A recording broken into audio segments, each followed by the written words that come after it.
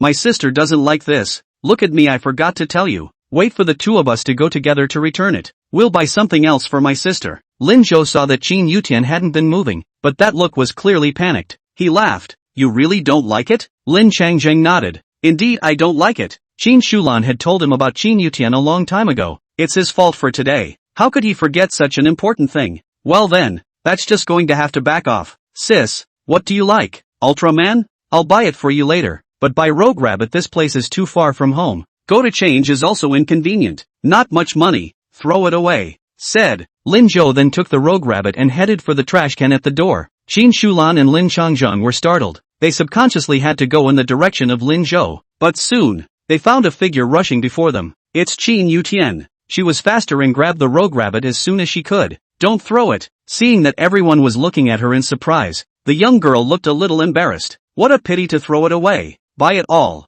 I reluctantly accept it. Don't buy it next time. To emphasize her refusal, she added a deliberate sentence. It's ugly as hell. Taking the Rogue Rabbit with an expressionless face, Qin Yutian carefully placed it on her backpack where the crowd didn't see it. But this action could not be hidden from Lin Zhou. Pretending not to see, he walked over to the table and signaled everyone. Let's eat. It's rare for us to get together as a family. Yes, yes, yes, yes. Eat quickly. Sweetie, eat. When Qin Yutian sat down at the table, she saw Lin Zhou serving everyone their food. Uncle Lin had one bowl, Mom had one bowl, and the third bowl was handed to her. It was like he was really a big brother, smiling and looking at her and talking to her. What are you waiting for? Sit down and eat. Only then did Qin Yutian sit down in bewilderment. The meal was a particularly good one, with the other three chatting away. Only Qin Yutian was sullen and didn't say a word. She always felt that things seemed to be going in a direction she couldn't predict. Finished eating, Qin Yutian volunteered to wash the dishes. She wanted to be quiet. As she washed,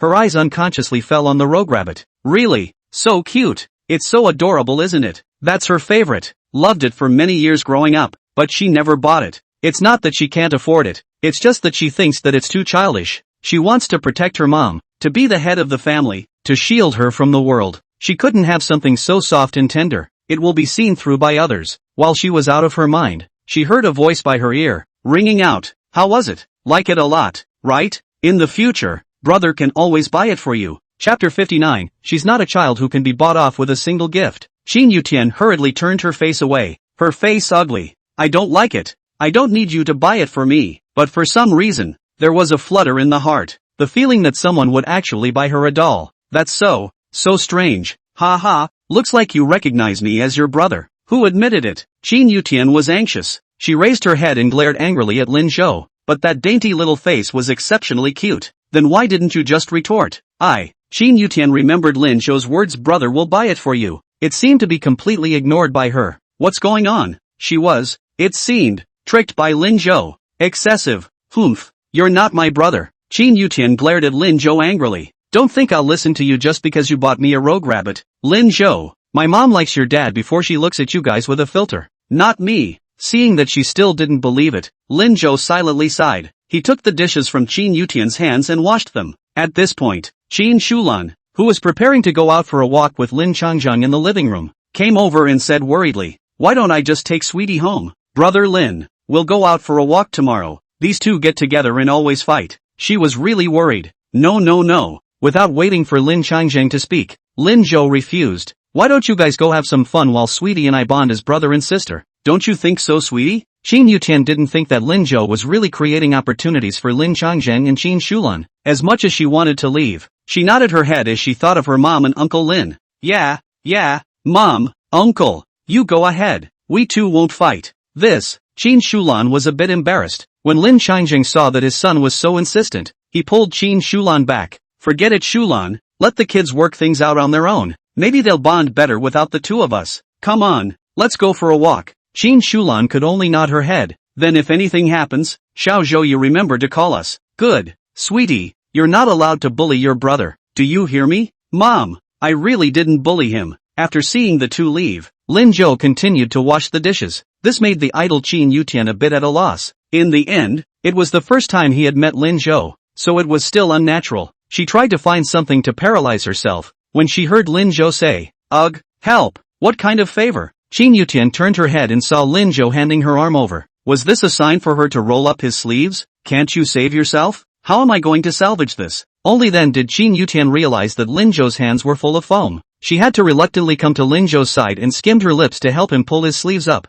That done, she quickly ran to the living room, decided not to say a word to Lin Zhou. Lin Zhou didn't care about her either. Qin Yutian sat in the living room for a while, a little bored. Her eyes didn't leave the rogue rabbit for a moment, but Lin Zhou was still there, so she couldn't play with it at all. It's just so tangled and tangled up. After 3 minutes, Qin Yutian couldn't hold back any longer. Noticing that Lin Zhou had started washing the pot, she carefully ran to the rogue rabbit's side and gently poked it with her finger. It's soft to the touch, so cozy. I wish I could just hold it in my arms, then snuggle and stick. Thinking so, Qin Yutian turned her head to look in Lin Zhou's direction again. Realizing that Lin Zhou wasn't looking at her, she decided to try a little hug. Just give me a hug. Thus, Qin Yutian joyfully opened her arms and was about to hug the rogue rabbit when Lin Zhou's voice sounded behind her. Sugar, what are you doing? Didn't you say you didn't like it? Qin Yutian. She held her hand up awkwardly and thought for a moment, reaching behind her head to scratch it instead. I didn't like it in the first place. I was pondering if it was all taking up space in the garbage can when I threw it away this big. That's tough talk. Lin Zhou also didn't answer and instead changed the topic.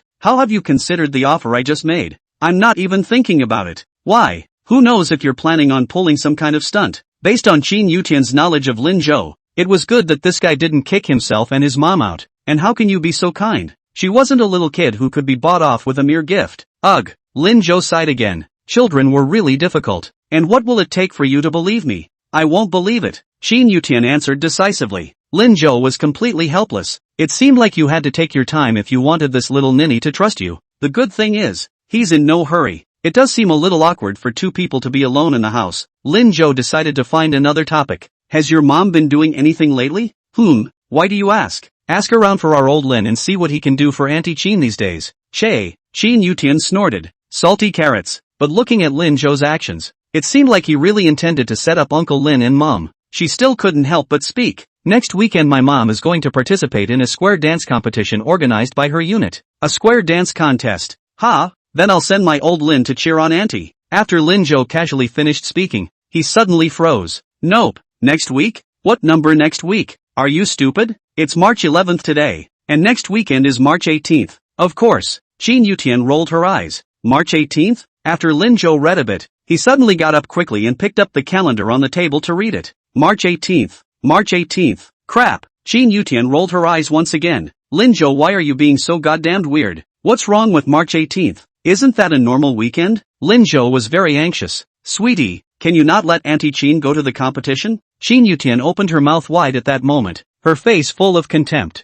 I knew you didn't have good intentions. But Lin Zhou, what do you mean by blocking my mom from participating in the competition? You want to restrict my mom's freedom before she even enters your house? Let me tell you, my mom is marrying Uncle Lin, not you. No, that's not what I meant. Lin Zhou pondered for a while but didn't know what to say. Just now, he suddenly remembered that in his previous life, today, they had actually met several times. Lin Zhou and Qin Yutian had a big fight which led to the breakup of Lin Changzheng and Qin Shulan. Then, Qin Shulan went to a square dance competition, the stage for which was not supposed to be sturdy. The day of their show, it couldn't stand up to that many people and just collapsed. And at that time, Qin Shulan was competing. She was wearing high heels and fell straight off the stage, a beam smashing into her leg. Although he was hospitalized later for treatment, he ended up limping and never returned to normal. This incident also caused Lin Changzheng to feel guilty for a long time and shed tears every time he thought about it. If you go to a square dance competition, your mom will get hurt. Do you want to see your mom get hurt?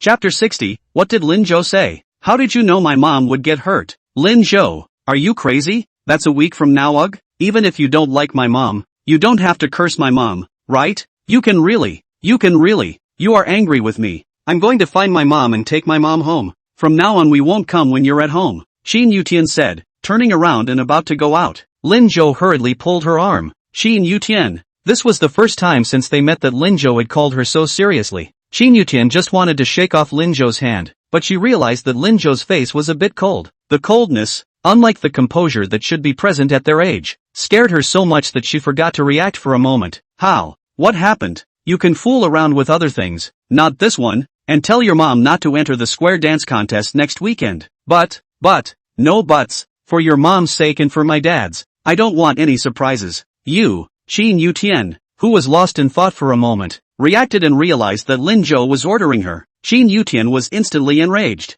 This teenager, who was only 2.5 years older than herself, dared to talk to her like that? Who the hell is he to do that? He's just bullying their widows and orphans. The more Qin Yuxing thought about it, the more angry she became. Dare to curse my mom. Lin Zhou, you want to die. Without waiting for Lin Zhou to react, Qin Yutian quickly shook off Lin Zhou, then grabbed his hand and bit down towards his arm. A wave of pain hit Lin Zhou and he subconsciously reached out and pushed Qin Yutian's head. Just then, the door was opened. Qin Shulan and Lin Changjun walked in talking and laughing. Seeing the two of them, Qin Shulan's expression was stunned. Sweetie, boat, what are you doing? Lin Zhou quickly loosened his hand, and Qin Yutian hurriedly raised her head, her face tense. Be over. Promised Mom I'd never fight again. The last time we fought, Mom cried all night about it. What's going on here? In the end, she was a small child, and Qin Yutian's entire body panicked. At this moment, Lin Changzheng also reacted, and he quickly stepped forward and blocked Qin Yutian behind him. Lin Zhou,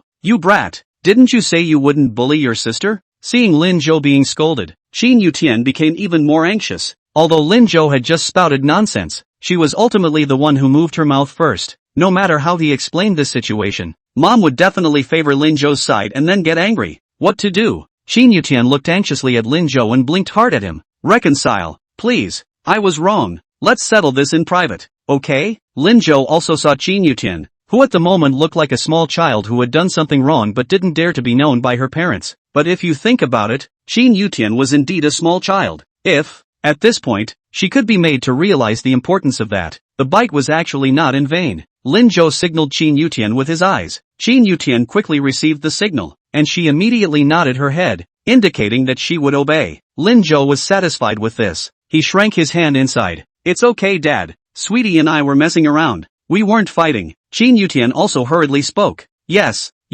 Uncle Lin, Mom, we didn't fight. My brother and I were fooling around. Lin Changzheng and Qin Shulan were finally relieved. Scared me to death. I thought what happened to you guys? Sugar, come on, let's go home. I'll send you guys. Lin Changzheng picked up the car keys, and Qin Shulan went to pack her bag and prepare to go out. Lin Zhou picked up the rogue rabbit next to him and walked over to Qin Yutian, whispered as she reached for it. Mark my words, but don't forget them. Qin Yutian spat out her tongue. Humph, hell if I can remember. Ugh, you, Mom, let's go. Qin Yutian quickly took the rogue rabbit and completely didn't give Lin Zhou a chance to speak. Lin Zhou, this girl, she is so naughty. Only after all three had left did Lin Zhou stretch out his arm and saw the teeth marks on it. It didn't bleed, but it really hurt. A dog, right? However, today, it was also considered to be a fight with Qin Yutian, and in the future, it would be a family. It actually feels pretty good. Lin Changzheng sent Qin Shulan and Qin Yutian to the entrance of the neighborhood before stopping the car. Seeing the two enter the neighborhood, Lin Changzheng was a bit worried. Sugar, Qin Yutian, who had been lost in thought all the way, looked back. What's wrong? Uncle Lin, did Xiao Zhou really not bully you? If he bullied you, you must tell me. I'll help you clean him up. Really no. Don't worry Uncle Lin. Qin Shulan also said. Right, Xiao Zhou is so good. How could she bully Xiao Tian? Little sweet this child I know. It's good that she doesn't bully Xiao Zhou. Brother Lin, you relax. Hurry back. It's not early. That's fine. Linfield is walking away and the two mothers and daughters head for home one after the other. Qin Shulan's eyes were a little cold. Qin Yutian. Ha, did you just bite Lin Zhou? In fact, as soon as he entered the door, Qin Shulan saw it. She was angry and wanted to scold Qin Yutian, but Lin Changzheng grabbed her first. Later, Lin Zhou didn't say anything, so she didn't reproach. Kids are old enough to give them some face. Mom. Qin Yutian lowered her head, her face full of aggression. It was Lin Zhou who said nonsense first. What nonsense did he say? He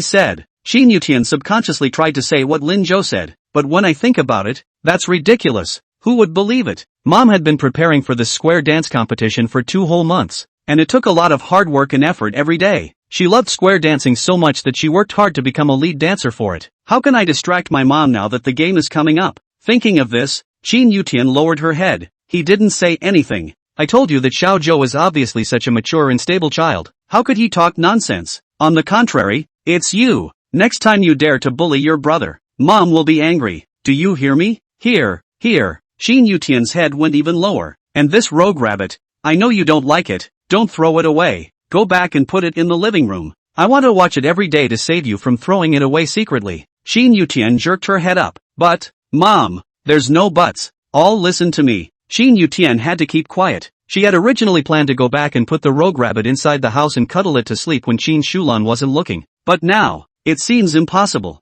Back home, Qin Yutian reluctantly placed the rogue rabbit on the living room sofa under Qin Shulan's intense gaze. As she walked into the house, Qin Yutian sighed deeply. The moment she closed the door, she couldn't help but look at the rogue rabbit again. I didn't realize that my first doll was actually bought by Lin Zhou. But how did Lin Zhou know what Mom didn't even know? Is he really that amazing? Can you read minds? No, absolutely not. This guy is definitely pulling a fast one. Chapter 61, Lin Zhou, you're really in love. Early in the morning of the second day, Lin Zhou went to class. Classes end at noon. Second period. Lin Zhou, along with Sun Yenshu Fan Yunjia, was called into Zhang Shuqi's office. Only after going in did Lin Zhou realize that there were 6 or 7 other students from other classes. Yun Ruwashi was also listed. Today's Yun Ruwashi's hair was recloaked. Her bangs rumbled up with a hairband, and she looked a little more clean-cut with the addition of the blue and white school uniform on her body. It instantly attracted Fan Yunjia's attention. Ruwashi, you're here too? But Yun Ruwashi didn't see Fan Yunjia at all.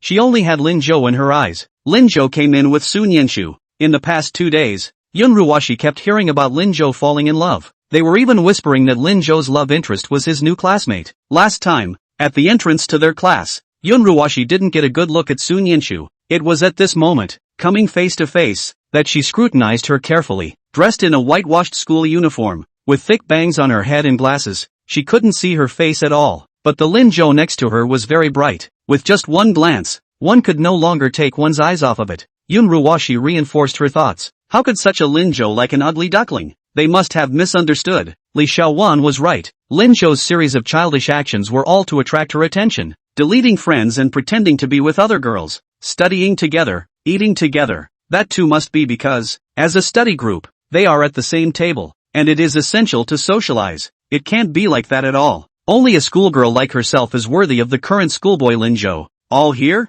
Come on, sit. Zhang Shuqi moved the stools for them. Everyone else sat down nonchalantly. Lin Zhou hurriedly tugged Sun Yenshu forward to help. Mr. Zhang, you can't do this. We can just move it ourselves. Ha ha, brat. Knows a lot of manners. It's all because the teacher taught me well. Lin Zhou's few words of horses as patted Zhang Shuqi in an extremely good mood. Okay, don't be a stinker. I called you guys here today to tell you that the window of Math Provincial League is about to start, and I'm sure you guys know about this competition. It's for the purpose of selecting for next month's National League, and the National League, if you do well on the exams, you have a chance to be directly competed for by the universities for guaranteed admissions. The 10 of you ranked in the top 10 in the whole school on the first model exam, and the school has decided to focus on training you. For this competition, 4 out of 10 of you will be chosen to participate, and we will go through training to select the top 4 to represent the school. Does everyone have any questions? The crowd gave a quick shake of their heads. No problem.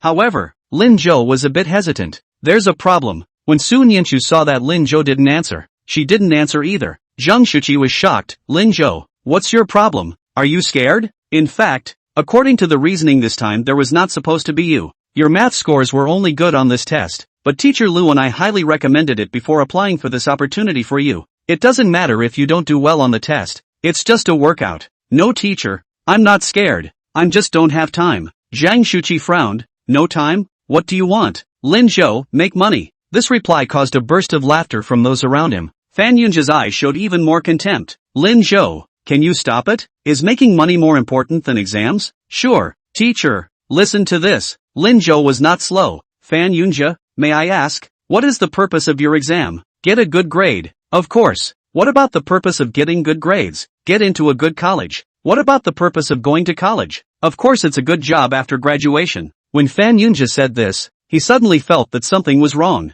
Lin Zhou, what about the purpose of the job? It's to make money, right? So what's wrong with me going to make money now? You, Fan Yunjia felt like he was being sidetracked, and he grimaced. Lin Zhou, you're so vulgar. In order to make money, you don't even go to college anymore? When did I say I wasn't going to college? The money has to be earned, and I won't delay getting into college, and I feel that on my own. I can get into the school I want to go to just as well without going through a competition to bail me out. So all of you don't learn from me. Fan Yunjia was completely speechless. He even felt that he and Lin Zhou were simply chickens of a feather, not on the same channel at all. However, Yun Ruwashi stared blankly at Lin Zhou. When did Lin Zhou's insights become so profound? Not only is it highly sophisticated, it's also very confident. It was a far cry from the Lin Zhou who used to always coyly speak to himself. Next to him, Sun Yanchu also looked at Lin Zhou. I think Lin Zhou is right. Or I also. Stop.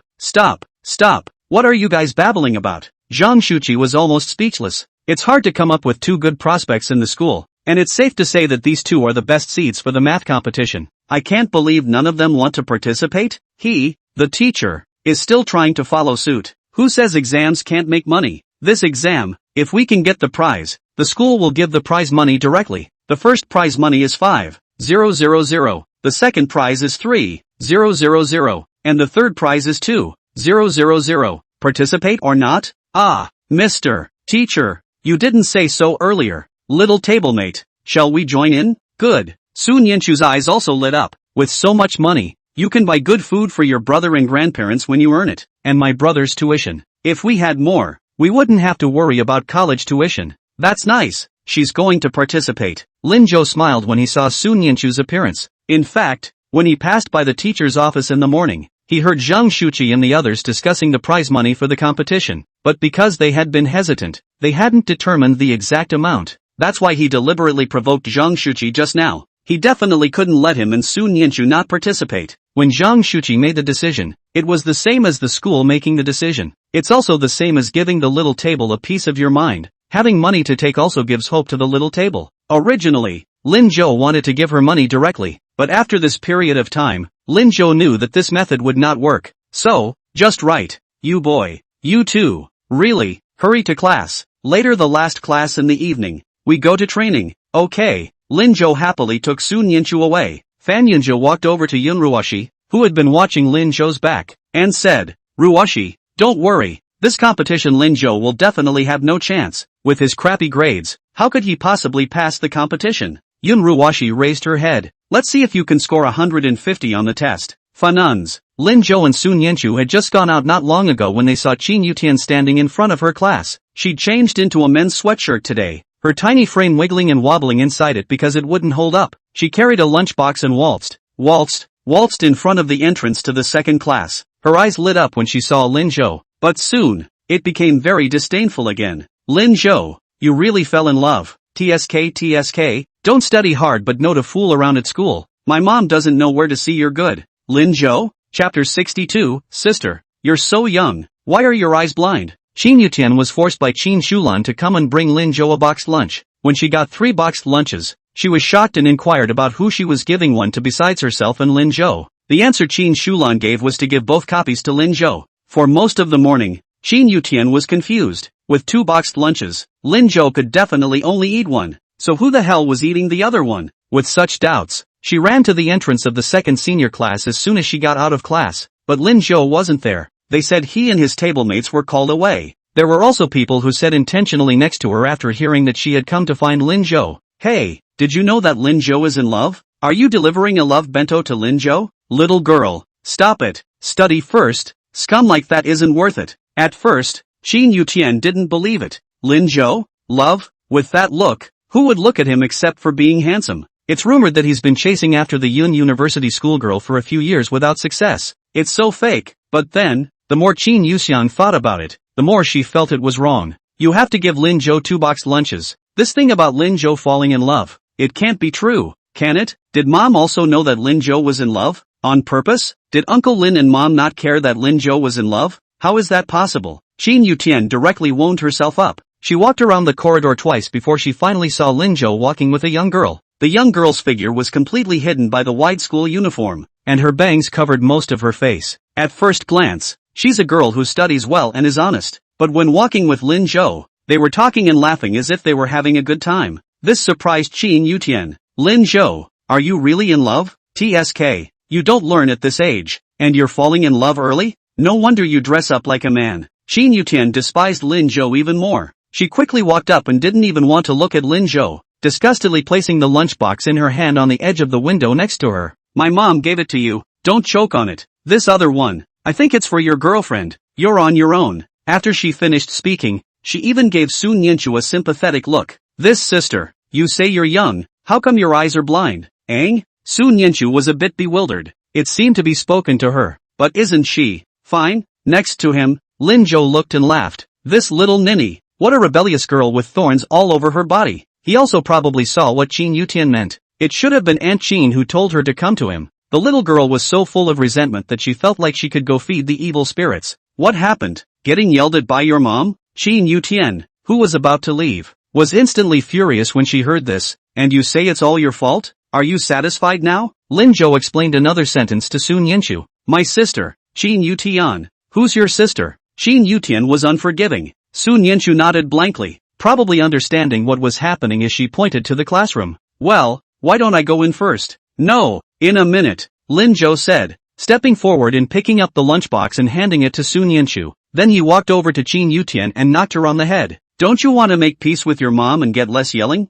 I'd like to. Qin Yutian's eyes lit up, but soon, she realized that this shouldn't be the reaction she should have when she saw Lin Zhou. She pretended to be cold again. To hell with you. Lin Zhou didn't care. Rebellious little girls were actually very good to deal with. Just make her worship you and be convinced. You have to learn to communicate, you know? What you like, what you don't like. Say it all with your mom. Your mom, she loves you very much. You say it, she will definitely do it. Instead of just hiding those things in your heart. In that case, you mother and daughter will only go further and further away. The little girl's family, you can be more and more in mom's pampering. I'm not going to be pampered. Qin Yutian snorted. I'm not a little girl either. Lin Zhou, why don't you mind your own business? Your grades are so bad, you still learn to fall in love with others. What's the use of copying out a good grade on the first model exam? What's the point of copying out a good grade on the first model exam? I heard that the senior math competition is going to start. The school has started to pick people. If you do well you can be directly guaranteed, but you do not even have a qualification. Here and what? Coincidence this is not. He just decided to attend. When he was about to say something, Lin Zhou suddenly heard a cold voice from behind him. Lin Zhou, don't think you can get close to Yunruoshi just because you can train for a math competition. I'm telling you, it's impossible. The person who spoke was none other than Fan Yunja. He had originally wanted to come to class with Yunruoshi, but Yunruoshi had refused. He had held his breath on this journey, and his mind was full of what Yunruoshi had said. Try 105 on your test first. So much so, Fan Yunja simply noticed Lin Zhou and Qin Yutian's conversation. Seeing Lin Zhou made him angry. How do you know? As soon as he finished, he saw the young girl. Young man in front of Lin Zhou? No, it should be a girl. The girl looked at him with a shocked face. What did you just say? Lin Zhou couldn't help but laugh even more. Fan Yunja? Thanks. Fan Yunja was a bit confused. Lin Zhou, are you sick? You thanked him after being scolded? At first glance, he was very sick. He entered the classroom in disgust. After Fan Yunja left, Qin Yutian landed her gaze on Lin Zhou. That student just now didn't seem to like Lin Zhou very much, but he said Lin Zhou was going to train for a math competition? You've been chosen? Probably. So yeah, you don't have to worry about me, brother. I can balance it out. You take care of yourself first. And your mom, did you talk to your mom about what I told you? Qin Yutian had a look of disbelief on her face, and her entire body was confused. The school teacher must be blind too. After saying this, she didn't forget to remind Sun Yanchu. Sister, you be careful too. Then he no longer ignored Lin Zhou and angrily walked towards the stairway. Their senior year is on the 5th floor,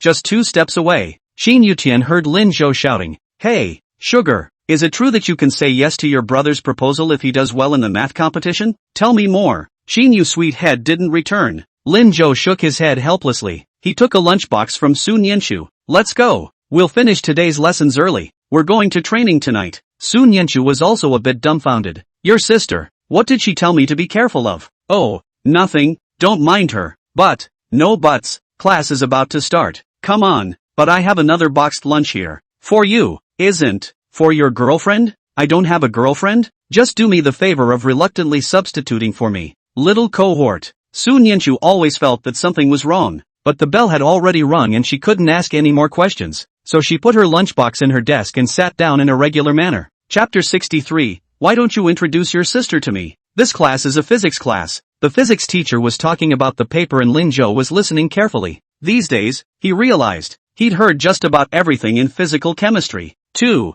You can definitely get a good grade on the next exam, but it needs a little consolidation. But not Lu Shiming. For him, physics class was just a bunch of bull ********. What with the mechanics and electricity and the stringing together, it's just mind-numbing. Unable to understand, he had to find himself something to do. He poked Lin Zhou and asked in a low voice, Boat, Who was that little girl who kept waiting for you at the door after last period? My sister. TSK, you need a sister when you have your little table mate? How about this brother Joe? Seeing as I'm your blood brother, why don't you introduce your sister to me? He also saw Qin Yutian when he got out of class, even though he was dressed as a man. That face, it was really good looking, except for looking a little younger, but that's okay, he can wait. As soon as Lu Shiming finished speaking, he heard Lin Zhou let out a light laugh. Meh, brother Zhou, what are you laughing at? Aren't you afraid that I'll tell my little cohort about your sister? Next to her, Sun Yanchu also heard this, and she twisted her head around to reply seriously. I know she's a sister. Lu Shiming, you've been brainwashed by Boat Su, haven't you? Is this okay? I'll tell you what. You let brother Joe introduce his sister to me and I'll watch over brother Joe for you from now on. Sun Yanchu slightly lowered her head and blushed. No, there's no need to look. Lu Shiming was just about to continue speaking when he heard Lin Zhou suddenly say, Teacher, this question Lu Shiming said he would. Ha! Lu Shiming had originally probed his body as he spoke. They sat in the last row, and the physics teacher, Zhou Ping, who was highly nearsighted, couldn't see them at all when he stood on the podium. That's why he dared to be so reckless. But now, something is wrong. Lu Shiming couldn't straighten up in time before he felt the eyes of the class fall on him. Zhou Ping on the podium was staring at him closely with a ruler. Okay, Mr. Lu Shiming, please answer this question. Lu Shiming? What's the problem? He laughed dryly and stood up with a bewildered look on his face. In the end, one had to turn to the person who started it all. Lin Zhou. In the past, it was Boat who relieved himself. But this time, no matter how much he made eyes, Lin Zhou did not even look at him. Lu Shiming was even more bewildered. Boat. After shouting twice, Lin Zhou still didn't hear. Zhou Ping also realized something was wrong. He pushed up his thick glasses. Mr. Lu Shiming? Too, you know, what's my problem?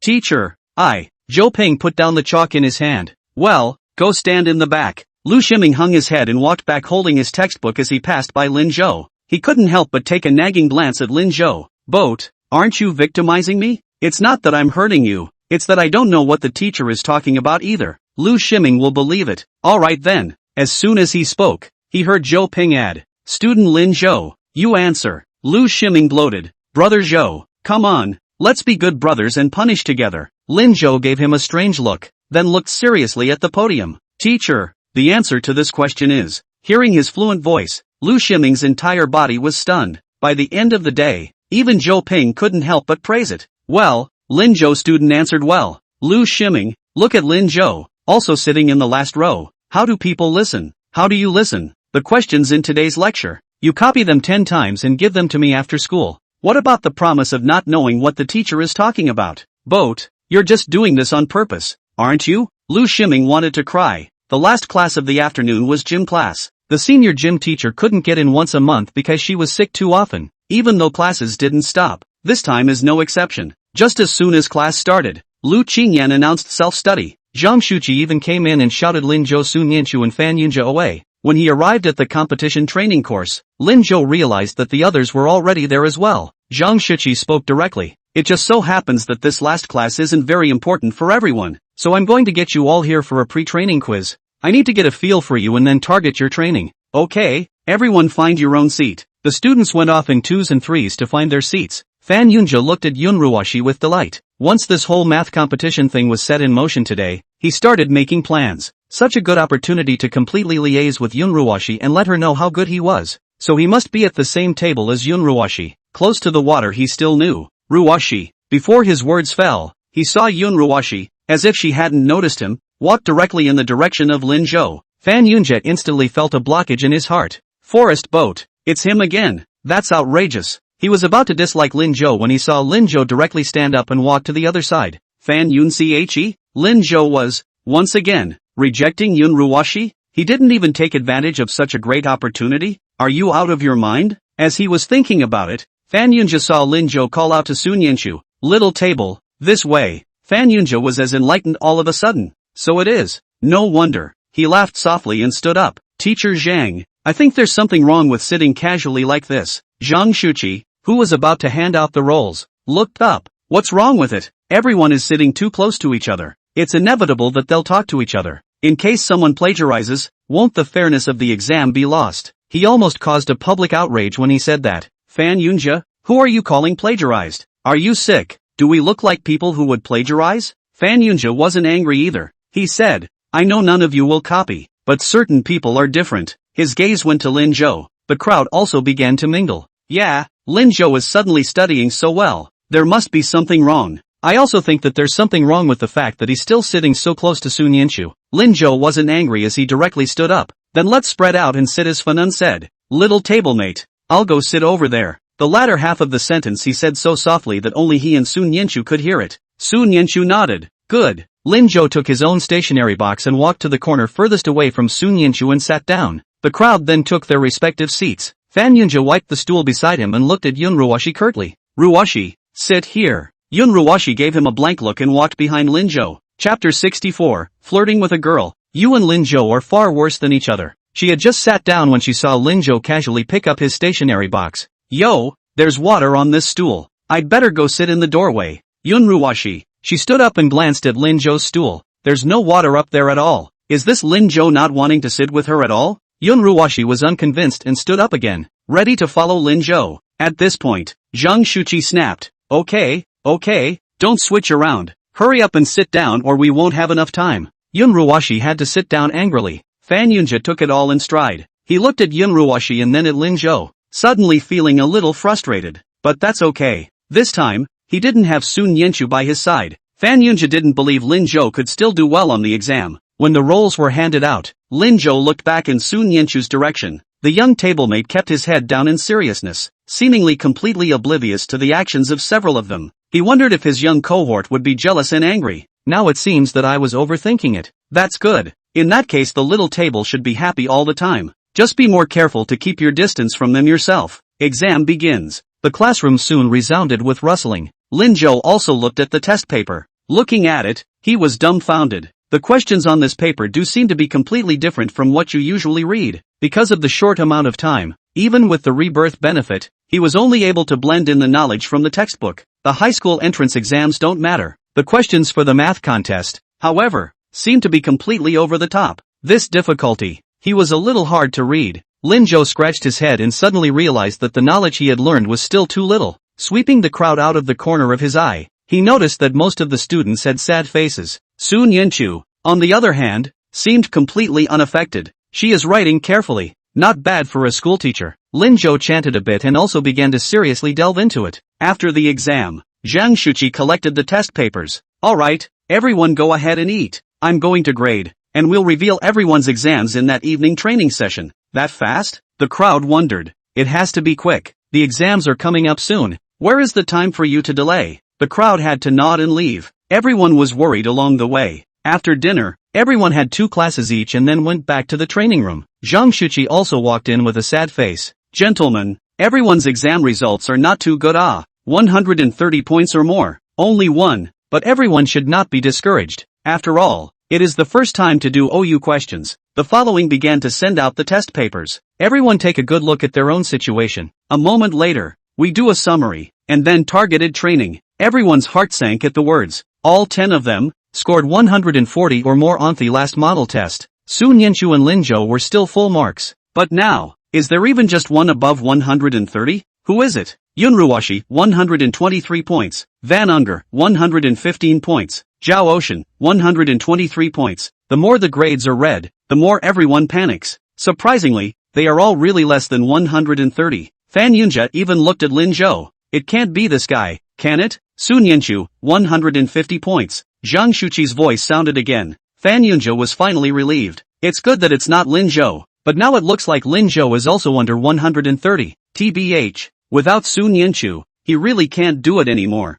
There were even sounds of inverted intake of breath from the surrounding area. Another 150 points. It's amazing that you can get 150 on such a difficult subject. Although everyone knew that Sun Yanchu had gotten a perfect score on her test before, it was all heard about. Now that I've seen it in person, it's a completely different feeling when it comes crashing down on you. The gazes of the crowd revealed adoration. The test papers were almost finished, and at the end of the day, Zhang Shuqi took out Lin Zhou's test paper. Lin Zhou, 98 points. As soon as this result came out, all eyes turned back to Lin Zhou. What? 150 on the first model and now 98 just passing? How is that possible? After the test papers were handed out, Zhang Shuqi sighed. The grades are really not good, especially Lin Zhou. But it's okay, there's still a chance. I'll get a glass of water. you guys discuss it, and in a moment we'll start with the questions. After Zhang Shuqi left, several people quickly gathered around Sun Yanchu to admire the school god. They picked up Sun Yanchu's test paper and were secretly surprised. There were also people who wanted to sit with Sun Yanchu so that they could study more efficiently. Fan Yunjia, on the other hand, laughed outright. Lin Zhou, what are you up to? Without Sun Yanchu, is this all you've got? Yun Ruoshi, who hadn't gone to look for Sun Yanchu, also looked at Lin Zhou in surprise. That's too big a disparity in results. Lin Zhou said helplessly. The game hasn't even started yet. What's the rush? You should wait for the final result even if you bite, right? You. Fan Yunjia's face turned blue with anger. You want to go to the tournament with those grades? Who says it can't? This exam, although the test was not good, Lin Zhou also found his short board from it. He was so reliant on the effects brought about by the rebirth benefit that he had completely forgotten that there were many other things that were beyond his control. But the good news is that it's not too late. After all, that's unforgettable. With the exam still half a month away, he had enough confidence to improve his grades. In fact, he went to work on these questions after dinner and realized they weren't that hard. It just takes skill. And what he lacks most right now is skill and experience. Looks like in the future, it's going to take a lot of brushing up. Ha, do you believe yourself when you say that? Lin Zhou was about to speak when he felt a tug on the corner of his coat. Then he saw Sun Yanchu, who had pushed her way out of the crowd, standing by his side without any hesitation. I believe him. I'll fill in for him. In that one moment, Lin Zhou suddenly smiled. Look, Fanuns, I have full marks to help me with my tuition. Do you? Fan Yunjia. This guy, he's really shameless. He wanted to have one, but he approached Sun Yanchu a few times and she didn't want to study with him. Fanuns was undeterred. He decided to yell at Sun Yanchu to wake her up. Student Su, this is a math competition. You can get a prize. Aren't you short of money? You study with us, and when you win the prize, I'll give you my prize money. With such a great temptation, he didn't believe Sun Yanchu wouldn't be moved. Sun Yanchu froze slightly and suddenly raised her head. She stared earnestly at Fan Yunjia, her voice firm as never before. No, I'll earn my own bonus, the exams, and I'll be taking them myself. I'm sure I'll get an award. Lin Zhou, let's go. Make up the lesson.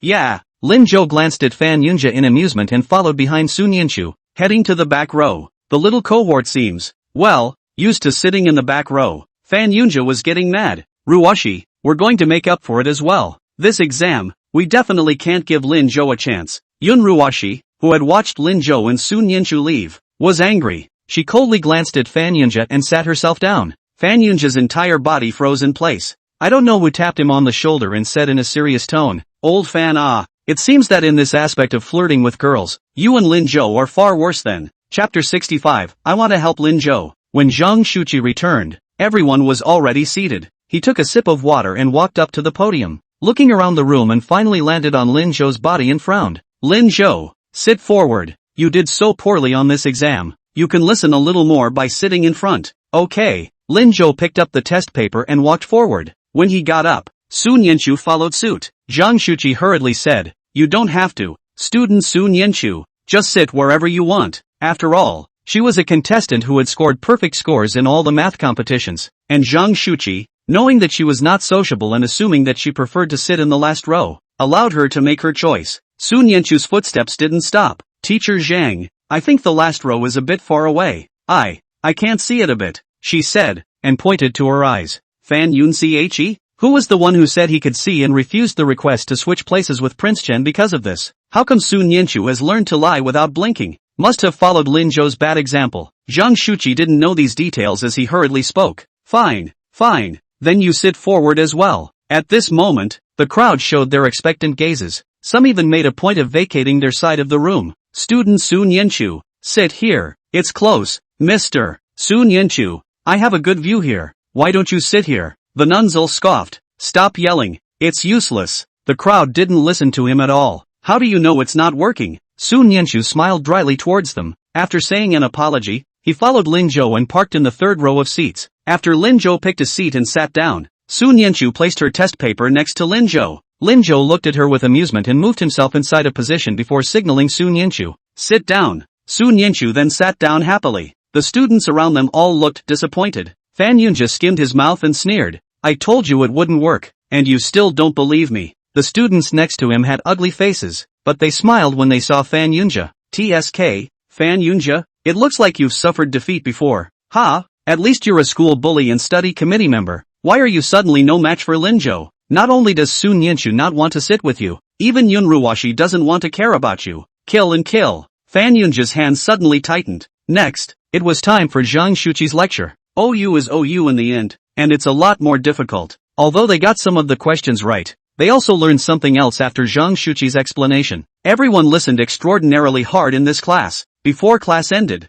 Zhang Shuqi gave each person a few sets of test papers. Here are the competition test questions from these years. I got them for you. All go back and study them. Come and ask me if you can't. Class dismissed. The students yawned out the door with their test papers. Lin Zhou also put away his stationery bag, and when he saw Zhang Shuqi about to leave, he called out to him, Mr. Zhang, what's wrong, Lin Zhou student? Is there anything you didn't understand? Nope, heard it all. Then go back to your papers, study hard, and come straight to me if you need any tutoring. Lin Zhou nodded. I know, Mr. Zhang. I wanted to ask you if you still have a question bank for this area? I want to brush up on the questions. Brush up? Zhang Shuqi stopped his hands and looked at Lin Zhou. The papers I've given you are more or less enough. You have other subjects to catch up on. Don't make it hard on yourself. Don't worry, Teacher Zhang. I have my measure. I definitely won't regress in the second model exam. But since I'm participating in this math competition, I naturally have to give it my best shot. The test papers you gave me are indeed enough, but I still think that brushing up on the problems more often is more effective.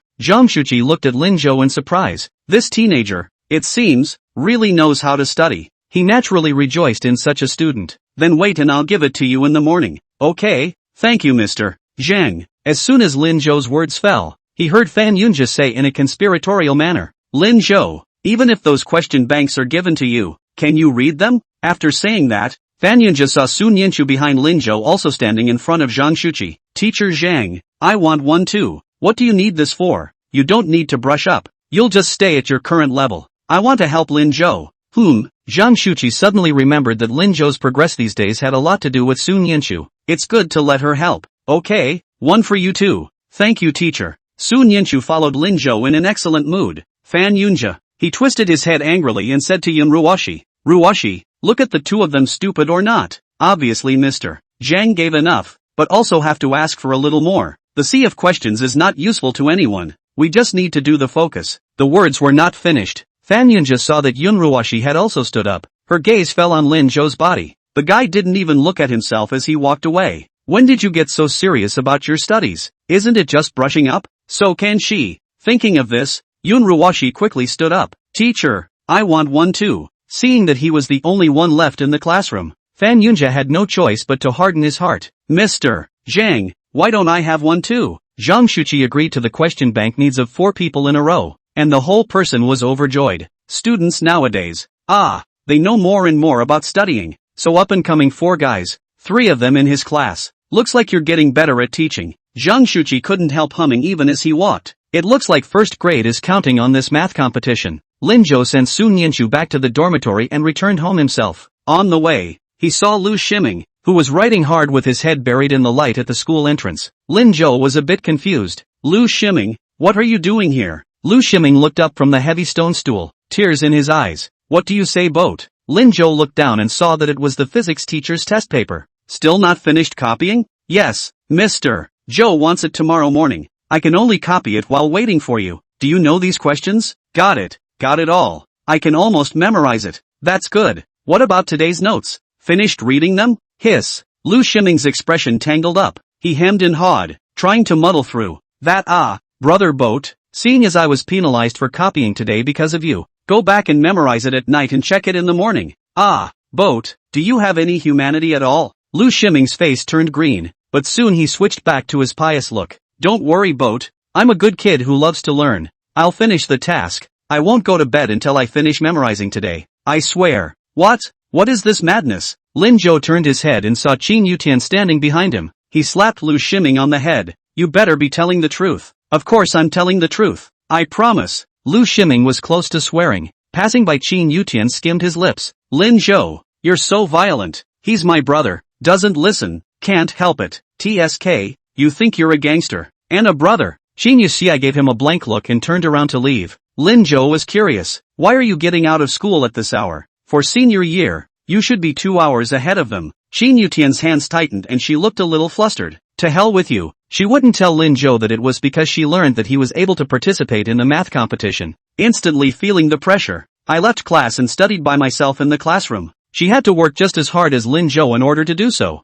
that her mom wouldn't talk about herself. Who knows? They actually crammed up to this point. Chapter 66, Lin Zhou was actually such a kind-hearted person. What surprised Qin Yutian even more was that Lin Zhou seemed to be helping his classmates with their studies, although that classmate of his was annoying. But, is Lin Zhou actually such a kind person? Qin Yutian still couldn't believe it. I'm your brother. Who cares if I don't care about you? Qin Yu sweetly cut out, turned around and left. When did I admit that? Ugh, you girl. Wait, I'll take you back. It's 10:30, and it's not safe for a little girl to walk at night. I told you not to worry about it. I know the way home. Qin Yutian stubbornly turned around and walked in the direction of her home. Really a sister? Ha? Lu Shiming came over with a puzzled look on his face. As in fake. But aren't you the only child your father has? Can't I have a stepmother? Lu Shiming choked. He looked at Lin Zhou in surprise. Your father found you a stepmother? And a stepsister? Your understanding, I think, is correct. Lu Shiming swallowed, and after digesting the matter briefly, he began to worry again. Boat,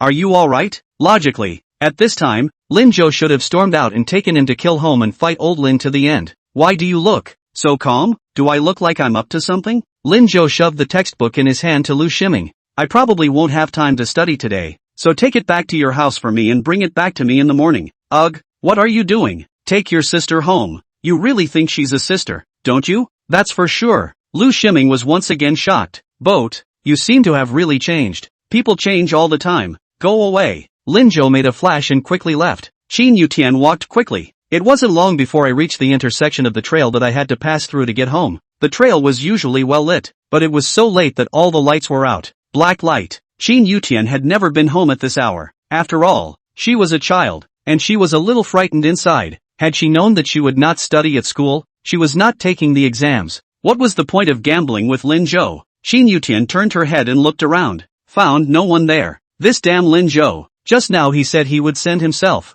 It's really unreliable. Forget it. It's better to be on your own. After all, one is a woman who wants to be a man. Qin Yu's sweetheart crossed her arms and rushed into the darkness, clutching her textbook. The path is a kilometer long and is lined with large trees. The trees are lined with old neighborhoods that couldn't be any older. As Qin Yutian walked, a gust of wind suddenly picked up. She didn't resist scrunching her neck. Somehow, in her mind, the ghost movie she had watched the other day suddenly appeared. One of the episodes was this. A high school student is walking alone in the dark when a ghost suddenly appears behind her and then takes her karma. Thinking of this, Qin Yutian felt even more like her heart was about to fly out. She closed her eyes nervously, trying to chase away the discomfort, muttering self-congratulations. It's okay, Qin Yutian, you're a man. How can a man be afraid of ghosts? You can't be afraid at all. Evil spirits go away. Evil spirits go away. Ka-ching. A clear voice suddenly appeared from the left rear. Qin Yutian was startled. She shook uncontrollably and almost screamed.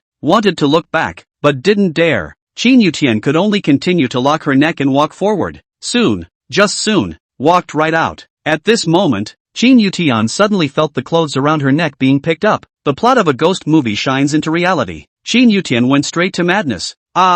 She couldn't help but let out a scream. Not long after, she heard a soft laugh from above her head. Sugar.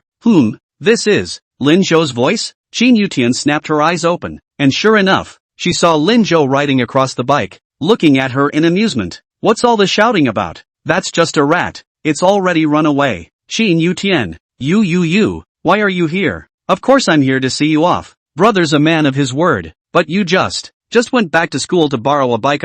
It's faster that way, and you don't want Auntie Qin to worry, do you? Qin Yutian was speechless. When she thought about the cowardly move she had just made, she couldn't wait to find a crack in the ground. Qin Yutian took a step back at that moment, explaining here and there. I was just messing with myself. I'm not afraid of mice. Okay, you're not afraid of mice. I mean it. Well, I believe you. You have disbelief written all over your face, don't you? Qin Yutian was a bit angry as she snorted coldly. Who asked you to drop me off? Oh, well, I'm off on my own then, Lin Zhou said and rode his bike ready to leave. Qin Yutian? Hi, you wait. Lin Zhou circled around and then rode back. What's the matter? No fear of mice, warrior woman. I see you're on your way. You might as well give me a ride. Ha, get in the car. Lin Zhou didn't bother teasing her. After all, it's a little girl. Even if she dresses mature and masculine, she's still a little girl at heart. And a very dutiful little girl. Shin Yutian tangled herself into the car. Although she didn't want to admit it, Shin Yutian found herself a lot more grounded in her heart. Looking at Lin Zhou's back, she was suddenly in a bit of a trance.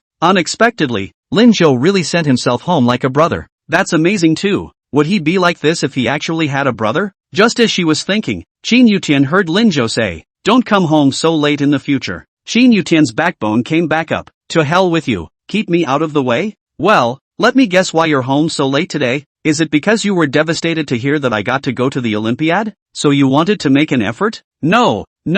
Having been poked in the heart, Shin Yutian subconsciously retorted, "Who cares about your measly grades? Doing a test and coming in dead last? No. How did you know so quickly that I came in dead last?"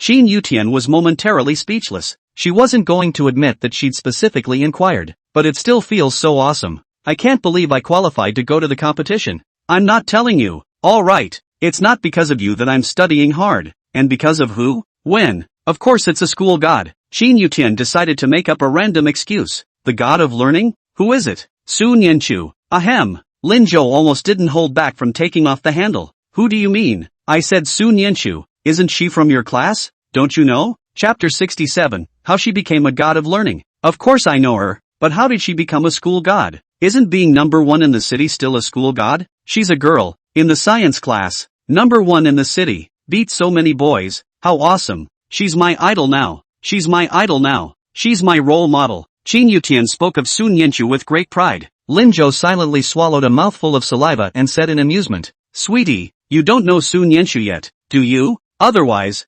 yesterday, Su Nianchu was standing by his side. She was also mistaken for her girlfriend. Why didn't this little girl react at all? Yeah, I don't know. What's wrong with that? There's always a chance I'll recognize it. Or else, I'll introduce you to her? I know her quite well. Come on you. How come my god of learning knows a scum like you well? It's not like she's blind. You don't need to use her to draw closer to me. Besides, I'm not good enough academically right now to stand with the god of learning. I'm going to move forward with her as my goal. When I'm good enough, I'm going to get to know her on my own. I'm not like you. So wasted." Lin Zhou didn't know what to say for a moment. He decided to change the subject. "Have you figured out how to get back to your mom? I'm not going to communicate with her. My mom doesn't need to take on all these worries of mine. She just needs to get on with her life and I'll try to make it better for her." Ugh. Well, did it ever occur to you that your mom would actually be happier after communicating? And you wouldn't have to be scolded. Hadn't thought about it. Lin Zhou sighed silently. Children's ideas are always innocent and cute. Time went a lot faster because of the bike ride.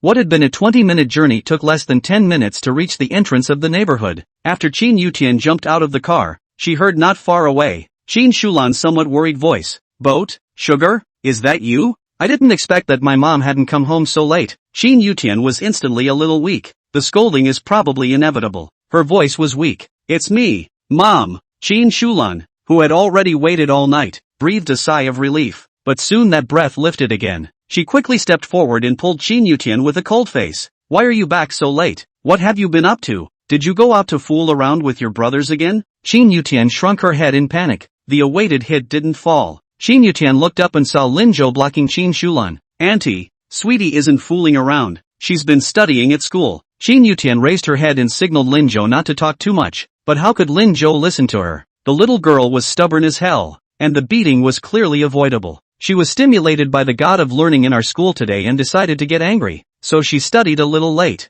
How can you beat her with such a good learning attitude? I see that you are still standing here at this hour. You should be worried about Sweetie and waiting for her, right? Shin Shulan was stunned. Her hand withdrew, more than a hint of guilt on her face. Yes, is it? Tonight? She had been waiting for Shin Yutian for 2 hours. This girl never used to let Shin Shulan worry. But since she cut her hair and changed into men's clothes and met some inexplicable brothers, she started to make trouble. In the end is a girl. Today back so late. Shin Shulana heart hangs up. Just now, he didn't hold back for a moment. And now, listening to Lin Zhou's words, he only felt restless. Shin Yutian didn't expect Shin Shulan to really stop. She was all ready for a beating just now. She glanced at Lin Zhou in surprise and then nodded. "Yeah Mom, our school scholars are amazing. They got first place in the city." "Yes. It's because of the god of learning. It's definitely not because of Lin Zhou." "Then why didn't you say so earlier? Remember to give Mom a call next time you come back late. You came back so late. You worried Mommy to death." Shin Shulan's voice grew softer and softer. occasionally mixed with a hint of crying. She raised her hand and gently rubbed Chin Yutian's head. This intimate gesture made Chin Yutian's nose turn sour. She's been trying to grow up, trying to get stronger, and then protecting her mom in her own way. Now all of a sudden, it seems like mom is protecting herself more, right? She rubbed her nose. I know mom. I'll be back earlier next time. Yeah. After finishing talking with Chin Yutian, Chin Shulan looked at Lin Zhou. Xiao Zhou, thank you for sending little sweet back. Why don't you stay the night? Auntie has made a midnight snack. No auntie. I can tell just by looking at you that old Lin must be waiting for me outside the house as well. And if I don't go back, I'm afraid I'll be beaten up as well. Chin Shulan thought about it. Children are always the heart of their parents, no matter how old they are. That's fine. Tell auntie what you want to eat, and auntie will make it and have sweetie bring it to you. So, how about, making a croquette? Lin Zhou was also not polite, but these words caused Chin Shulan to freeze. You know, those pills were all made by her to give to Lin Changzheng, so that Lin Changzheng could say that she had made them herself. Lin Zhou smiled. My dad can't make that flavor. Chin Shulan looked at Lin Zhou in surprise, and after a moment, she also smiled. You have indeed grown up and understand. Auntie won't keep you then. Take care on your way. Good. Lin Zhou nodded, and as he turned around, he suddenly thought of something and turned back. By the way auntie, there's something sweetie shouldn't have told you. This weekend, don't go to the square dance competition, right? It's best to ask your teammates not to go either. Chin Shulan was stunned. Why? Chin Yutian subconsciously jumped out from behind Chin Shulan. Lin Zhou, you're starting to talk nonsense again. Mom, don't listen to him. He said that you would get hurt if you went to the competition, but that was a week later. How did he know? You've been working so hard for so long. If you just give up, you won't be able to explain to the other ants. Chin Shulan stretched out her hand, stopping Chin Yutian's words. She looked at Lin Zhou seriously. Will something happen that day? Lin Zhou nodded. There should be something wrong with the stage for the square dance competition. I've passed by there before and always felt unsafe, so I hope you don't go. It's not worth getting hurt over a competition. Lin Zhou spoke with a very serious expression. It's not like it's bull at all. Chin Shulan was silent for a moment and nodded. Good. Only then did Lin Zhou bid farewell and leave. Mom, you're too biased? Why do you believe everything Lin Zhou says? Chin Yutian was very unconvinced. Chin Shulan looked at her helplessly. What's wrong with you? Boat just helped you and sent you back. Why don't you know how to be grateful? I think he just have ulterior motives. In fact, I can come back by myself. He had to send. When she said this, Chin Yutian was a bit vain, but she just didn't believe Lin Zhou's bull ******. Alright, I've fried vegetables and made you a cake. It's so late. You must be hungry, right? Go back to eat first. I'll take care of this matter. Seeing that she couldn't say anything to Chin Shulan, Chin Yushuang had to give up, but she suddenly remembered that Lin Zhou had said to communicate with her mom. What you like and what you don't like, you have to talk to Chin Shulan. That way, you won't get scolded next time. Thinking about Lin Zhou's actions just now and Chin Shulan's reaction, ghostly, Chin Yu sweetly opened her mouth. Mom, I don't want pancakes. I want rice. Chapter 68. Don't leave until you've eaten everything. Chin Shulan, who was going upstairs, looked at Chin Yutian in surprise. Didn't you eat whatever mom made before? That was before. But today, I just want rice. I'm hungry. Chin Yutian's voice took on a slightly petulant tone, and she couldn't help but touch her small stomach. Indeed hungry ugh. Even she didn't notice that she seemed to be doing what Lin Zhou said. Step by step, Chin Shulan's heart blossomed as she listened. It's nice that my daughter knows to stick to her mom. Fine. Mom will make you whatever you want to eat. Go back inside and rest. I'll call you when you're ready. Good. The door to the room opened. As soon as Chin Yutian entered the house, she saw the rogue rabbit on the sofa. She subconsciously wanted to reach out and touch it, and when her hand was halfway there, she hurriedly stopped and went inside on her own. Taking off the men's clothes on her body, Chin Yutian picked up the sports undershirt in her hand and prepared to use it as a pajama. But after thinking about it, she ghosted over to the closet, opened the door of the small cupboard that had been locked, and took out of it a little girl's bare pajamas. After making some comparisons on her body, Chin Yutian suddenly realized that something was wrong. What's going on? Why did she start wearing little girl clothes? No way. She quickly threw her clothes on the bed and covered them with the covers. It was then that he grabbed the men's undershirt and casually slipped it over his body, flopping down on the bed to wait for his meal. 20 minutes later, the meal is ready. After Chin Shulan had sized it up, she came to Chin Yutian's door and gently knocked on it. Sweetie, come out for dinner. After shouting for a while and realizing that there was no response,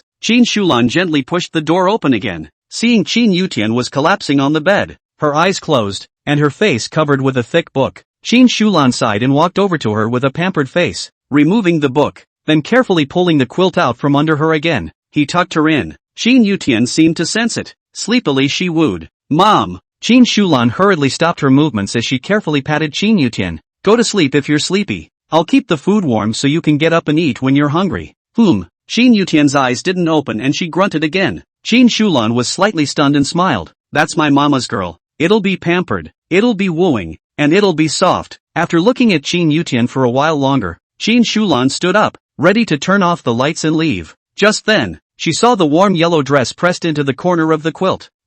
What's that?" Qin Shulan subconsciously walked over, and after pulling her clothes out, she was stunned. Wasn't this the women's pajamas that he had bought for Sweetie 2 years ago? At the time, she was half disgusted by it and finally threatened to throw it in the trash. Qin Shulan was angry and ignored her. Qin Yutian really took the clothes and walked towards the trash can. Qin Shulan had always thought that the clothes were long gone, so how could they be here? And it's still as good as new and has been preserved extremely well. She looked at the sleeping Qin Yutian in surprise, and finally put the clothes back where they were and left the house as if she didn't see them. Lin Zhou went into his studies as soon as he got home. The papers given by Zhang Shuqi were all very difficult, and there were some knowledge points that he couldn't understand. Good thing, Lin Qingzheng bought himself a computer. This knowledge, once he looked it up, was not difficult for him to figure out slowly with his invincibility skills. With this look, Lin Zhou forgot about the time. By the time the response came it was 1 o'clock. It was a good thing that his 18-year-old special forces-like body allowed him to carry no fear at all. The next day I arrived at school at 6 o'clock sharp.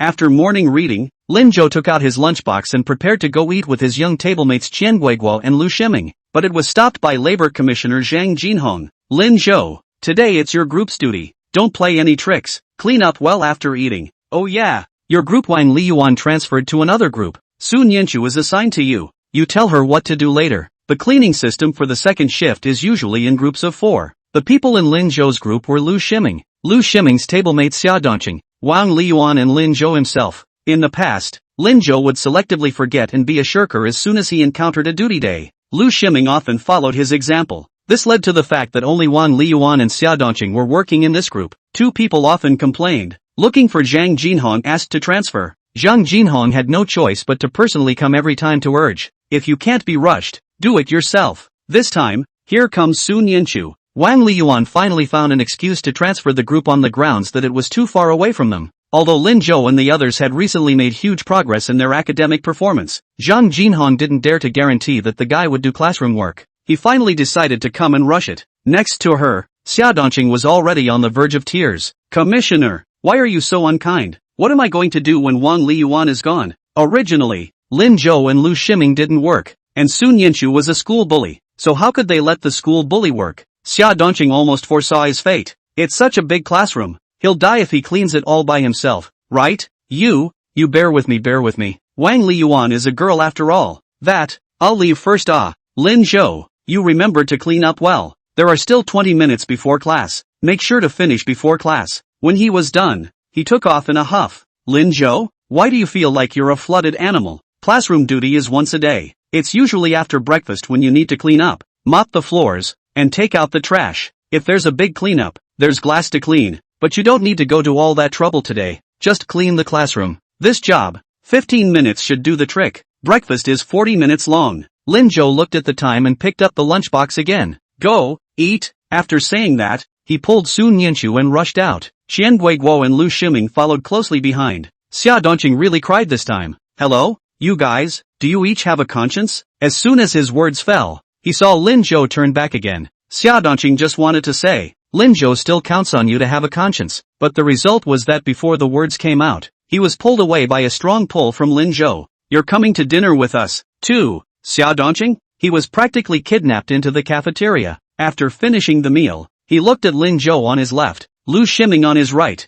and Sun Yanchu and Qian Guogui on the opposite side. Xia Dongqing was still a bit confused. They're all coming to dinner. What about the classroom? If you don't clean up, you'll get your usual points deducted by Zhang Jinhong. He could have done it in 40 minutes if he had gone alone to clean it. What the hell is Lin Zhou doing? Delayed effort. Thinking so, Xia Dongqing stood up. I am not hungry. I'll go back to class." However, before his words fell, he saw Lin Zhou look over with a cold eye. "Don't leave until you've finished. Holly Summer." He had to sit down in a regimented manner and take a big bite of his meal. As long as one eats quickly, it must not be too late. Xia Dongqing thought so. Chapter 69, You're a Good Man. 3 minutes later, Xia Dongqing wiped his mouth, chewed the last mouthful of rice haphazardly, and stood up. I'm done eating. A few others who haven't eaten half of their food yet? Lin Zhou looked up. Why are you eating so fast? I would have eaten quickly, so I'll go back to class. Wait. Lin Zhou tugged at his sleeve again. Suddenly I feel a little thirsty, so since you're done eating, go get everyone a drink. One for each of us. Saying that, Lin Zhou took out a stack of money from his pocket. Then in Xia Dongqing's astonished gaze, he put away the $10, took out a 20 and stuffed it into Xia Dongqing's hand. Xia Dongqing looked at Lin Zhou's move suspiciously and said anxiously, Why don't I get it myself when you guys are done eating? I can't. I'm going to choke. Please Natsu-san. You're such a good person. A good person, finally said Xia Dongqing. He took the money and ran towards the kiosk with his lunchbox in his arms, huffing and puffing. Lin Zhou said with amusement, Okay, everyone keep eating. The labor committee member, Zhang Jinhong, came back from serving dinner just in time to see the scene. He frowned. Lin Zhou, how can you bully student Xia Dongqing like that? So letting him go back and clean the whole classroom by himself isn't bullying him? Zhang Jinhong was speechless. Alright Commissioner, hurry up and eat too. You don't need to worry about hygiene. It's a wonder he doesn't have to worry about it. Zhang Jinhong found a place close to Lin Zhou and sat down. He had to watch the time. It was now 10 minutes after class had ended. If he waited a little longer, if Lin Zhou hadn't returned to the classroom, he would have to rush him again. By the time Xia Dongqing came back with a bag of drinks, Lin Zhou several people had already finished eating. He panicked and handed the drink to Lin Zhou and shoved the $10 in his hand as well. Here, 4 bottles and your change. I've got to go before it's too late. Lin Zhou looked at the $10 in his hand and fell into deep thought. This kid, he's so sincere. He gave him $20 and was asking him to buy 5 bottles. It's $2.50 a bottle. You should have asked him for $7.50. Distribute 3 of the bottles to Lu Shiming, Qian Guigua and Su Nianchu. Lin Zhou carried one of the drinks and walked towards the classroom. Lu Shiming and Qian Guigua opened it on the spot after thanking him. Su Nianchu saw that Lin Zhou didn't drink, so she gripped the drink in her hand tighter. Zhang Jinhong, who had not yet finished his meal, saw this and hurriedly wiped his mouth and picked up his bowl and chopsticks and said to his companion, I'll go first too, then quickly disappeared into the cafeteria. The companions looked at each other. Why is old Zhang being suspicious today?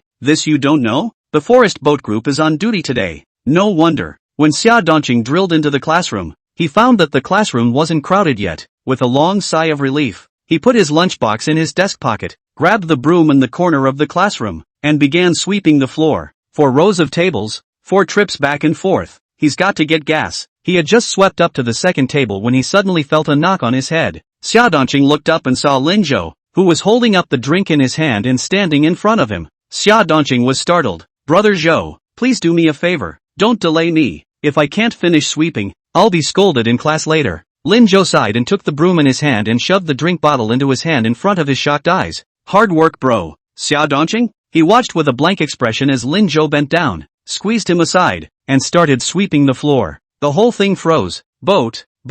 Lu Shimin slapped him on the shoulder. What's wrong with you? This is what boat bought for you. Look at you. You had to be a smart ass and only buy 4 bottles, causing my boat to have nothing to drink. Xia Dongqing? He realized that everything seemed to be getting a little out of whack today. But, you guys didn't say I should buy 5 bottles. Can't you count heads? Why else would my brother Joe give you a 20 when he has a full $10 and not give it to you? Is that so? Xia Dongqing swallowed and looked at Lin Zhou blankly. What happened to Lin Zhou? Alright, don't be poor. Lu Shiming, hurry up and sweep the floor. Hello? Lu Shiming quickly ran to the last row, picked up the broom and started sweeping. Qian Guigua shouted back, I'm here to help too. You're welcome. Su Nianchu didn't say anything, but she also silently walked to the last row. Each of the 3 took a broom. Lu Shiming was originally prepared to sweep the second row, but was pulled back by Qian Guigua. Lu Shiming, let's sweep the inside 2 rows. Why? Lu Shiming was a little reluctant. Qian Guigua rolled her eyes greatly and gestured in Lin Zhou's direction, and Lu Shiming suddenly came to a realization. Oh,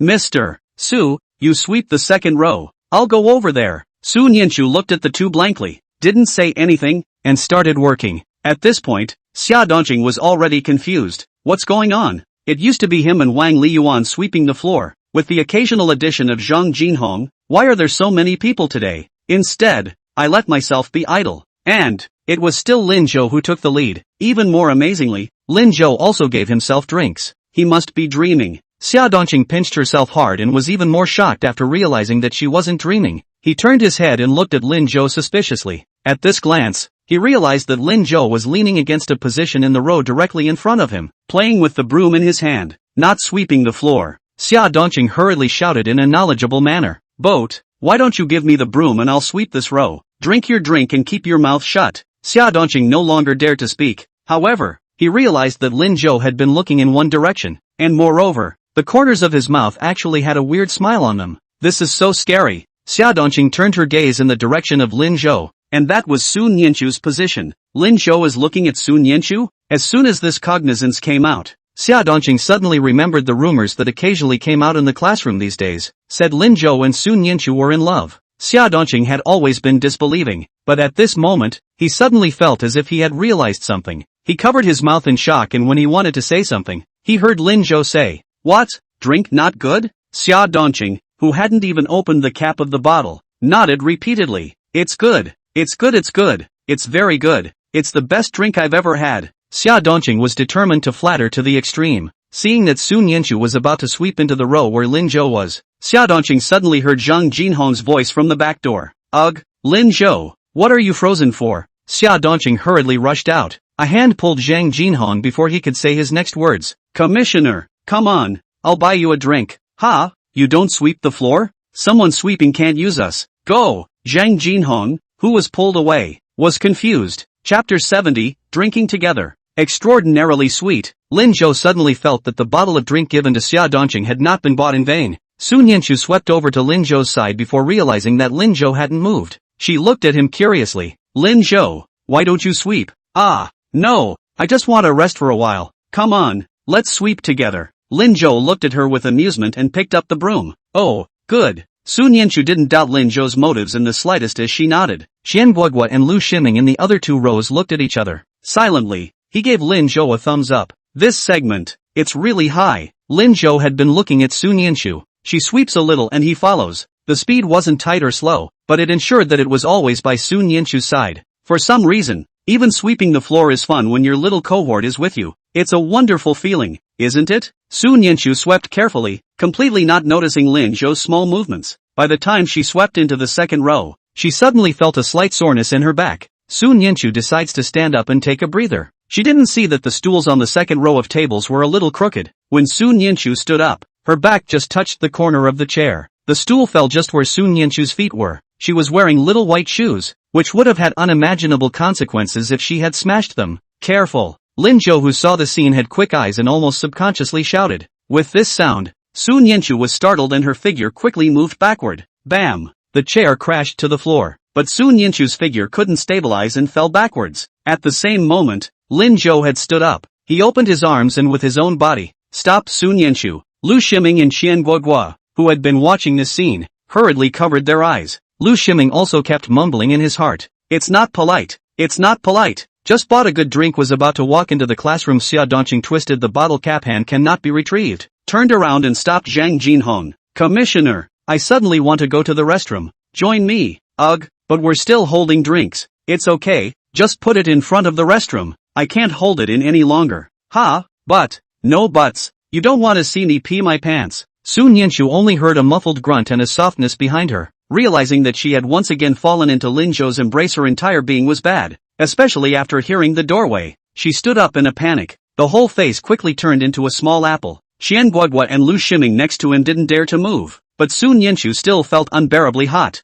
It was as if countless eyes were watching themselves. "What can we do about this?" Tangled up and played with the broom for a while. Sun Yanchu lowered her head and said nervously, "Thanks." When she finished speaking, she picked up the broom again and swept it across the floor in a panic. Lin Zhou couldn't help but laugh when he saw her movements. Small table. Sun Yanchu ignored him. "This piece is swept." Sun Yanchu's hand froze and hurriedly switched positions. Lin Zhou also picked up a broom and swept while laughing. "I seem to have more energy to work today. The little table is so much fun." Since several people were extremely fast, in less than 10 minutes, the entire classroom was swept. Lu Ximing and Qian Guogua went to take out the garbage and wiped the blackboard in the process. One after another, the students returned to the classroom. Xia Dongqing felt that the time was almost up, which then pulled Zhang Jinhong towards the classroom. Along the way, Zhang Jinhong's face was a bit unsightly. "You didn't even pee. What are you doing in the bathroom?" "I don't know what's going on." I really just felt like peeing especially. Zhang Jinhong was speechless. Xia Dongqing,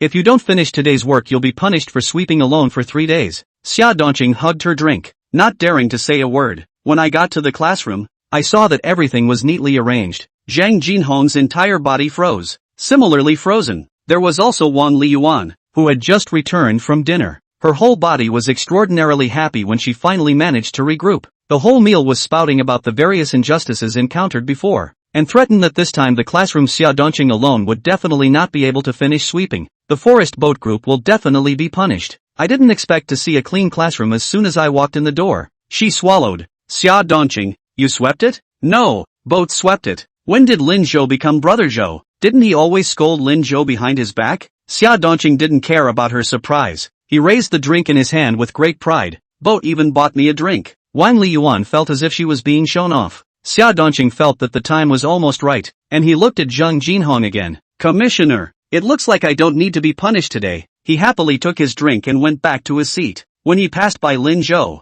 he didn't forget to say something. Thanks boat, Lin Zhou is extraordinarily smooth today. In that case, let's wish him and Sun Yanchu 100 years of happiness. At this moment, Sun Yanchu was sitting in her seat with her head down, fuming. I also wonder how many people saw that scene just now. Really, shame on you. When she didn't know what to do, she realized that Lin Zhou had picked up the warm water bottle. Seems intent on getting water. The campus has a separate water boil room, next to the commissary. Hot water is supplied daily from morning until evening at 15 cents a pot, but the location is a bit far away. It's now 5 minutes before class starts, and time is a little short. Is Lin Zhou thirsty? Thinking back to the morning, Lin Zhou shared the drinks he bought with them and didn't drink any himself. Sun Yanchu was instantly a little distressed. She quickly took out the drink from her table pocket and without looking at Lin Zhou, she directly placed it on his table. Here, Lin Zhou, who was preparing to go out, looked at her suspiciously. What's this for? You, aren't you thirsty? Here you drink.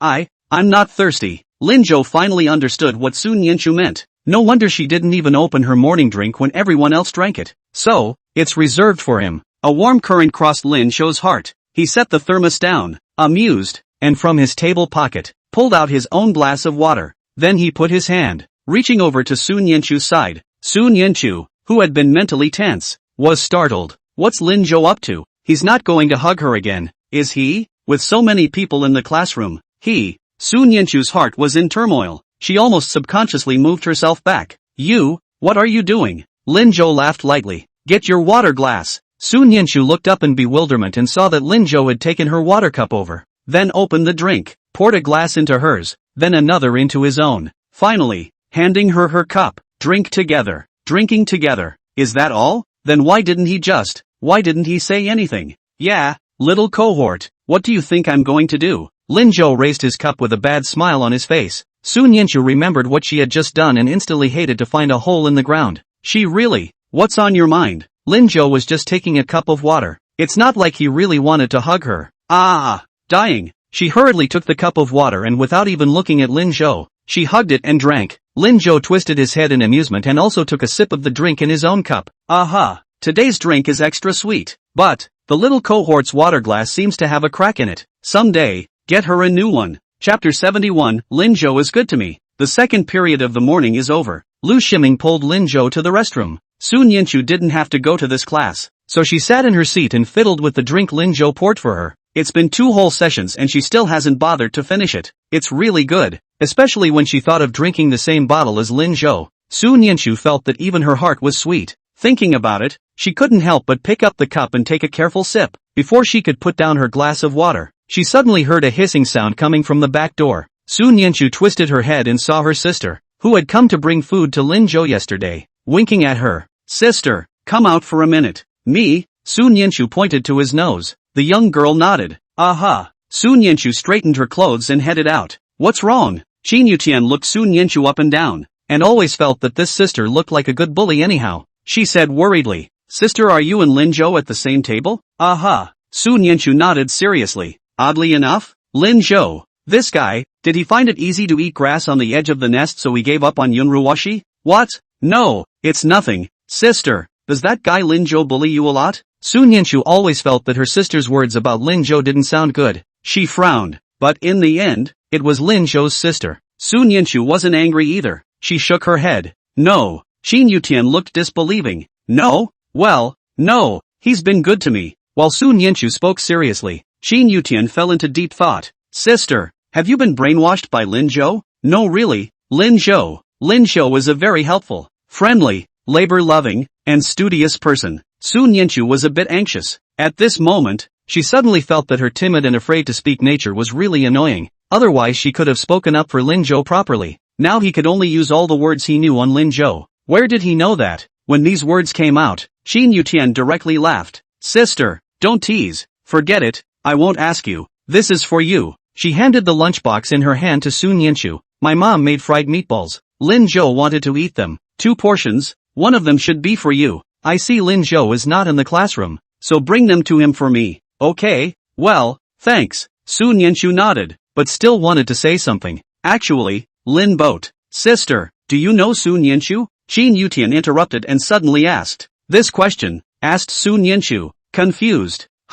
Is she not Sun Yenshu? Before he could answer, he saw the little girl bow her head again. Forget it, look what lousy question I asked. You guys must know each other in the same class, but with my current grades, I'm not qualified to know the god of learning. Sister, go back to the classroom first, I'm going to the restroom. Sun Yenshu was even more bewildered, but looking at Shin Yutian it seemed like she really didn't intend to continue talking to her. Sun Yenshu wasn't very sociable in the first place, so she hugged her lunchbox and took a step back to the classroom. Shin Yutian stood in the hallway, a little frustrated. When she got up this morning, she noticed that her mom was distracted. Thinking about it, it should be the chain reaction caused by Lin Zhou's words yesterday. This guy Lin Zhou was just too much. That's the race that mom worked so hard on. He's just interfering with mom's life. So, Shin Yutian wanted to find a chance to find a few more of Lin Zhou's flaws and wanted to show her mom. Actually, Lin Zhou really isn't that good. However, I just asked half a dozen times and couldn't get it out. Maybe a lover really is a lover. Shin Yutian didn't want to make things difficult for that sister either. But what she said was too funny. How could Lin Zhou be such a good person? Who would believe that? Shin Yutian shook her head and was about to head to the bathroom when she did. She heard the sound of a man and a woman conversing, directly in front of her. Xia Dongqing, was Lin Zhou really the one who swept the floor today? I've said yes. Why don't you believe me? Wang Liyuan? I'm telling you, I didn't even sweep at all today. It was all Lin Zhou and Lu Shiming who did it, and they also said, let me rest assured that they'll all work more in the future on duty. But what? Are you regretting switching groups? Unfortunately, there's no medicine for regret in this world. Oh, you won't be able to drink Lin Zhou's drink. The girl listened and huffed. The boys, however, were very pleased with themselves. Shin Yutian was confused by what she heard. She stepped forward and patted the boys on the back. Hello? Xia Dongqing was startled. Who is it? Little brother. Is not. Sister, where did you appear? I've been standing behind you the whole time. It's just that you didn't see me. Okay, what's up? Was everything you just said true? What? It's the forest boat ones. Speaking of Lin Zhou, Xia Dongqing immediately became interested. Of course it's true. Even I find it unbelievable, but I realize today that it's really a pleasure to work with Brother Zhou. He's really good to his brothers. But, who are you? Why are you so interested in Lin Zhou? I can tell you, Lin Zhou has a girlfriend and treats her extremely well. You don't have a chance. Shin Yutian rolled her big white eyes and turned around to quickly leave. Who wants that chance? It's just that her mind is a mess. Lin Zhou, is it really that good? This day, Shin Shulan always felt uneasy, and she didn't even have much heart to go to work. When she got off work in the afternoon, she first went to Lin's house and fried a big pot of croquettes before cooking dinner for Lin Changjung. During the meal, Shin Shulan's entire body was soulful. Lin Changjung shook his hand in front of her eyes, and when he realized that there was no response, Lin Changjung was a little worried. Shulan, what's wrong with you? Oh no, it's nothing. I'm going to training after dinner later. I was thinking about training. After all, this matter involves Lin Zhou. Shin Shulan is afraid that Lin Zhou will be scolded. After all, he was very young and it really wasn't normal for him to know so much. But for some reason, Shin Shulan was just a bit convinced. Okay, then eat first. I'll send you there. Don't be so stressed. I think you guys, this famous dance street team, will be able to get a very good ranking. No one can dance better than you in square dancing. Shin Shulan was a little happier at the compliment. You're the one with the sweet mouth. After the meal, Lin Changjing sent Shin Shulan to the dance team and went back to be busy himself. The name Dance Street Dance Team is named for its affiliation with the name Dance Street Office. All who came were people who love square dancing. Like Shin Shulan, they go square dancing for exercise when they are free. This is their biggest hobby in their spare time. So, everyone is very much on board with this.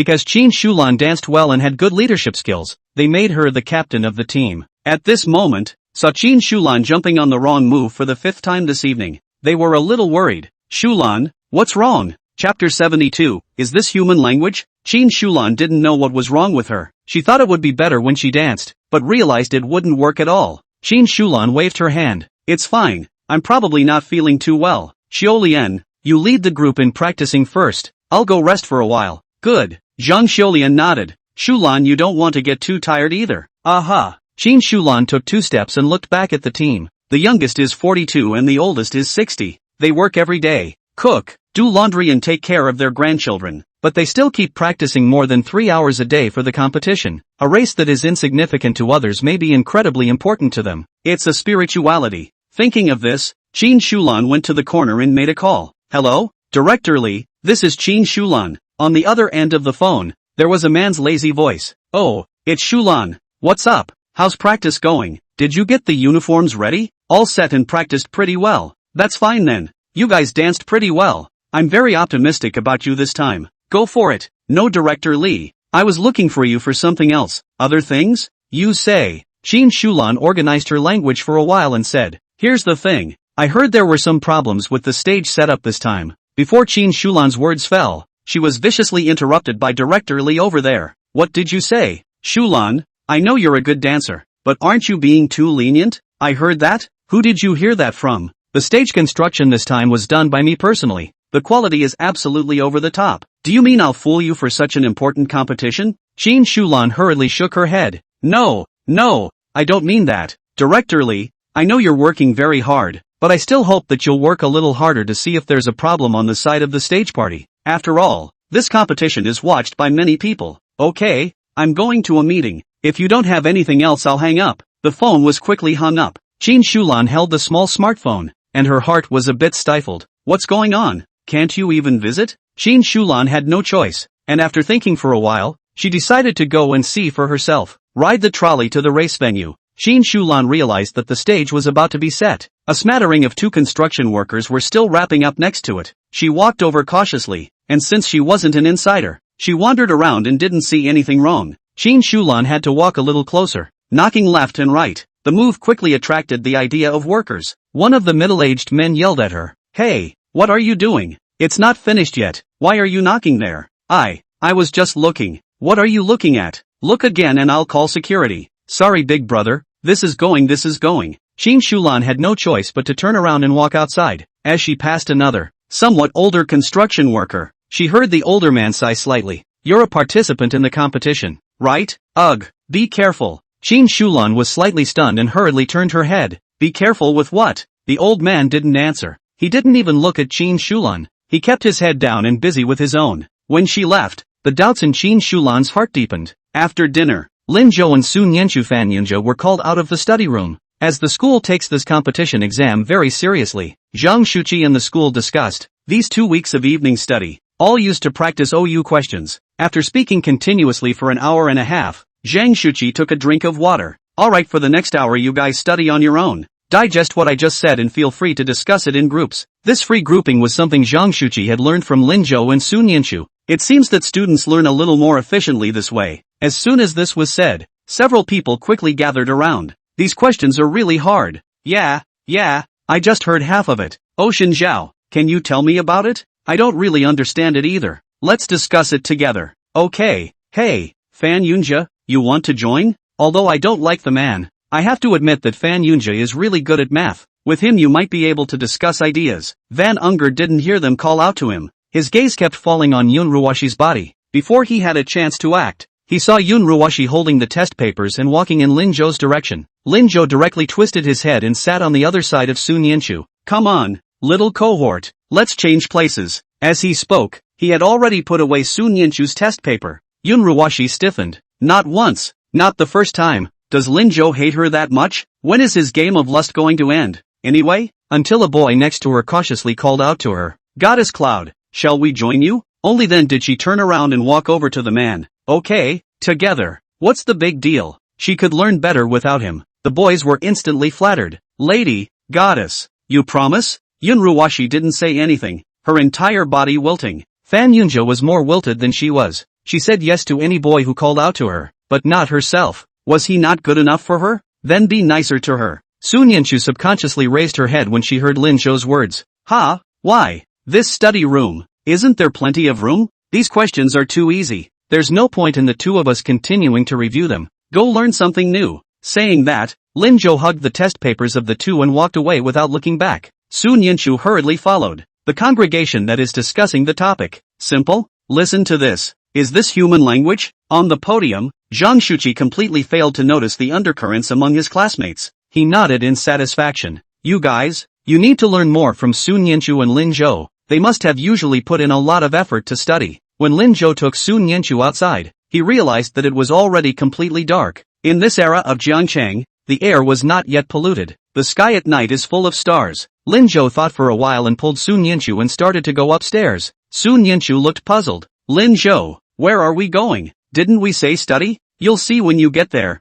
You still don't know those questions? I would. But on Mr. Zhang's side, it's fine. As long as we do well on the exams, Zhang Pipi won't care about us. But you were dead last time. In that case, you're not eligible for the competition. Sun Yanchu finally said a complete sentence. Lin Zhou turned back and looked at her with amusement. Little cohort, next time it won't be the bottom one. I promise to go to the competition with you. Don't be afraid. Trust me. Chapter 73. I'll go wherever you go. There was no need to think about Lin Zhou. Sun Yanchu was afraid to go to the exam. Just at school alone, her socialization was problematic. This time, the provincial league was played in the provincial capital. Although she followed Zhang Gupi was in the end a teacher. And there was a possibility that he would not take care of her. She must be worried. So even though he wasn't really interested in the competition, Lin Zhou decided to go for it. When Sun Yanchu heard this, her hanging heart dropped a little. Her eyes were bright and she seemed to see her own stars when she looked at Lin Zhou.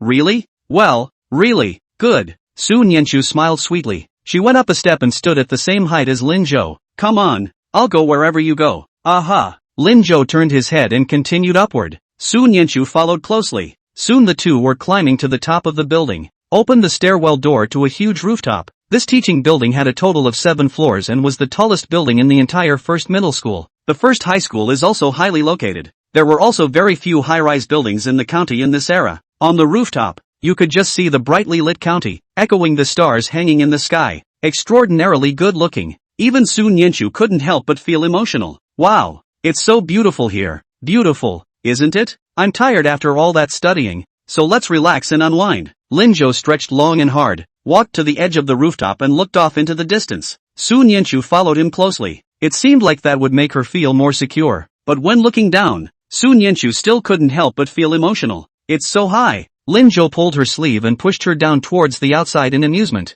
Sun Yanchu was startled as she let out a cry of surprise. Lin Zhou, you! Before she could cry out, she was already pulled back by Lin Zhou. Because of inertia, she slammed into Lin Zhou's embrace. The moment the tip of her nose hit her chest, Sun Yanchu felt a pain in her nose. She subconsciously closed her eyes and raised her head to see Lin Zhou's face close at hand. In that one instant, Sun Yanchu, who originally wanted to break free, suddenly forgot to react. She just stared at Lin Zhou in a daze. My heart was going up and down like a roller coaster, and I was about to lose control. But she didn't seem to be trying to control it either. In his ears, he heard Lin Zhou's soft laughter. Don't be afraid, little cohort. I would never put you in danger. I will always be there for you. A sudden gust of wind came up from the rooftop, blow up Sun Yanchu's bangs. With such an angle, Lin Zhou could just see Sun Yanchu's full face. She tilted her head, her cheeks slightly flushed, perhaps because of her nervousness, and even her lips had a hint of extra redness. In that one moment, Lin Zhou suddenly had an urge to kiss him, but he couldn't. It was so hard to get close to Sun Yanchu, so hard to make her believe he's trustworthy. 18-year-old Sun Yanchu was so timid. The slightest miscalculation might keep her away from herself. Lin Zhou held back the fluttering in his heart as he reached out his hand and gently scraped the tip of Sun Yanchu's nose. Thinking about what? Still gawking. Being moved so much by Lin Zhou, Sun Yanchu finally reacted. She hurriedly came a step to the side to escape Lin Zhou's embrace. Nope, didn't think anything of it. However, Lin Zhou's words kept appearing in his mind. I will always be there for you. I will always be there for you. Sun Yanchu felt as if her brain had been pressed on a loop button, and no matter how hard she tried, she couldn't stop. Her hand tightened on the railing next to the rooftop, and when she looked up, her eyes lit up again. Here, it's really pretty. Yeah, if only the lights over there were a little brighter. Will do. How do you know? Because a few years from now, the river city will change drastically. Houses were torn down and tall buildings rose. The streetlights have all been replaced. And further down in Times Square, a rainbow bridge has been built that can swing. The view at night is breathtaking. But these, Su Nianchu didn't know yet. I just know it. Lin Zhou, are you able to predict the future? Su Nianchu asked in amusement. Yeah, I really can. I don't believe it. And, little fellow traveler, when that time comes, will you come again to watch the night with me? When? When it's brighter. Yeah, it's a deal. It's a deal. The time two people spend together always passes quickly. At 10 o'clock, Lin Zhou sent Su Nianchu back to the dormitory. Returned home myself. Only when he went back, he realized that Lin Changjung seemed to be less enthusiastic. He was still sitting in the living room waiting for him, but he looked a little sad. Even when Lin Zhou entered the house, he didn't notice. Lin Zhou looked at him curiously. Lin, what are you staring at? Are you out of love? Lin Changjung threw a slipper head over. You brat, how do you talk to your dad? What's wrong with being in love? I'm fine with your Auntie Chin. If you're well, why are you so soulful? Alas, I can't say. I always felt that your Aunt Chin was in a bad mood, but when I asked her, she wouldn't say why. Lin Zhou frowned and thought of a possibility. Old Lin, since Auntie Chin is in a bad mood, you can spend more time with her, but it looks to me like she doesn't want me to stay with her. You won't accompany people if they don't let you? How come you've lived most of your life and you're not even as good as a little kid like me? I all know that when in love, a man has to be dead serious, thicker-skinned, go more often to hush. A woman who says she wants it is going to want it, and who says she doesn't want it is also going to want it. Lao Lin, do you understand or not? Lin Changjing thought for a moment and nodded. You make some sense. But soon, he reacted and threw the other slipper head at Lin Zhou. Bastard, who are you teaching here? Hurry up and eat your food and go to bed. You still have class tomorrow. When he finished speaking, he got up straight away, changed his shoes and headed out. Lin Zhou? Old Lin, that rice is getting cold. Where are you going if you don't heat it up for me? Of course I'm going to see your Auntie Chin. Didn't you say you wanted me to spend more time with people? Lin Zhou. He shook his head helplessly, picked up his bowl of rice, and wolfed it down. When Lin Changjang returned, it was already 2 hours later. He hummed happily, took off his shoes, and wanted to go upstairs to thank Lin Zhou. After going to accompany Qin Shulan for a while, the relationship between them had really improved a lot. Lin Changjang even felt that if Sweetie wasn't at home, he could have avoided coming back tonight. But Lin Changjang realized that Lin Zhou had already fallen asleep. He sneaked into Lin Zhou's room and pulled the covers for Lin Zhou. Sitting on the edge of his bed for a moment, he sighed. Alas, you boy, is grown up smarter than your old dad me. Okay, since you've done Pops a big favor, tomorrow Pops will give you an extra chicken leg. Ah no, how about two? After all, there is a future daughter-in-law. Chapter 74, is something wrong? This week has flown by. It's Friday in the blink of an eye. When school ended in the afternoon, Lin Zhou packed his things and prepared to go home. At this time, Xian Guogua quickly ran over and wrapped her arms around Su Nianchu. Su Nianchu was already accustomed to this kind of behavior from her and didn't resist at all. Su Nianchu, Lin Zhou, let's go to my house for lunch the day after tomorrow. Day after tomorrow? Do you have something going on at home? Harm, isn't it because I've gotten better after studying with you guys? My grades have also improved a lot. My mom has been asking me to bring you home for dinner every day, but I haven't had time to do that before. Lin Zhou, do you have anything else to do this week? Lin Zhou's eyes landed on Su Nianchu's position. He wasn't planning on going into a new program this week. The fruit loaf side was still making money. Just needed to check it out, then come up with a new strategy to attract customers. Then it's all about reading and studying, and about Qin Shulan. But the square dance competition is a weekend night and noon on Sunday is perfectly fine. It's just a good opportunity to get the little cohort more in touch with the outside world. She's too withdrawn. Xian Guigui immediately understood. Student Su Nianchu, should you be alright? Su Nianchu tangled for a moment and said, I'm fine, but, the hat and mittens would be knitted tomorrow. But she had never been to a classmate's house before, and she always felt uncomfortable. That'll do. Come by if you're not doing anything. Oh, my house is at. Xian Guigui reported the address and then added, we have lots and lots of good food at our house, and my mom will be sad if you don't come. Su Nianchu was still torn, but next to her, Lu Shiming had already started nodding frantically. Go go go, definitely go. Brother Zhou, the day after tomorrow you come pick up Mr. Su, I'll lend you my motorcycle. Seeing the three people casting over a strange gaze, Lu Shiming touched his head and laughed foolishly. I'm not in it for the food. I'm mostly afraid my aunt will be sad. I don't believe you. In the meantime, Lin Changjang also got off work. Instead of going straight home, he went to the Qin family. These past few days, Although in her own company, Qin Shulan seemed to be in a better mood, but Lin Changjing still felt that there was something in her heart, and it was getting worse. On the way, Lin Changjing bought Qin Shulan's favorite bean flowers and bought mung bean cake for Qin Yutian. When he came to the Qin family, Qin Yutian hadn't come back yet. Lin Changjing handed the things he bought to Qin Shulan and went into the kitchen with her to cook. He was in charge of washing the dishes and Qin Shulan was in charge of frying them.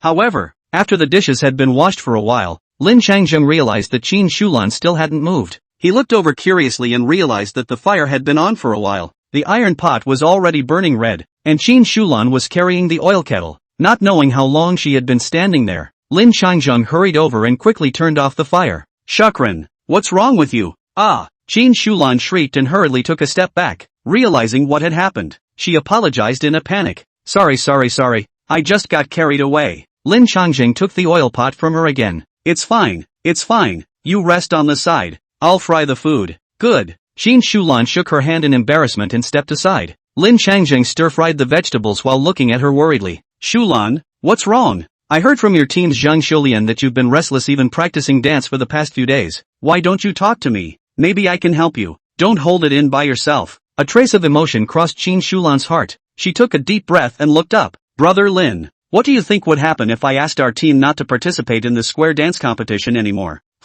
Not participating? The whole team?" Lin Changjing stopped his hands and looked at Qin Shulan in confusion. "Right. Why? I thought you said you loved square dancing. You've put in a lot of work for this competition, as I recall, and your team members don't seem to be any less than you." Qin Shulan lowered her head. "I don't know what's going on, but I'm in a state of confusion, and I always think something's going to happen." Lin Changjing nodded as he saw that she didn't look like she was telling lies. "Okay, I'll support you in whatever you do, but what are you going to tell those members of your team?" Qin Shulan sighed. "I'll find a way to tell them myself." When the meal was ready, Qin Yutian also came back. After the three of them finished eating together, Lin Changjing packed one for Lin Zhou to take home. When he left, he explained that Qin Shulan must call himself if something happens. Qin Shulan packed up and prepared to go out as well. Qin Yutian looked a little distressed. "Mom, where are you going?" "Go to dance practice." Qin Yutian raised her small fists and tried to act as happy as possible. "Go mommy. Don't worry mommy, you're going to win." Qin Shulan smiled and said good boy before leaving.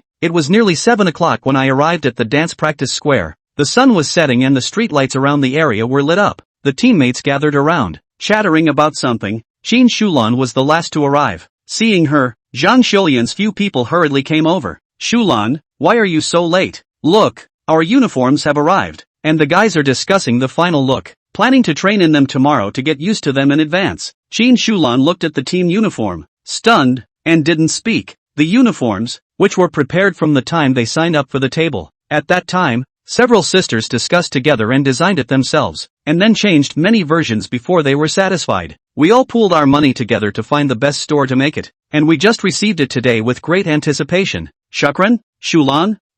What's wrong with you? Here, your team uniform, take it and try it on. If there's a problem have old Su take it back and alter it tonight. Su Fenghua is the best handmaid among them." At that moment, they were looking at them with a smirk on their faces. "Success, I promise to change it for everyone." Seeing everyone so happy, Qin Shulan lowered her head and didn't take the clothes. She didn't know what to say. The crowd noticed something was wrong and turned their attention to her. "Shulan, is something wrong?" Qin Shulan fiddled with her fingers in a tangled manner for a while before taking a deep breath and raising her head. "Yes, there is something to tell everyone." The crowd looked at each other in disbelief. Zhang Shulian was the first to speak. "You say." "I'm going to." Qin Shulan spread her hands and tried to keep a smile on her face. "I'm going to skip this square dance contest." "What?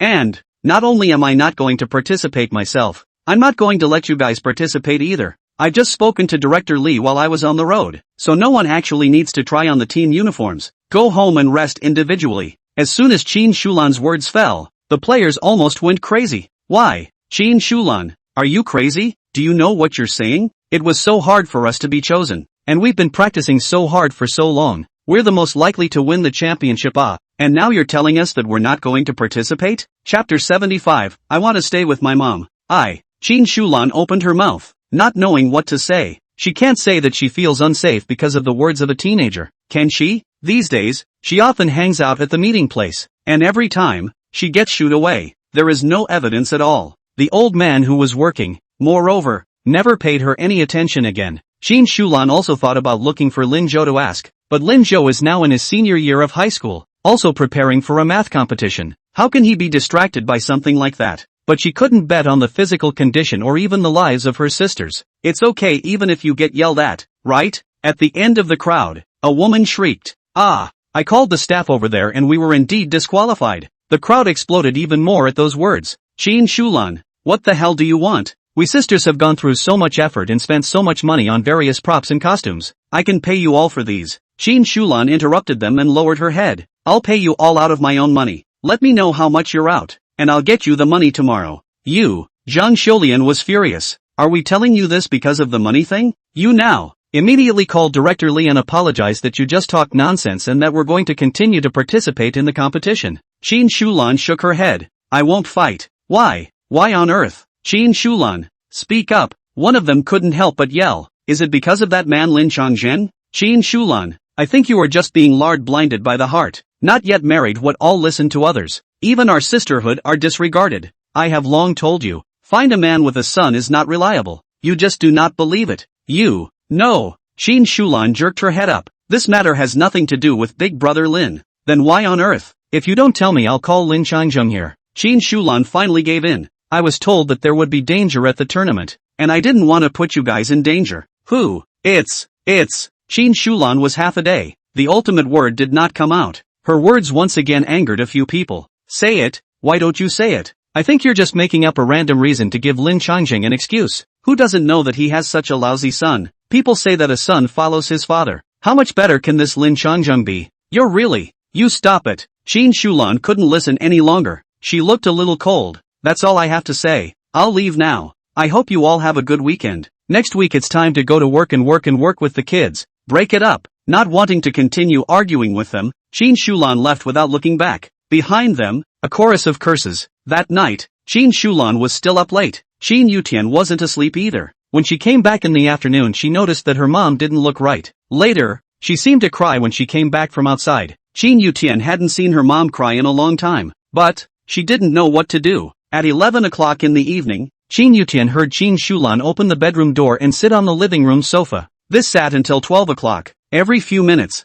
she sighed. Mom is over 40 years old and not in the best of health, and she had a stomachache a while back. Qin Yutian was really relieved. She couldn't help but sit up. Lin Zhou was not a very reliable person, but the communication he said seemed to work. Maybe one shouldn't sit around and wait to talk to mom. Thinking so, Qin Yutian drilled out of the comforter and was about to go out. As she walked to the bedroom door, she thought better of it and went back into the house, took the bare pajamas out and changed out of the men's tank top he was wearing. After looking in front of the mirror for quite a while, although it was very uncomfortable, Qin Yutian still hardened her heart and opened the door. She catapulted herself to her feet and carefully rubbed herself against Qin Shulan. Mom! Aha! Qin Shulan didn't turn around and said breathlessly, why aren't you asleep? Qin Yutian walked to Qin Shulan's reach, extended her hand, and stroked Qin Shulan's forehead. She said as she carefully rubbed her temples for her. I don't want to go to sleep when I see that mommy isn't sleeping. Mommy, don't be upset. Sweetie will be upset with you too. Mom is not unhappy. Mom is. Just feel a little tired today. It's okay, you go back to sleep. I'm not going. When she said this, Qin Yutian slightly took on a petulant tone. I'm going to stay with mommy. Qin Shulan was finally in a better mood. Okay, stay with mommy. You, I don't know who you've learned from lately. You talk soft and sticky. So does mommy like it? Love it? Of course I do. Qin Shulan felt that her head didn't hurt as much, and she relaxed a little. I used to wish I had a soft and sticky daughter. Unlike you, who is like a monkey every day. Mom, you resent me. I'm not, alas, like a monkey, but still a good daughter to mommy. How could mommy dislike you? Qin Yutian's mood only got better when she heard this. She lowered her hand, bent down, and gently hugged Qin Shulan. Mom, will you turn around and look at me? After chatting with her daughter for such a short while, Qin Shulan felt better. I always felt that today's Qin Yutian was ghostly. Qin Shulan turned around. What's wrong? When she saw Qin Yutian, Qin Shulan was slightly stunned and then smiled. Why are you wearing this dress? Qin Yutian immediately jumped back a step, then spun around in place. How was it? Was it good? Good looking. My daughter looks good in everything. Oops, finally a girl's look. Seeing Qin Shulan happy, Qin Yutian was in a much better mood. Lin Zhou's method really seemed to be somewhat useful. Then don't be upset, mommy. Sweetie will wear it again for mommy next time. Okay. Qin Yutian came over and lay on Qin Shulan's lap. Mom, Sweetie really will always be there for you. That won't do. Sweetie will have to get married when she grows up. How can she stay with her mom all the time? Ah, then Sweetie won't marry anyone. What is this nonsense? The hell I don't. As long as mommy doesn't mind Sweetie. Even if you turn into an old girl, mom won't mind you. Ha ha, I know it, mom. The two talked a lot this night. Qin Yutian didn't know when she fell asleep. It was lying next to Qin Shulan. Qin Shulan gently patted her back and lay down on the sofa herself. Yeah, my daughter is there. And so is big brother Lin. What's not to get over? It's fine if she did nothing wrong. As for the rest, look to God. Chapter 76, you have to be nice to Sunyanshu. The next 2 days, although Qin Yutian had once again changed back into her male attire, she still stayed by Qin Shulan's side all the time, teasing her. Qin Shulan was also in a much better mood because of this. Sunday morning, Lin Zhou got up early and after having breakfast, he first went to find Lu Shiming and borrowed a motorcycle, then went to the fruit market to look at the price, and finally bought 30 pounds of apples and went to the square. Luli is already making preparations. At 10 a.m., the square gets crowded. Before that, all preparations must be fully completed. Seeing Lin Zhou, she smiled. What brings you here, little boss? After shouting boss of the week last week, Luli always felt awkward. The kid was going to be a dozen years younger than himself, so he simply changed his tone and called up the little boss. Lin Zhou didn't mind either. I came to see how things are going on your end. Pretty good. This week's settlement is here and I'm just waiting for you. Here. Lin Zhou took the ledger, looked at it for a while, and then took the money from Luli's hand. Not many people Monday through Friday. Only 1,500 coming in a day. Cost $500. Make 1,000. Saturday was a little better, but it was also only 1,017. Netting 12 because someone in the plaza had copied their fruit loaf. That means that in those 6 days, a total of $6,200 was earned, which, after labor, will be less. But Lin Zhou was satisfied. It's a small business, and he doesn't have to do it himself, so this is a good return. Lin Zhou drew out $300 and handed it to Luli. Luli was shocked. Don't worry, it's not a salary, it's a bonus I gave you temporarily. Next month's salary will still be paid according to the previous one. You've worked hard this week. Luli was instantly happy. She was happy with those paychecks alone. Now there are actually bonuses. In her heart, she felt a few more points of favor towards Lin Zhou. No hard work.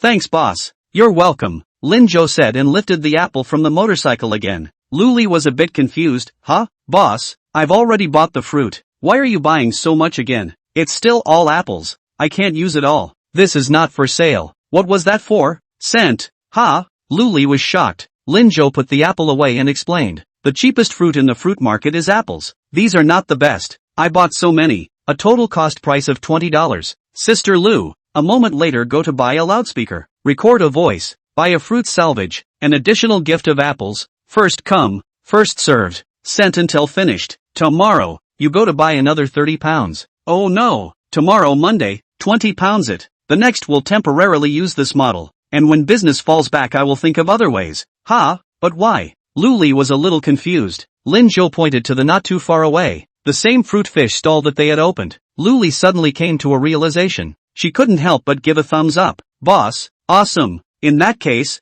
the other side has almost no competition. All customers are almost always drawn away from them. Their business will still be good. And these apples? They're not even worth a few bucks. Originally, Luli's previous intention was to follow Lin Zhou to learn and then go solo, but now it seems, she was still too far from this little boss. Sooner or later, going it alone will get you killed. Luli decided to continue to follow Lin Zhou to do a good job. I'll go then. You're busy. Okay, no problem. Go ahead and date without worry. Little boss, I've got you here. I didn't say I was going on a date. Lin Zhou kind of wanted to laugh. Luli was already a big-hearted nature, and did not hide it in the slightest. Boss, you're holding 2 helmets, and in such a hurry. What are you doing if not going on a date? Lin Zhou didn't answer directly, taking out a pink box that had been prepared long ago. I made a fruit loaf myself. After thinking about it, he made another one for the white box. Then get on your motorcycle and head for school. It was only 9 o'clock when I came to school. I don't know if my young cohort is up yet. After all, students their age don't sleep through the day. If you don't go out on the weekends, you're almost always meeting with the weekly convention. Lin Zhou thought for a while and decided to yell at her later so that she could sleep a little longer. Where to know? Just after getting off the motorcycle, Lin Zhou heard a sound of a backwards intake of breath from his side. You are Lin Zhou? Lin Zhou twisted his head and saw a dull-faced chubby girl. The girl was wearing baggy clothes and her fleshy face was displaying an incredulous expression. She looked Lin Jo up and down and finally nodded in realization. "You're so handsome." "No wonder." Lin Jo was puzzled. "You know me?" "I don't know you, but I recognize your box. The Fruit Loops box. Pink, with heart-shaped yogurt inside, right?" Lin Jo looked at the box in his hand and probably understood. "Are you Wang Xiaoqing?" "Ah yes. It's me. I'm Sun Yinchu's roommate. Hello. Hello. Wang Xiaoqing's face was full of smiles as she spoke. It was almost impossible to take his eyes off of Lin Jo. But it wasn't that kind of lovey-dovey shiftiness at all. It was because Lin Jo was just too good-looking. Who can't look twice at something that looks good? I told you that Sun Yinchu was delirious every day, knitting scarves, gloves, and hats day and night. And, as it turns out, it was all for you. Well, it's worth it.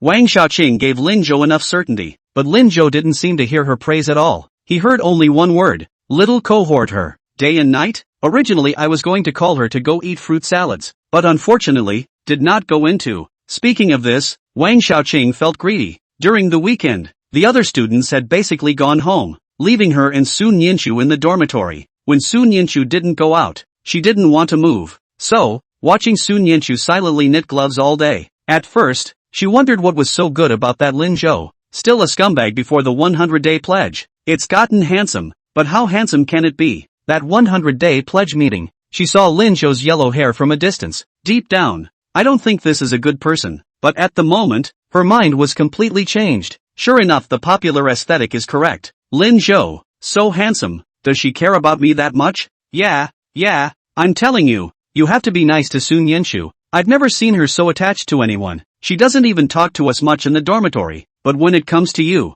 she can talk about you many times. Chapter 77. Sun Yinchu's words are all about Lin Jo. Say a lot? Lin Jo was surprised. Well, she always says. Lin Jo made a mistake in math today. I have to teach him tomorrow. Lin Jo likes to eat boiled pork slices. Lin Jo is always busy on weekends. Lin Jo will accompany me to go shopping. And so on. Shopping. And so on. In short, a lot of are some of the daily routine. 2 days ears are going to hear callous so the little table can talk so much? How did he not realize? But hearing this, Lin Jo felt warmth in his heart. The young cohort began to slowly take him to heart. Hard work, Mr. Wang. It's not hard, and there's no one to keep me company on the weekends. Hey, I'm kinda happy that Sun Yinchu is here, and I'll tell you secretly, she's my best friend now. Oh, that was kinda rough. Yes.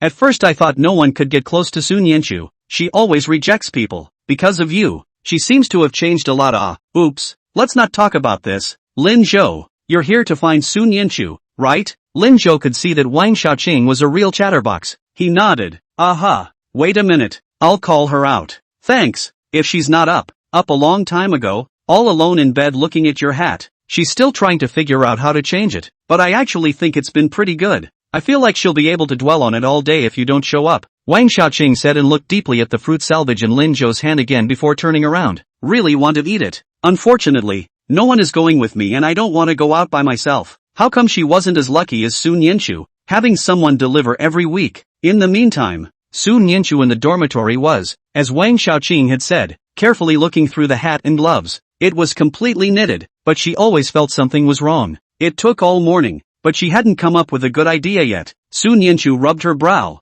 feeling a slight headache. Realizing that someone had come in, Sun Yinchu hurriedly hid her hat and scarf under the comforter. Seeing this scene, Wang Xiaoqing let out a snort of laughter. Sun Yinchu, don't hide it. I've seen it several times. Why do you hide it every time? Sun Yinchu lowered her head, her cheeks burning. Alright, don't look for reasons to explain. Quickly go downstairs. Lin Jo is waiting for you at the door.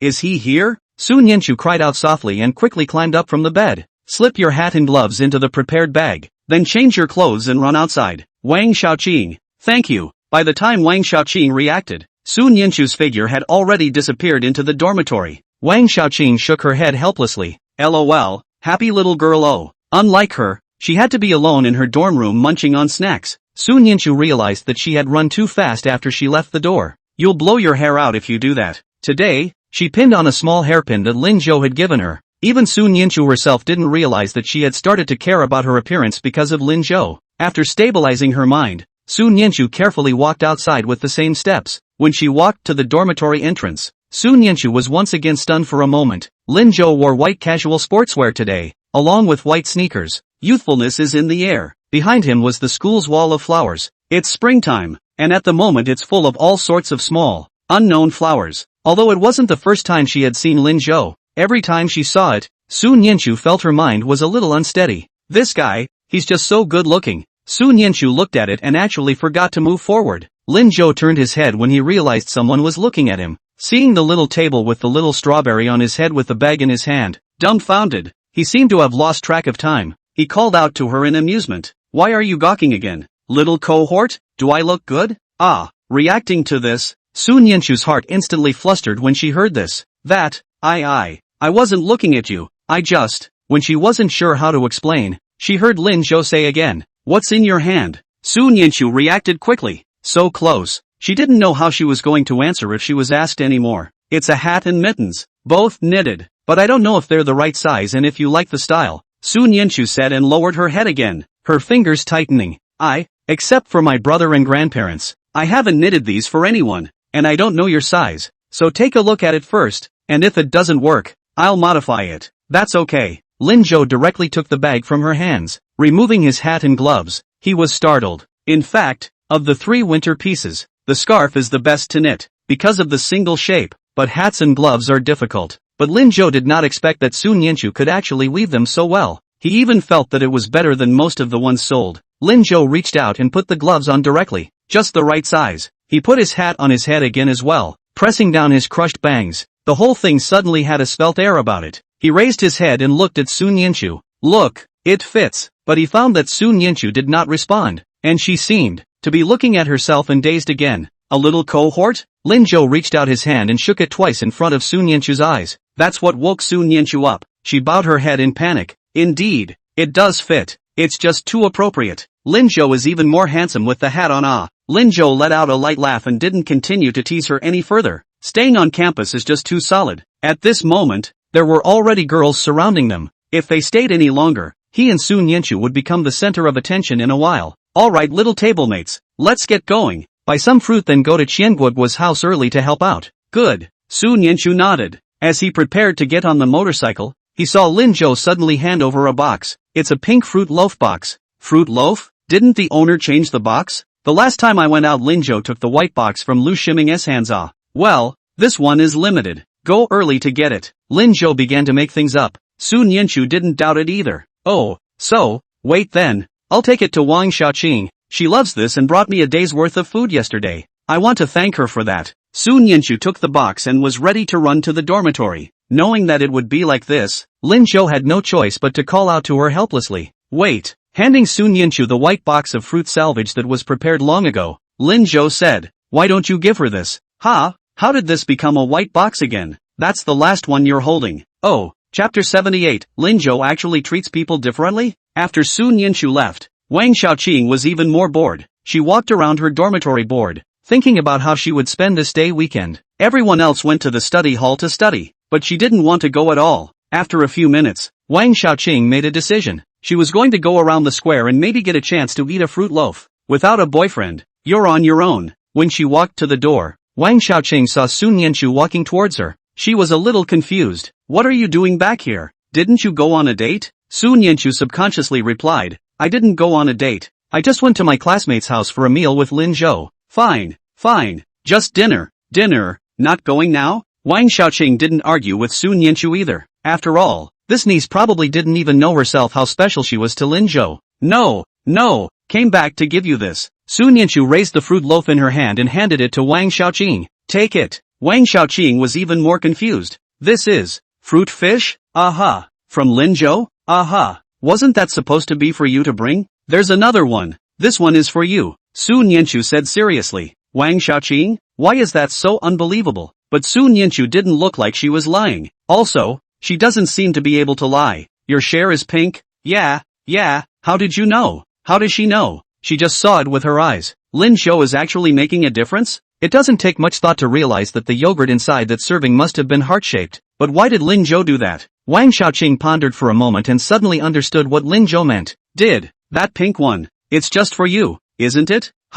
No, not. Sun Yinshu wanted to retort, but remembered that Lin Zhou did just ask for the pink one back. She was told to bring this one up to Wang Xiaoqing. Sun Yinshu herself wasn't sure anymore. She retorted subconsciously. Lin Zhou said there's just one copy of the pink box left over at the booth. Is that what he told you? Wang Xiaoqing said while opening the lid of the fruit salvage. Sure enough, the yogurt inside wasn't shaped like a heart. Yeah. Sun Yinshu nodded seriously. If you want to eat that one, I'll go down and get it for you. Ugh. No. No. Seeing Sun Yinshu about to leave, Wang Xiaoqing hurriedly pulled her back. Don't go. I'll just eat this one. But you really don't know what Lin Zhou means. Huh? Sun Yinshu was a bit flustered. What does he mean? Wang Xiaoqing kind of wanted to laugh. She looked at her fruit loaf and remembered the pink boxed one. It only felt that Lin Zhou was really too clever. Unfortunately, this little nymph Sun Yinshu hadn't reacted yet. It's nothing, but when you see Lin Zhou later remember to say thank you for me. Tell him that I understand everything he's saying, and that if you need any help in the future you can feel free to look for me. Oh, good. Sun Yinshu nodded before going downstairs. Wang Xiaoqing picked up the spoon and ate the banana dipped in yogurt and couldn't help but smile. The fruit loaf is quite sweet. Lin Zhou and Sun Yinshu. When on earth can it be sweet? Oh, looks like it's going to take an emotional guru like me. When Sun Yinshu walked to the door, Lin Zhou had already straddled the motorcycle. He handed the box in his hand to Sun Yinshu. Eat and go or go now? Seeing the pink box, Sun Yinshu froze. In her mind, the words Wang Xiaoqing had just spoken immediately resounded. That pink one, it's just for you, isn't it? Somehow, Sun Yinshu subconsciously said as she took the box. Let's go now. Didn't you say you wanted to go early? Just in time. Take this one to everyone. Lin Zhou? He wanted to say something, but he saw that Sun Yinshu had already carefully sat behind him, seemingly afraid of being too close to him. Sun Yinshu even deliberately moved back. She wasn't satisfied until her entire body didn't have any contact with Lin Zhou. I've got it. It won't spill. Go. That wasn't what he was worried about at all. Lin Zhou sighed helplessly. It seems that you are still underprepared. And how come the little table is so far away from you? And what's the purpose of riding a motorcycle? No way. He's got to do something. The motorcycle began to start, and Sun Yinshu finally let out a long sigh of relief. See, Lin Zhou didn't refuse. It means that this one is not special. It's just simply the last copy. What Wang Xiaoqing said was wrong. However, Sun Yinshu still carefully repeated the words Wang Xiaoqing explained to Lin Zhou. Lin Zhou laughed. Did she really say that? Aha. That's good. But Lin Zhou, do you have any favors that you need Wang Xiaoqing's help with? If memory serves, the two of them had only just met. Well, a little. After all, the youngest cohort was in the same dorm as her, and this one wasn't too bad. BFFs will generally play a vital role in a relationship. Sun Yinshu didn't have a best friend, but Wang Xiaoqing was definitely a good assister. Oh, Sun Yinshu lowered her head, thought for a moment, and added, actually, I can help you too. Ha, you can't do this. What is it? Just don't tell you yet. Okay, well. Sun Yinshu suddenly felt a sourness in her heart. Was he too stupid? Lin Zhou didn't even want to let himself help anymore, but he's obviously helped himself so much. How can one be so useless? As she was thinking, Sun Yinshu suddenly felt the car stop. Under the effect of inertia, her body suddenly slammed forward. The defenseless Sun Yinshu, just like that, her whole body was stuck on Lin Zhou's back. She subconsciously reached out and hugged Lin Zhou's waist, but after a moment, realized something was wrong. Sun Yinshu hurriedly spread her hands again, lowered her head, and moved her body back in panic. Yeah, sorry, I didn't mean it. It's okay. Lin Zhou adjusted his sitting position. My bad too. I just didn't see anyone in front of me. Slow down then. After moving for a while, Sun Yinshu was finally satisfied with the distance between them. She didn't care at all. In fact, there was no one in front of Lin Zhou's motorcycle just now. Lin Zhou smiled slightly.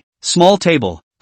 Can't be that far away from me. What? If we are too far away, there will still be inertia in a while. Maybe we will both fall, and you won't be able to keep your fruit loaf. So why don't you, sit forward? Yes, is it? But I didn't ask for that on my neighbor's motorcycle before. That's because they're good riders. I haven't been learning for a long time. I can't ride well. Oh, Sun Yinshu will be skeptical. She carefully moved forward a little, but it was still some distance away from Lin Zhou. Now what? Chapter 79, such an intimate action. She is really. It's still too far. Without looking back, Lin Zhou knew that Sun Yinshu was still half a hand's length away. The two were on a motorcycle, and if you didn't know better, you'd think the two had a fight. This niece, Sun Yinshu had to move forward a little bit more. What about, like this? Lin Zhou made a gesture to panic down the motorcycle. No, it's still far. Sun Yinshu was going crazy. She could only make sure that she wasn't next to Lin Zhou now. If she went any further, her entire body would be stuck to Lin Zhou. With such an intimate gesture, she was really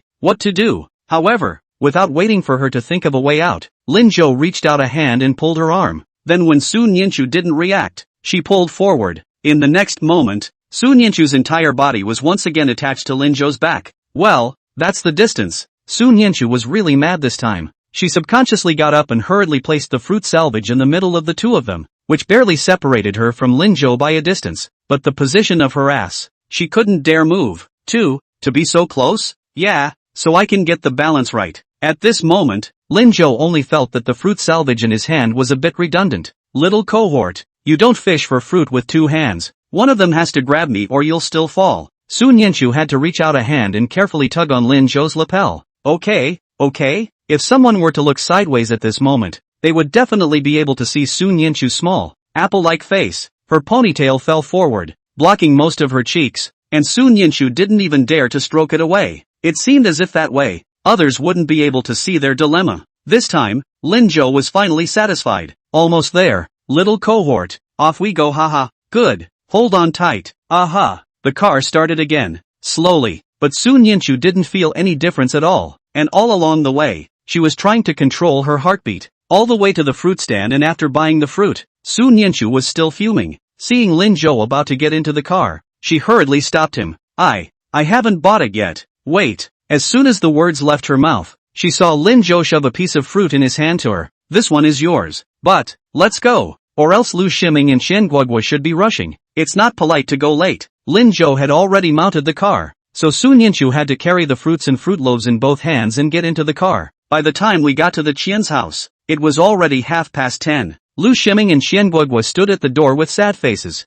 Brother Zhou, what's going on with you guys? This is a 20-minute ride, right? Lin Zhou greeted Lu Ximing when he went to pick up Su Nianchu from school. Lu Ximing looked at the time. About 9 o'clock. 20 minutes was 9:20, and he had deliberately left 20 minutes for Lin Zhou. I came to Qian Guogua's house before 9:40 and called Qian Guogua to go downstairs with me to pick up the people. As a result, it waited until 10:30 all at once. Oh, there was some traffic. Plug? It's the weekend and not rush hour, so there shouldn't be many people, right? Lu Ximing was obviously not convinced. Well, I'm not a good driver either. You're not a good driver? Lu Ximing was shocked while receiving the fruit. Boat brother, you know how to ride a motorcycle 5 years ago, These 2 years we go racing, you are the first every year. Ugh. No, Mr. Su, why is your face so red? Do you have a fever? Ha, why are you wearing a little hairpin? It's pretty cute. Lu Ximing was about to say something, but Qian Guogua slapped him on the head. What's all this nonsense for? Hurry up and get the fruit. Well. Lu Ximing hurriedly took the fruit and grudgingly led Lin Zhou inside.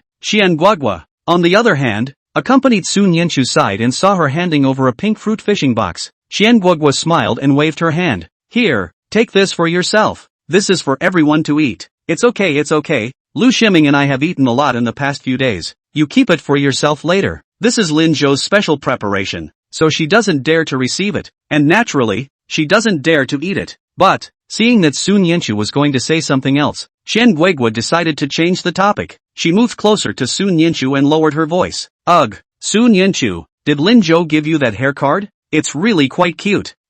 Su Nianchu really forgot about the fruit loaf and panicked, lowering her head to remove the hairpin. This is, okay, come on, let's go inside. Qian Guogua didn't tease her anymore and took a big step in the direction of home. Ahead, Lu Ximing took one step and turned back 3 times to look at Su Nianchu for a while, and suddenly realized, Boat, you're riding your bike so slowly, you're doing it on purpose, aren't you? Tell me, what happened on the road with your little cohort? Lin Zhou smiled mysteriously. You guess. Ugh, it's anyone's guess. It's not like I've ever been in love. Going to talk about it then? Lu Ximing thought about it and Lin Zhou was right, so he began to think deeply about himself. Brother Zhou, you also think I should find a girl, right? What do you say? How about when Cici from the arts class? She's a little school flower too, although she's not as good as Yun Ruoshi or that sister of yours, Qin Yutian. But, this time, not waiting for Lin Zhou to react, Qian Guogua, who heard their conversation, then hit the fruit in his hand on his body. Lu Ximing, you'd better hurry to the restroom and look in the mirror. A few people laughed and joked as they moved forward, but Su Nianchu, who was behind them, was a bit nervous. The Qian family is very large, and when you enter the neighborhood, there is a small building with a small yard. She'd heard it called a villa, and it was worth a lot of money in the city. Although Qian Guigui was completely unassuming, Lu Ximing and Lin Zhou seemed to be very approachable as well. But Sun Yanchu still felt a little uneasy. She'd never been to a classmate's house before, let alone one this rich. Seeing that she was about to enter, Sun Yanchu felt her body start to feel uncomfortable. Will Money Daddy and Money Mommy be serious? Would she be disliked for being too plainly dressed herself? Will they think she's from the country and not very nice? Thoughts were running through her head, and she didn't know what to do. When Sun Yanchu heard beside her, Lin Zhou's voice, "Walk faster, little cohort." He had a reassuring smile on his face. It stood 2 steps away from her directly in front of her. Didn't you just walk in front with Lu Ximing? Lu Ximing, that guy is messing around with Qian Guigui. No time to care about me. Both of us are here for the first time. We should go together so it's more polite. With Lin Zhou around, Sun Yanchu's uneasiness dissipated slightly. She walked quickly to Lin Zhou's side and stood side by side with him. Good. A giggling Qian Guigui opened the door, and Sun Yanchu saw an opulent home. Ahead, Qian Guigui was already shouting at them. Lin Zhou, Sun Yanchu, hurry up. Sun Yanchu took a deep breath and replaced it with a smile as she prepared to enter the house and greet people. But, upon entering, she realized that there was no one else in the house but the 4 of them. Qian Guigui was getting her slippers. My father and mother have something to go out. For the time being, just the 4 of us. They will not be back until later. Sun Yanchu, you just treat your own home. Don't be nervous. My mother has prepared a lot of snacks for us. Grabbing her slippers, she chirped off to prepare another snack. Lu Ximing made himself comfortable and went to wash the fruit. Sun Yanchu changed into slippers at Lin Zhou's gesture and sat on the sofa. The whole scene, it's a happy one. After preparing the snacks and fruits, Qian Guigui sat down on the sofa with a big smile and looked up at the ceiling. But honestly, I'm hungry. I didn't eat this morning. Why isn't my mom home yet? As soon as the words left his mouth, the house phone rang. Qian Guigui kicked her slippers and ran quickly to answer it. 2 minutes later, she was confused. Brothers, my mom said she's too busy and might not be able to come back for a while, so she told us to make our own or go out to eat. What can we do? Do any of you know how to cook? Chapter 80, Rebirth Benefits. Cooking Skills. The 3 of them, Lu Ximing, looked at each other in dismay, and in the end, landed their gazes on Lin Zhou. These days, they had discovered too many amazing things about Lin Zhou. Subconsciously, he assumed that Lin Zhou could also cook. This was difficult for Lin Zhou. How about that? We go out to eat? In his previous life, he did reign supreme in the mall after reforming, but he really doesn't know how to cook. Usually being home alone, cooking seems redundant and cumbersome. Most of the time I order takeout, and once or twice in a while I've done that and have eaten myself into the hospital. As for the school cafeteria thing, it's purely because the big brother at window number 2 made it so bad, and the students at the school aren't picky, so they're good at fooling around. But to get started on your own, seeing that several people did not respond, Lin Zhou added, my treat. The business is coming in quite a bit and there is absolute no problem with treats. Qian Guigui's entire body was a bit bereft. No, it's not a question of who's treating us. It's that I've prepared so much food, and there's still fish and shrimp in the fridge that my mom bought. And then, I've asked my cousin to download 2 movies for us, and I'm planning on having dinner and everyone nested in the house to play cards and watch TV. She beamed and sat paralyzed on the couch. Won't it all go to waste if we go out to eat? These were things that she had prepared for a long time, and Qian Guigui landed her gaze on Sun Yanchu's body again. Sun Yanchu, can't you cook either? Sun Yanchu shuddered slightly and bit her lip. What do you want to eat? Braised pork, and sweet and sour fish, cassoulet prawns. Qian Guigui's mouth watered as he spoke. She didn't notice at all that Sun Yanchu's mood was a bit off. She bowed her head and clenched her fingers.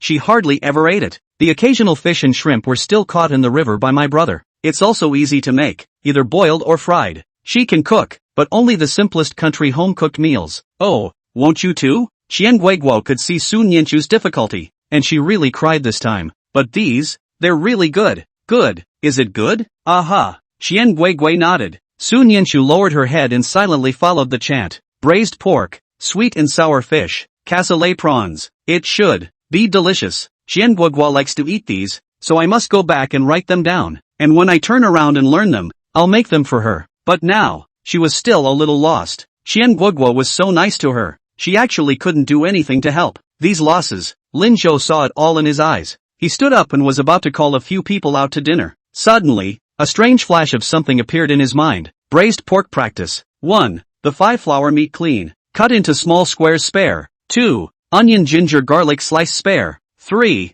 Pepper, spices cinnamon wrapped in gauze, the pot of oil, the next sugar fried to sugar color, braised prawns practice. 1. Wash the green shrimp. Remove the shrimp whiskers and shrimp threads. 2. Pour oil in a hot pan. Add chopped onion, ginger and garlic and stir fry for flavor. 3. Lin Zhou's entire body was stunned. What are these? He subconsciously looked at Qian Guogui. What did you just say you wanted to eat? Braised pork cassoulet and what else? Qian Guogui was startled by Lin Zhou's appearance and she subconsciously opened her mouth. Sweet and sour fish. Sweet and sour fish? Lin Zhou meditated. But in the mind, there was no movement. What's going on? Had he guessed wrong? Lin Zhou. What's wrong? Sun Yanchu also looked eagerly at Lin Zhou. You do know how to make sweet and sour fish? As soon as she spoke, Lin Zhou suddenly felt that a message appeared in his mind once again. Sweet and sour fish recipe. 1. Wash the fish. Remove the scales. Next to the head and tail each cut a knife. Draw out the tendons. Then cut both sides of the fish with a knife into tile-like. Add cooking wine and salt marinade for half an hour. 2. This is all the recipe information for the 3-course meal at. Is this also a rebirth benefit? But how come it doesn't work on Qian Guogua? Lin Zhou looked at the confused Lu Shiming. What do you want to eat? Me? I want to eat braised eggplant and back to the pot. Lin Zhou waited quietly for a few moments and realized that there was no response in his mind. He turned his head to look at Sun Yanchu. Little tablemate, what did Lu Shiming just say he wanted to eat? Braised eggplant and returned pork. As soon as she finished speaking, the information of braised eggplant and retort meat instantly appeared in Lin Zhou's mind. Lin Zhou was shocked. This time, the benefits seemed to only work for Sun Yanchu alone. But it was enough. Qian Guogua asked worriedly when she saw that Lin Zhou was a bit off. Lin Zhou, what's wrong with you? The other two looked over. Boat, are you okay? Lin Zhou smiled. It's okay, why don't I cook you guys dinner? Lu Shiming and Qian Guogua looked at each other. But you just said you wouldn't do it. When did I say that? The two choked. Come to think of it, Lin Zhou really didn't say that just now. He just said that he would let them go out to eat. And they subconsciously assumed that Lin Zhou wouldn't be able to cook. A boy under 18 who can cook? That's too much to believe, isn't it? Lu Shiming, as Lin Zhou's brother for several years, had never met. He's a little worried. Boat, why don't we still go out to eat? Lin Zhou didn't even look at him and turned his head to look at Sun Yanchu. Do you trust me, little cohort? Sun Yanchu stared at him in a daze, and after a moment, she nodded vigorously. Well, I believe it. That's fine. What do you want to eat? Me, I want to eat fried greens, Brussels sprouts. This range was so wide that Lin Zhou realized that there was nothing in his head. He asked hurriedly, what exactly is the speculation? This, Sun Yanchu didn't know what to say. The whole person was a bit confused. Qian Guogua shouted, I have oleander in my house. Yes, fried oatmeal is fine. Sun Yanchu's voice came, and in Lin Zhou's mind, the recipe for oatmeal immediately appeared. This is too good to use. Qian Guogua, do you have all these dishes they're talking about at home? Qian Guogua nodded blankly. Yes, that'll do. Little cohort, come help. He walked straight to the kitchen. You two remember to tell your little cohort to let me know if there's anything else you want to eat. Why couldn't I just tell you? We're so close. Lu Shiming followed with great incomprehension. Qian Guogua hurriedly pulled him back. Lin Zhou Sun Yanchu, you guys go cook. Lu Shiming and I will clean up the rest. Just ask me if there's anything you don't know where it is. Good. Lin Zhou nodded. Sun Yanchu also nodded happily. Okay, she is happy to be able to make a difference here. Lu Shiming was dumbfounded. Isn't it all packed up? Before he could say anything, Qian Guogua covered his mouth. Shoo, don't disturb them. Pack it up and pack it up again. Lu Shiming. But, Qian Guogua, do you really believe Lin Zhou can cook? What if what you make is inedible? Chapter 81, Cooking is a great opportunity for bonding. Lu Shiming was deeply skeptical. Qian Guogui was also a bit vain. I do have a bit of suspicion. But it's fine. I'll just go to the door and pack a hot pot and come back for dinner if he makes it really hard to swallow. Gotta give someone a chance, right? Besides, with this look, Lin Zhou obviously wants to show his hand in front of Sun Yanchu.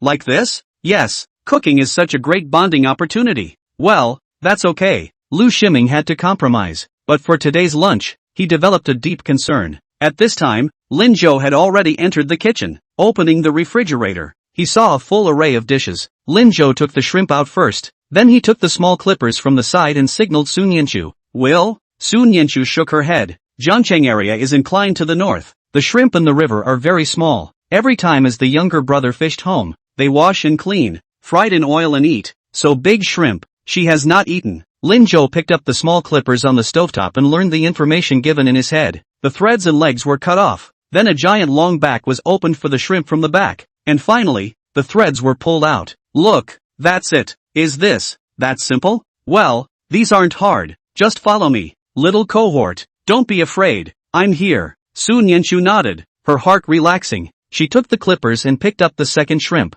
After following Lin Zhou's method, Su Nianchu rejoiced. I will. Well, then you choose the shrimp and I'll do the rest. Good. Su Nianchu nodded seriously. Lin Zhou took out the fish again and handled it. Shrimp Lin Zhou would have been able to choose, but fish he hadn't handled before. Although there were specific steps in his head, Lin Zhou was still a little worried. There is, after all, a gap between theory and practice. He picked up the knife, a little bewildered. Never mind, just follow the steps and try it. Where did he know that as soon as the knife touched the fish, Lin Zhou suddenly felt that there was a familiar feeling in his hand. It's as if you've handled the fish a million times. Clear penetration in every cell. This, rebirth skills? Lin Zhou gladly picked up the fish and handled it carefully. Su Nianchu, who was carefully choosing shrimp, suddenly heard a rustling sound of knives. She twisted her head and saw Lin Zhou holding a knife, scraping the fish scales. His technique was so skillful that Su Nianchu had only seen it on TV. She looked at Lin Zhou's back in shock. This guy, how come he knows everything?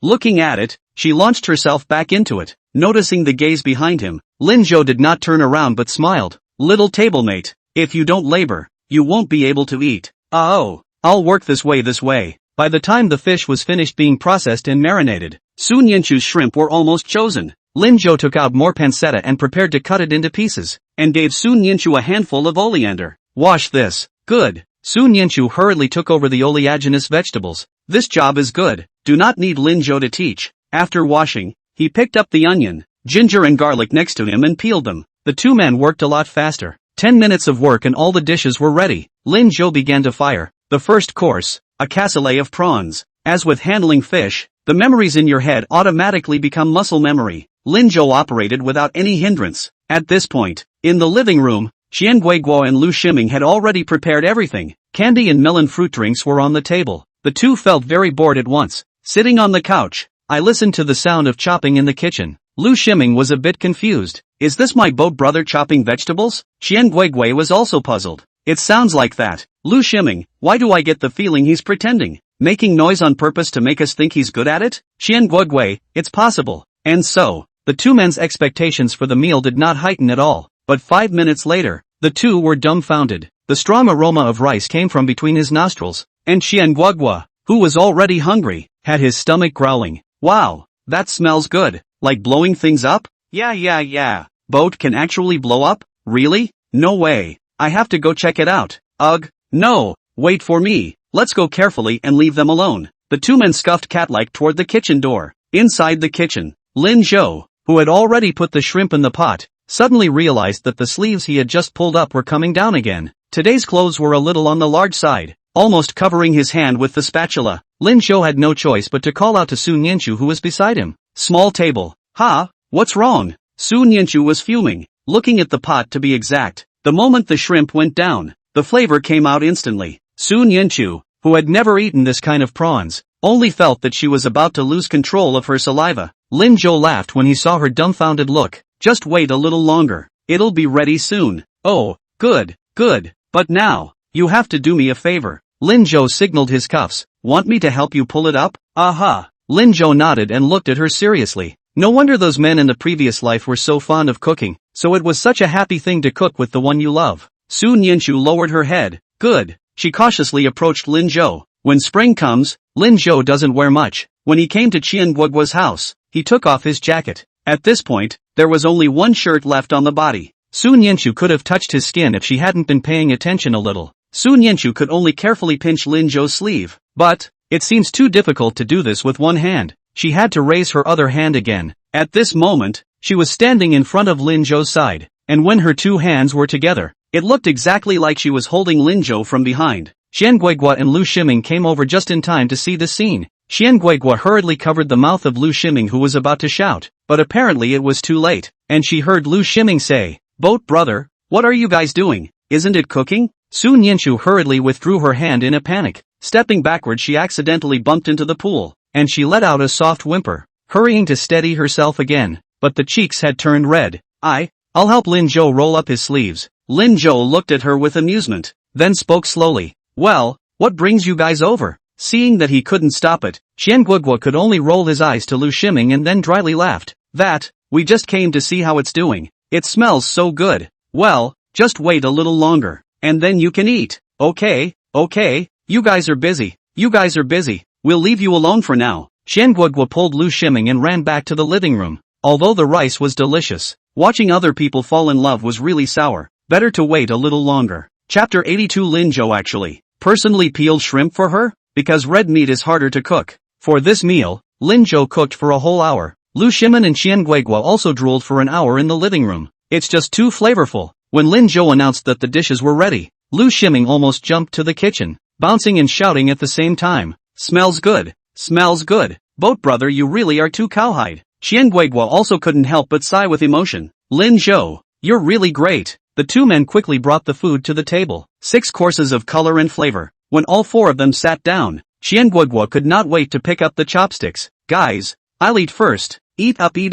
Qian Guoguo picked up a shrimp and stuffed it into her mouth, eating and nodding at the same time. Oh, it's so good. Better than my mom's. No, better than the chef's I ate out with. Lu Shiming also chucked a piece of Huevo's rancheros into his mouth. Brother Boat, you're my half-brother. Lu Shiming, you've had enough. Qian Guoguo spat vaguely. Lin Zhou watched helplessly as they made a scene, turned his head, and looked at Sun Yanchu. Let's eat. Good. Sun Yanchu picked up her chopsticks and tested them, but she didn't know which one to pinch. Seeing this, Lin Zhou picked up a piece of braised pork and put it into her bowl. You taste it first. Then he took a shrimp and put it on his plate. Sun Yanchu looked at the red, moist and chubby braised pork and swallowed her saliva again as she carefully took a bite. At once, full of fresh flavor, fat but not greasy. Is it good? Lin Zhou's voice came from the side. Sun Yanchu's mouth bulged as she ate. Yummy, extra yummy. That's good. Try this again. Lin Zhou handed Sun Yanchu the shrimp in the bowl as well. Sun Yanchu froze and swallowed the red meat in her mouth,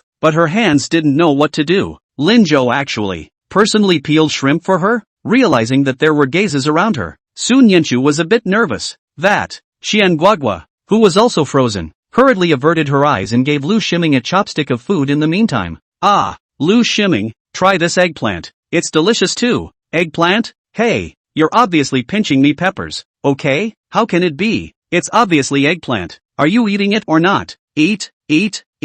Dare I not? Lu Shiming grumbled and ate the chili. After the two of them made such a mess, Sun Yanchu then picked up the shrimp and put it in her mouth. The flavor of the shrimp was also extremely good, and Sun Yanchu smiled happily as she ate it. She also gave Lin Zhou a piece of fish. Lin Zhou, you eat too. Good. It was an extraordinarily enjoyable meal for the 4 of them. Qian Guoguo expressed her gratitude to Sun Yanchu and Lin Zhou as she sipped her drink. Because of them, not only was she complimented, but she also decided to reset her goals and move straight up to a book in college. Lu Shiming is no exception. With a big grin he finished his meal and actually knew to do the dishes. With this effort, Qian Guoguo turned on the TV. A movie was put on. The 4 teens nestled on the couch, watching intently. Same day, Qin Shulan and Qin Yutian, however, had a bad time. This weekend, Qin Yutian didn't go anywhere, so she stayed at home with Qin Shulan. At first, she thought her mom was a little happier, but by Sunday afternoon, mom's whole body was in a bit of a panic. Qin Yutian was very anxious. When the phone rang, she picked it up faster than Qin Shulan. On the other end, Zhang Xiulian's voice rang out. Sweetie, is your mom not here? My mom's out, so just talk to me if you need anything. That's fine. You tell your mom not to call us. We didn't count that money and we won't ask her for it, but we've made connections to find director Lee, and we'll participate in the square dance competition as usual, and we'll be able to compete without her. It's not that it has to be her. Qin Yutian was a bit saddened when she heard this, but anti-chapter. Before she could finish her sentence, the phone was snatched by Qin Shulan. What?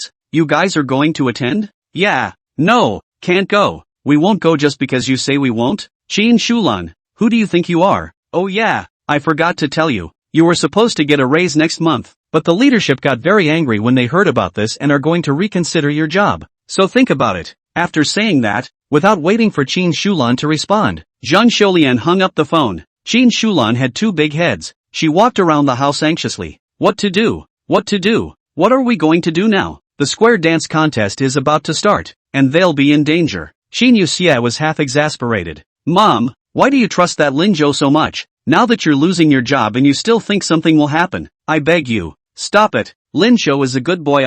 He won't lie to us. Moreover, I went over there to meet an old man who said, Mom, you told me about this, but why is he working there when he knows it's dangerous? I think he's crazy. But, you go to Auntie Zhang right now, apologize to her, the square dance competition might still be possible, and you can keep your job, I'll accompany you. Qin Shulan froze for a moment, then shook her head. No, I'm not going, Mom. Qin Yutian was anxious. At this point, the door was pushed open and Lin Changzhang, who had heard their conversation, walked in. Shulan, sweetie, what's going on? Is this matter related to Lin Zhou? Not. Qin Shulan was just about to retort when Qin Yutian grabbed the lead. Mom, can you stop favoring Lin Zhou? She quickly went over what Lin Zhou had said to them. Then in exasperation, Uncle Lin, look, my mom has become what because of this matter? What's going on with Lin Zhou? Why did he go to the square dance competition? Lin Changzheng froze. I don't think he's ever been there. Their house isn't even on the same road as that way. So how could he have seen it on his way? Listen, Mom, listen. I told you Lin Zhou was lying. Qin Shulan looked up. But I really think it's going to be dangerous. Long march, what should we do? Qin Shulan had already taken Lin Changjing as her backbone. Lin Changjing thought for a moment and said, in this case, I'll go over there with you. In case there is danger, I can still give Zhang Xiulian and the others a heads up. If not, we'll apologize to them properly, pay the compensation that should be paid, and say good words. Okay, then it's settled. You Tian, stay home by yourself, don't go anywhere. I'll go with your Uncle Lin to take a look. Qin Shulan roughly cleaned up a bit and left the door with Lin Changjing. Qin Yutian was very angry as she nestled alone in her home. No, I have to go find Lin Zhou and ask for a statement. This kid, it's too much. Qin Yutian even forgot that she was even younger than Lin Zhou. Chapter 83 Sun Yanchu is finished. Lin Zhou has been taken advantage of. 6 o'clock in the afternoon. Lin Changjing rode a small electric donkey and arrived at the square dance competition venue. The race starts at 7 o'clock. Only an hour left. Lin Changjing went to park the car, and Qin Shulan stood at the door, but she didn't know if she should go in or not. Lin Changjing gently patted her shoulder. Sukran, still worried? Qin Shulan was worried. Changjing, will you think I'm ridiculous too? Lin Changjing shook his head. No, you are originally a person with a fine heart. Moreover, I understand Xiaozhou, although he loves to fool around, but in this kind of thing, he still has a sense of propriety. This venue, there might really be a problem. Then we go in and check it out. You don't actually want them to get hurt, don't you? Otherwise, why would you be so nervous about just not competing yourself? If we can persuade us, we can't. And if something really happens we can still help out inside. Of course, it's better if nothing happens. Qin Shulan nodded. Just follow me. Good. The two entered the venue one after the other. A number of people had already gathered in the venue. Besides middle-aged people of their age group, there were also old people and children. They talked and laughed in a feverish manner, completely different from Qin Shulan's state of mind. Qin Shulan took a deep breath and tried to calm down as much as possible before looking around. Soon, she saw several people from Zhang Xiulian. A few people were packing up their makeup at the offstage. Qin Shulan subconsciously walked over. Su Lin, hearing this shout, Zhang Xiulian's hand slightly paused, but, without even looking at Qin Shulan, she continued her movements. So did everyone else. If you're trying to come and make us give up like you, I suggest you get out of here. Zhang Xiulian spoke without any politeness at all. Qin Shulan opened her mouth, but not a single word came out. She knew everyone would hold a grudge against her. After a long time, she said, be careful, and hurry down when you find something wrong. She turned and walked toward the audience. Zhang Xiulian looked at her back and froze. The person next to her immediately touched her. What are you doing? Sister Zhang, don't bother to get on her bad side. She's a goddess. Look, she even brought that wild man of hers. Zhang Xiulian frowned, and the movement of her hand continued. Don't talk nonsense. Where did I ramble? That's clearly, when a man loses his wife and a woman loses her husband, it's a normal relationship, so how is it a wild man? Although we have grievances, we can't turn black and white upside down without distinguishing between right and wrong. Okay. Chapter sister, you're right. In the meantime, Lin Zhou and the others had also watched the last movie. Looking at the time, Lin Zhou quickly mounted the motorcycle. Little cohort, get in the car. I'll take you back. 20 minutes to send Sun Yanchu back. Then he had to hurry to the competition site. Although Qin Yutian and Qin Shulan's side had already explained it, Qin Yutian looked like she clearly didn't trust herself. Just to be sure, he had to check it out. If something really happened to Auntie Qin, old Lin would be heartbroken. He couldn't let that happen. Lu Shiming had wanted to skin it and say that the motorcycle was mine, but looking at Lin Zhou's tense look, he still stopped his mouth. Soon Yenshu also realized that something was wrong. She didn't squirm and quickly got in the car and pinched the corner of Lin Zhou's coat. The car whooshed away. Xian Guoguo and Lu Ximing were dumbfounded. Lin Zhou's car skills. He won't really come first in every race, right? That's for sure. Can I lie to you? My brother Zhou is awesome. Well, Soon Yenshu is finished. Xian Guoguo stayed for a moment before jumping to a conclusion. Lu Ximing was a bit bewildered. How come it's over? Xian Guoguo, she's being held to death by Lin Zhou. So she's not finished? When Lu Ximing thought about it, it seemed to be true. He rubbed his chin. Is it so easy to take a girl? Xian Guoguo couldn't help but roll her eyes greatly at once. Wake up you. That's Lin Zhou. Only simple. If it's you. He. Ugh. Xian Guoguo. What do you mean? Can't you hear what I mean? Road. Lin Zhou took one turn after another for a while, winding Soon Yenshu a bit dizzy. Her bangs were blown up and Soon Yenshu hurriedly lowered her head and hid behind Lin Zhou. Not a word. Wait until the car is parked in front of the school. Soon Yenshu realized that it really was just as Lu Ximing had said. It only took 20 minutes. Nareen boat today during the day. Was it intentional? But why did he do it? Soon Yenshu couldn't think of anything. But he heard Lin Zhou say, "Hey little cohort. I've got a bit of an emergency I need to take care of. So go back to school and remember to eat dinner." Oh, good. Soon Yenshu nodded seriously. A moment later, she hurried on. Lin Zhou, do you need my help? Lin Zhou reached out and rubbed her hair. No, I can handle it. Okay, I believe you.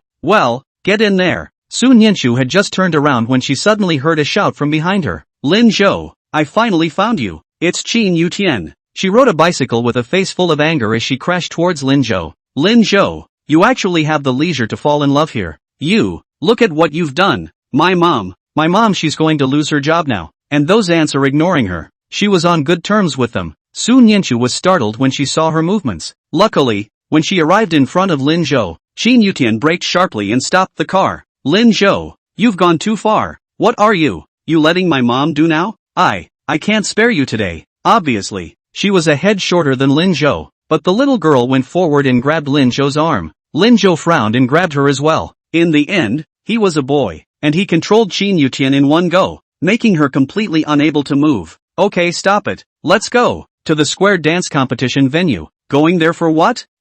You? Aren't you afraid of your mom being isolated? Let's go. I'll go with you and apologize and say that I'm to blame for this whole thing and they'll forgive your mother. There wasn't enough time. Lin Zhou didn't want to waste time with Qin Yutian. This was the best and fastest way. Qin Yutian was really stunned after hearing this, and her entire body was a bit bewildered. Really?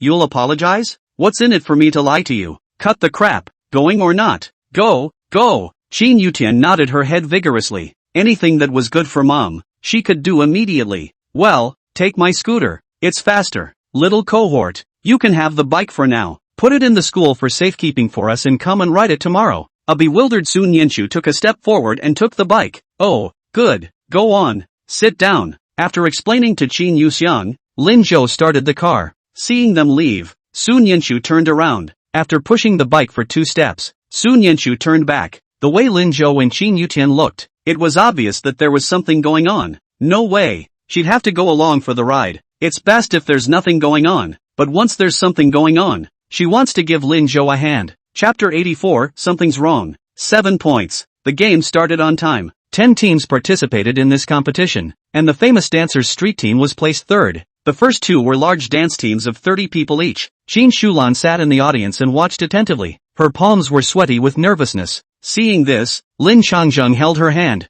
Don't be afraid. There are so many people in the first 2 teams. If they're all right, the third team won't be either. Qin Shulan nodded and took a deep breath. Let's hope so. Looking on, Qin Shulan saw that in the corner of the stage, Zhang Xiulian was also standing there. Qin Shulan looked at her in surprise. Logically, at this time, Zhang Xiulian should be preparing in the background. What's she looking at? What's wrong? Lin Changjing noticed that Qin Shulan's mood was not quite right and asked worriedly. No, it's fine. Qin Shulan shook her head. The first show ended with the entire venue intact. Zhang Xiulian turned her head and exchanged a glance with Qin Shulan, a sneer on her face. Qin Shulan's palms tightened, but she didn't say anything. The second game continued to go well. Qin Shulan let out a long sigh of relief. It would be nice if it really was a false alarm. As for the rest, more on that later. The third game begins. Behind the stage, the crowd and Zhang Xiulian gave each other high fives of encouragement. Sister Zhang, it's okay, don't worry. That's right. Shulan is completely full of. So many people in the front too are fine. Aha. Zhang Xiulian nodded. Go everyone, go for it, go for it. After encouraging each other, several people took the stage together. The music plays. Their dance started slowly along with it. Everyone was so engrossed in the dance that no one noticed. The stage, which had been struggling to hold on, shuddered slightly. Qin Shulan put her hand on her chest in a prayer-like gesture, her eyes never leaving the stage for a moment. Same moment, Lin Zhou made a dashing swerve and turned to the periphery of the square dance venue, riding quickly to the door. He signaled Qin Yuxian to come down first. He wanted to park. Qin Yutian, who had gotten out of the car, looked around. Because of the race, there are many cars over here and all kinds of lights are lit up around the venue. The stage was brilliantly lit. The music rocks too. Qin Yutian skimmed her lips and smiled. Lin Zhou, look, isn't this fine? Nothing happened. When you see my mom later, remember to apologize properly and apologize to those ants as well. Aha. Lin Zhou replied absent-mindedly. Your dad brought my mom to the venue, and I don't know if my mom attended. Qin Yutian said and lowered her head. Lin Zhou froze. What?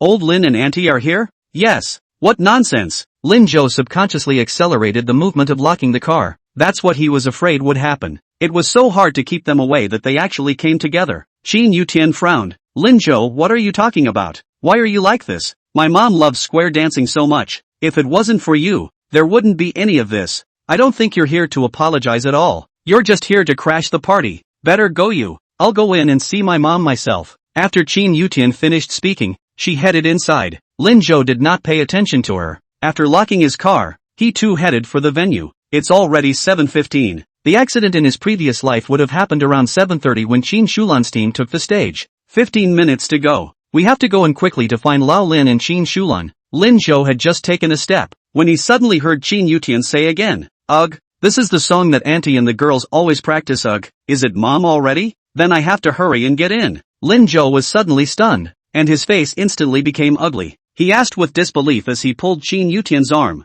What did you say? Are you? Qin Yutian, who was about to scold Lin Zhou, saw Lin Zhou's expression and the entirety of her words were choked back. I'd say this is the song that mom is on the track. Asterisk asterisk asterisk asterisk. Lin Zhou cursed angrily and quickly rushed towards the venue. How come it's early? Was it because he had come back reborn and changed the course of things? Then old Lin and Auntie Qin, aren't they both in danger now? Qin Yuxiang also panicked a little when she saw that Lin Zhou wasn't quite normal, and she hurriedly followed. Lin Zhou, what's wrong? As soon as she finished speaking, Qin Yutian suddenly heard a rumbling sound. Next moment, all the lights on the entire stage went out. There were all sorts of terrified screams coming from the venue. In that one instant, Qin Yutian's brain instantly turned blank. Her entire body jerked as if she couldn't believe what was happening, and her voice trembled throughout. Lin Zhou, cut the crap and find someone. Lin Zhou didn't play around with her anymore and pulled her inside. Throughout the entire process, Qin Yutian couldn't even react. But no one knew that Lin Zhou's heart was actually more panicked. He didn't dare to think about it. If something did happen to old Lin, what is he going to do? Everything was unknown now, and he had to force himself to calm down. And at this point, inside the meeting hall, Qin Shulan also stood up in a panic. Blood seeped from her eyes as she looked incredulously at the scene before her. Big brother Lin, I am. Lin Qingzheng stood up and held Qin Shulan's hand tightly. I'm in. What to do? It's really collapsing. Xiaolian, and my sisters. Originally, the song had come to an end. It's time for them to appear as a group and pose. Qin Shulan was just about to breathe a sigh of relief when she saw the scene. For a moment, she couldn't react at all. Don't be afraid. Lin Changzheng also panicked a bit. Let's go save the people. It's fine. It must be fine. Yes. Save lives. Call 120-110. Come on, let's go help first. The two did their best to keep themselves quiet, then quickly rushed in at the stage. Security personnel are already controlling order and keeping uninvolved people away. Another part of the group quickly joined the rescue. It was dim, despite the various flashlights that were lit up. Can't see a thing. Lin Zhou pulled Qin Yutian forward against the flow of people. Along the way, neither Lin Changzheng nor Qin Shulan were seen. Neither one had a cell phone either, and no one could reach anyone. All the time he rushed to the stage, he saw a mess all over the place, and there was no one in front of him. Qin Yutian, who was biting her lip to keep herself from crying out, finally couldn't control herself and her entire body panicked. Mommy, where are you? I'm Sugar. Mom, you should answer me. I don't know how many times she shouted. The little one suddenly broke down emotionally, and the whole person squatted on the ground, crying out. Lin Zhou didn't stop her. He fought back the fluttering in his heart and looked around calmly. It was discovered that someone had already made a phone call and rescuers were carrying the injured out. Lin Zhou's expression was tight. The old forest. After he shouted, he finally spotted Qin Shulan and Lin Changjung who were beside the injured. Helping. Chapter 85, Lin Zhou. Thank you. The two didn't seem to see him, busy as they were. Lin Zhou tried, but in the end, he didn't go over to disturb them and stood behind Qin Yutian and watched them get busy. His gripped heart finally settled down. Having lived through one life, it was hard to have a new life, and he was more afraid of losing it than anyone else. But he can't break down. Looking at them at this moment, Lin Zhou suddenly revealed a smile. So close. Okay, they're all in. Old Lin, Auntie Chin, Sugar, all of them, and the little table. Everything is moving in a good direction. Otherwise, he didn't know how he was going to face himself in this life. After gathering an injured person, Lin Changjiang also discovered Lin Zhou. He walked briskly. Brat, what are you doing here? Lin Zhou smiled and went forward and hugged Lin Changjiang. Old Lin, it's good to see you're okay. That's so nice. Lin Changjiang cursed but reluctantly pulled Lin Zhou out of his arms. What are you doing? Manly man so pretentious. You quickly look at your sister sweet crying so much. Why do you not care? Said. Lin Changjiang was about to go and pacify Qin Yutian, but he was stopped by Lin Zhou. Don't go. Why? Lin Zhou gestured to Qin Shulan in the distance. She also saw Qin Yutian, but she couldn't take the time to come over because she was holding up her team members. But Qin Yutian's cries reached her ears, and Qin Shulan was a bit anxious. Qin Yutian didn't realize that Qin Shulan was fine. The one moment she collapsed, her mind became a jumbled mess. The moment. She regretted a million times. Regretted not listening to Lin Zhou. Regretted always going against Lin Zhou. I regret that I don't usually communicate with my mom. So much so that my relationship with her has drifted away. Regretting that I often make my mom angry. More than that, I regret that I didn't grow up the way my mom wanted me to. She seemed to keep telling herself that she had to try to protect her mom, but at every turn, it was her mom who protected her. At the thought of this, Qin Yutian couldn't help herself. She fell to her knees and bawled.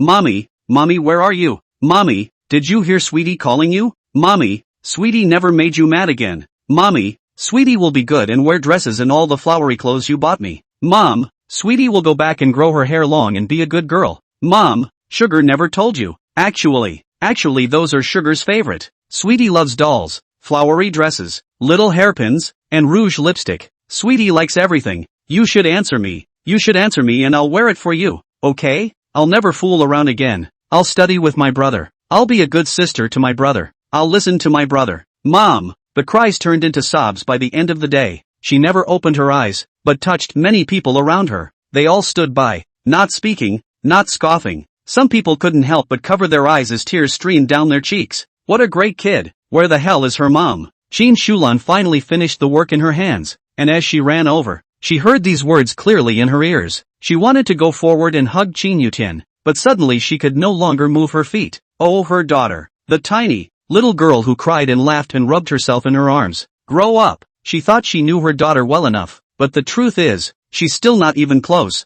I can't believe I didn't even know that. They say that mothers and daughters are connected, but, instead, they were on her way to growing up and getting further and further away. But today, it seemed to pull closer. She just stood behind Qin Yutian, looking at the tiny her and calling out to her over and over again. At some point, Lin Zhou walked up to them. He squatted down and gently patted Qin Yutian's shoulder. Sugar! Hearing Lin Zhou's voice, Qin Yutian broke down once again. She almost uncontrollably jumped into Lin Zhou's arms, tears wetting Lin Zhou's clothes. Brother, I was wrong. I'm really wrong. I won't dare again. Will you let my mom answer me? I'll do as I'm told. I'll do as I'm told from now on. Lin Zhou patted her again, comforting. Really? Aha! The little girl choked back a sob and nodded vigorously. Okay, then I'll call mom for you. Qin Yutian was slightly stunned, a line of tears still hanging on her face. What?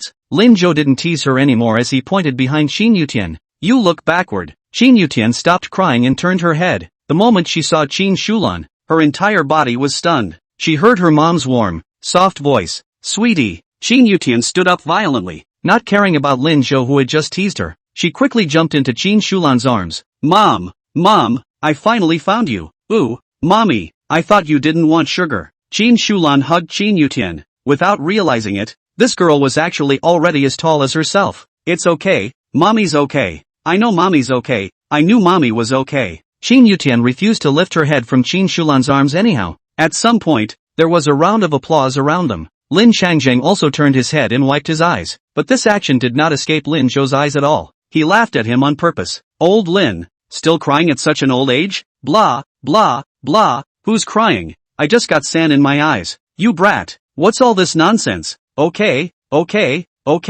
it's my nonsense, but sweetie should be very obedient when she goes back this time, right? You kid, you're just going to bully sweetie. That's your sister. Yes, my full sister. Alright, I'm going to go help. You stay here and take care of sweetie and your aunt. Good. Lin Zhou nodded his head and didn't stop him. A man's got to man up to his responsibilities. Qin Shulan and Qin Yutian hugged for a while and also went to help organize the messy venue. Qin Yutian, who had dried her tears, was still choking. Seeing Lin Zhou, she suddenly became a little embarrassed. What are you looking at? Never seen a pretty girl before? Yo, crying like a pretty little kitten? Blah blah blah. Lin Zhou, you bullied me. Just now you were called brother? How come you're calling Lin Zhou in the blink of an eye? Sweet, it's not good to turn the other cheek. Good boy, call your brother? You want to die. Lin Zhou. Qin Yutian picked up a rock on the ground and intended to throw it at Lin Zhou, but when it reached his hands, he threw the paper for wiping his nose instead. Seeing Lin Zhou laughing at her, Qin Yutian suddenly squatted down quietly. She quietly looked at Lin Zhou. A moment later, a smile. Lin Zhou, thank you. Lin Zhou was about to say something. Suddenly, he heard, not far away, the shouts of Lin Changzhen. First aid. Who knows first aid? Somebody, there's a guy here in cardiac arrest. Chapter 86. I'll wipe your sweat. You focus on saving people. The ambulance hasn't come yet. The whole scene was chaotic, but no one dared to move forward. Lin Zhou also pulled Qin Yutian and quickly ran over. In his previous life, he only remembered that Qin Shulan was injured, and didn't pay attention to whether or not anyone died in the accident. But now, cardiac arrest. It's a big deal. If you can't save them, they're gone. Walking up to him, he saw Qin Shulan lying on her back and crying beside the injured man. Qin Yutian also saw the person lying on the ground, and she opened her mouth in panic. Auntie Ruyu. Why Auntie Ruyu? Mom. Next to her, the injured Zhang Xiulian was still comforting Qin Shulan. Shulan, don't cry. You did your best. I'm to blame for this. If Ruyu and I had listened to you,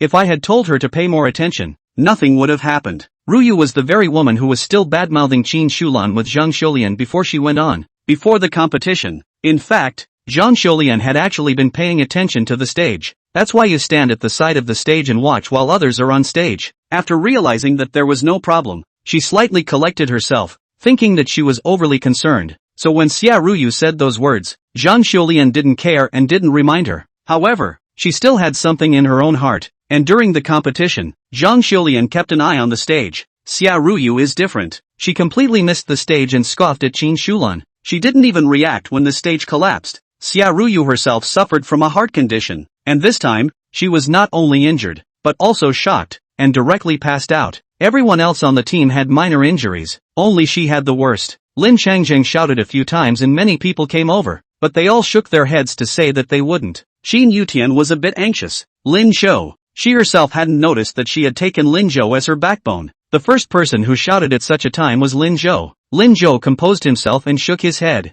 The first aid thing, he wouldn't either. Just now he tried to go for triggering the respawn benefit, but it didn't work. Neither his own mind nor his own body responded. He really wouldn't. Just when everyone was at a loss, Lin Zhou suddenly heard a clear voice. I'll do it. The crowd moved out of the way. Lin Zhou caught a glimpse of Sun Yanchu who was standing behind the crowd and was breathing heavily. She looked tired, her thick bangs still covering half of her cheeks. Still wearing his baggy school uniform, the whole man stood thin and frail, but she no longer spoke with her usual caution. She stood firm, each word very clear and strong. I'll try. Qin Yutian and Qin Shulan were slightly stunned and both looked at Lin Zhou. She's not. Lin Changzheng, who hadn't seen Sun Yanchu before, was a bit worried. Little girl, first aid is a pain in the ass. Can you do it? Sun Yanchu nodded. It's okay, my grandfather also has this aspect of the disease. I learned it from my nurse sister when I was nursing him in the hospital. Grandpa was sick for many years. Doctors say that this disease does not develop like a normal person, but once it develops, 9 deaths, must be immediately emergency. So, Sun Yanchu learned it over and over again. She was afraid that one day her grandfather would suddenly leave her, leaving grandma brother and her. In that case, she didn't know what to do.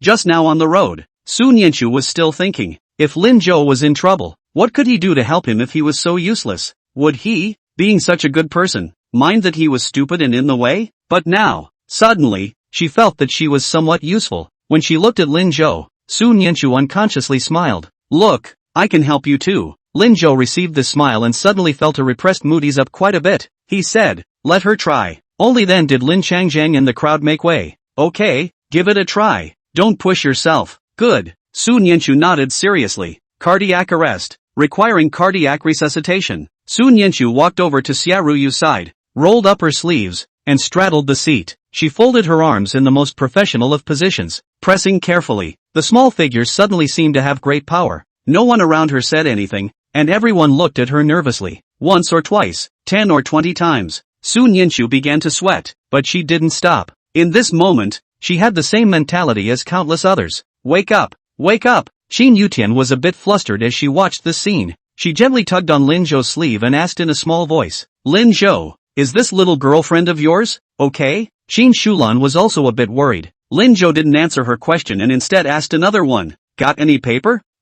Yes, but what do you need paper for at this hour? Although Qin Yutian was puzzled, she still handed Lin Zhou a tissue. Lin Zhou took it and drew one out. Then, in Qin Yutian's bewildered gaze, he squatted down. He squatted beside Su Nianchu and took the paper out. He didn't stop Su Nianchu, but said softly, come on, little cohort. Seeing Su Nianchu look up at him, Lin Zhou added, don't get distracted. I'll wipe your sweat while you focus on saving the day. Good. Su Nianchu nodded vigorously. That moment, she pressed all the strength in her body into her hands. Once and for all. Time. I don't know how much time has passed. Someone in the crowd finally relented. Why hasn't the ambulance come yet? Little girl, forget it, you'll be deflated in a while. She may not be saved. But Su Nianchu didn't give up. She said seriously, no, can't give up. No life should be given up. Another minute passed. The sound of an ambulance was heard in the distance. At the same moment, Xia Ruyu, who was under Su Nianchu, suddenly coughed. The crowd is shocked. Alive.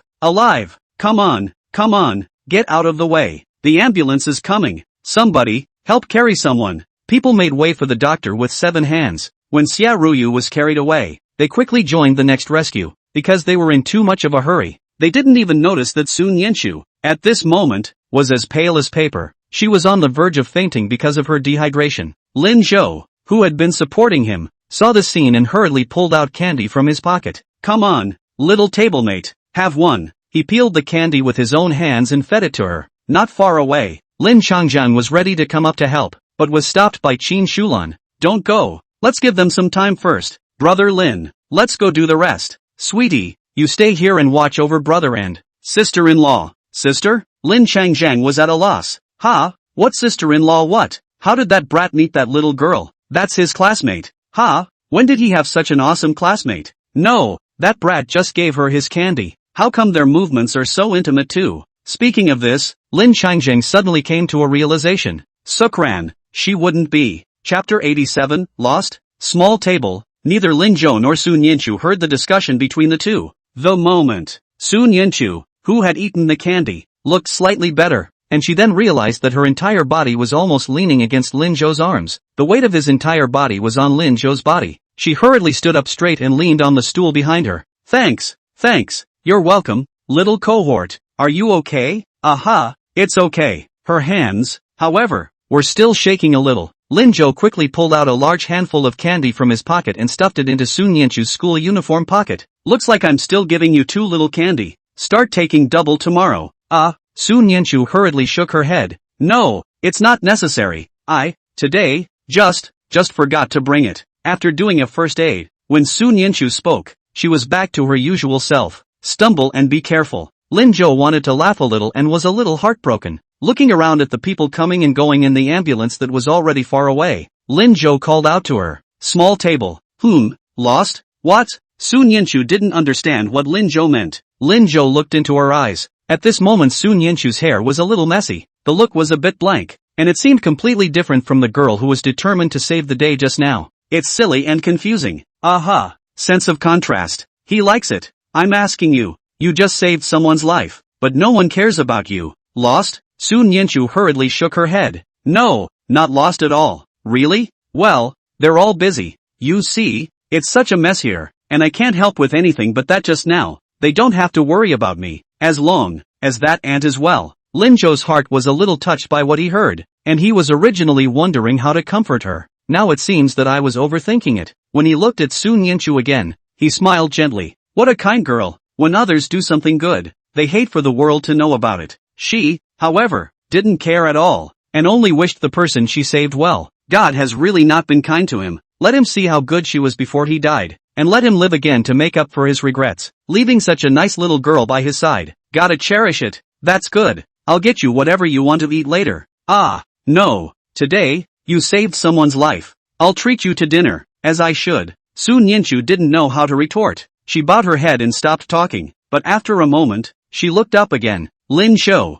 Aha. Am I doing you a favor today? What? I said today. Am I doing you a favor? The young girl's eyes shone brightly, and Lin Zhou could almost see the brilliant anticipation inside. At that moment, Lin Zhou was suddenly stunned. This little girl should not be. He almost blurted it out. Count on it as a big favor. The little girl let out a long sigh of relief, and a smile immediately appeared on her face. Even her eyes turned into a curved moon. That's good. I'm kind of, able to give Lin Zhou's classmates a hand. The latter sentence, she said very softly, but Lin Zhou still heard it clearly. His heart was, once again, deeply touched. Original. The little cohort is doing all this as a favor to him. In her eyes, it didn't matter at all what other people didn't care about because they had done him a favor. As long as he could help Lin Zhou, everything was fine. At that moment, Lin Zhou suddenly felt a sweet wind blowing towards his heart. He couldn't help but stand up straight, then held out his hand. He would hold that wind and keep her haunting him.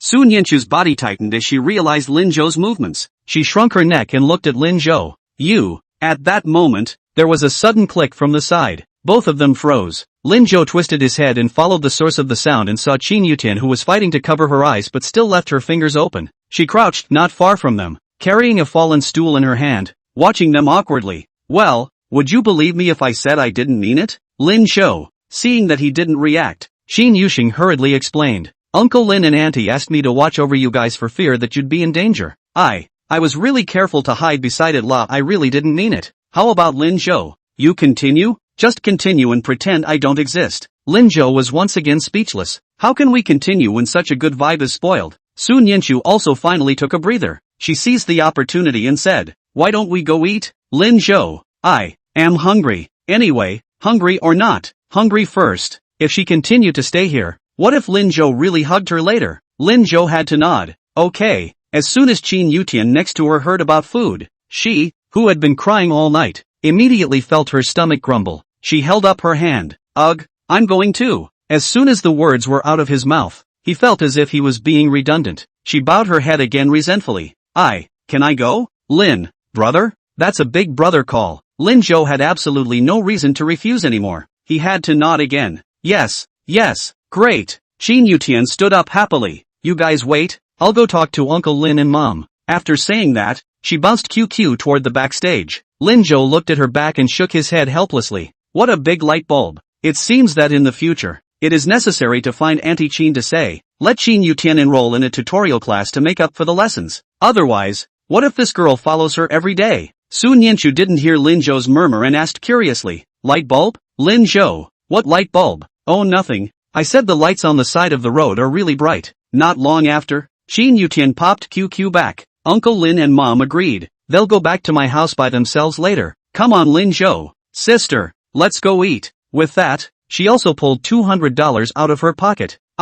It's on me today. My mom paid for it and said for me to thank you guys. Lin Zhou looked at Qin Yutian suspiciously. Why is that so hard for him to believe? But Qin Yutian had already pulled Sun Yanchu outside. Lin Zhou had no choice but to follow helplessly. They hadn't been gone long. Two people suddenly appeared where they had just been standing. The two looked around the room as if searching for something. After a long time, they scratched their heads in confusion. Where are those three students? They've just been standing here. Why are they suddenly gone? I don't know. I think it's gone. It's your fault for taking so long to come over and look for it. Aren't I busy? There are too many things to deal with over there. And besides, you have to apply to your superiors for rewards, right? Also, what now? Let's see. I remember. They are wearing the uniform of the first school, right? The two looked at each other a little and nodded to each other. It should be. Chapter 88, My Own Child. What's wrong with spoiling him? Backstage at the venue, Lin Changjiang and Qin Shulan were also almost finished with their busy schedules. They sat down in their chairs,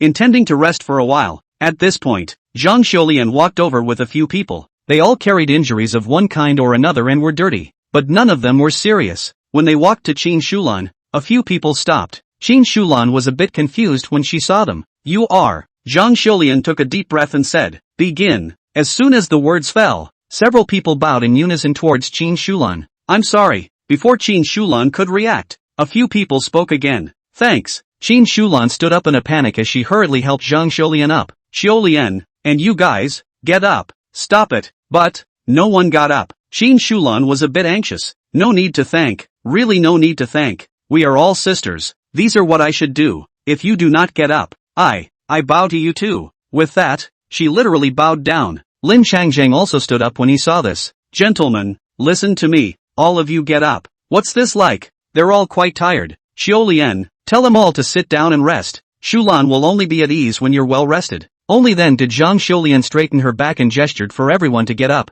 This time, thanks to you guys, I actually didn't accomplish anything. Speaking of this, Qin Shulan was a bit ashamed. Zhang Xiulian shook her head. No, you did a lot of that. In fact, although we did not admit it before, but in addition to Ruyu, a few of us have put your words in our hearts. Just take a chance. And because of this, when the accident happened, we dodged, so we did not suffer any serious injuries, or else may all be the same as Ruyu. As she spoke, Zhang Xiuyun almost fell into tears. A few others hastened to agree. Yes, Shulan, I have to thank you this time. If it weren't for you, I don't know if I'd ever see my granddaughter again. Me too. My big fat grandson was just born. Qin Shulan couldn't say anything when she saw how serious everyone was. She bowed her head in a tangle, remembering their prejudice against Lin Changzheng. So, again, actually, I shouldn't be thanked for this. I was alerted to it. Ah yes.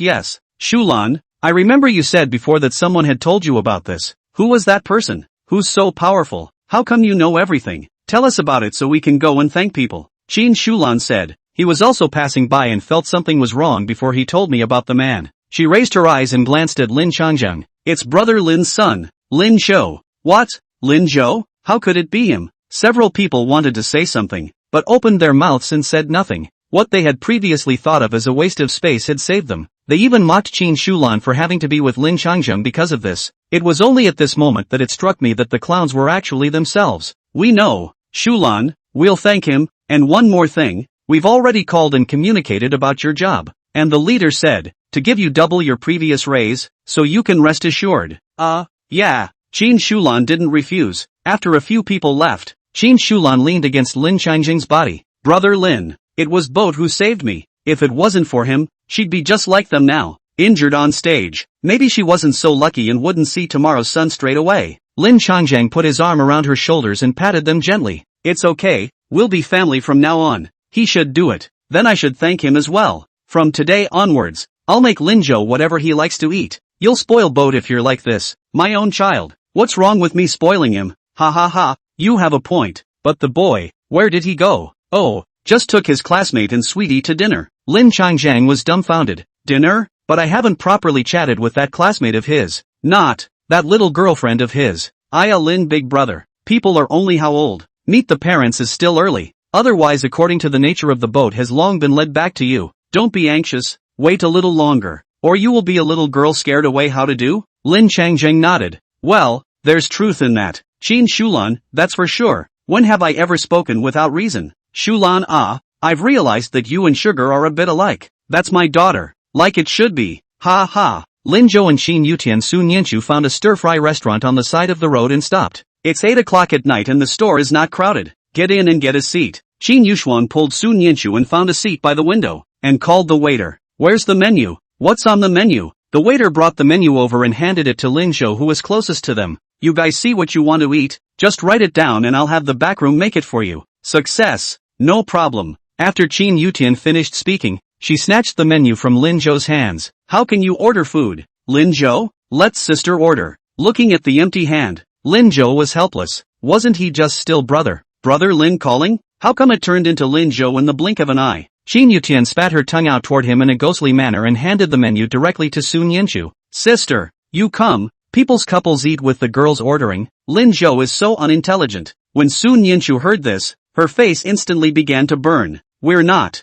a couple. Ha, No? Chin Yutian pondered for a moment and stiffly shoved the menu to Sun Yinchu. That's okay, that should be girly too. As she said that, she also made a wink towards Lin Zhou, gesturing for Lin Zhou to thank her. Lin Zhou once again shook his head helplessly. This girl? Ah, finally something useful. Sun Yinchu had to take the menu. So, then I ordered. Well, order whatever you want. Lin Zhou nodded. Chin Yutian took advantage of Sun Yinchu's ordering to sneak over to Lin Zhou's side, tilting her head and asking him in a whisper, "What's going on? How come it's not yet?" Lin Zhou understood what she was asking. You can't fall in love in high school. Chin Yu nodded sweetly. That's right, so when the college entrance exam is over, are you going to confess to your sister? Lin Zhou looked at her with amusement. What's wrong? Are you going to help your brother confess? Not at all. I'm just asking. Gossiping. Lin Zhou flicked her head in amusement. You're so young. Study hard, okay? Ouch. Chin Yutian was bounced with a pain. Sun Yinchu,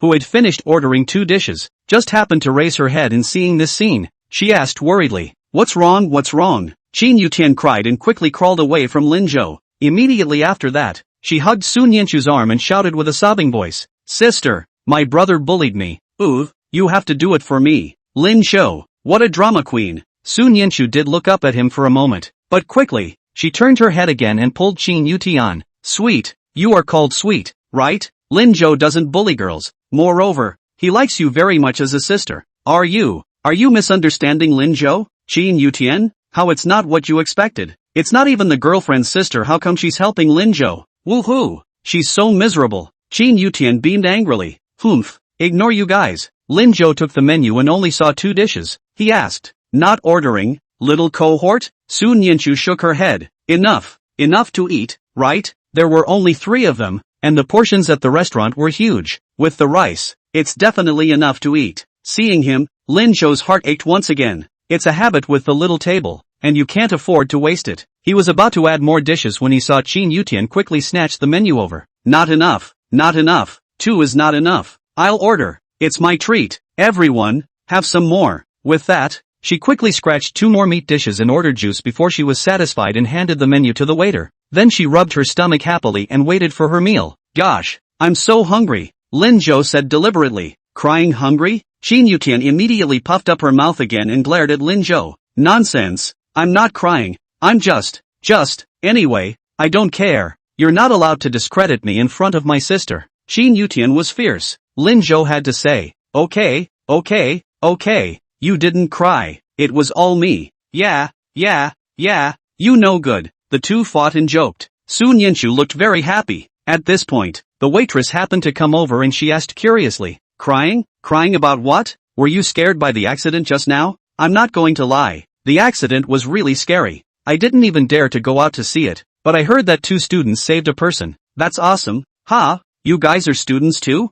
This is still wearing school uniforms? Chapter 89. Her role model is Lin Zhou. Not expecting the news to spread so quickly, the 3 looked at each other. Yeah, it does get scary. The waitress was an optimist and quickly opened up with them. You're not the students who saved the day, are you? Oops, I saw the living hero. You guys want to give me an autograph? I take back to my son framed. Let him learn from you. Chin Yutian was about to happily admit it when she was stopped by Lin Zhou. His gaze fell on Sun Yinchu's body. At this moment, Sun Yinchu's expression was clearly a bit flustered. It didn't take much thought to realize that even after all the good she had done, she still wasn't used to people being so enthusiastic. Eyeing the waiter's hand was about to land on her shoulder. Lin Zhou shook his head. We're just passing through too. Sun Yinchu let out a long sigh of relief. Chin Yutian was a bit bewildered. Alas? Lin Zhou. Lin Zhou pointed in Sun Yinchu's direction before Chin Yutian reacted and stopped saying anything. The waiter awkwardly withdrew his hand, looking a little lost. Ah,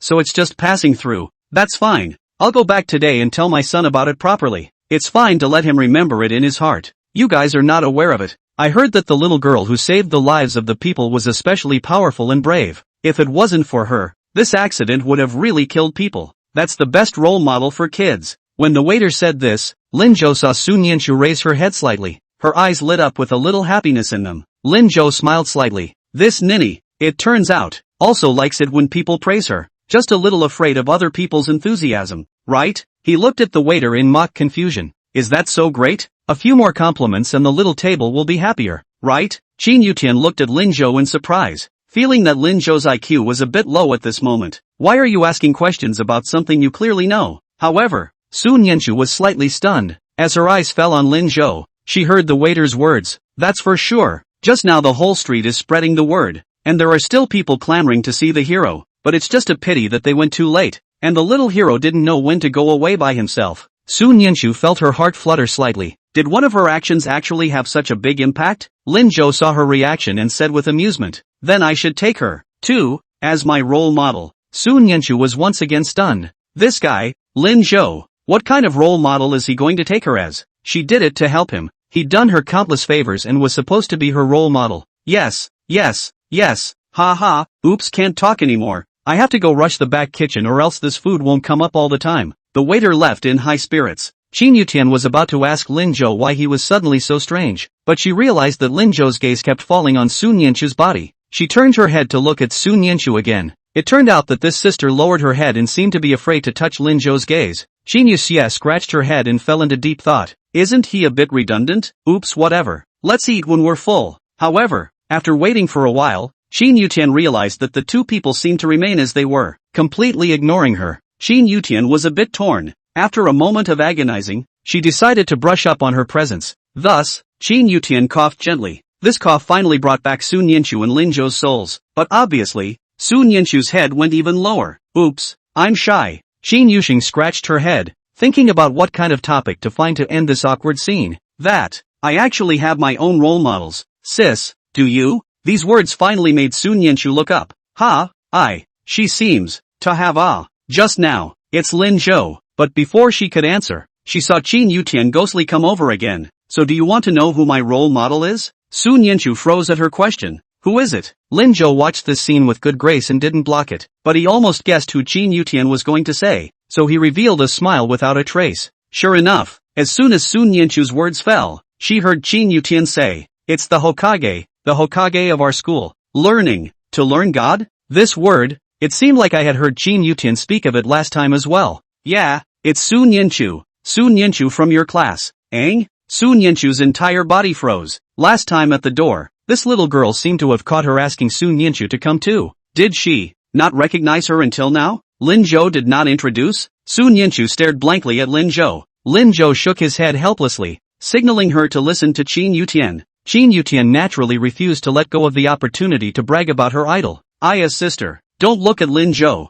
Listen to me. I've never heard of it. A girl can take the first place in the whole science class. The god of learning is really good. The exams can be scored so much. Qingbei is not at all a concern. When there are 2 more exams, she may be directly guaranteed to go away. They say boys can hold up half the sky, and I think we girls can too. She, is really a role model for us girls. Su Nianchu had an inexplicable feeling in her heart as she listened to these words of praise for herself. Happy. But then again, it's a little embarrassing. She glanced at Lin Zhou again and asked cautiously, Is she really that good? Yeah, pretty good. It's a shame I'm a girl. If I were a guy I'd definitely go after her. You, like her? Like it? Of course I like it. Hokage. Qin Yutian smiled sweetly. So she can be like too? But you don't even know what she looks like. It's okay, it doesn't matter. I think Kakushin must be very good looking and good looking. Qin Yutian was caught up in her infinite fantasies. Su Nianchu swallowed back the words that were on her lips. Actually, she's not very good looking, but Qin Yutian didn't care about that. She was still pulling Su Nianchu to chant, Sister, turn around when my grades come up. Can you introduce me to the god of learning? I want to get to know her. Even though I can't go after her, I can be her sister. I should be proud to have such an awesome sister, right? Su Nianchu's hand trembled as she nodded. Good, great, Qin Yutian shouted happily. And a moment later, she asked again, by the way sis, what's your name?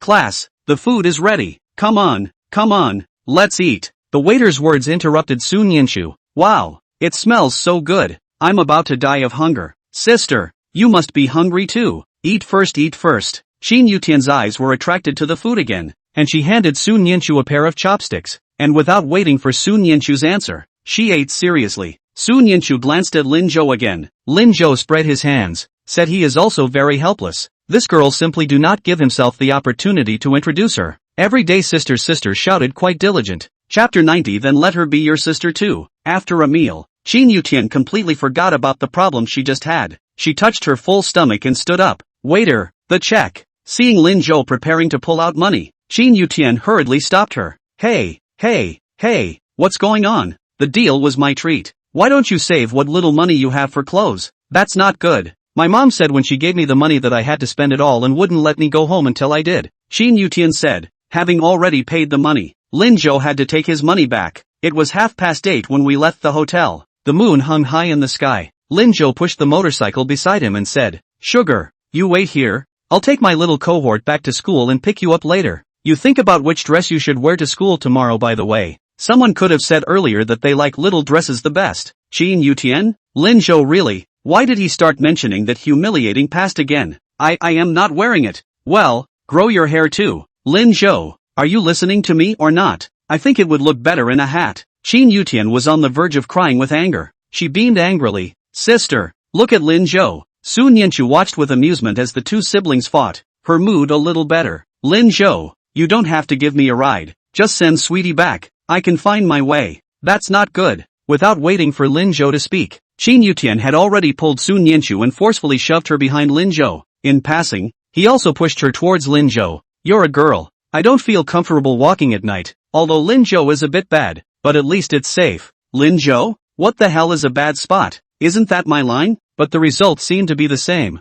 and Lin Zhou didn't refute her. Being pushed too close to Lin Zhou, Su Nianchu's entire body was stuck to Lin Zhou's body. She subconsciously moved back. But it's not safe for you to be here alone this late. It's fine. I'm not a girl. I'm a little man. Besides, didn't Lin Zhou say he'd pick me up later? Qin Yutian patted her chest vigorously. Su Nianchu had to nod her head. Well, that's fine. Then you mustn't wander off. Aha, Lin Zhou, hurry up. Lin Zhou looked at her with amusement. Okay, just stand over there and don't move. Got it. Only then did Lin Zhou start the motorcycle. But just after taking 2 steps, he heard Qin Yutian yelling behind him. Ah yes, I remembered. My bike is still here. Lin Zhou, don't come to pick me up. Stay with your sister more, right? I'll ride my bike home and sleep. Lin Zhou twisted his head and saw that Qin Yutian had already mounted the car and ran in the other direction. Lin Zhou, this girl is a real. Su Nianchu was also a little worried. Lin Zhou, what can we do? How about we follow her?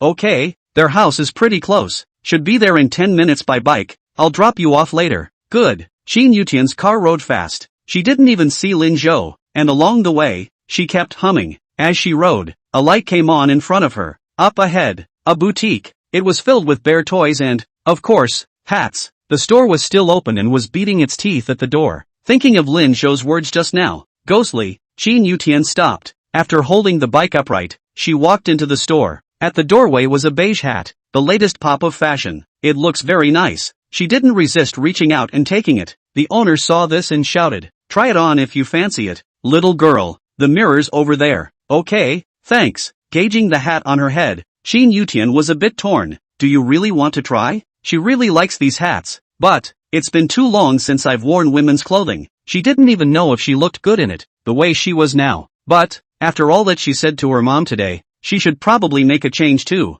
Thinking of this, Qin Yutian made up her mind, came to the mirror and put the hat on. Because the hair was short, the hat, when worn, covered it all. Together with the sporty men's clothing on her body, Qin Yutian subconsciously had to remove her hat. So ugly. It was at this time that she heard Lin Zhou's voice from the doorway. It's pretty. It's perfect to wear in a little dress. Buy it, right? Qin Yutian was slightly stunned and subconsciously hid her hat behind her back. Lin Zhou, why are you here? Didn't you go to see your sister off? Well, my sister was worried about you and asked me to follow. Okay, fine. She quickly placed the hat on the shelf again. I didn't ask for a hat. Lin Zhou, don't talk nonsense. Okay. Lin Zhou nodded and turned to ask, boss, how much for the hat? When the owner gave an answer, he quickly shelled out the money. Qin Yutian, Lin Zhou, I've said I'm not buying. You didn't buy it. I bought it for you. But, didn't you call out to your brother today? A brother has to give his sister a gift. Take it. Behind Lin Zhou, Su Nianchu nodded cooperatively.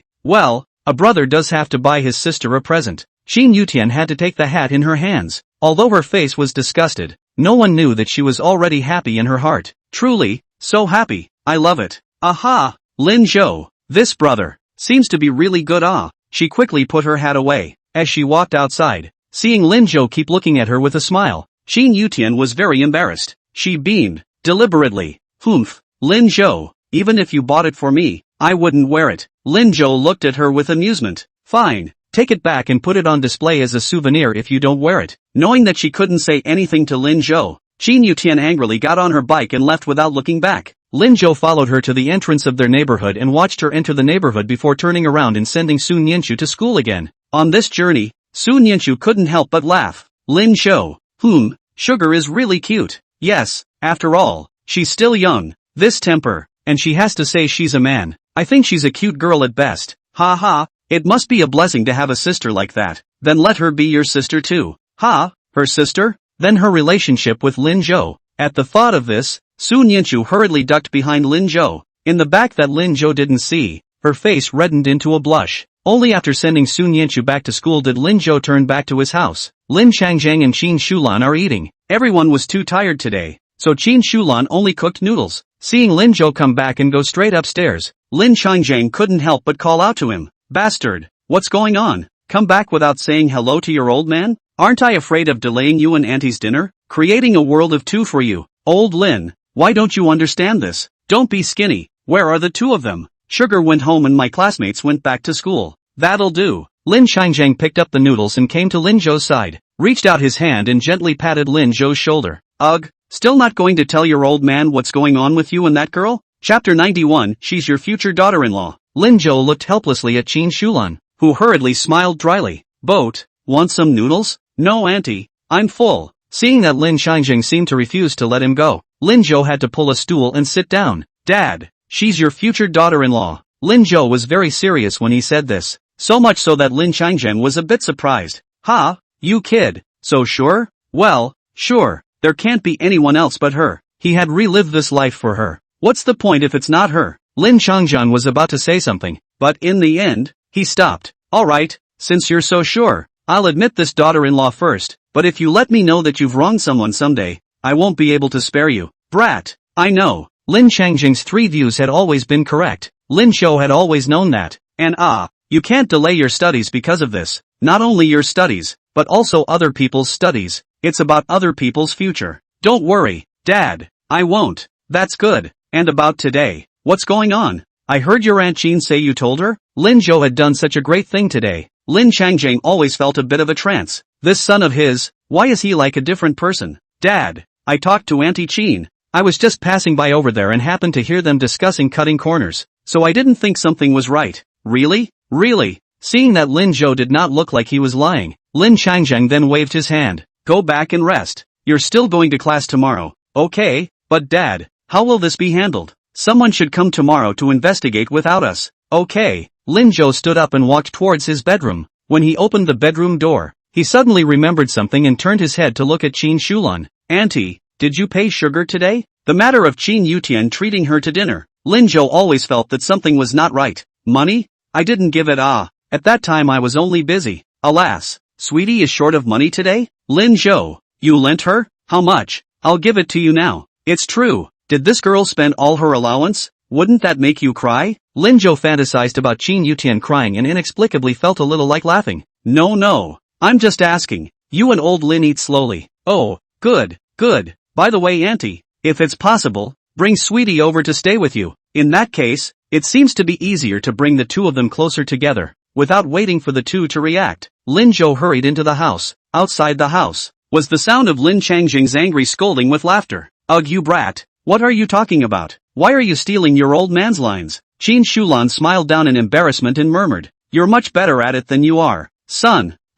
What does he know? That wasn't taught well by his old man? Ha ha, okay, the meal is almost finished. I have to hurry back. Xiao Zhou is back. I don't feel at ease with Xiao Tian being home alone. Okay, I'll see you off. The Qin family at this time. Qin Yutian had been home for a while. She sat cross-legged on the couch, staring earnestly at the $78 sitting on the table. That's $78 that the owner just found after dinner. Qin Yutian casually put it in her pocket and couldn't help but pull it out when she came back. It hurts to look at it while it's happening.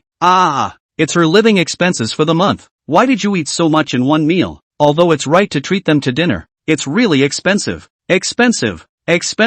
She was too embarrassed to ask her mom for it. So what was she going to do for the next month? After agonizing for 5 minutes, Qin Yuxing made a decision. Starting tomorrow, save your money, eat twice a day and lose weight along the way. With that thought, she quickly put the money away, intending to make plans to spend it tomorrow during morning reading. Then he got up and headed for the bedroom. Go into the bedroom. Qin Yutian quickly took off the clothes on her body and opened the closet. Rummaging through it, he pulled out his floral dress. Can't wait to wear it after comparing it on my body. Then he brought the hat he had just bought and put it on his head. After circling around in front of the dressing mirror twice, Qin Yutian felt something strange. It seems like, does need to have long hair. Thinking of this, Qin Yutian quickly peeled the closet again, and from the very bottom, rummaged out a box. When I opened the box, it contained a beautiful set of wigs. Qin Yutian took the wig out as if it were a treasure, removed the hat and put it on carefully. A cute little girl immediately appeared in the mirror. The girl was wearing a short pale yellow dress, revealing her bare and slender calves and her sexy collarbone. Her hair was long to her waist. The bangs cover the drawbacks of the face shape in just the right way and make the whole face look extra sophisticated. Qin Yutian smiled in the mirror. The young girl in the mirror smiled down with her. Qin Yutian smiled and compared it to a yap, and the young girl in the mirror followed suit. Spring is bright and deep. It turns out that your own female clothes are really quite beautiful. Qin Yutian walked to the side again and picked up the hat Lin Zhou had bought and put it on. The young girl's aura was a little sweeter. She took another stinky turn in front of the mirror and then beamed. Going to wear this to school? It doesn't seem appropriate, does it? Better wait until summer to wear it then. Qin Yutian lost her head and took off her hat, ready to put the wig away first as well. At this point, Qin Shulan's voice suddenly sounded at the door. Sugar, are you there? Ah mom, I'm here. Don't you come in yet. How humiliating for mom to see such a scene. Qin Yutian cried out in panic, and smoothly went to pull her wig. But it was too late. The bedroom door was pushed open and Qin Shulan froze at the sight of her. Qin Yutian instantly panicked. Ah, mom, didn't mom tell you not to come in? Mom, you go out first. I haven't cleaned up yet. This hair is so ugly. I was just about to. Not ugly. Before her words fell, she heard Qin Shulan open her mouth. She walked over to her and took her hand out of her hair. Then the torn hair was carefully combed out. Another serious up and down look at Qin Yutian. In my heart, I suddenly had a feeling that a daughter in my family was growing up. Sugar is really growing up to be a big girl. It's not ugly at all. It's beautiful. Really? Really? Aha. Qin Shulan nodded. Qin Yutian still didn't quite dare to believe it. But mom, you've always seen me in men's clothes. This women's clothes, isn't it awkward? Qin Shulan shook her head and ran her hand through her hair. Not awkward. Not awkward at all. My daughter, is the prettiest, and this hair is beautiful. So, how about I grow my hair out? Qin Yutian almost subconsciously blurted out. Chapter 92, How to Thank Lin Zhou. Qin Shulan was slightly stunned. Is your own girl asking for her opinion? She had never asked herself before. No matter what she wanted or wanted to do, the girl seems to have really changed. Become close to yourself. Thinking about this, Qin Shulan was extraordinarily happy. Yes, of course. Aha, then stay from today. Qin Yutian happily hugged Qin Shulan. Mom, sweetie hasn't had long hair in a long time. Do you think people will like it? It will. For sure. Our sweetie is so pretty. Hey.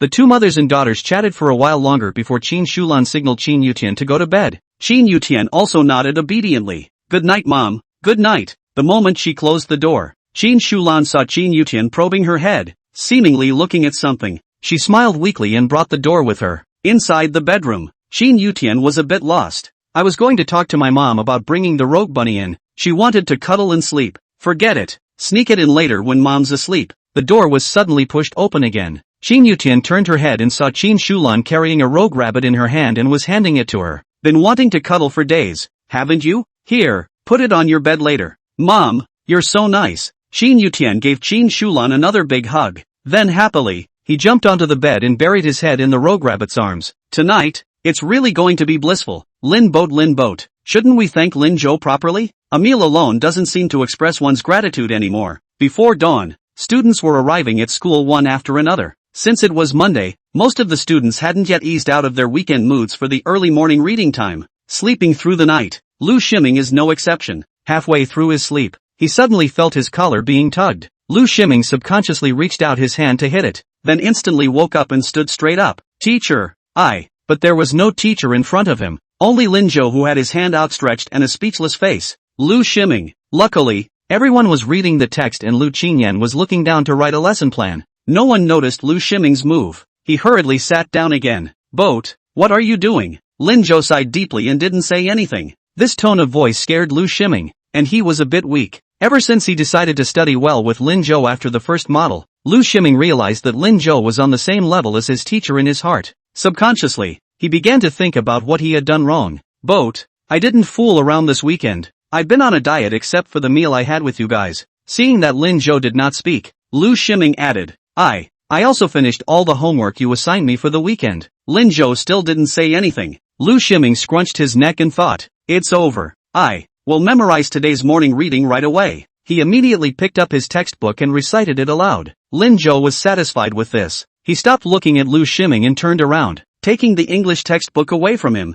revealing the OU questions underneath, and looked at them carefully. Lu Shiming, who just happened to see the scene, can I still watch math and English class? Boat brother, you, memorize your book. I'm done. Ha, isn't it only 20 minutes into class? Well, it was memorized in 5 minutes. What? Lu Shiming felt that his intelligence had taken a hit. People are simply more angry than people. Listen, are you talking like a human being? Alright, memorize your book. We'll spot check in class. Lu Shiming no longer dared to ask more questions. Pick up your textbook and start reading hard. His gesture immediately infected Xia Dongqing, who was fuming next to him, and he also recited along. For a while, the corner of the last row of the entire classroom became the loudest place for the recitation. Lu Qingyan on the podium sniffed and looked up. A satisfied nod followed. It seems like Lin Zhou can really drive the learning atmosphere. Not bad. That's good. Sun Yinchu also finished memorizing the text. She couldn't help but smile at the sight. Lin Zhou, who was reading a book, heard the sound and looked over. Sun Yinchu hurriedly lowered her head and pretended to memorize the text. Lin Zhou shook his head helplessly.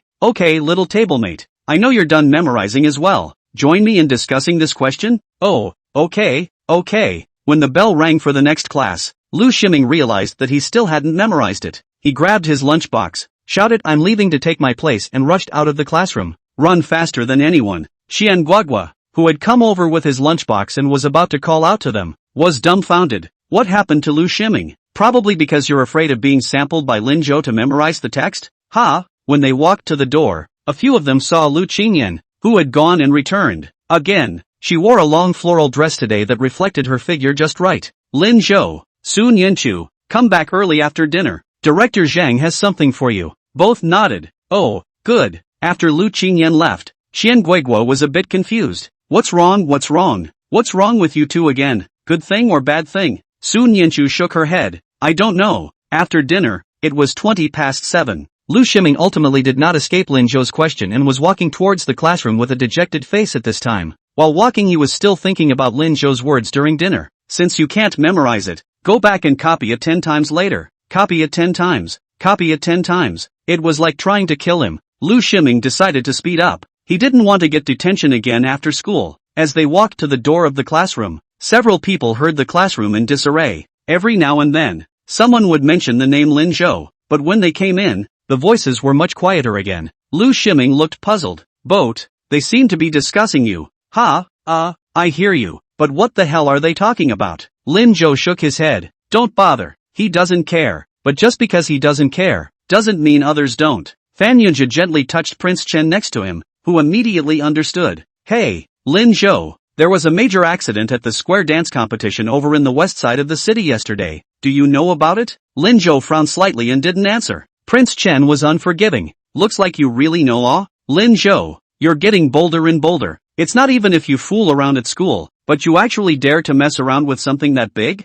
Lin Zhou twisted his head in confusion. What did you say? When Prince Chen saw Lin Zhou's reaction, he burst out laughing. I heard from Lu Xingchen from the next class that his mom was over there for the race, and that his mom knows your dad and knows you. So you were there, right? I also heard that the accident was caused because you said something in advance? Lin Zhou, you're so capable. None of us in the entire first middle school are as capable as you. If it wasn't for the people who showed up later to save the aunt who went into cardiac arrest, this would have been fatal. Chapter 93, Apologizing to Lin Zhou. Prince Chen only heard Lu Xingchen say that Lin Zhou was at the scene, and that the incident was related to Lin Zhou, but he didn't realize that the person who saved the day was none other than Sun Yinchu. As soon as the words fell, the eyes of the entire class looking at Lin Zhou changed. They began to whisper and cross their fingers. Is Lin Zhou still this bad? No wonder Teacher Lu told him to come back early after eating in the morning. It's not supposed to be an expulsion, is it? Firings are minor. A major incident like this, maybe even jail time? Lin Zhou was dumbfounded. What the hell was Prince Chen talking about? He was about to speak, but he saw Sun Yinshu beside him stand out. She, who usually always kept her head down, raised her head at this moment and stared earnestly at Prince Chen. Once again, there was no stumbling when speaking. Lin Zhou didn't do anything bad. He went to help. You slandered Lin Zhou. You have to apologize to Lin Zhou. Prince Chen didn't expect Sun Yinshu, who usually didn't speak, to actually start being aggressive. After all, he was a schoolteacher, and he was still a little scared. But after receiving a hint from Fan Yunja's eyes, Prince Chen once again stepped forward. I slandered Lin Zhou? How did I slander Lin Zhou? Student Su, you just came to the class and don't know Lin Zhou's situation. He's done everything bad. It's normal for him to make a big mess this time. He just hasn't done it. Sun Yinshu was about to go mad. She who had never cursed before only felt aggrieved at the moment. How could they slander Lin Zhou like that? Obviously Lin Zhou is so good and excellent and helpful. Obviously Lin Zhou was so kind. How can they be so ill-informed?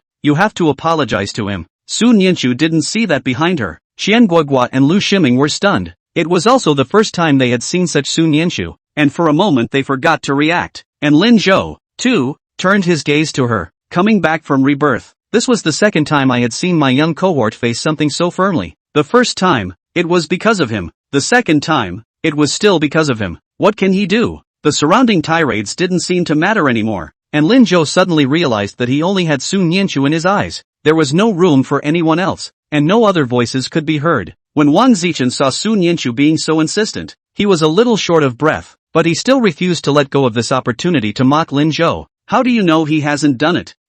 Because.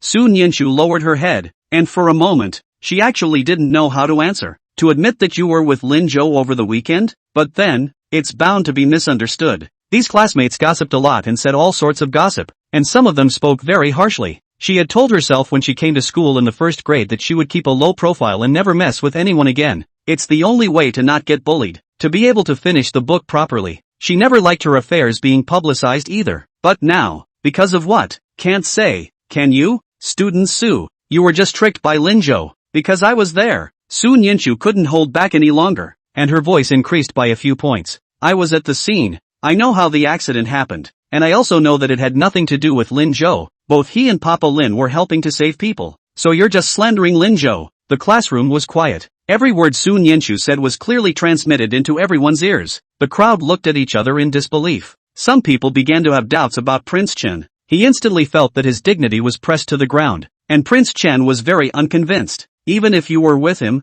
so what? Can you guarantee that he had nothing to do with that incident? Maybe he had to stay and help atone for his sins because he caused it? Besides, why are you with Lin Zhou on this big weekend? Student Su, are you and Lin Zhou so close? In the last sentence, Prince Chen spoke in a conspiratorial manner. Sun Yinshu's face reddened with anger. She knew it. She knew it was coming. Lin Zhou also frowned. His face was ugly as hell. When he was about to say something, he suddenly heard the doorway, and the voice of Zhang Paopi. Nonsense. What are you doing? Don't you know it's almost time for class? Still questioning Sun Yinshu and Lin Zhou here? The two of them are a study group. What's wrong with studying together on the weekends? This is your teacher Lu's idea, and you have a problem with that too? Prince Chen was clearly unconvinced. But, Mr. Zhang, but what but? You don't study on weekends and you don't allow others to study either? Sit down. All of you. The students sat down one after another. Prince Chen's temper came up at this moment, and he was the only one standing stubbornly. Teacher Zhang, even if they are studying together, that thing about the square dance convention is true. Lin Zhou was really there, and it's because of him. You think I don't know about that thing, do you? Where did you get the information that it had something to do with Lin Zhou? Prince Chen, maliciously spreading rumors, is also responsible. Once these words came out, Prince Chen no longer dared to speak. Zhang Shuqi waved his hand. Alright, sit down. I'm here today because of this. Prince Chen had to sit down in resignation. There are 10 minutes left until class starts. Zhang Shuqi looked around and first snorted coldly, then laughed. Lin Zhou, Sun Yinshu, you two come up. The two men looked at each other and walked slowly up to the podium. Teacher, what's wrong? It's okay, you guys just wait a minute. After Zhang Shuqi finished, he made a phone call. Then he looked the two up and down, and the more he looked, the happier he became. Well, not bad, not bad. That's great. Crowd, what's that look on Zhang Pipi's face? What the hell is going on? There was a sudden knock at the door, and the students cast their eyes over to see two men in formal attire. The two men had very serious expressions. Zhang Pipi hurriedly greeted him. You two leaders are here? Come in, come in. They should be the ones you are looking for. The two saw Lin Zhou and Sun Yinchu on the podium at a glance. They instantly broke into smiles. One of them ran over cheerfully. OMG, found it finally. You two students.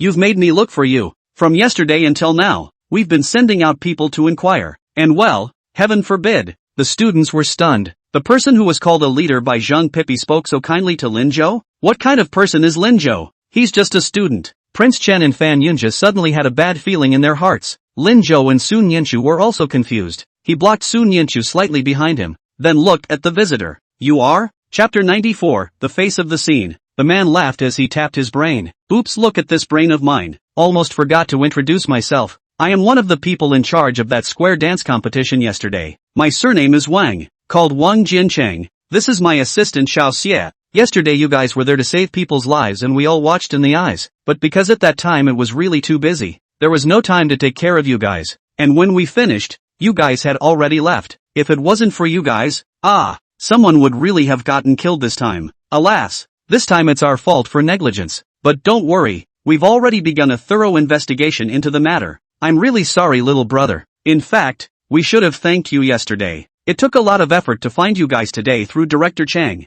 This statement was made. The entire classroom was shocked. What? Rescue? Lin Zhou and Sun Yinchu are rescuing people? What did that leader just say? If it wasn't for them, someone would be dead? So what Prince Chen said was false. Lin Zhou wasn't the perpetrator. He and Sun Yinchu were the saviors? When they looked at Lin Zhou again, there was a hint of admiration in the gazes of the students. Some people even began to fall their eyes on Prince Chen's body and started pointing. Prince Chen's face was instantly very ugly. He bowed his head, almost burying himself in his desk. What's going on? What's going on? It's not supposed to be like that. Fan Yunjia also clenched his fists, loaded to the hilt again. It was loaded again by Lin Zhou. Damn it! In the last row, Lu Shiming also finally reacted at this time. He patted Xia Dongqing's shoulder hard. Old Xia, did you hear that? My brother Zhou saved the day. Here, I have to say, he and Sun Yinchu really match. Who says it isn't? Two people saving a life together. How romantic. Podium. Lin Zhou was also a bit confused. He didn't expect these people to actually chase them to the school. In fact, he hadn't intended to publicize that incident in the first place. On the one hand, because he is actually for Qin Shulan, is also equal to the side for their own this family. If it is someone else, there is no benefit will also cause trouble. He certainly will not care. On the other hand,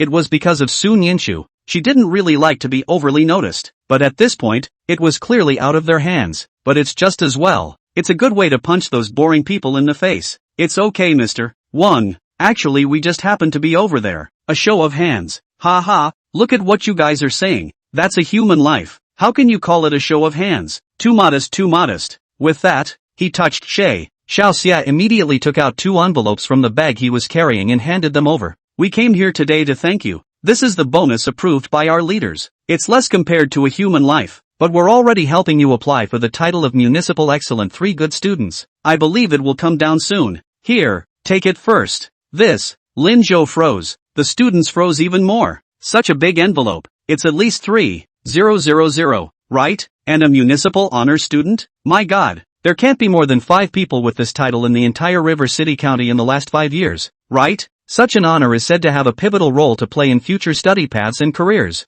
It's just as well that Sun Yinchu can get it. But Lin Zhou actually has a chance too? That's too much bull. When Wang Jinqing saw that the two refused to take it, he hurriedly looked at Zhang Shuqi. Zhang Shuqi smiled cheerfully, as if he had seen his own child being praised. Take it. You too.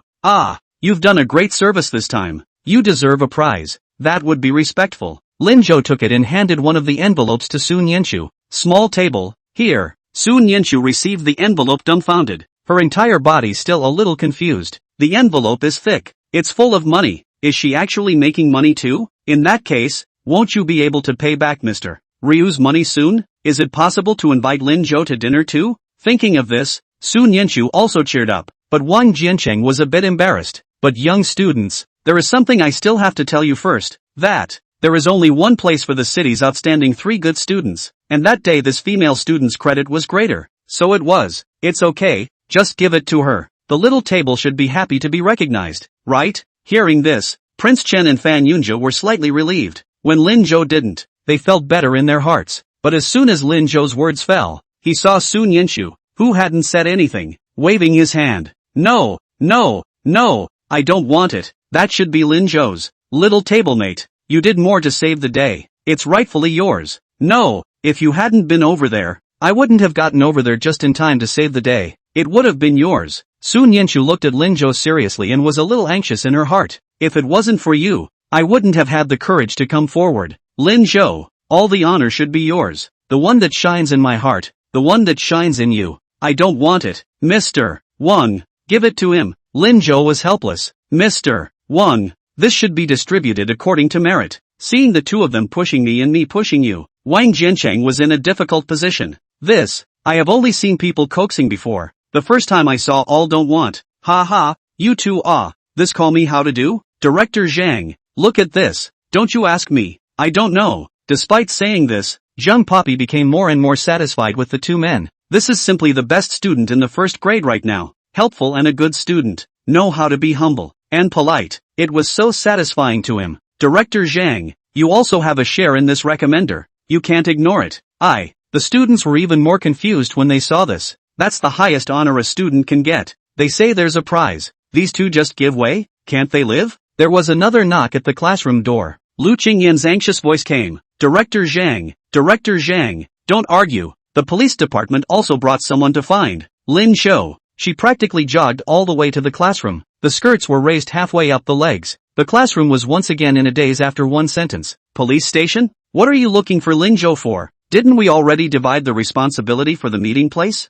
No, they are not here to trouble Lin Zhou. They are. Before Lu Qingyan's words fell, she saw a man in a police uniform walk in with two women in cheongsams. The policeman's hand was still holding a red banner. Well, class 2 is here, right? Teacher Lu, you're running too fast too. I'm holding something here. I can't catch up. Lin Zhou. It's student Lin Zhou, right? Hello? This banner, it's for you. The whole classroom was abuzz again. Chapter 95, so he's the biggest hero of all. What banner? The police uncle actually personally gave Lin Zhou a banner? Wasn't Sun Yanchu the one who saved the day? Didn't Lin Zhou only help out on the side? Between the clamor, the police have opened the banner. On it were written the words good teenager, helping people in big letters. This scene, though, made Lin Zhou feel good, but seeing this still made him want to burrow into the ground in embarrassment. Why do people like to send banners so much nowadays? It's really kind of hard to see, but now is not the time to dwell on that. He asked, Uncle Policeman, did you deliver the wrong one?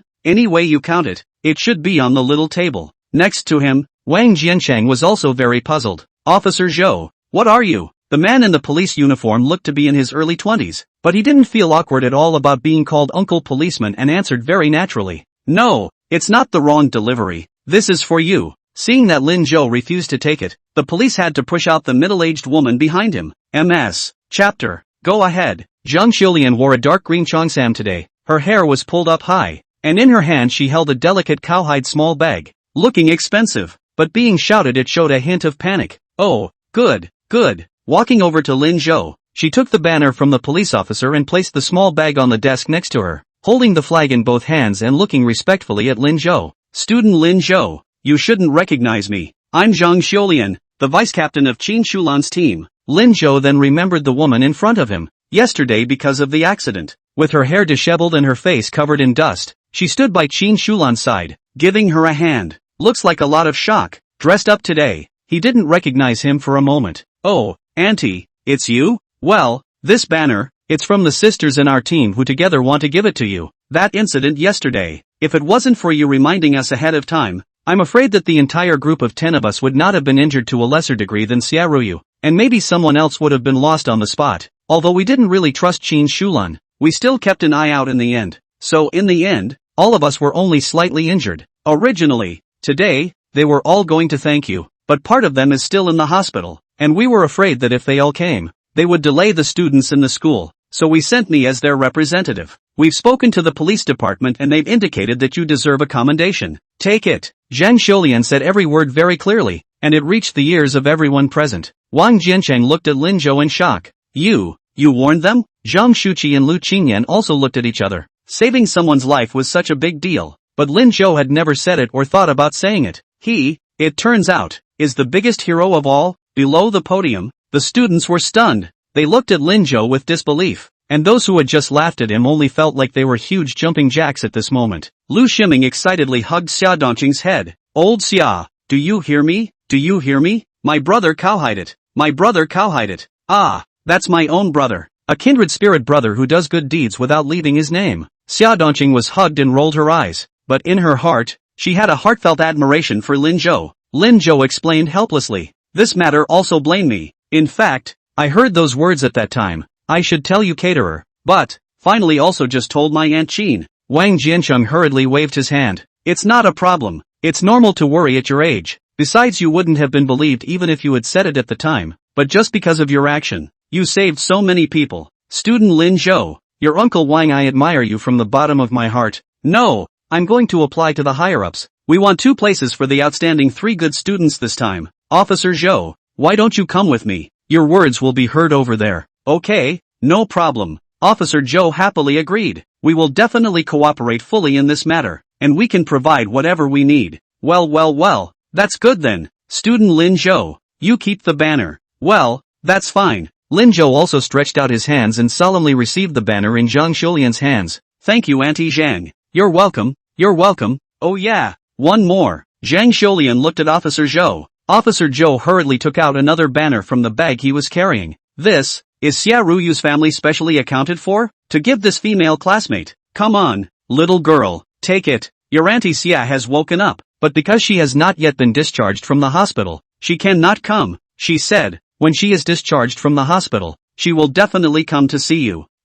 Su Nianchu was a little embarrassed by what was said. It was the first time I was surrounded by so many people praising me together, and it felt, well, weird. At her side, Lin Zhou gently touched her. Take it, little cohort, just the right pair. Su Nianchu glanced blankly at Lin Zhou. A pair? What pair? A banner? Her and Lin Zhou's banner. A pair? Yeah, they're the only ones in the whole school who seem to have banners. As soon as she thought of this, Su Nianchu extended her hand and caught the banner. Thanks. Seeing her take it, Zhang Xuelian was relieved. She signaled Officer Cho with her eyes. Officer Cho immediately understood. He quickly took out 2 more envelopes from his backpack and handed them to Lin Zhou and Su Nianchu. Here, the public reward. Take it. Once again, the student's eyes widened. Another thick red packet. It's not as much as the one we just had, but it's at least 2 grand, right? But thinking of the fact that both of them had saved the day, no one squealed, though they were envious. What Officer Zhou gave first was Su Nianchu. Su Nianchu subconsciously took a step back and didn't pick it up. Lin Zhou had to go up and take it before distributing one of them to Su Nianchu. Thanks. Public money. Don't take it for nothing. Ha ha, not bad. Mr. Zhang, Mr. Lu, you 2 really taught 2 good students. Lu Qingyan laughed lightly. Zhang Shuqi was smug. That's for sure. There are more than 2. We have many students like that in the first school. That's true. First middle school is a good place to teach and educate people. When I have a child in the future, I'll let him take first middle school too. Ha ha, we'll be waiting then. Several people praised Lin Zhou in the classroom some more before leaving. Just as soon as she went out, Zhang Xuelian whispered to Officer Zhou. Thank you just now. It's no bother. I should have done it. I just don't understand why you didn't just give them the red envelope yourself. Zhang Xuelian smiled. 2 students who do good deeds without leaving their names. Do you think they will take our money? And yes, it's better that you thought of it. Give the reward in the name of the public and it won't be rejected. The first class was already halfway through the lesson. A math class. But Zhang Shuqi wasn't angry at all. He took out his textbook and looked at Su Nianchu and Lin Zhou and said happily, Mr. Lu, this banner, why don't we just hang it in the classroom for everyone to see at any time? Lin Zhou immediately covered his face. Ugh, don't. What's the difference between this embarrassing scene and Ting in the street? It doesn't take much thought to realize that this banner will be faced normally by everyone at first, but later on, they will start to ridicule him. That's the way teenagers are pissed off. But apparently it couldn't stop Zhang Shuqi's enthusiasm. What's the matter? Can't such a good honor be made known to the world? Let everyone follow you and learn from you. Lin Zhou. Sometimes it's important to leave a name for doing good deeds. Chapter 96. Why is Su so bold today? Lin Zhou looked at Lu Qingyan for help, but Lu Qingyan did not intend to help him, and she smiled happily. Okay, Lin Zhou, why don't you hang it up yourself? Just hang it on both sides of the blackboard poster at the back. Lin Zhou was speechless. He had to take the 2 banners and head back. When the banners were hung, Zhang Shuqi announced the start of class. At that moment, Su Nianchu, who hadn't said anything, opened her mouth. Wait. Lin Zhou twisted his head before realizing that Su Nianchu was still standing on top of the podium. She just,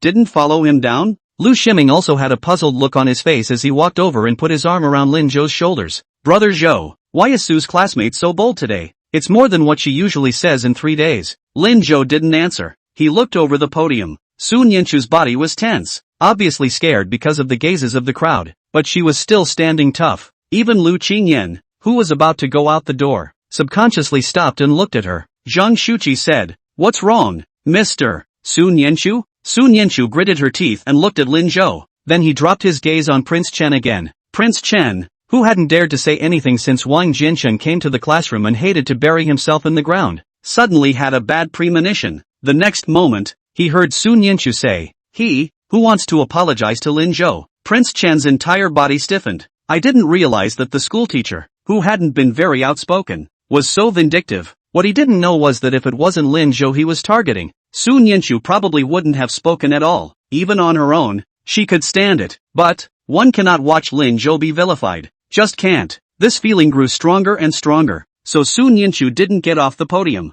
She was a lot bolder after saying that. Prince Chen just slandered Lin Zhou in full view of everyone. Mr. Zhang, you also said that there is a punishment for slandering others. Although Lin Zhou doesn't count, I still think that he should apologize to Lin Zhou. At those words, the eyes of her classmates fell on her. There was nothing wrong with that at all, and Prince Chen should indeed apologize. But when did Su Nianchu dare to talk like that? Today's Su Nianchu seemed very different. She seems to have gotten prettier too. It's a different person than when I first came to the first grade. Prince Chen didn't have time to pay attention to this. He nervously looked at Fan Yunjie and gently poked his back with his hand, anxiously asking in a small voice, "What to do ah? What to do ah? What do I do now?" But no one answered him. Van Unchain's hands clasped together, completely ignoring Prince Chen. His mind was in turmoil. Today, not only did he see Lin Zhou play a big pussy, he also saw Su Nianchu actually become so aggressive for Lin Zhou. Forest boat. It's all forest boats. Since that pledge meeting, Lin Zhou seemed to have stolen all of his light, including Yun Ruwashi's gaze. In the past, Yun Ruwashi would still occasionally look at herself. Fan Yunjie's jealousy rose. Why? I'm the rich kid who's a student. And he, Lin Zhou, what does he count for? But no one answered his question. Lu Shiming's entire body was stunned when he heard Su Nianchu's words. Boat brother, the original small table, is not. The original Su students are for you ah? I say, why is she different today? Seeing Lin Zhou ignoring him, Lu Shiming stroked his chin. Brother Zhou, do you think that Su has started to like you too? Lin Zhou, who had been staring at Su Nianchu, suddenly smiled when he heard this. Starting to like it? Not sure though, but Lin Zhou always felt that he had long been in the heart of the young girl, just like she was in his heart. It's just that the little ninny herself doesn't know it yet, does she? The first time you're a tablemate, you help solve problems. Later, give him hats and scarves. On weekends, hang out with him, help fill in the gaps and unwind. Without realizing it, the two had gone through so much. It's a good feeling. It's a good feeling. Lu Shiming saw Lin Zhou ignoring him and looked over suspiciously, only to see Lin Zhou's smile at a glance. Lu Shiming opened his mouth. I felt a little redundant. Brother Boat, your smile is too cheap, isn't it? Just like a flower peacock. Lin Zhou wasn't angry either. You'll smile like that when you meet someone you like. Yes? Lu Shiming's heart moved slightly. But when will we meet? So much to look forward to. On the podium, Zhang Shuqi put away the spread out books again. Right.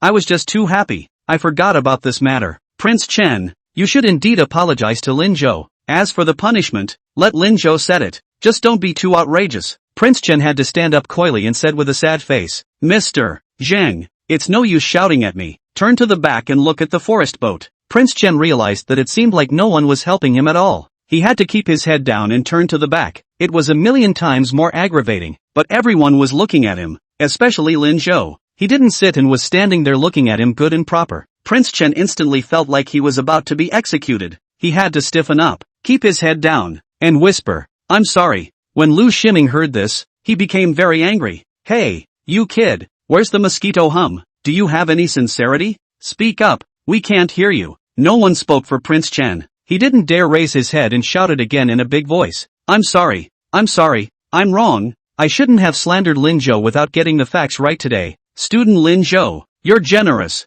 Forgive me, right? As for this punishment, how about not? I am afraid that I cannot hold up. Turn back, I invite you to eat to make amends. This time, everyone heard it loud and clear. Everyone turned their gazes to Lin Zhou again, waiting for his reaction. Aha! Lin Zhou softly hummed and didn't say anything. Wang Zichen let out a long sigh of relief and was about to sit down when he heard Lin Zhou again. Forget about buying dinner. I'm not short on food. Why don't you go run 20 laps of the playground at noon? Prince Chen's entire body was bad. 400 meters a lap. 20 laps. That's 8,000 meters. Running down will kill you, right? Lin Shou. Well, that's settled then. Young tablemate, come on down and don't hold everyone up in class. Sun Yinshu heard this before she obediently stepped down from the podium. Zhang Shuqi didn't refute Lin Zhou and signaled for the class to begin. Everyone immediately got into the atmosphere, but Sun Yinshu realized that Lin Zhou's gaze kept falling on her. She didn't dare lift her head, and it took her a moment to find her voice. Lin Zhou, what are you looking at me for? The teacher is lecturing. To listen to the lesson. Ha ha. Lin Zhou laughed softly. He deliberately moved closer to Sun Yinshu and watched as she lowered her head even more before he whispered, "Little cohort, you were so great on the podium just now. How come you're a little sheep once you're down here?" Sun Yinshu froze. She seems to have picked up on this as well. Did I just, awesome? Well, it's quite impressive. The whole class is afraid to look at you. Sun Yinshu froze slightly and hurriedly lowered her head. I didn't mean to. She didn't know why. It seemed that as long as it was related to Lin Zhou, she was incomparably bold. Will they hate me? Chapter 97, because you were confident, I suppose so? After all, I've never seen such a fierce Hokage. Should I apologize to them then? Sun Yinshu looked at Lin Zhou worriedly. I'm usually not like this. I have to explain.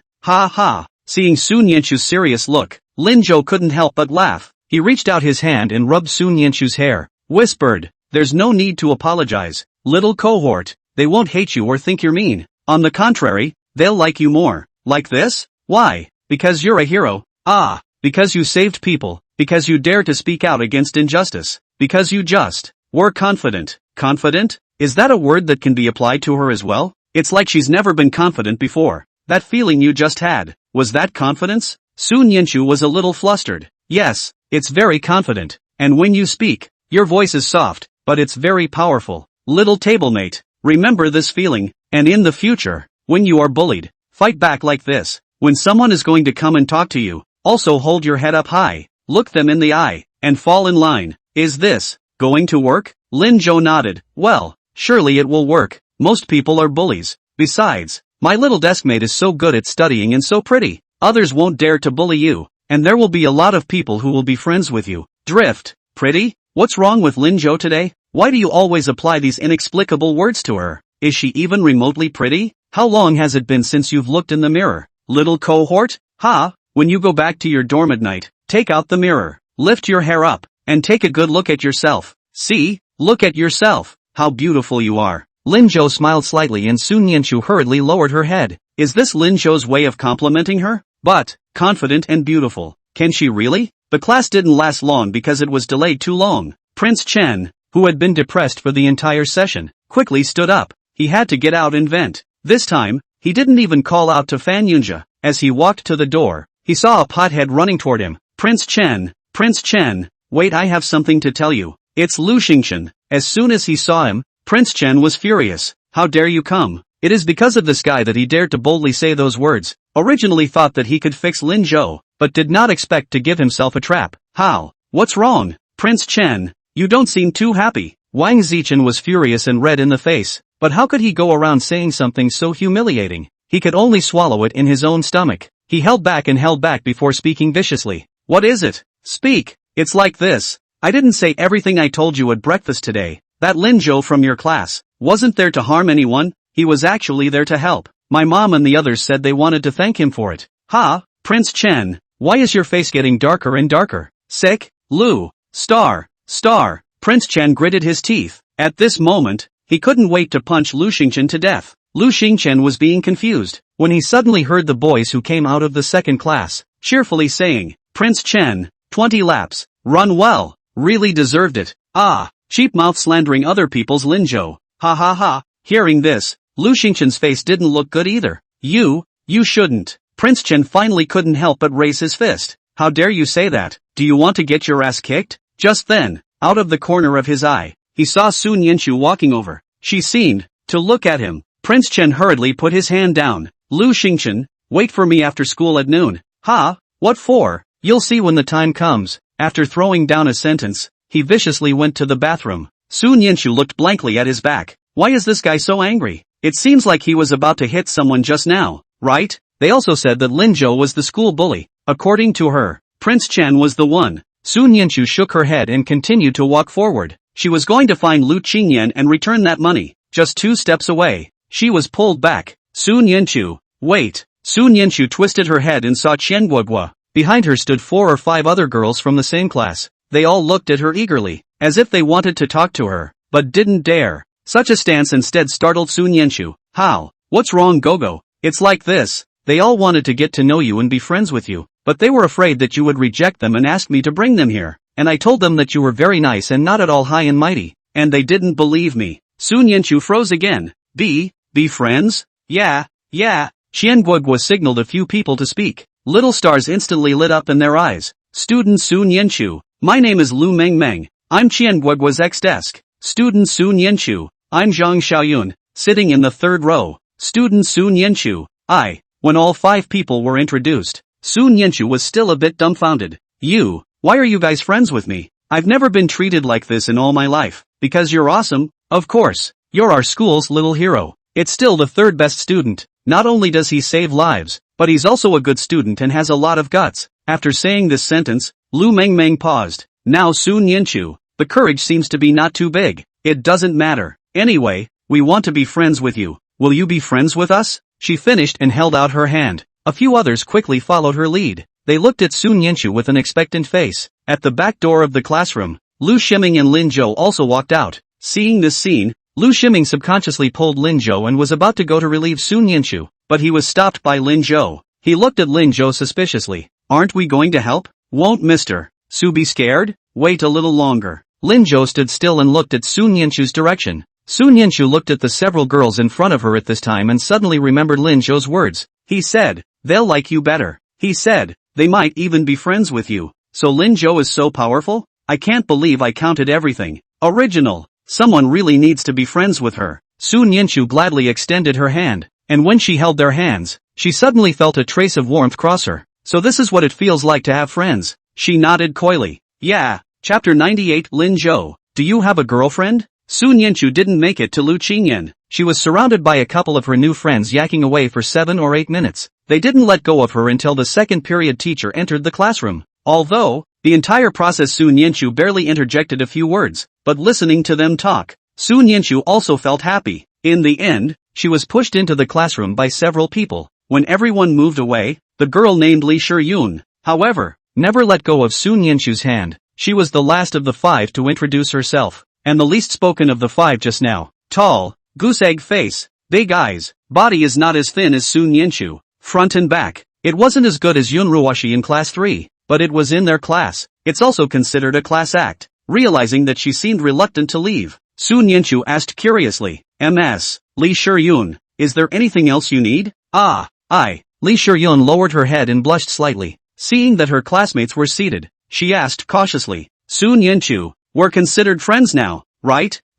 Yeah. Sun Yanchu nodded. Li Shiyun's head lowered even more as she looked in the direction behind Sun Yanchu, then moved closer to Sun Yanchu's ear. Then can you ask for me? Does Lin Zhou have a girlfriend? Sun Yanchu opened her mouth, and for a moment, she forgot to react. Lin Zhou, got a girlfriend? Why would she ask that? Li Shiyun didn't even look at Sun Yanchu's reaction as she spoke in embarrassment. Please. Then he left quickly. Sun Yanchu was alone, standing frozen in place. The teacher had stepped up to the podium and she still hadn't moved. In that one moment, the mind was suddenly scrambled. Lin Zhou, who had already taken out his textbook, noticed that something was wrong and called out to her curiously. What's wrong, little cohort? It took Sun Yanchu a moment to respond. She hurried to her seat, sat down, and quickly pulled out her textbook. Her arm touched Lin Zhou at some point and she subconsciously flinched to the side. Lin Zhou clearly saw her movements and he frowned. Didn't get along with those girls just now? Did they bully you? No, they didn't bully me.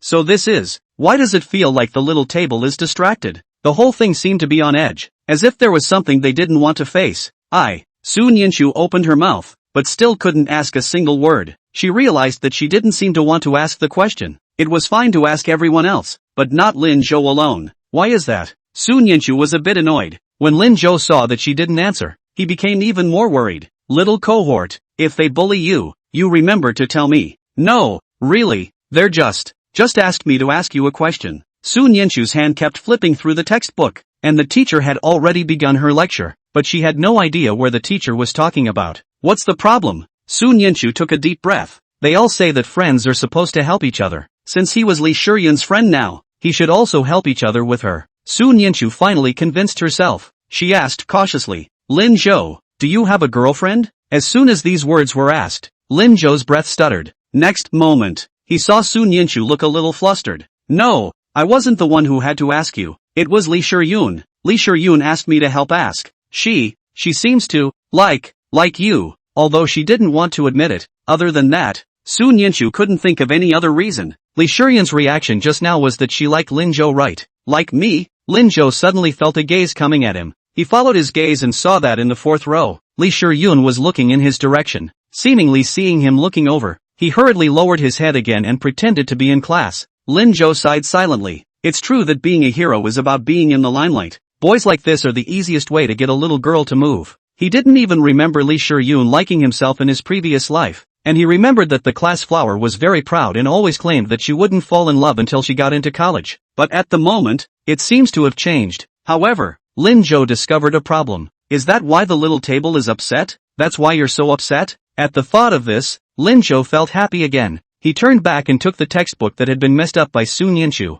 carefully flipping to the page that the teacher was talking about and said slowly, After those two words, he paused deliberately. Out of the corner of her eye, she saw Sun Yinshu suddenly tense her body, seemingly listening carefully but not daring to listen. She is afraid that she really has a girlfriend, right? At this time, Sun Yinshu was already going crazy. When she realized that Lin Zhou was going to answer, she stiffened her body and didn't dare to move. Got a girlfriend? Got it? But seeing that Lin Zhou stopped talking, Sun Yinshu was shocked again. Did Lin Zhou really have a girlfriend? That's right. He's so good. How could he not be? There must be many girls who like him. Thinking of this, Sun Yinshu felt a sourness in her heart again. But at that moment, she heard Lin Zhou laugh softly and place the flipped textbook on her desk, then gently patted her on the head. I don't have a girlfriend. Sun Yinshu snapped her head up and her gaze met Lin Zhou. No, yeah, but, in high school I don't want a relationship. I want to work hard, trying to get into the same college as my favorite girl, trying to create a bright future with you. You know what, little buddy? Just now. In fact, Lin Zhou had countless words he wanted to say, but he still didn't say anything. The time has not yet come. Sun Yinshu let out a long sigh of relief. Like this? Well, so, you remember to talk to Li Shiyun's classmates and tell her to focus on her studies and not to think about anything else. Oh, yeah, I know. Sun Yinshu finally dropped her eyes on the textbook. For the moment, it was possible to read the words on the book as well. Right, little cohort, don't just talk about me, talk about you too? What happened to me? You. Lin Zhou turned around and looked at her seriously. Do you have a boyfriend? Hearing this, Sun Yinshu's head exploded with a buzz. The emotions that had just stabilized disappeared in a flash. She panicked again and closed her textbook straight away. Luckily, the action was not so big that the teacher at the podium did not see it. She swallowed, wanting to look at Lin Zhou but not daring to. Her tiny face reddened to an apple as fast as the naked eye could see. She's on edge, but she didn't even know why she was nervous. Realizing that Lin Zhou had been looking at himself, she had a hard time organizing a full sentence. I don't either. I don't want a relationship either. I'm just like you. I want to study hard and get into a good college. Chapter 99. Lin Zhou suddenly has a feeling of being adopted. Looking at her, Lin Zhou smiled. This little ninny, she's really unamusing. Ask the slightest question or two about this and you blush. Really? So cute. But Sun Yinshu panicked. She thought Lin Zhou didn't believe her and hurriedly added another sentence. What I said is true, Lin Zhou. Or you told me to do well in college. That is my goal. Good. Why is Lin Zhou smiling? Why is he always smiling at her? Does he not realize how good he looks when he smiles? Sun Yinshu lowered her head and opened her textbook. Both. Since you're going to college, then listen well to the lessons, Lin Zhou. Yeah. Lin Zhou finally withdrew his eyes. It was only then that Sun Yinshu loosened the breath she was carrying. So close. Never discuss these topics with Lin Zhou again, and no more asking for help. Sun Yinshu didn't listen to anything the teacher said in this class. Her mind was in a mess. The good thing was that the foundation was there and she didn't care. Just after class, Lin Zhou called out to her. Little fellow, going to the commissary together? Going there for what? You're getting paid. Aren't you going to get a snack? Speaking of money, Sun Yinshu hurriedly stood up. Yeah, I'm going to get Mr. Ryu to pay me back. With that, she stood up and headed out the door. The second class dismissal was longer, a full 20 minutes. that should be enough. Lin Zhou followed suit. The two of them were one after the other. Perhaps because of Lin Zhou's relationship, many students on the road pointed. Sun Yanchu hurriedly accelerated her pace. When she reached the teacher's office and realized that Lin Zhou didn't follow her, she was slightly relieved. After knocking on the door, he heard Lu Qingyan's voice. Please come in. Sun Yanchu lowered her head and walked in. Lu Qingyan saw her put the pen in her hand down. Sun Yanchu? What's wrong? Sun Yanchu was just about to speak when Lin Zhou's words rang in her head. When you talk to someone, also hold your head up high, look them in the eye, and be generous. Sun Yanchu shook her hand, took a deep breath, and raised her head. She looked into Lu Qingyan's eyes. Mr. Willow, I'm here to return the money. Lu Qingyan froze slightly when she saw Sun Yanchu's movements. This little girl actually won't bow down? I think this is the first time, right? When she and Zhang Shuqi met Sun Yanchu, it was in a dilapidated house. She's doing the dishes. Because of the pressures of life and socialization, she scowls when she talks. Inferiority complex. At that time, she had also discussed with Zhang Shuqi how to help Sun Yanchu, and later realized that it was completely useless. Her teachers at her second grade school also said that's what she looks like. But now, after only a month or so in the first grade, there's a change? Lu Qingyan was relieved. Looking at the money handed over in Sun Yanchu's hand, she shook her head. Sun Yanchu, the teacher said in the beginning that this is to subsidize you, so you don't have to pay it back. That won't work. Sun Yanchu put the money on the desk. You can't just take other people's things. You have to pay them back if you take them. Teacher, I'm rich now. They rewarded me quite a lot. I can afford to pay it back. So you just take it, or else I. As she spoke, she began to involuntarily look down again. Lu Qingyan hurriedly said, Okay. The teacher took it. It must be hard on this girl's heart if she doesn't take it. Sure enough, as soon as the words fell, Sun Yanchu raised her head again. Well, thank you teacher. Teacher, then I'll go back first. Good. Lu Qingyan nodded, and Sun Yanchu happily turned around, heading for the door. The steps are much lighter. As Lu Qingyan looked on, she suddenly had a feeling of being a world away. That Lin Zhou seems to have changed a lot of people, including her, including Sun Yanchu. Unable to resist, she became spontaneous. Sun Yanchu, who had low self-esteem, also began to feel confident. Just thinking that Lin Zhou was not even 18 years old made Lu Qingyan feel terrible. The future of this teenager when he grows up is simply immeasurable. Sun Yanchu, who had just walked to the door, turned back. Mr. Willow, what's wrong? Do you regret choosing to come to first grade? The young girl had been careful what she said when she first arrived. If she really can't fit in, let her and Zhang Shuqi let her go. Lu Qingyan had always remembered this incident, so she had been trying to find a way to change her since coming to school.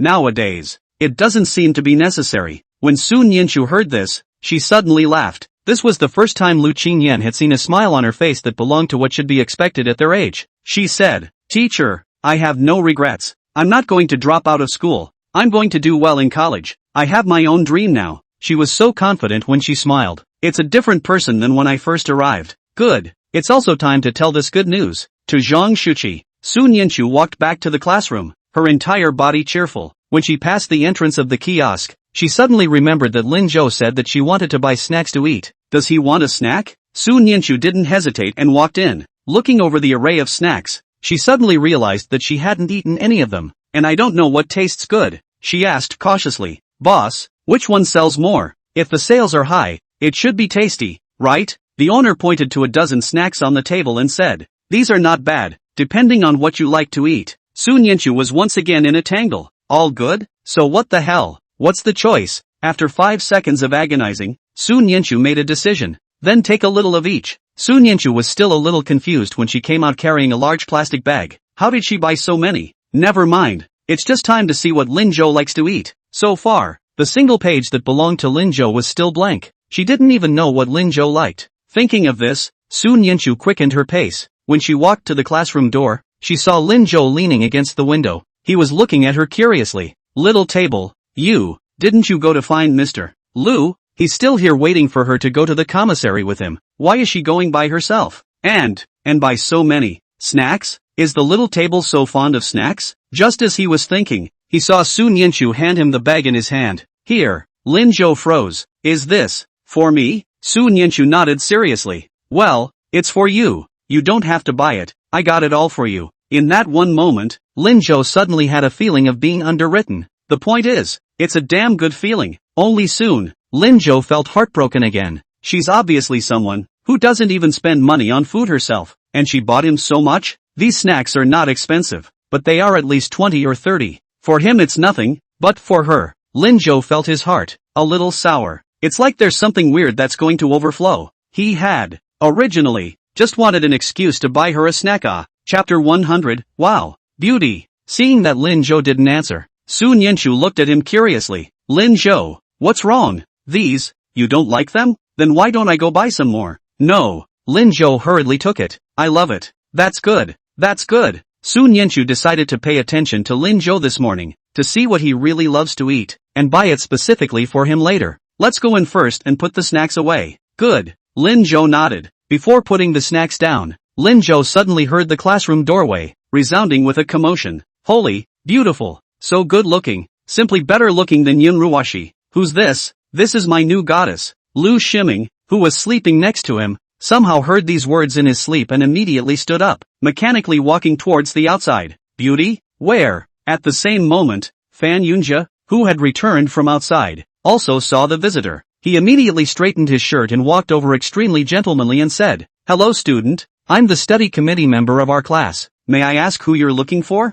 Can I help you? Although he'd always liked Yun Ruwashi, who wouldn't want to strike up a conversation with such a pretty girl? It's human nature. It would be nice to make a good impression. Once Fan Yunjia arrived, the boys who were trying to strike up a conversation immediately took a step back. Although Fan Yunjia was not as handsome as Lin Jo, he was considered a representative of cleanliness among ordinary boys. If it wasn't for the fact that he liked Yun Ruwashi, there must have been a lot of girls who liked him. At their age, looks and finances are everything. And with Fan Yunjia dipping into both sides, they were clearly no match. But Lu Shiming was not happy. How come there's this asshole everywhere? It's just that he's been a lickspill in front of Yun Ruwashi before, but now he wants to get his hands on other pretty girls too? It's too much. He was about to go and stop it when he heard the young girl say, Oh, I'm looking for Lin Jo. Can you call for me? Fan Yunjia. His face darkened instantly. Why are you looking for Lin Jo? And where did Lin Jo meet such a beautiful girl? The boys around them almost laughed out loud. Although Prince Chen was the one who took the lead in the morning, the entire second class knew that Prince Chen was Fan Yunjia's little brother. What he said actually represented what Fan Yunjia said. It was a fact that everyone knew that Fan Yunjia and Lin Jo did not deal with each other. But now,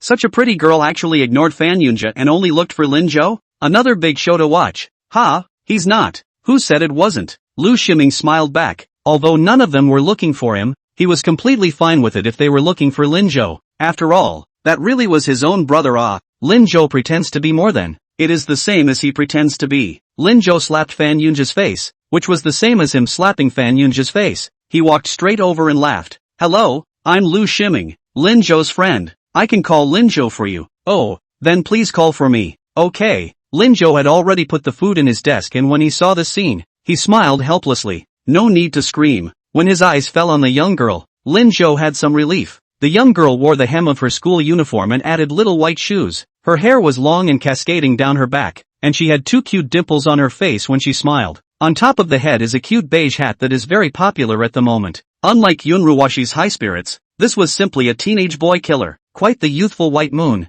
The young boys around them looked stunned. Fan Yunjia's eyes could almost spit out fire. Lu Shiming also walked to Lin Jo's side and muttered in a low voice. Boat brother, you do me a favor. Such a good-looking girl. If you want to reject it, don't go too far. It's best if you can tell her my contact information. I'm counting on you, boat brother. Knowing that Lin Jo only had Sun Yenshu in his eyes, Lu Shiming kept chanting. Where did he know that before he finished? He heard Lin Jo say, Die aside. Lu Shiming? No boat. You don't want your little table mate anymore? Lin Jo rolled his eyes greatly before shouting towards the little girl outside. Sugar, what are you doing here? Lu Shiming? What the hell? Sugar? Qin Yutian? Lin Jo's sister? The tomboy? As soon as Qin Yutian saw Lin Jo, she happily walked over. Then excitedly, he spun around in front of him. Lin Jo, do I look good today? She had agonized over it when she got up this morning, changing it several times before she finally managed to make up her mind and came to school in her uniform with a wig and hat. It was well received in the classroom, but she was still a little apprehensive. Taking advantage of this class period, she wanted to show Lin Jo. Lin Jo looked up and down. I have to say, it does look pretty good, but, well, average. Ugh, Lin Jo, you're too much. Can't you just compliment me? People have been packing for a long time. Okay, compliments of you. Good looking. Just great looking. Qin Yusheng was on the verge of tears. Lin Zhou, you're so perfunctory. Everyone around them, except Lu Shiming, was shocked, especially Van Unger. He grunted coldly. Lin Zhou, you're not afraid of Ruashi's anger even if you're like this? What does her being angry have to do with me? Fan Yunjia opened his mouth, and for a moment he didn't know how to retort. And you're not afraid of your table mates getting mad? Lin Zhou had recently gotten very close to Sun Yinshu, and everyone could see it. Fan Yunjia just wanted to be angry with Lin Zhou, and by the way, remind the little girl in front of him that this person was not reliable. But as soon as he finished speaking, he saw Sun Yinshu walk out, and the cute little girl in front of Lin Zhou cheerfully walked up to her again and took her arm. Sister, you are there too? Do I look good to you, sister? Sun Yinshu nodded seriously. Well, good looking. Really? Yes, it's especially beautiful. It's even prettier than Li Shiyun from their class. Ha ha, I knew it. Lin Zhou, you see that my sister has said that I look good. Fan Yunjia was once again speechless. At this moment, he only felt that he was here, looking so superfluous, like a jumping clown. Fan Yunjia went back to the classroom in anger. Lin Zhou looked helplessly at the slimy too. Little cohort, you can't spoil her like that. She'll be proud? Yes? Sun Yinshu thought carefully before answering. That's not nice. Ugh, Lin Zhou. Qin Yutian was furious. She quickly threw the lunchbox that she had just placed on the edge of the window to Lin Zhou, beaming and puffing. I'm not talking to you, so hurry up and go inside. I'm going to talk to my sister for a while. Saying that, her head even leaned on Sun Yinshu's shoulder. It's like two real sisters. Lin Zhou had no choice but to take the lunchbox. On the way out, there was a comment. No bullying, sis. You hear me? Who would bully her? It's not like I'm like you. Lin Zhou returned to his seat and put the food in his desk as well. Then he realized that a gaze was looking at her again. It's Li Shiyun. Chapter 101, Lin Zhou. To Sun Yinshu really good perhaps because the back door was too lively. Li Shiyun's eyes were attracted to it. At this moment, they were looking at them seriously. Rather, they were looking at Lin Zhou. In his eyes, there was some misery. Lin Zhou was somewhat helpless. Seeing Qian Guigua coming from outside, he called out to Qian Guigua. Qian Guigua walked over a bit bewildered. Lin Zhou, what's wrong? Why are you calling out to me at this time? Normally, they rarely spoke together except at mealtimes and during study time in the evenings. Lin Zhou also never looked for her unless she came to Sun Yinshu. Do me a favor. You have a favor to ask? What is it? Qian Guigua was happy. After all, there weren't many opportunities to help Lin Zhou. Tell Li Shiyun for me that I have a girlfriend. Li Shiyun? You have a girlfriend? You confessed to Sun Yinshu? When did you two get together? After asking 100,000 reasons, Qian Guigua suddenly came to a realization. I know. Lin Zhou, I'm sorry, I'm the one who introduced them to each other. That's okay, the little table should really have a few more friends that you can introduce. Okay, Qian Guigua nodded. I know what to do. As she went back to her seat, she looked in Sun Yinshu's direction. Suddenly there was a feeling of envy. Lin Zhou treats Sun Yinshu really well but what to say to Li Shiyun about this? Sun Yinshu was pulled outside the classroom by Qin Yutian. He didn't stop until he couldn't see Lin Zhou. However, Qin Yutian was still uneasy, and she seriously looked towards Sun Yinshu's back again and again. This action made Sun Yinshu a little confused. Sugar, what are you looking at? See if Lin Zhou is eavesdropping. He shouldn't be eavesdropping. That's not necessarily true. He bullies me a lot. Sun Yinshu couldn't help but laugh. That's because you're cute. I'm not going to be cute. I'm going to be a high-flying goddess. Qin Yutian had found a new target, and by the way, she raised her small fist and shook it seriously. Sun Yinshu pulled her back in amusement. Alright, sugar, what did you want to see me about? So secretive. Oh, this is so sister. You first let me think how to say. Qin Yutian struggled for a while before she found the words to say. That, sister, do you like Lin Zhou? Qin Yutian's words directly confused Sun Yinshu. She looked at Qin Yutian blankly. Her heart flustered. Why do you ask? Once again, Sun Yinshu felt as if her heartbeat was out of her control. She was a little anxious and subconsciously lowered her head. Why are people asking strange questions today? Do you like Lin Zhou? Wanting to answer, but Sun Yinshu didn't know how to reply. Does she like it? Don't like it? But she loved spending time with him. If you like, how could she like Lin Zhou now? You're not allowed to fall in love at school, are you? No, yes. How can they do anything else when they all have their own goals to strive for? Looking at her, Qin Yutian made a mistake. Looks like it's the one that doesn't like it yet. Alas, what can be done about it? Sun Yinshu was stunned. She decided not to answer that question. Sugar, what's wrong? Actually, I just wanted to tell you that Lin Zhou is quite good. This little girl, she had just been fighting with Lin Zhou. Even though he's and bullies me a lot, I know that he's doing it for my own good, and he wants me to change back into who I am. He also wants to facilitate my mother and his father. Mom and Uncle Lin affectionate. I always thought Lin Zhou will oppose. I did not expect. He also saved my mom and has been teaching me to grow up and will escort me home at night. He's really, really good. Qin Yutian spoke for a while before finally stopping. She raised her head and looked at Sun Yanchu. So, sister, if you want to fall in love, consider Lin Zhou, okay? Lin Zhou had never poked at this relationship. She, as a younger sister, had enjoyed so much goodness from Lin Zhou, so how could she help him? Although, she really didn't know how to help, just have to say nice things about him. But, these are good, she knows all about them. Lin Zhou treated her better and better. Sun Yanchu ultimately didn't say these words out loud. She kept her head down in a tangle, and a few fingers kept fiddling around. Consider the forest boat. How to think about it. Lin Zhou doesn't want to fall in love at all. And, was she worthy of a relationship with Lin Zhou in her current state? He's so good. And she, sugar. Lin Zhou said that he doesn't plan to fall in love. So it's better not to think about these things, right? He said that? Yes. How is this possible? Lin Zhou's eyes were almost growing on his sister. How can you not want to talk about it? It's not scientific. But seeing how serious Sun Yanchu was talking, Qin Yutian was also a bit confused. This, in that case, forget it. Let's not talk about it. It's so hard to try to help him. This guy doesn't compete. Sis, there's something else I want you to help me with. You tell me. What is it? Can you introduce me to Sun Yanchu from your class? I'm dressed up beautifully today, and I think that I should be able to go meet the school god and tell her that I'm going to study with her. I want to be as good as her. Sun Yanchu was a bit confused. How is this going to be introduced? She introduced herself? So embarrassing. But looking at Qin Yutian's serious look, Sun Yanchu was too embarrassed to reject her. So she nodded. Seriously, actually, Before Sun Yanchu's words fell, she suddenly heard a shout from behind her. Sun Yanchu, are you done with your work? Sun Yanchu looked over suspiciously and saw Li Shiyun standing at the back door. Qin Yutian also looked over in confusion. Who are you yelling at? Sun Yanchu? Where is it? Li Shiyun was also at a loss. Isn't that across from you? You've been talking to her. Don't you know her? Qin Yutian turned her head again in bewilderment and looked at Sun Yanchu. Sister, you. Sun Yanchu was a bit uncomfortable being looked at. She said carefully, I'm sorry sweetie, I've been meaning to tell you, but every time I'm ready to say it, I get interrupted. Before she could finish, she saw Qin Yutian's mouth open wide. Are you really Sun Yanchu?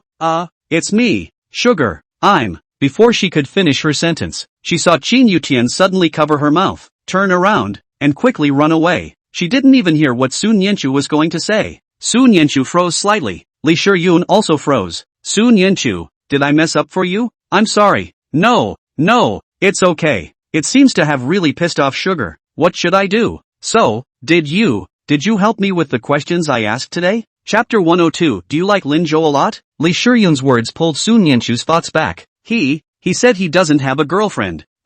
Great. Li Shiyun smiled happily. But what? Li Shiyun looked at Sun Yanchu suspiciously. Sun Yanchu bit her lip, not knowing what to say. She looked over at her, the words coming to her lips, but she didn't know what to say. She'll be sad if you tell her directly, won't she? But if you don't tell, Li Shiyun, do you like Lin Zhou a lot? Oh, I don't know. Ever since Lin Zhou became handsome, became loved to study, and became a school bully, my eyes fell on him. Somehow, every now and then, I want to look at him, even on vacation. My mind wondered what Lin Zhou was doing. Originally, my plan was not to fall in love before college, but yesterday, when Lin Zhou stepped onto the podium and said those words to those adults, I suddenly felt that Lin Zhou was so dazzling. He's like the sun that shines in my heart. Seeing him, walking with him, even if he simply walks past me, I feel so happy. I feel like I'm, right now, full of him.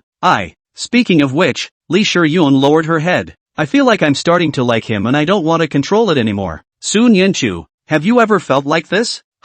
What does it feel like? It's just the feeling of liking someone, like I just said. Sun Yanchu froze. All he could think about was what Li Shiyun had just said. Eyes fell on him, thinking about him on vacation. Will be happy with him? He's so bright, like the sun, is full of him. Is that what this is like? If that's the case then yourself. Sun Yanchu's heart suddenly jumped as she hurriedly lowered her head. That answer cried out in her head, but she was stubborn. No, I didn't. It's a shame. It's a wonderful feeling. Lee Shuryun held Sun Yanchu's hand again, her eyes full of anticipation. You were about to say, but what? But, Sun Yanchu took a deep breath. It took a while to say, but Lin Zhou said he didn't want to fall in love. He wanted to study hard and get into a good university. Lee Shuryun's eyes, visible to the naked eye, turned into disappointment. Is that what he said? Yeah.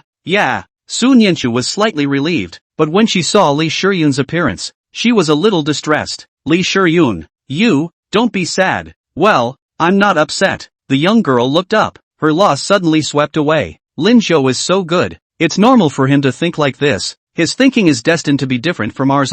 This is the Lin Zhou I like. I'll work hard. Isn't it just graduating from college? I can wait. I can also struggle together. Lee Shuryun made up her mind. Sun Yanchu jerked her head up and looked at her. How come it feels like teenage girls are happier after being rejected? This feels so weird. It always feels like the heart isn't quite right. But why is it less comfortable? Sun Yanchu, can you help me again? I want to know more about Lin Zhou. For example, what he likes, what he loves to eat, what does he usually do? You're at the same table with him, so you should know all about it, right? Sun Yanchu once again froze. The hardness in his heart suddenly increased. She felt some pain, just when he didn't know how to answer. At the back door, suddenly came Qian Guoguo's voice. Lee Shuryun, what are you doing? Qian Guoguo took it in stride. As soon as he pulled Lee Shuryun back, he said to Sun Yanchu, don't listen to Lee Shuryun's nonsense. She doesn't like Lin Zhou at all. She's just messing around with you. You hurry back to your studies. Don't pay attention to her. Talking about fun?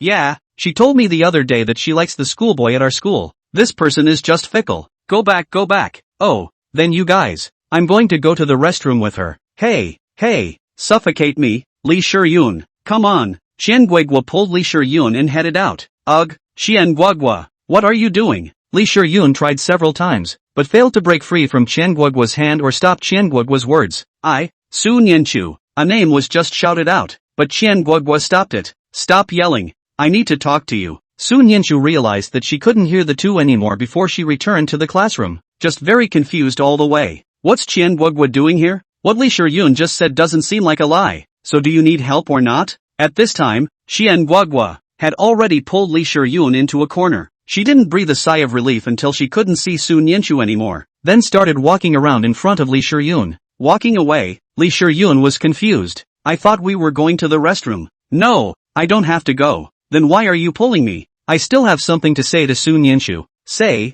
what? Say you like Lin Zhou? Qian Guoguo's tone was a bit annoyed. She had just been thinking about how to say what Lin Zhou had explained to Lee Shuryun in order to not make Lee Shuryun sad. Unexpectedly, this guy had actually run out of the classroom to look for Sun Yanchu. It doesn't take much thought to realize what they said. Sun Yanchu was so kind. She would definitely agree to anything. She didn't even know that Lin Zhou liked her or that her own gaze had actually been falling on Lin Zhou. Isn't that bullying? How do you? Money Gogo, how do you know? Lee Shuryun lowered her head in embarrassment. How do I know? Of course I saw it with my eyes. Lee Shuryun, last period after class, you told me that you wanted to be friends with Sun Yanchu. You wanted her to help you set up Lin Zhou, right? In fact, you didn't want to be friends with her at all, did you? No, I was trying to be friends with her, Lee Shuryun hurriedly retorted. But also want her to help you? Lee Shuryun nodded. I like Lin Zhou. What's wrong with that? There's nothing wrong with that. What's wrong is that you sought out Sun Yanchu. What's wrong with her? Lee Shuryun realized that she was somewhat unable to understand Qian Guoguo's words.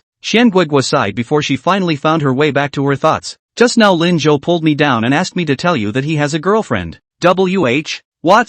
Lee Shuryun looked at her incredulously. But Sun Yanchu said he didn't. That's for sure. If you ask Sun Yanchu to ask, he'll definitely say no. What does SH mean? Lee Shuryun was a bit confused. Qian Guoguo, what are you trying to say? Qian Guoguo patted her on the shoulder. Lee Shuryun, you're so smart. You should be able to understand, right? I don't like her, and I never will. Lee Shuryun froze. 2 minutes later, she bit her lip and nodded. I know. Well, that's good. Actually Sun Yanchu is really kind. Even if she agreed to give you a favor, it must be because she was too embarrassed to refuse. Lin Zhou was so nice to her, and because of his worries, he didn't even say anything when he liked it. Lee Shuryun, don't be silly, like someone else. Qian Guoguo said a lot in one breath. Lee Shuryun also understood quite a bit. No wonder the two of them always show up together. No wonder it's in one place even on weekends. No wonder Lin Zhou always protected Sun Yanchu behind him whenever he was on the podium. No wonder Sun Yenshu, who just came to school and didn't say a word,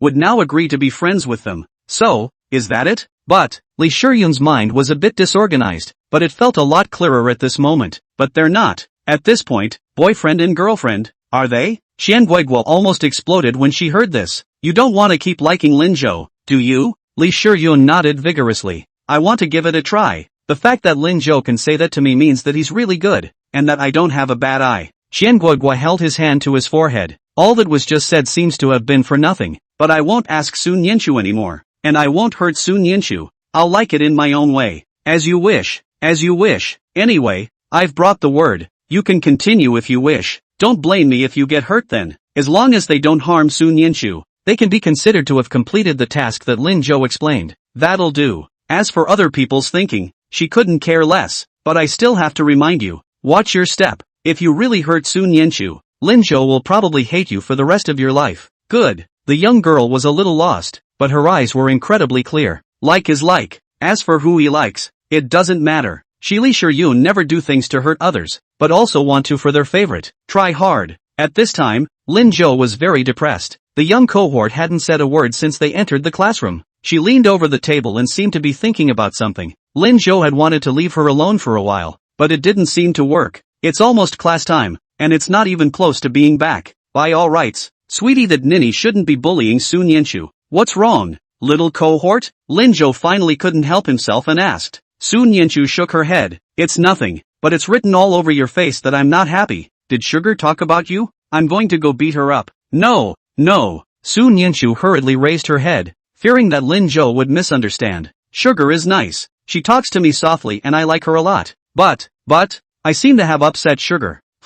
Why? She just realized I'm Sun Yenshu. But, and then what? Lin Zhou was very regretful at this time, regretting that she didn't go out to see what Qin Yutian's reaction was when she knew that Sun Yenshu was the school god that she had been pining for. It must be wonderful. And then I explained to her, and she ran off on the spot. Run away? Yeah, it's a great run. She didn't even have time to shout if she wanted to. Lin Zhou, did I really get into trouble this time? No, how could that be? That's a normal reaction from Sugar. Normal? For some reason, Sun Yenshu actually felt that there was some truth in what Lin Zhou said. Sugar seems to be like that, but she was still a little worried. But, no buts, don't worry little cohort. Sweetie, the girl is probably all happy and mad in her class right now. Wait, she'll come back for you. Really? I promise. Okay, fine. Sun Yenshu then felt a little better, but soon, she slumped back down again. Lin Zhou was just about to ask why when he saw Qian Guigua and Lee Shuryun walk in. Qian Guigua walked in front and seemed to be a little angry. Lee Shuryun walked behind with a light in her eyes, and that light, it was toward his position. Lin Zhou froze. Lee Shuryun and Qian Guigua? Is it? No way. Ugh, being handsome is still a pain in the ass. Lin Zhou ignored Lee Shuryun and looked at Sun Yenshu. Little tablemate, Lee Shuryun is looking for you again? Sun Yenshu wanted to shake her head, but she heard Lin Zhou say, tell the truth. Sun Yenshu had no choice but to nod. Well, look for it. What for? She said she wanted me to do her a favor and tell her what you like. You promise? Lin Zhou frowned. Sun Yenshu hurriedly shook her head. No, I didn't say yes. Qian Guigua pulled her away. Qian Guigua also said that Lee Shuryun's comment about liking you was a lie, and she even said she liked the schoolboy a few days ago, so I shouldn't take it to heart. Well, don't take it to heart. Lin Zhou immediately made a summary. Qian Guigua, this person can handle. Very smart. But, Sun Yenshu thought for a moment and said, I think Lee Shuryun might really like you. Lin Zhou. I don't like her and never will. Lin Zhou said it very naturally. Little tablemate, have you forgotten? I'm going to study hard. It was only when she heard this that Sun Yenshu finally breathed a slight sigh of relief. Well, study hard. Seeing her open up, Lin Zhou then took out the snacks from his desk. From it, he pulled out a bag of potato chips, then tore it open and handed it to Sun Yenshu. Here, have a snack. Here, this is for you. I can't eat it all by myself. Together. Well, that's fine. Sun Yenshu carefully reached out and took a piece. Next to him, Lu Shiming saw this and poked his head over happily. Why don't you call me when Brother Boat has something delicious? Let me eat some too. Before his hand could touch the bag, Lin Zhou opened it with a slap. Eat farts. Lu Shiming ate the pain. Boat, why are you so violent now? My little cohort bought it for me. Do you want to eat it? No, don't eat it, don't dare. As soon as Lu Shiming finished speaking, he heard Sun Yenshu next to him frown. Oh, this chip is so bad. It tastes so weird. Tough to eat? Lin Zhou subconsciously tasted a piece, then without hesitation threw the chips in his hand along with the package to Lu Shiming. Here, eat it, it's cheap. When he finished, he took another packet of dry noodles from his desk. Lu Shiming? Is he, like, turning into a garbage can? Several people did not see that at this moment. Li Shiyun, her eyes still fell on Lin Zhou's side. Chapter 104, Lin Zhou touched her lips. Li Shiyun had been looking at Lin Zhou since she entered the classroom. Having just had a discussion with Qin Guigua, she suddenly felt that Lin Zhou was even better, knowing how to be heartfelt and how to reject people, instead of procrastinating like the scumbags and chatting about several at once. Looking at it, she thought, I've got a really good eye. So, straight away, I couldn't take my eyes off it, until she saw that Lin Zhou had been feeding food to Sun Yanchu. In that one moment, Lin Zhou's eyes seemed to have only Sun Yanchu in them.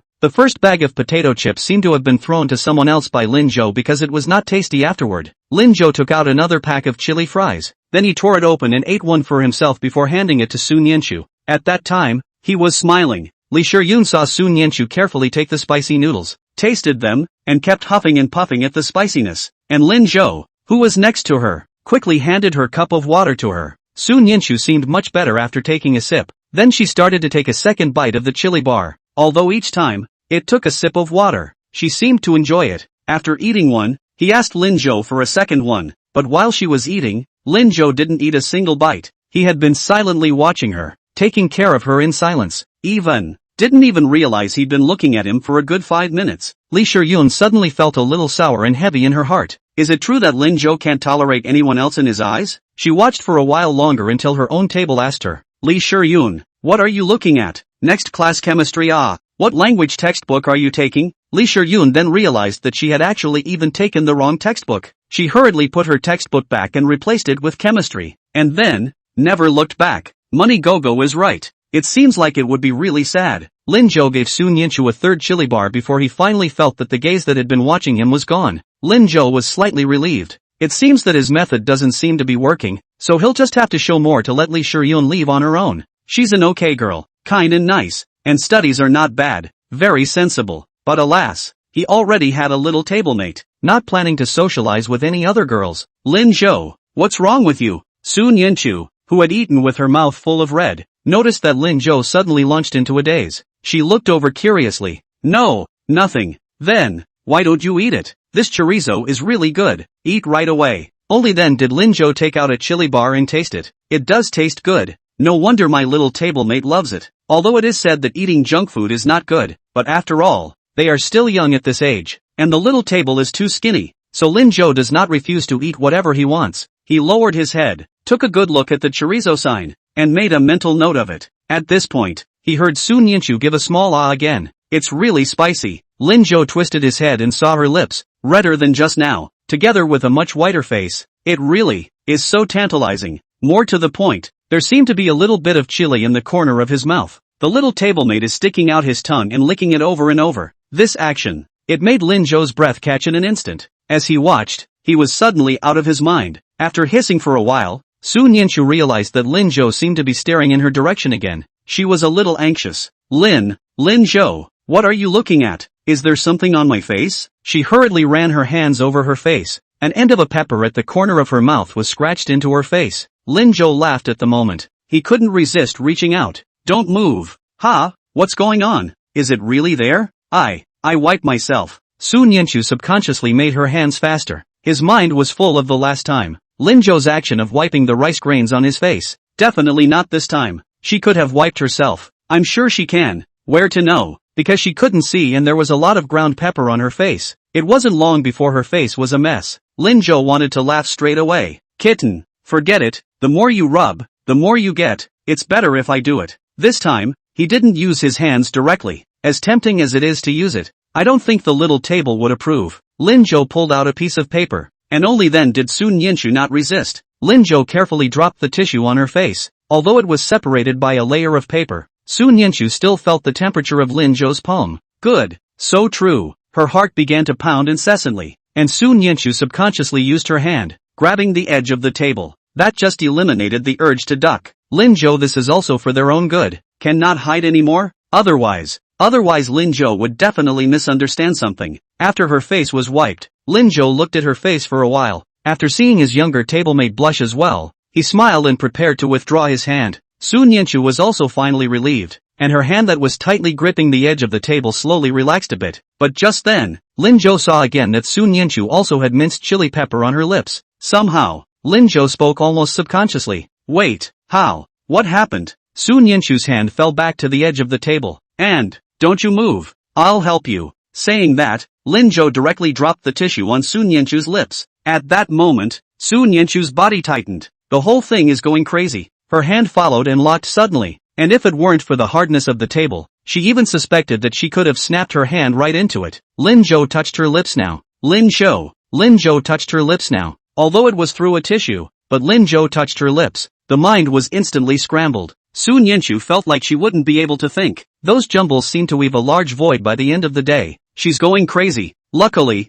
Lin Zhou rubbed it and just let go. There was no hesitation. Only then did Soon Yanchu let out a long sigh of relief. Thanks. You're welcome. Wipe it clean. Aha. Get ready for class. Little cohort. Good. Soon Yanchu froze, a bit incredulous. It was clear that there had just been such an intimate action. But why was Lin Zhou so calm? Why is he still reminding her of her classes? Could it be that Lin Zhou doesn't he know how intimate the action just was? It's yourself. That's overthinking it, isn't it? Soon Yanchu took out her books from her desk pocket and put her whole head up. She needs to be quiet. What Soon Yanchu didn't know was that Lin Zhou, at this moment, was also going crazy. 18 is really not a good age to tease. God knows how tantalizing the little cohort had just been. God knows how long he held back from touching her. God knows, he didn't even want to draw his hand back quickly. But, if he didn't, he was afraid he'd never want to do it again. God knows, he doesn't even care about class right now. All he can think about is his little tablemate's lips. Really, so soft. Chapter 105, Xin Yutian, are you okay? Lin Zhou even wanted to hug and kiss on it and taste the slight sweetness there. But, he restrained himself. Good thing. Restraint. It's just that this wildly beating heart can't be controlled. After living 2 lives, Lin Zhou knew for the first time that he would actually be nervous. It's amazing. Small table. Lin Zhou didn't see it when he took out his textbook from his desk. Li Shiyun, who was already preparing for class, looked at them once again, and what they had just done was all in her eyes. Li Shiyun instantly felt her heart become even more sour, and she decided that she couldn't look at Lin Zhou for a day today. She had to think for herself. 2 minutes to class. In the corridor of the 5th class of senior high school, however, there was a person standing all the time. Xin Yutian. Ever since she came back from Lin Zhou's classroom door, her whole body was a little out of sorts. Kept walking around and around and around and around the classroom door for 10 minutes. Now, not going into the classroom just yet. Everyone in the classroom was looking at her. The boys are looking at beautiful women and the girls are worried. Xin Yutian's deskmate, Fang Yun, couldn't stand to watch. She walked out and pulled the spinning Xin Yutian. Xin Yutian, it's almost time for class. Get into the classroom. Oh, yeah, I'm going to class. I'm going to class. Go go go. She kept her head down and headed for the classroom. Fang Yun was helpless for a while. Xin Yutian, that's the front door. Our position is more convenient from the back door. It used to be through the back door. What's going on today? Ah yes, back door. Let's go. Fang Yun, following Xin Yutian, she walked back to the classroom and sat down. Fang Yun was still a bit dumbfounded. Today's Xin Yutian is really abnormal. Wearing a dress and a wig and a hat, she was completely transformed into a sweet and cute little girl, causing the boys in her class to squeal in turn. Second period class was over and still hoofing it out. When it comes back, it'll look like this. Like a, well, goofy little cuteness, and cute don't go together at all. No, the guy was giggling this very moment, out of his desk, with a romance novel. You know, things like romance novels can only be read in secret inside a desk. In some cases, it has to be covered with other larger books. Otherwise, the teacher will find out and it will be confiscated. Why is she so bold today? Seeing that the teacher was about to enter the classroom, Fang Yun just couldn't watch anymore. She yanked the romance novel off with one hand and put it in her desk. It's a book she hasn't finished yet. I've been waiting for Xin Yutian to finish reading it and show it to her, but I can't have it confiscated by the teacher. Ugh, you? After Xin Yutian shouted, she realized that the teacher had entered the classroom. Covering her mouth in shock, she hurriedly pulled out the correct textbook, then took a long breath as she silenced her chest. So close. Thank you, Fang Yun. Fang Yun thought Xin Yutian was finally normal as she shook her head. You're welcome. But a minute later, she saw that Xin Yutian was fuming again. Not only are they gawking, they're giggling. Fang Yun was dumbfounded. Xin Yutian, After shouting in a small voice and realizing that Qin Yutian did not respond, Fang Yun had to tug on Qin Yutian's sleeve. Qin Yutian? This time, Qin Yutian finally reacted. She looked over at her. Fang Yun asked, "What's wrong with you?" Qin Yutian shook her head in panic. "No, nothing much, he. Fang Yun, you call that nothing? It's obviously more stupid, okay? I say, what's got you so happy? Aren't you going to see that unreliable brother of yours? Who says my brother is unreliable? My brother is a reliable thief." Fang Yun, I don't know who it was who cried every day a while back that her mom had found her a stepdad, who she was very happy with, but her stepdad's family had a psychopathic brother who was very annoying. For this reason, Fang Yun also helped her with ideas on how to make that brother better and how to protect Qin's mother. It's only been a few days. How come you've become a very good brother? Qin Yutian, you don't have a fever, do you? Nope, I'm fine. And you? Alas? Fang Yun, have you met your idol? Qin Yutian's sudden question caused Fang Yun to freeze. Idol? You mean the Chow Chow kind? No. It's just someone in your neighborhood that you admire a lot. Near me? Fang Yun shook his head. You mean like the god of learning? Because the homeroom teacher of every class was talking about it. Sun Yinshu had become the god of learning in the minds of all the girls in the first middle school. They are silently following her example. Work toward her. Yeah. Fang Yun shook his head. I haven't seen it. The god of learning is so high and mighty. How could I possibly meet him? But I saw it, ha. After laughing continuously for a few times, Qin Yutian realized that the teacher who was working out the questions on the blackboard twisted his head and looked in her direction. She hurriedly lowered her head and covered her lips. The sound is also lowered quite a bit. I saw it, oh hey. What? Fang Yun was dumbfounded. What does that mean? You've met the god of learning? Yeah, hey. Fang Yun couldn't care less if Qin Yutian was stupid or not at this moment and immediately came over. What does the god of learning look like? Is it really like what we discussed before? Especially high and cold. Especially hard to contact. Just know how to study every day. Don't even take care of people? How is that possible? Qin Yutian waved her hand and said happily, well, the god of learning. After a moment's pause, she suddenly changed her mind. I'm not telling you. What? Fang Yun felt as if his heart was being scratched by a cat. Since idolizing the god of learning, she had been discussing the god of learning with Qin Yutian every day, fantasizing about what a schoolteacher looks like. The moment Qin Yu sweet this dead niece actually did not tell her. It's too much. She tugged at Qin Yutian's sleeve in a petulant manner. Sugar, tell me, how about a bag of potpourri? I'll get it for you after class. Hearing this, Qin Yutian was instantly moved. Okay, deal. After saying that, she also came over to Fang Yun's side and began to describe it. Oh god of learning. She is gentle, kind, understanding, and extraordinarily brave and nice to people. Ha, this way? How come it's nothing like the imaginary Hokage? Imagine that, it should be very high-strung. Aha, when she talks, she's not at all standoffish, and she's especially considerate of you. She's a very good sister. That good? Fang Yun was mesmerized as he listened. Then aren't we looking at the wrong idol? Of course I'm not wrong. She's such a nice person.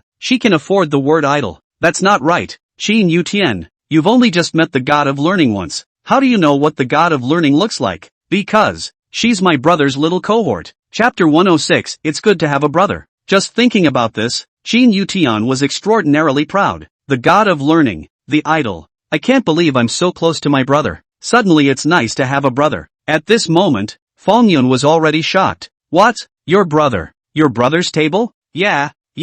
That schoolboy brother of yours? No. My brother isn't a scum now. He's a good student now. He even scored 150 in math on his last test. Isn't that a copy? Not at all. Fang Yun, how could you? My brother took the exam with strength. What? Isn't copying what you said? What's going on? Fang Yun choked. Qin Yutian, has your brother drugged you with ecstasy lately? No, I just suddenly felt good about my brother. He even sent me nice hats. Is the one on your head? Yeah, it's nice, isn't it? It does look pretty good. Ugh no, Qin Yutian, you're not wearing women's clothing because of your brother, are you? Qin Yutian nodded seriously. Yeah, my brother said I'd look good in women's clothes, and it turns out he was right. He. Fang Yun felt that this girl was fickle and somewhat speechless. She looked Qin Yutian up and down, wanting to make sure that she hadn't been attuned to her soul. How did you suddenly become your brother's little fangirl? The old Qin Yutian wasn't like this. My brother is still. Okay,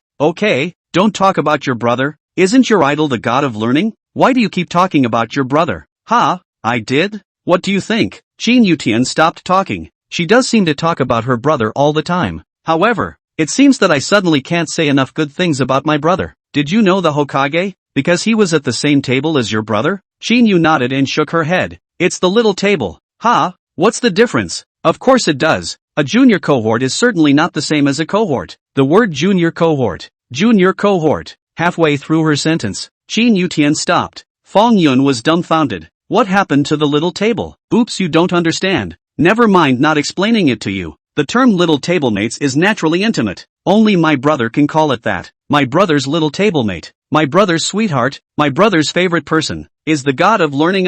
My brother. What an eye. Qin Yutian felt even more that it was great to have a brother. Fong Yun was a bit bewildered as she realized that Qin Yutian had once again brought the topic to her brother. Fong Yun decided to change the topic in a hurry. Since you've met the god of learning, why aren't you happy? Because. Qin Yutian's entire body slumped onto the table in a funereal manner, her smile disappearing, replaced with a faint sadness. Because, actually, I knew Hokage before, but I didn't know it was her. And then I was constantly staggering around in front of her, and wearing unattractive tomboy outfits. And, saying that, Qin Yuxian was on the verge of crying. When people meet their idols, they put their good side out there. How did she? Just because of that? Yeah, then there's absolutely no need to be sad. Didn't you say that Gakushin is nice? She shouldn't care about that, right? Wouldn't care? Qin Yutian muttered something, then remembered what had happened after meeting Sun Yinshu. She really doesn't seem to care. Even if he's a prude, he's willing to be nice to her and play with her. Sure don't care. But, I just ran away as soon as I realized it was her. But, Qin Yutian, you also have such a timid side. I didn't see it. Geez, don't make fun of me, right? Think of what to do quickly, right? I have to remedy this in a hurry. I think about it. Fong Yun bit his pen and pondered for a while before suddenly having an answer. You go to her again.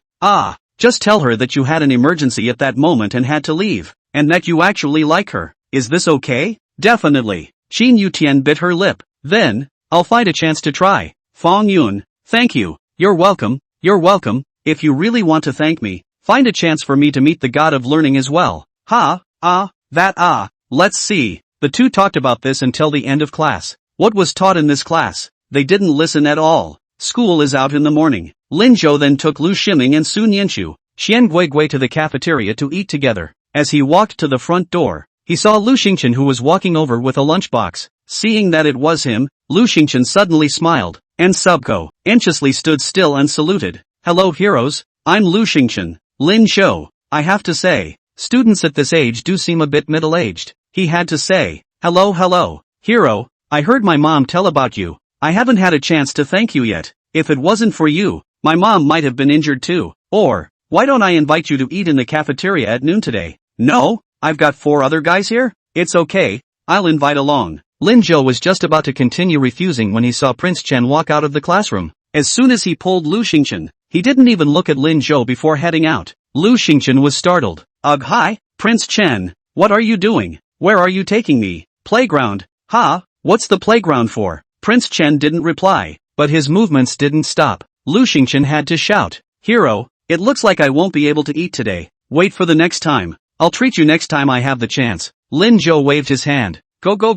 The 3 people next to him looked at this scene and looked at each other. Sun Yinshu was a little worried. Lin Zhou, Prince Chen won't fight with Lu Xingchen, right? After all, today, Prince Chen said that it was Lu Xingchen who told him about Lin Zhou. Now, Prince Chen is going to run 20 laps because of this. Guess it's bad-tempered. It's okay, there won't be a fight. If there is going to be a fight, it's going to be in the classroom. But Prince Chen should be letting Lu Xingchen run 20 laps with him. Don't worry, running doesn't kill anyone. Let's go eat first. Okay, fine. Only then did a few people join together and head for the cafeteria. At this point, Lu Xingchen had gone crazy. Just as he arrived at the playground, he was pushed onto the track by Prince Chen. Before he could react, Prince Chen began to make a running pose. Seeing that Lu Xingchen didn't move, he specially turned his head and looked at him. Eyes narrowed slightly. This action startled Lu Xingchen. He could only ask with a compensatory smile. Prince Chen, let's talk things over. If I did something wrong, I'll apologize to you. And say what?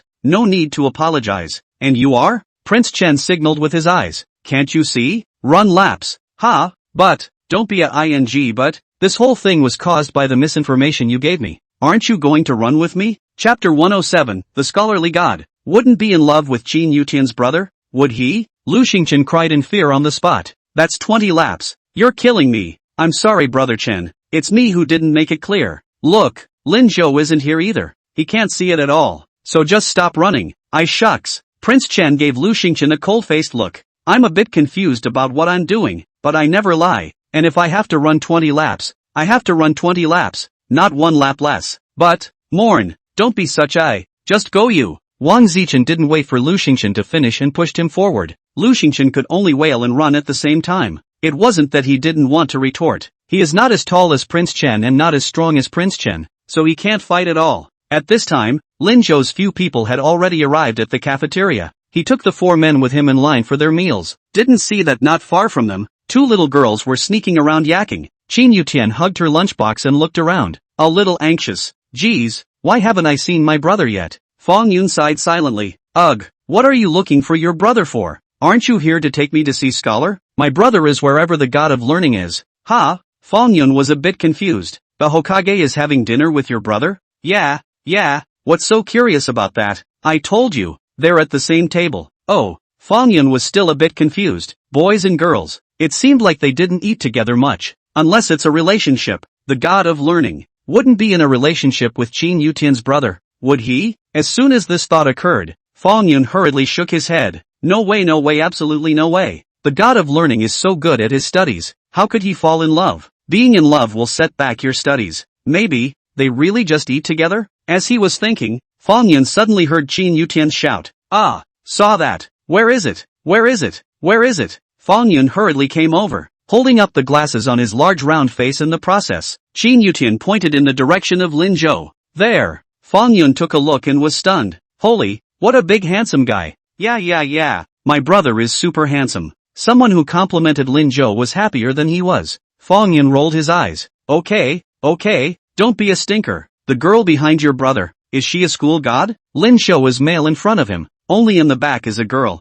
Yeah, it's the god of learning. Fong Yun was instantly surprised. The Hokage actually wore glasses like her, but she was tall and her whole body looked svelte. The posture of the lunchbox in his hand all looks like he's holding a textbook. Not bad for a schoolteacher. Fong Yun could not help but lament in his heart. She quickly tugged on Qin Yutian's arm. Go, take me to meet the god of learning. Ugh, don't. Qin Yutian rejected her and took a step back. What's wrong? That. I haven't figured out how to tell the Hokage that I ran away today. Just tell it like it is. No, that would be too embarrassing, wouldn't it? I can't say I ran away because I was scared, right? I'll have to think of another excuse. Qin Yutian walked around the spot anxiously. How so? How can I say this without being embarrassed? Ooh, I'm so stupid. The line is almost up to Lin Zhou. Su Nianchu stood obediently. Qian Guigua and Lu Shiming couldn't help but discuss it. Do you think that kid Prince Chen really wants to run 20 laps? That's for sure. The punishment is naturally in place. But class will be over by the time the 20 laps are done, right? He can't eat lunch. Isn't he hungry? Lu Shiming,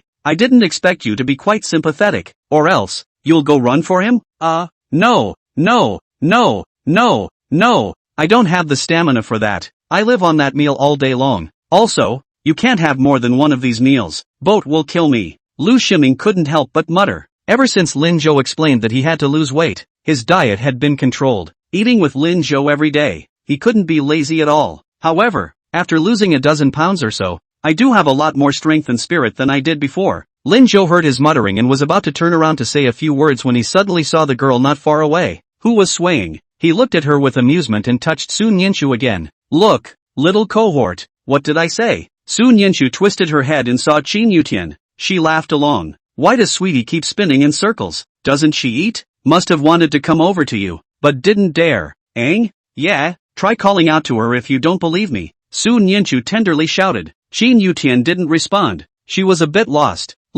No, ignore me. Lin Zhou was about to speak when he saw her Qian Guigui next to him. Su Nianchu, you're also too gentle, right? There are so many people here. She can't even hear you. Look at me. After she finished speaking, she shouted out in Qin Yutian's direction. Qin Yutian looked up at the sound, saw a row of 4 people all looking at her in silence. Qin Yutian was immediately a bit embarrassed. She couldn't care less about thinking at this moment. Pulling Fong Yun, he headed that way, and while he walked, he hemmed and hawed and giggled. That, brother, sister, what a coincidence. Lin Zhou, this girl, clearly came here on purpose. but Sun Yinshu didn't see this at all as she nodded. What a coincidence indeed. There was a lull in the conversation. In desperation, Qin Yutian pushed Fong Yun forward.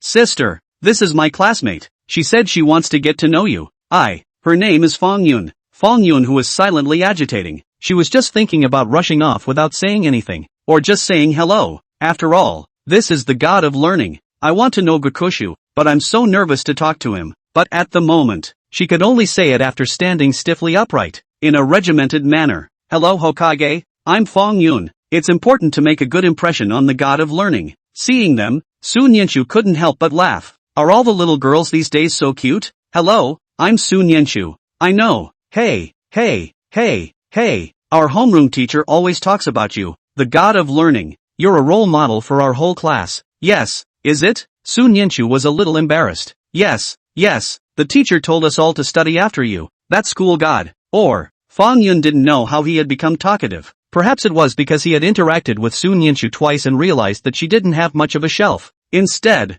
it's lukewarm. Fong Yun spoke a little more boldly. Why don't you teach me how to study? I want to be a god of learning too. How can I teach it? Those topics, she knew them almost at a glance. In fact, she couldn't understand why others wouldn't. Sun Yinshu didn't know how to answer for a moment and could only look at Linzhou for help. Chapter 108, just one look, and he understands. Fong Yun froze when he saw Sun Yinshu's movements. Why is the god of learning suddenly looking at Qin Yutian's brother? Moreover, that look seemed to carry some begging independence. Although Qin Yutian's brother was indeed very good looking, shouldn't a god of learning be high and cold? Just as she was thinking about it, she saw brother Qin Yutian looking out towards her. It's almost our turn. You two want to eat together? I'll help you fight.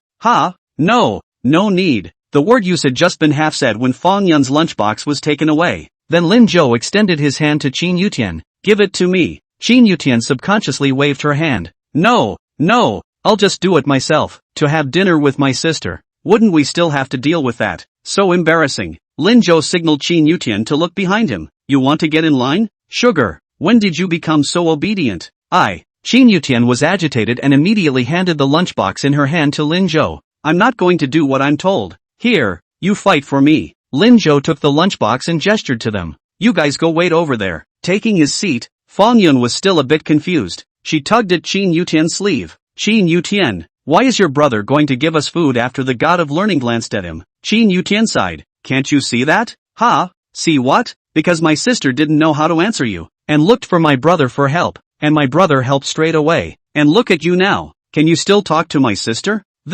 Fong Yun choked. But the Hokage didn't say anything? That goes without saying? The two of them have such a good understanding that all it takes is a look and my brother gets it.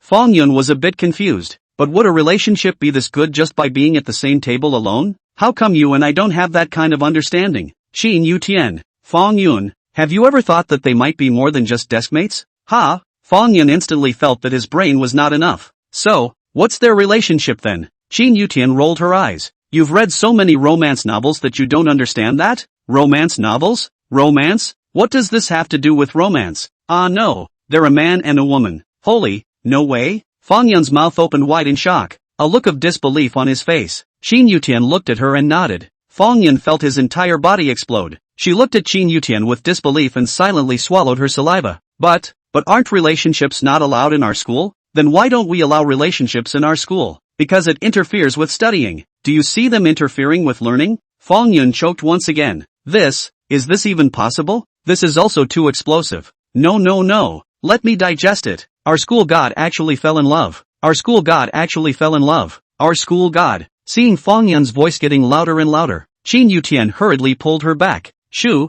don't be so loud. How bad would it be if someone heard you? This is the cafeteria. Oh, yeah. Fong Yun held back the fluttering in his heart and sat down, then blankly asked Qin Yutian, but why would a school god fall in love with your brother? Isn't that brother of yours a scum and a school bully? Shouldn't she find a school bully? Where's my brother a scumbag? Hearing this, Qin Yutian was immediately displeased. My brother got a perfect score in first mode math. My brother improved 50 places in his class. My brother was chosen to participate in a math competition. And you're saying he's a scum? Fong Yun was confused. Is this so powerful? Why haven't I heard you talk about it before?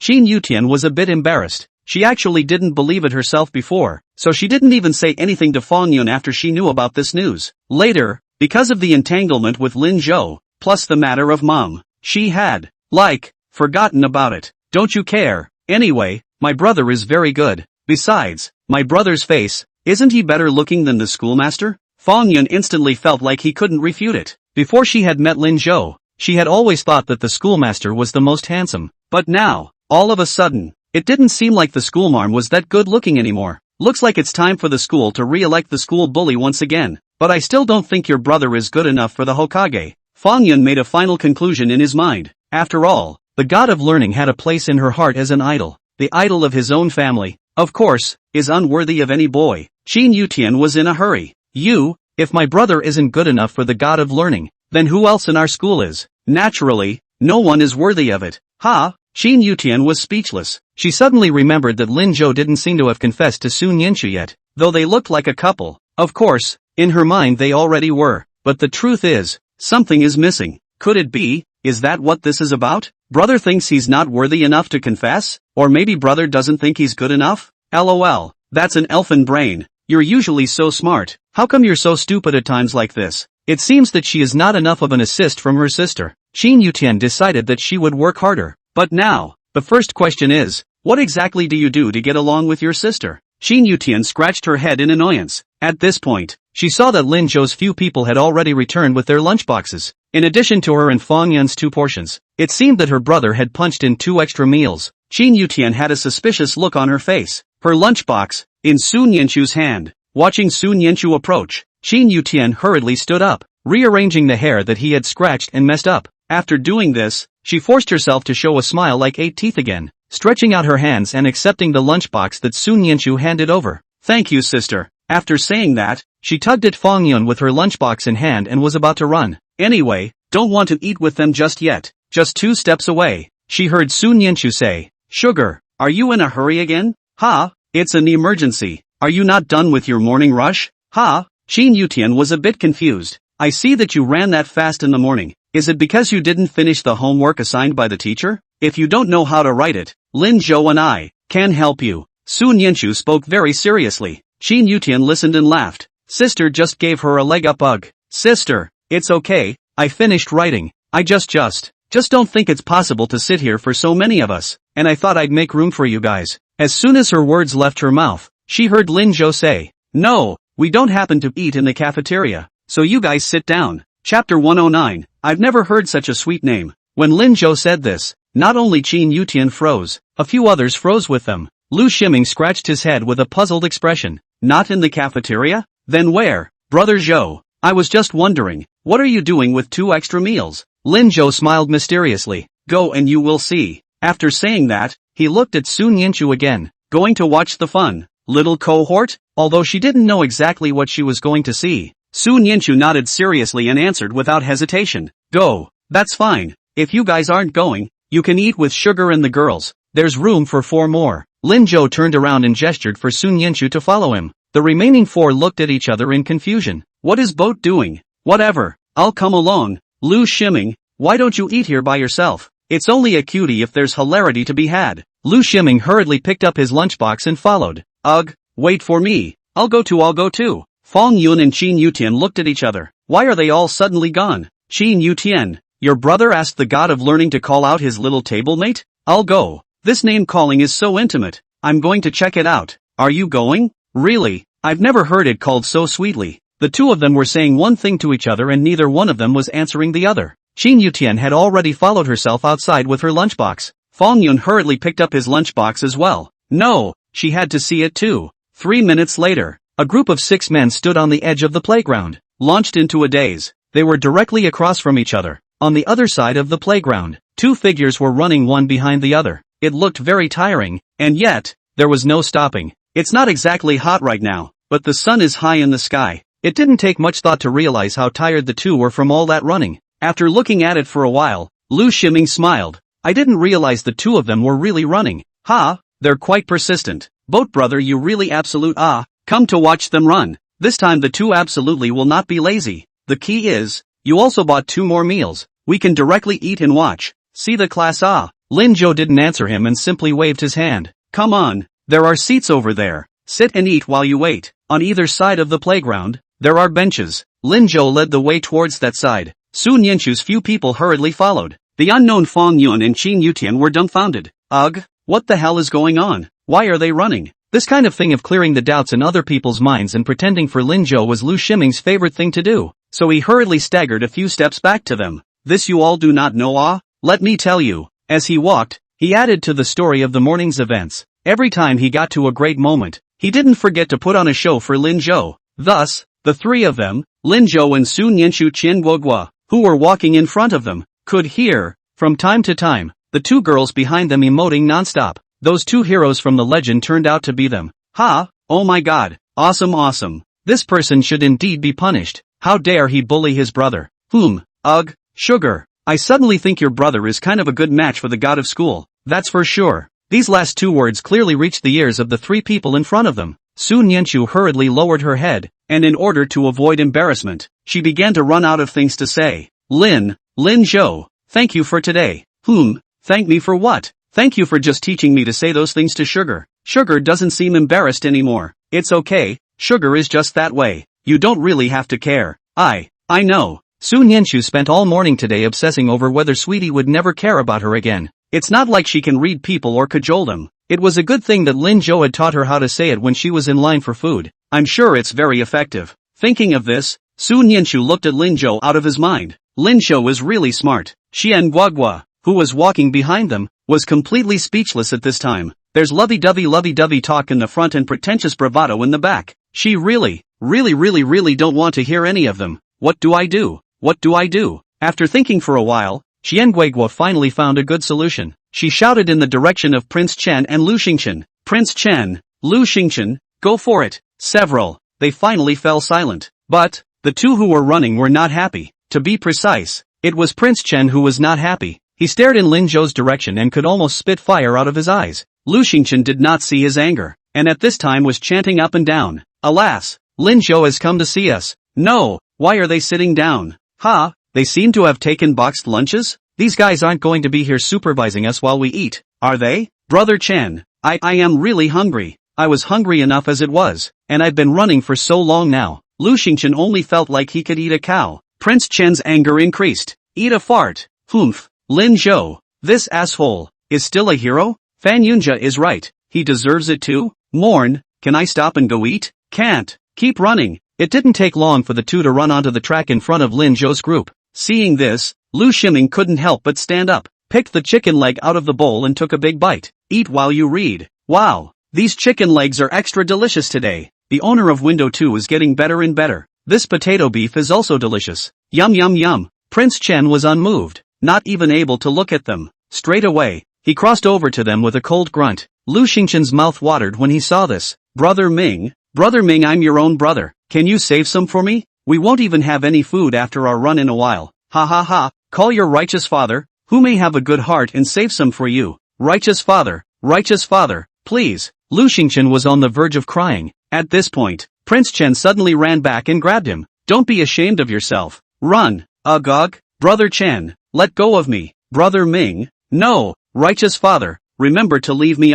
Lu Xingchen's voice was getting farther and farther away. Lu Shiming had also made enough of a scene, and he sat down again with his lunchbox. This feels so good. Qian Guogua couldn't help but roll her eyes. Lu Shiming, are you young or not? Ha ha, I'm not being childish. Ugh, why is this meal going so fast? Brother Zhou, I'm eating. Give me one of your 2 meals, he said as he went up to get it. How do you know? Just touching the lunchbox. I saw Lin Zhou draw the lunchbox back. Chapter 110. Are you going to give me food? Lu Shiming's hand fell short. He looked puzzled. Ugh, brother Boat? Not for you to eat. Ha, but there's no one else here but you and me. The 2 guys, so it's impossible for them girls to eat 2 meals, right? A few others looked over curiously. Qin Yutian wanted to say that she could actually eat 2 meals. After all, she wouldn't have any money for dinner, and would have to wait until she got home from her late-night study before she could eat. But in the way that she was now in a lady's dress and had just learned that Sun Yinshu was an idol, she held back and didn't shout out, just staring at the lunchbox in Lin Zhou's hand.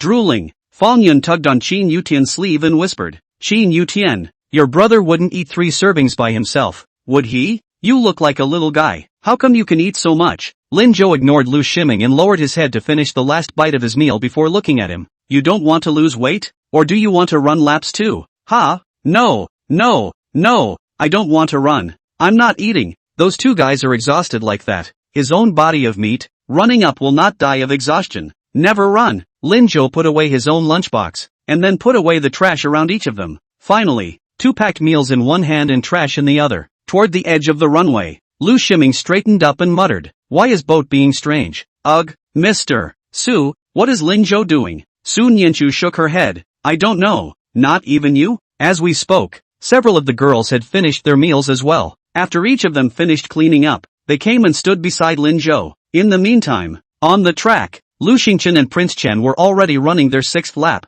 Lu Xingchen used up almost all of his strength, walking and stopping, panting heavily. Brother Chen, can't you take a break? Run again later. It's really too tiring. I hadn't eaten at lunch and my stomach was already rumbling. Especially when you watch someone eating, that chewing motion can make you salivate. Lu Xingchen felt like he was going to be deflated. Prince Chen was also eager to rest, but he can't. Linjo was watching from the side, especially since at this moment, the guy is actually standing on the edge of the runway. What?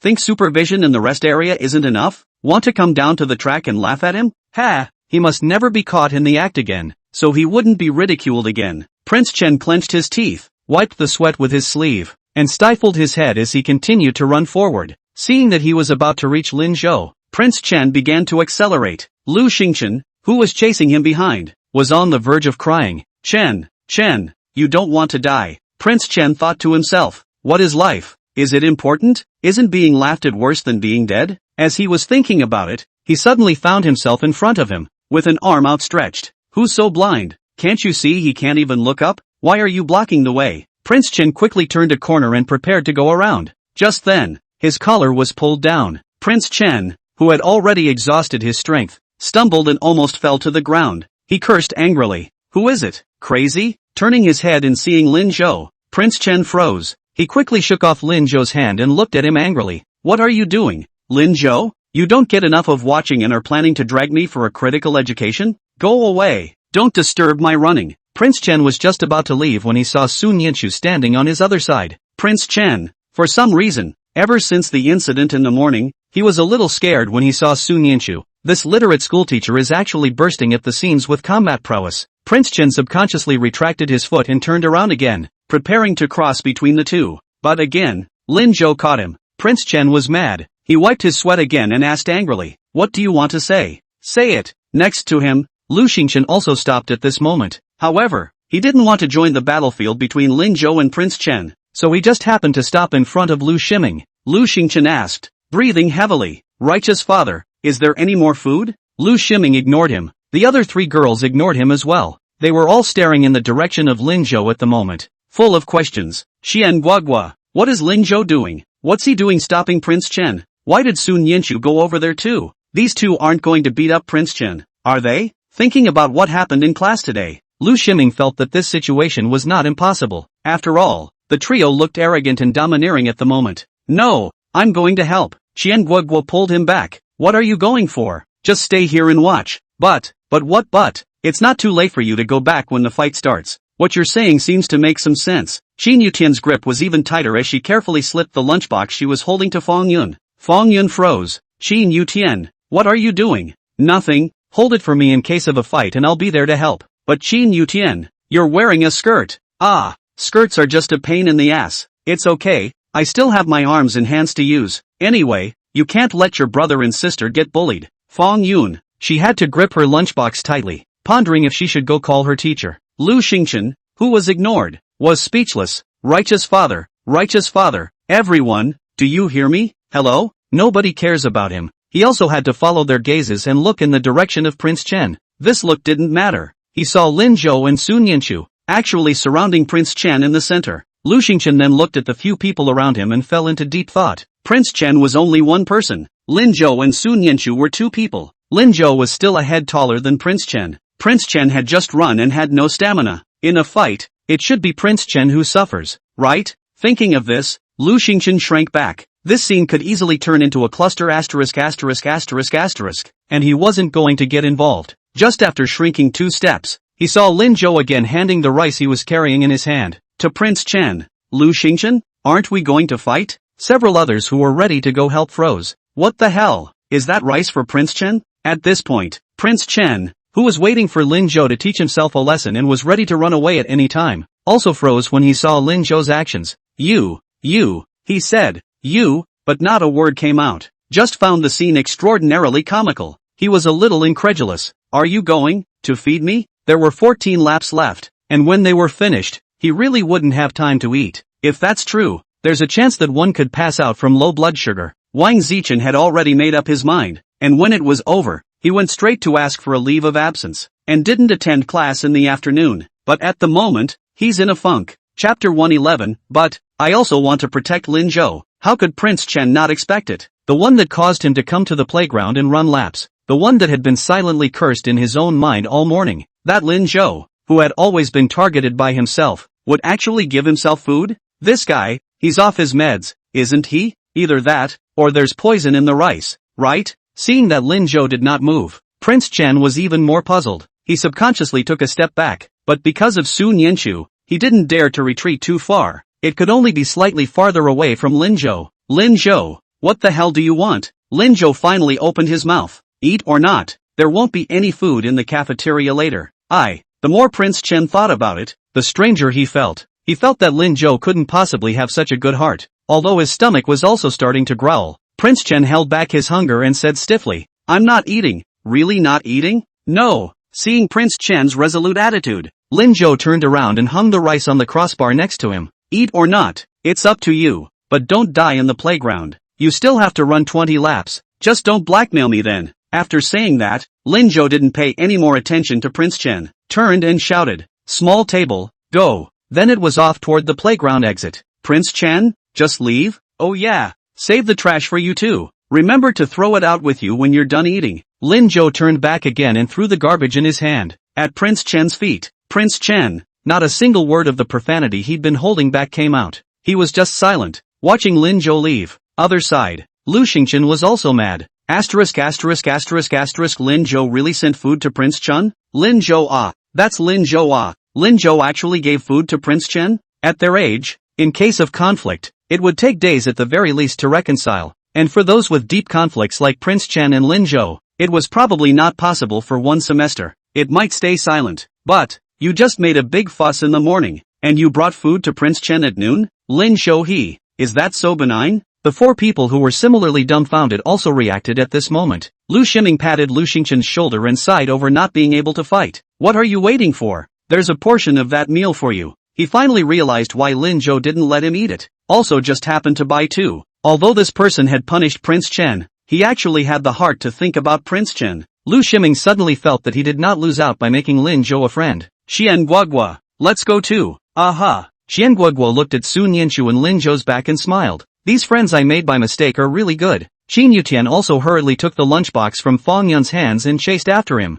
Hurry up, Fang Yun, you won't be able to catch up with my brother in a while. Fang Yun was still dazed. She hadn't regained her senses from the scene she had just seen. While walking, he also asked suspiciously, Your brother bought food for those two stupid big guys? Right, but they're not, because of your brother. So my brother is really good, the best brother in the world. When Qin Yutian showed off this time, Fang Yun did not retort. This senior, indeed, is not bad. A belly like that is not for everyone. Lin Zhou and Sun Yanchu, who were walking at the front, were staggered a great deal from a few people. Sun Yanchu was slightly staggered away from Lin Zhou. At this moment, looking at Lin Zhou's back, she couldn't help but smile. Hearing her laugh, Lin Zhou turned back in confusion. What are you laughing at, little cohort? Nothing, I knew you'd do it, so you just followed me here? Aha. Sun Yanchu nodded seriously. Just now when Lin Zhou walked towards the runway, she followed without hesitation. That's why it just happened to stop Prince Chen. Aren't you afraid I'll actually fight? Don't be afraid.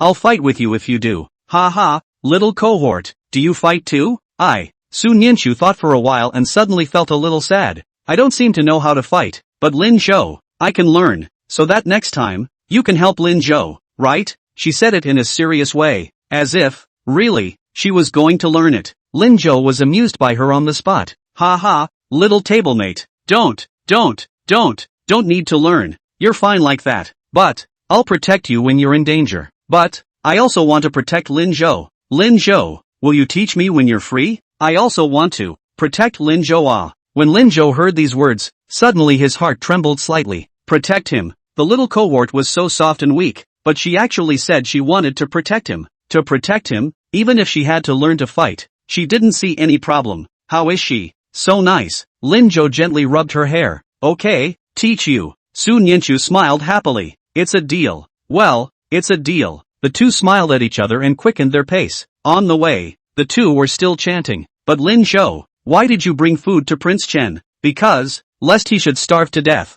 Ha, I don't believe it. Starving for a day won't kill you. Ha ha, this you know. In fact, it's because this person, Prince Chen, isn't that bad. In his previous life, Prince Chen, because of his family's bankruptcy, did not graduate from college, began to work to earn money, and gave his all for his family. And then, also, basically no bad things. Sort of a simple, ordinary guy, right? It's just that in high school, he was still a little middle-aged. But who doesn't have a middle school in high school? Behind, the four of them watched the scene silently, and one of them looked dumbfounded. Xian Guagua, what do you think will happen if I go up and bother them a little now? You want to die, you go ahead and try. Forget it, I don't want to die yet. Fan Yin also widened his eyes and tugged on his glasses, as if this way, he could see a little more clearly. God, these two are so sweet, sweet, sweeter than you. Qin Yutian smiled back. I don't know what they're talking about, but this pair, I'm going to try to make them work. Ha, I thought you said they were in a relationship.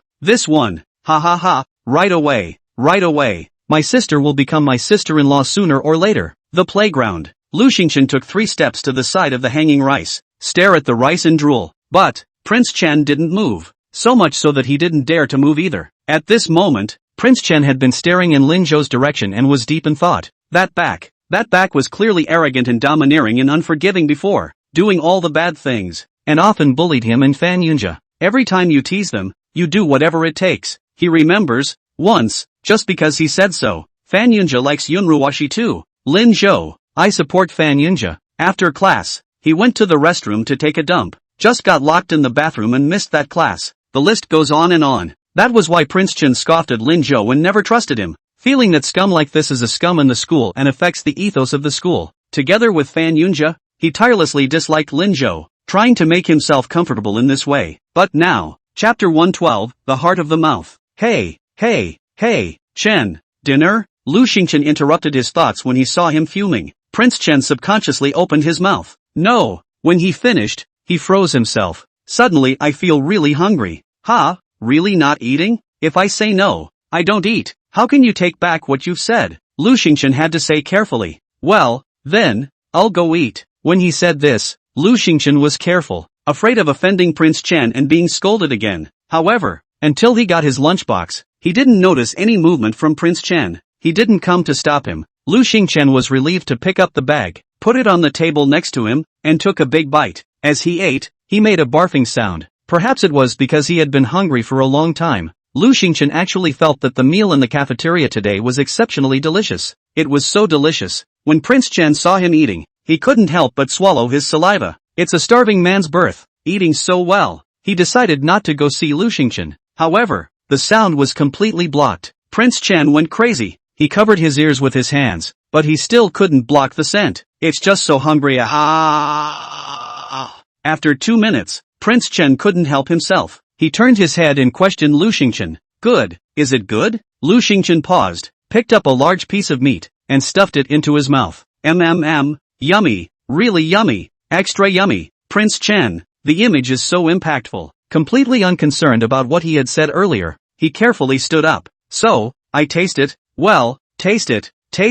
Lu Xingchen nodded his head vigorously. Wang Zichen picked up the remaining portion of rice and put a piece of meat in his mouth as well. The aroma flooded the taste buds. The hand holding the chopsticks was completely out of control. He who said it was just a taste started frantically picking up food for himself. I'm afraid that if I'm slow, the meal will be gone. Lu Xingchen looked at him and smiled, not bothering him, finishing his meal in one gulp. Prince Chen paused. He burped and looked at the empty bag, surprisingly feeling a little unfulfilled. Seeing the gaze Lu Xingchen cast over, Prince Chen could only say awkwardly, yes, it's quite tasty indeed. Yeah, yummy, aha. Seeing that Prince Chen had finally spoken calmly, Lu Xingchen moved closer to him and decided to enlighten Prince Chen. Brother Chen, look, am I right? Lin Zhou was really quite good. He was indeed bad before, but people change. Look at him now.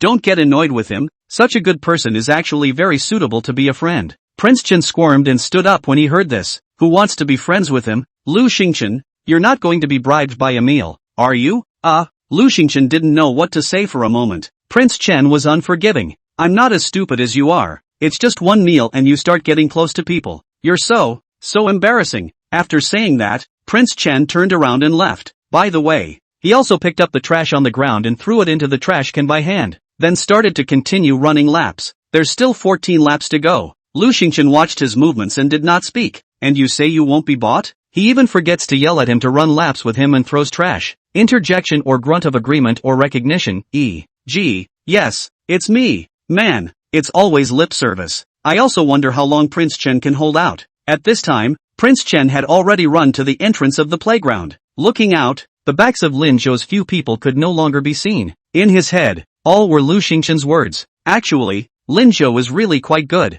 Such a nice guy. Great to be friends with. Don't sulk with him. Is he sulking with Lin Zhou? It's not that bad, is it? Is he actually that petty? On the contrary, this guy Lin Zhou, what's going on? I was supposed to like Yun Ruoshi, but suddenly I didn't. The ones who had been teasing him and Fan Yunjie every day were ignoring them. What started out as a little rascal has actually turned into a schoolboy, and a helpful hero. This Lin Zhou, he didn't recognize at all. Is it because of the new girl, Su Nianchu? But can one person really change another? Why doesn't he believe it? What the hell is going on? What the hell is going on? Wang Zichen had read the whole thing, but he hadn't figured it out. But he's all figured out a little bit. He's now so childish. Those behaviors are so childish. How could he target Lin Zhou every day? Isn't that something only elementary school kids do? He's a high school student. Cafeteria entrance. The few people who walked back and stood at the edge of the sink, ready to swipe their lunchboxes. Since most people had already gone back to their classrooms, there was no one to grab it from them.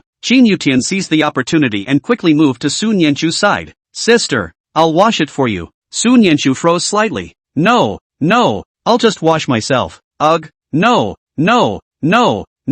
I'm going to wash them anyway. 1 is a wash, 2 is a wash. Bring it on. Saying that, she directly snatched the lunchbox from Su Nianchu's hand. Next to him, Lu Ximing, who saw this scene, also came over. Alas, sister, I'm your brother's brother, so I'm kind of your brother, so help me wash too? His hand had just reached Qin Yutian's side when Xian Guogui yanked it back. Lu Ximing, did you break your hand? Wash it yourself. Lu Ximing suddenly realized that Xian Guogui seemed to be getting more and more aggressive recently. It's a real head-scratcher. When Qin Yutian saw this scene, she gratefully glanced at Xian Guogui before walking towards Lin Zhou. Lin Zhou looked at her with amusement. What's wrong? Help your brother wash too? As soon as the words left his mouth, Lin Zhou saw Qin Yutian throw both her and Su Nianchu's lunchboxes in front of him. Here, it's yours. For the three of us, you wash it. Lin Zhou? Sweet you. Qin Yutian, brother, you're someone's brother. What's wrong with helping someone wash a bowl? If you don't wash it, I'll go back and tell Uncle Lin that you bullied me. Lin Zhou.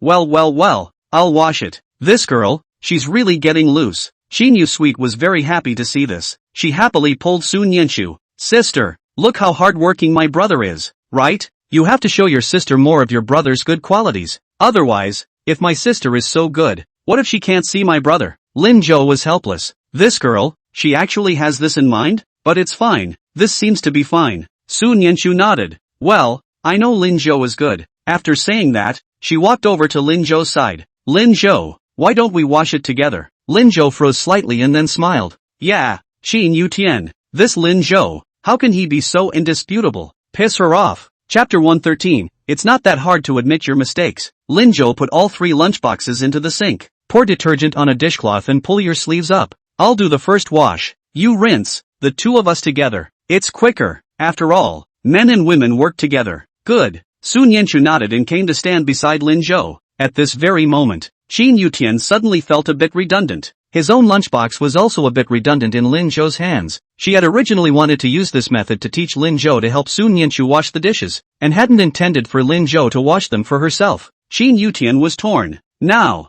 how do I get my lunchbox back? Wouldn't that be embarrassing? Just as she was thinking, she suddenly heard Su Nianchu exclaim in shock. Several people quickly looked towards Su Nianchu. He only saw Su Nianchu pulling Lin Zhou's arm, his eyes full of heartache. What happened to your wrist? Lin Zhou's wrist had a row of clear teeth marks. Seeing this, Qin Yutian's scalp instantly tingled. She almost forgot that the first day she went to Lin Zhou's house. Before she left, she bit Lin Zhou. These days have been busy with messy things. She seems to have not apologized to Lin Zhou. How come Lin Zhou never mentioned it once? It should hurt. However, at that time, Lin Zhou actually did not say a word. Qin Yutian felt so inhuman. What to do? It's been so long. Isn't it too late to apologize? Will my sister and everyone else hate themselves? Qin Yutian's heart was in turmoil. Lin Zhou also didn't expect that Sun Yinchu's reaction would be so big. The teeth marks on his arm actually stopped hurting the next day. Even he had forgotten about them. But now, the young cohort pulled at him and looked at him with what seemed like tears in their eyes. She was aching.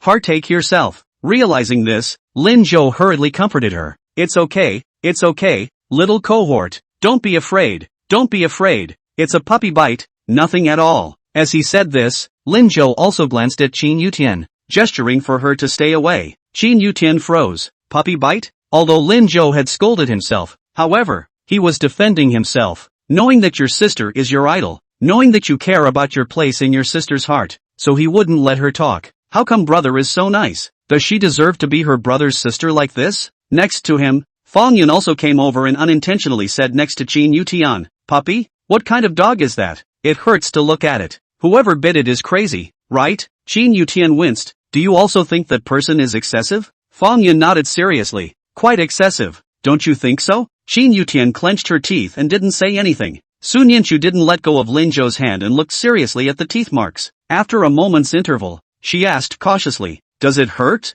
It doesn't hurt. Lin Zhou shook his head. In order to make Sun Yinchu believe, he even got water on his arm. Look, it doesn't hurt at all. Sun Yinchu pursed her lips. Next time, if you get hurt next time, can you let me know? The teeth marks looked like they were bitten just a few days ago. These days, Lin Zhou had been so kind to her. Not a day goes by that I'm not happy, and I never mention a word about it. How much should it hurt for him to be alone? If she told her, she could be there for him, take care of him. Lin Zhou nodded. Yes, I'll be sure to tell you. Sun Yinchu then broke into a smile. Lin Zhou amusedly drizzled water droplets onto the tip of her nose. Hurry up and finish washing. You have to get back to studying. Aha. Sun Yinchu nodded. Together, the two of them happily washed the dishes, with only each other in their eyes. No one else ever again. The good thing is, a few other people are used to it. Each wash their own. Only Qin Yutian stood behind the two, her heart restless. After washing, Lin Zhou handed her the bowl that belonged to her. Then he took Sun Yinchu and walked towards the classroom together. Fang Yun came over and touched the dazed Qin Yutian. Alas, let's go. A good brother is good. Dishes do not have to wash. Wear like me. Before her words fell, she saw Qin Yutian quickly rush forward. Fang Yun was shocked. Ugh, I thought you said you couldn't disturb those two? But where did Qin Yutian care about that? She caught up with the two along the way before she called out. Lin Zhou, sister, wait for me. Lin Zhou and Sun Yinchu turned back and saw Qin Yutian standing seriously. Seems to have something to say. The two looked at each other in disbelief. And Sun Yinchu said, Sugar, what's wrong? Qin Yutian clenched her teeth, walked to Lin Zhou's side, lowered her head and said seriously, Brother, I'm sorry. Lin Zhou froze. Sun Yinchu also froze. I'm sorry, I shouldn't have bitten you. It's all my fault. From now on, I'll wash all your dishes. I'll redeem myself. Don't you guys don't want me, said the little girl on the verge of tears. Lin Zhou let out a pfft laugh. Okay, puppy stop. Brother doesn't blame you. I'm not a puppy. I didn't know how I was bewitched at the time. I didn't mean it. Brother, can you forgive me? Forgive. Of course. Qin Yutian rubbed up against Sun Yinchu's side again. Sister, what about you? Sun Yinchu froze. Qin Yutian was on the verge of tears. Sister, don't you want sugar? Sun Yinchu was instantly a bit misplaced. No. I was just thinking that it wasn't me you bit. You don't need my forgiveness but only if sister also forgives. Lin Zhou will truly forgive me And, sweetie wants to be friends with sister. Sister don't be angry, okay? Sweet will never dare again. Lin Zhou? This little ninny, she's kind of found a way to restrain her. Sun Yinchu looked at her with amusement. I'm not angry I thought Lin Zhou is someone else bites. Is your words. Well, brother and sister to fight is very normal My brother and I also often fight. Just next time, sweet to pay attention to the proportion. Really? That's too good. Qin Yutian broke into tears. Apologizing, she suddenly realized. Didn't seem too late. Brother and sister are wonderful people. She would, in the future, have to try to be a good sister for that to happen. While the few people were talking, Fang Yun had already followed them. Qin Yutian, are you still going back to class? Back. This way. See you later, brother and sister. Qin Yutian ran away cheerfully. Sun Yanchu instead turned her head and handed the lunchbox in her hand to Lin Zhou. Lin Zhou, I have to go to the restroom. Can you bring it back for me? Okay, go ahead. Lin Zhou nodded and took the lunchbox. Sun Yanchu turned around and walked in the other direction. At this time, Qian Guiguo also followed. Ugh, Sun Yanchu, wait for me, I'll go too. However, halfway through the walk, Qian Guiguo realized that the direction Sun Yanchu took was not the direction to the bathroom at all. Qian Guiguo looked confused. Sun Yanchu, aren't you going to the bathroom? Where are you going here? The restroom is over there.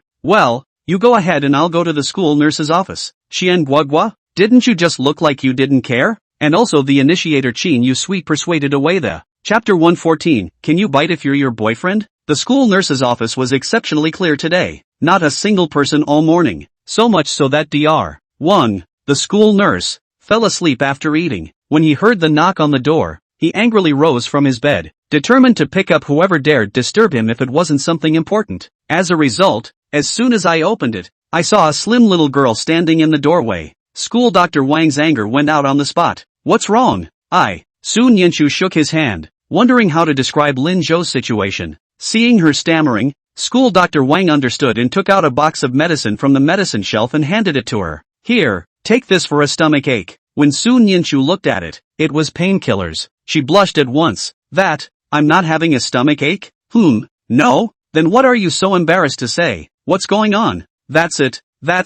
Does have any ointment for bite wounds? Bite? What bite? No. What bite? People. Sun Yanchu answered seriously. People? School Dr. Wang was shocked. Your boyfriend? No. Sun Yanchu hurriedly explained. But Dr. Wang was obviously not convinced. Hiss, you students nowadays, you're having quite a fancy time, aren't you? After all, it's rare these days for girls to bite girls and boys to bite boys. Although she couldn't understand it, Sun Yanchu was alerted that what School Dr. Wang was saying wasn't a good thing. She ignored him outright, to the point where, is there medicine or not? Where's the bite? Tickle. Arms? Wait a minute. School Dr. Wang stood up and began to turn over the medicine. After finding it, he handed Sun Yanchu a box of ointment. Apply this 3 times a day, for $10. Okay, well, thanks. Sun Yanchu hurriedly paid and turned to run. As she walked to the door, she heard the school nurse say, you can't just bite your boyfriend, okay? Young couples nowadays, they just don't have any sense of proportion. Sun Yanchu nodded vigorously and quickly rushed towards the classroom. In the meantime, Lin Zhou had already been sitting in the classroom for a while, and he had even finished reading a question. But his little deskmate hadn't come back yet. Lin Zhou stared at the empty seat next to him and launched himself. Honestly, I don't feel like doing the questions without my little cohort. Seeing Qian Guiguo enter the classroom, Lin Zhou couldn't help but call out to her. Qian Guiguo, where's Sun Yanchu? She's hey. Qian Guiguo smiled mysteriously. You'll know in a moment. Then walked straight back to his seat. Lin Zhou, why do you feel so secretive? It was another 5 minutes before he saw Sun Yanchu enter the classroom. She kept her head down. When he got closer, he found Sun Yanchu's face flushed red. Lin Zhou was a little confused. What's wrong with you, little cohort? No, nothing. Sun Yanchu hurriedly sat down, then quickly took out the ointment from his pocket and handed it to Lin Zhou. Here, for the bite. Lin Zhou froze slightly. Little cohort, are you going to buy yourself some ointment? Acting unconcerned in front of Qin Yutian was just a fear that Qin Yutian would cry again? This little ninny, how come she's so nice? Though he knew the ointments didn't work, he took them with glee. Thanks, little cohort. No, you're welcome. After unwrapping the ointment, Lin Zhou realized that Sun Yanchu was still fuming. The red on her little face showed absolutely no sign of going down. Lin Zhou was a little suspicious. He handed Sun Yanchu the ointment. Small table. Help me paint? I'm not comfortable with one hand. Oh, good. Sun Yanchu took the ointment without thinking at all. He squeezed a small amount of ointment onto his finger and then carefully applied it to Lin Zhou's arm. The mind is a mess. It's all about what the school nurse just said.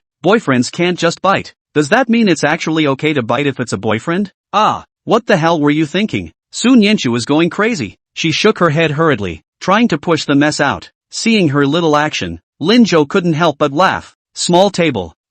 Painted crooked.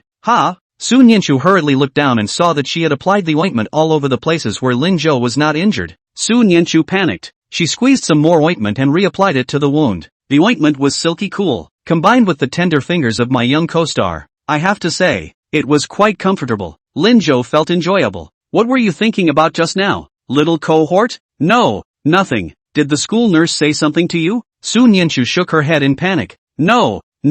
Oh, Lin Jo picked up the water cup and took a sip of water. Looking at him, ghostly, Su Nianchu inexplicably blurted out, Lin Jo, boyfriend is, can I bite? Put. Lin Jo spat out a mouthful of water. He looked at Su Nianchu with a shocked face. In passing, he stacked the books in front of him upwards, as if that would insulate him from the hearing of others. What did you say, little cohort? Ha? Su Nianchu panicked and lowered her head. It was the school nurse who said that boyfriends can't bite either. I don't understand what he meant.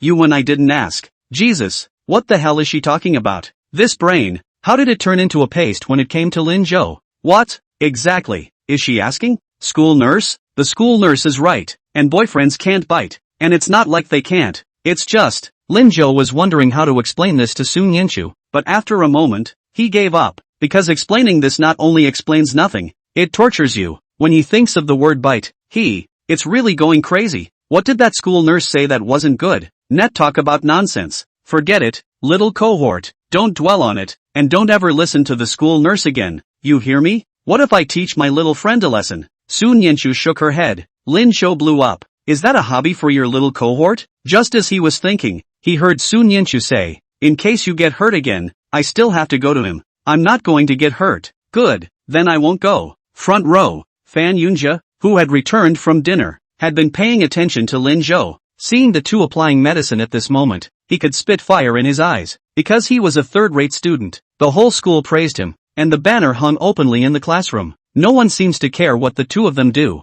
and those honors, with a little luck, he could get. Right, he's just bad luck. The more Fan Yunjia thought about it, the more angry he became, so he simply stopped looking. He got up, ready to go to the restroom. As he walked to the door, he saw Prince Chen who was walking towards him. He was covered in sweat and looked pretty beat up. Fan Uns quickly walked over. Prince Chen, don't go back to the classroom first. Let's go to the restroom and discuss how to target Lin Jo next time. Prince Chen was slightly stunned, and somehow subconsciously said, Fan Uns, I'm hungry. Chapter 115, A Man Can't Say No. Hungry? Hungry, wait, after the toilet you go to the kiosk to buy instant noodles. I tell you, I have thought of a very good way. Prince Chen's eyes darkened. He smiled when he thought of the meal Lin Jo had brought him. You're on your own. Prince Chen turned around and went back to the classroom. Fan Yun Che? Did Prince Chen take the wrong medicine? After school in the evening, Lin Jo took Su Nianchu with him and went to the OU competition classroom. Tonight is the quiz of the week. Once inside, the two were surrounded. After an afternoon of fermentation,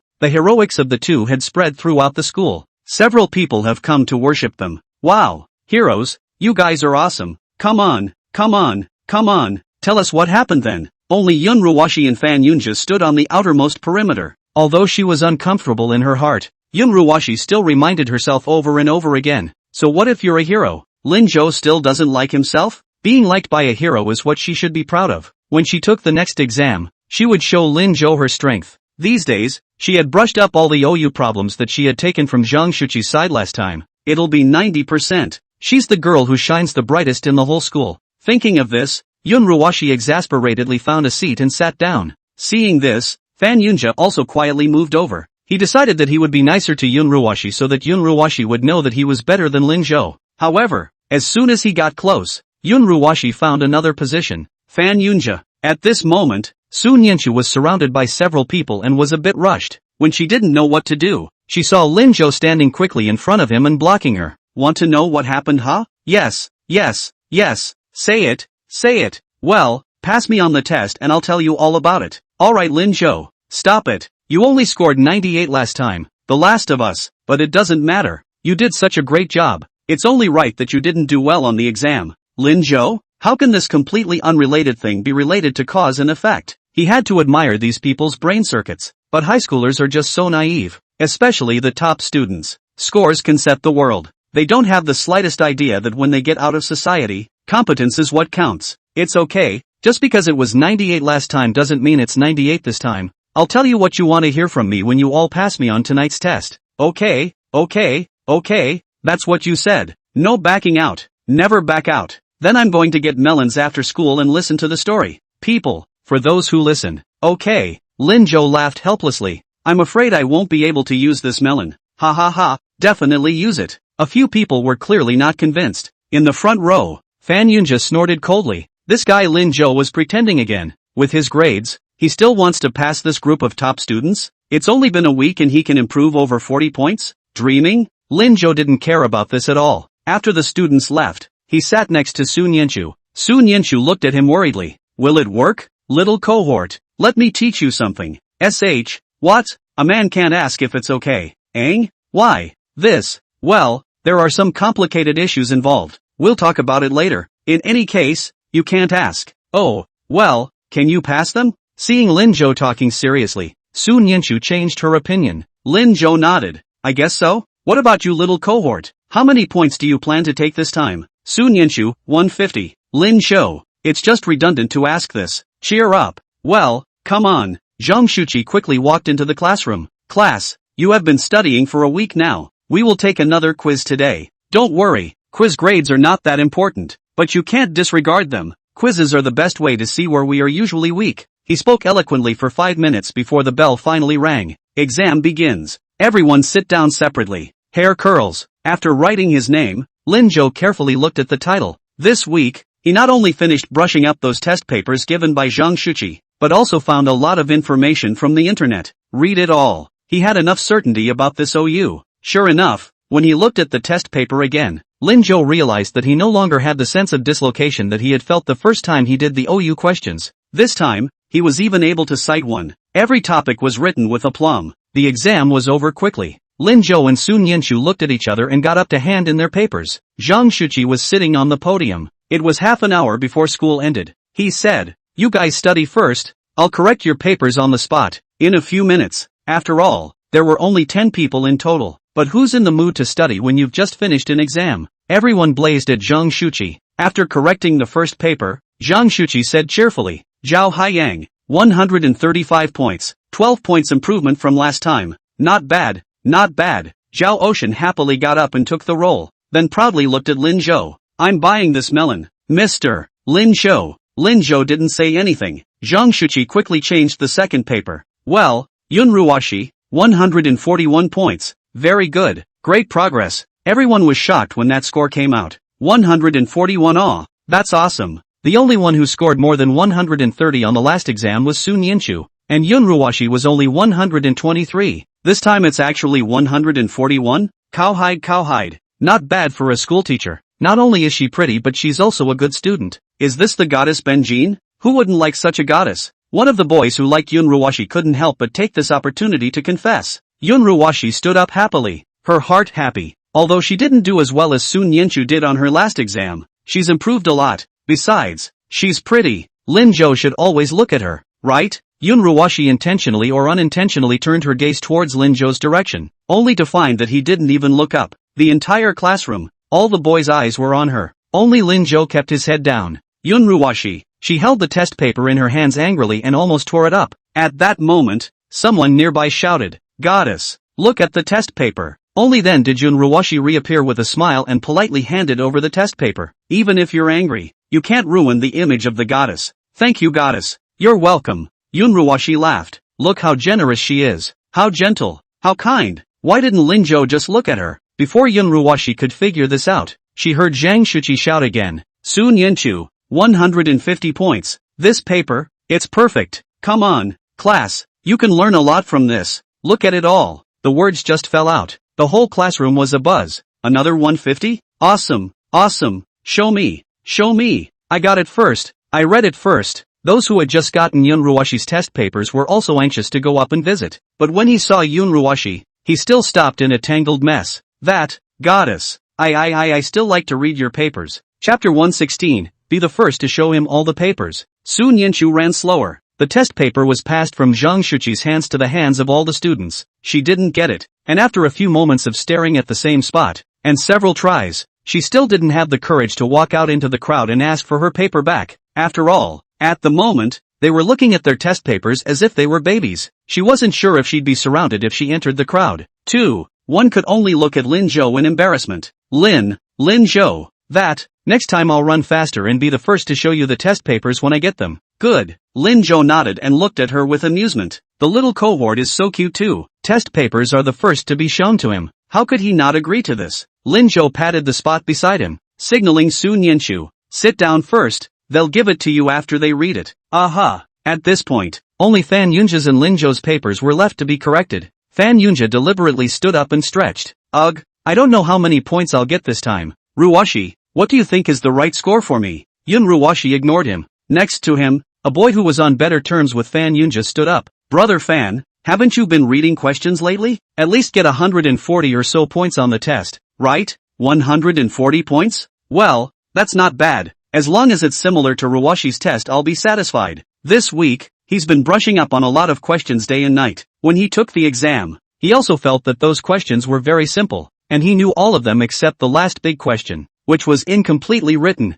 This time, besides Yun Ruwashi and Su Nianchu, there were no other 140 points or more. As soon as I pass 140 again, I'm sure I'll be cheered by the same crowd as they are. And Lin Zhou, you'd be lucky to get 110, right? Thinking of this, Fan Yunja tilted his head in a condescending manner. At this point, Zhang Shuqi's voice rang out at the right time. Fan Yunja, 142 points. Not bad, not bad. That's a good score too. Zhang Shuqi was cheerful. Fan Yunja was his student after all, and he was naturally in a better mood if he did well on the exam. The few people who were surrounding Su Nianchu's test paper looked up in shock. That much progress? It was only 115 last time, wasn't it? Fan. Awesome. Fan Yunja's heart was blown away by the compliment as he glanced in Yun Ruwashi's direction. It's nothing really, it's just that I've mastered some learning methods. Don't worry everyone, Su Shueba doesn't like to talk, but I'm kinda talkative. After school in a while, I can teach you all my methods, so we can all make progress together. In that case, no one will listen to Lin Zhou gossip,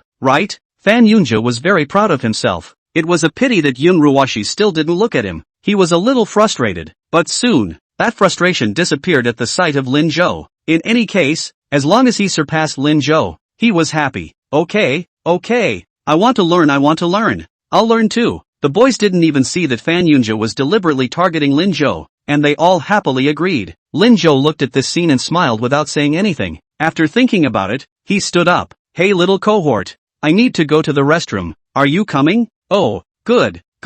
Su Nianchu originally didn't like this kind of atmosphere, and with this kind of opportunity, she naturally ran extremely fast. While people were surrounding Yun Ruwashi and Fan Yunja, they quickly slipped out of the classroom through the back door. Someone saw the scene and chanted suspiciously. Ha, Lin Zhou is the only one left who didn't hand out papers, right? Why did he leave? That student who was on good terms with Fan Yunja also tilted his head and let out a light laugh. Probably, thinking he didn't do well on the exam and didn't want to be embarrassed? After all, before the exam, he was talking big. That's true, but there's no need to run. He's so good, even if he doesn't do well on the test, we'll understand. Fan Yunja was more confident at this point. He moved closer to Yun Ruwashi. Ruwashi, I did a little better than you this time. I can share my study experience with you.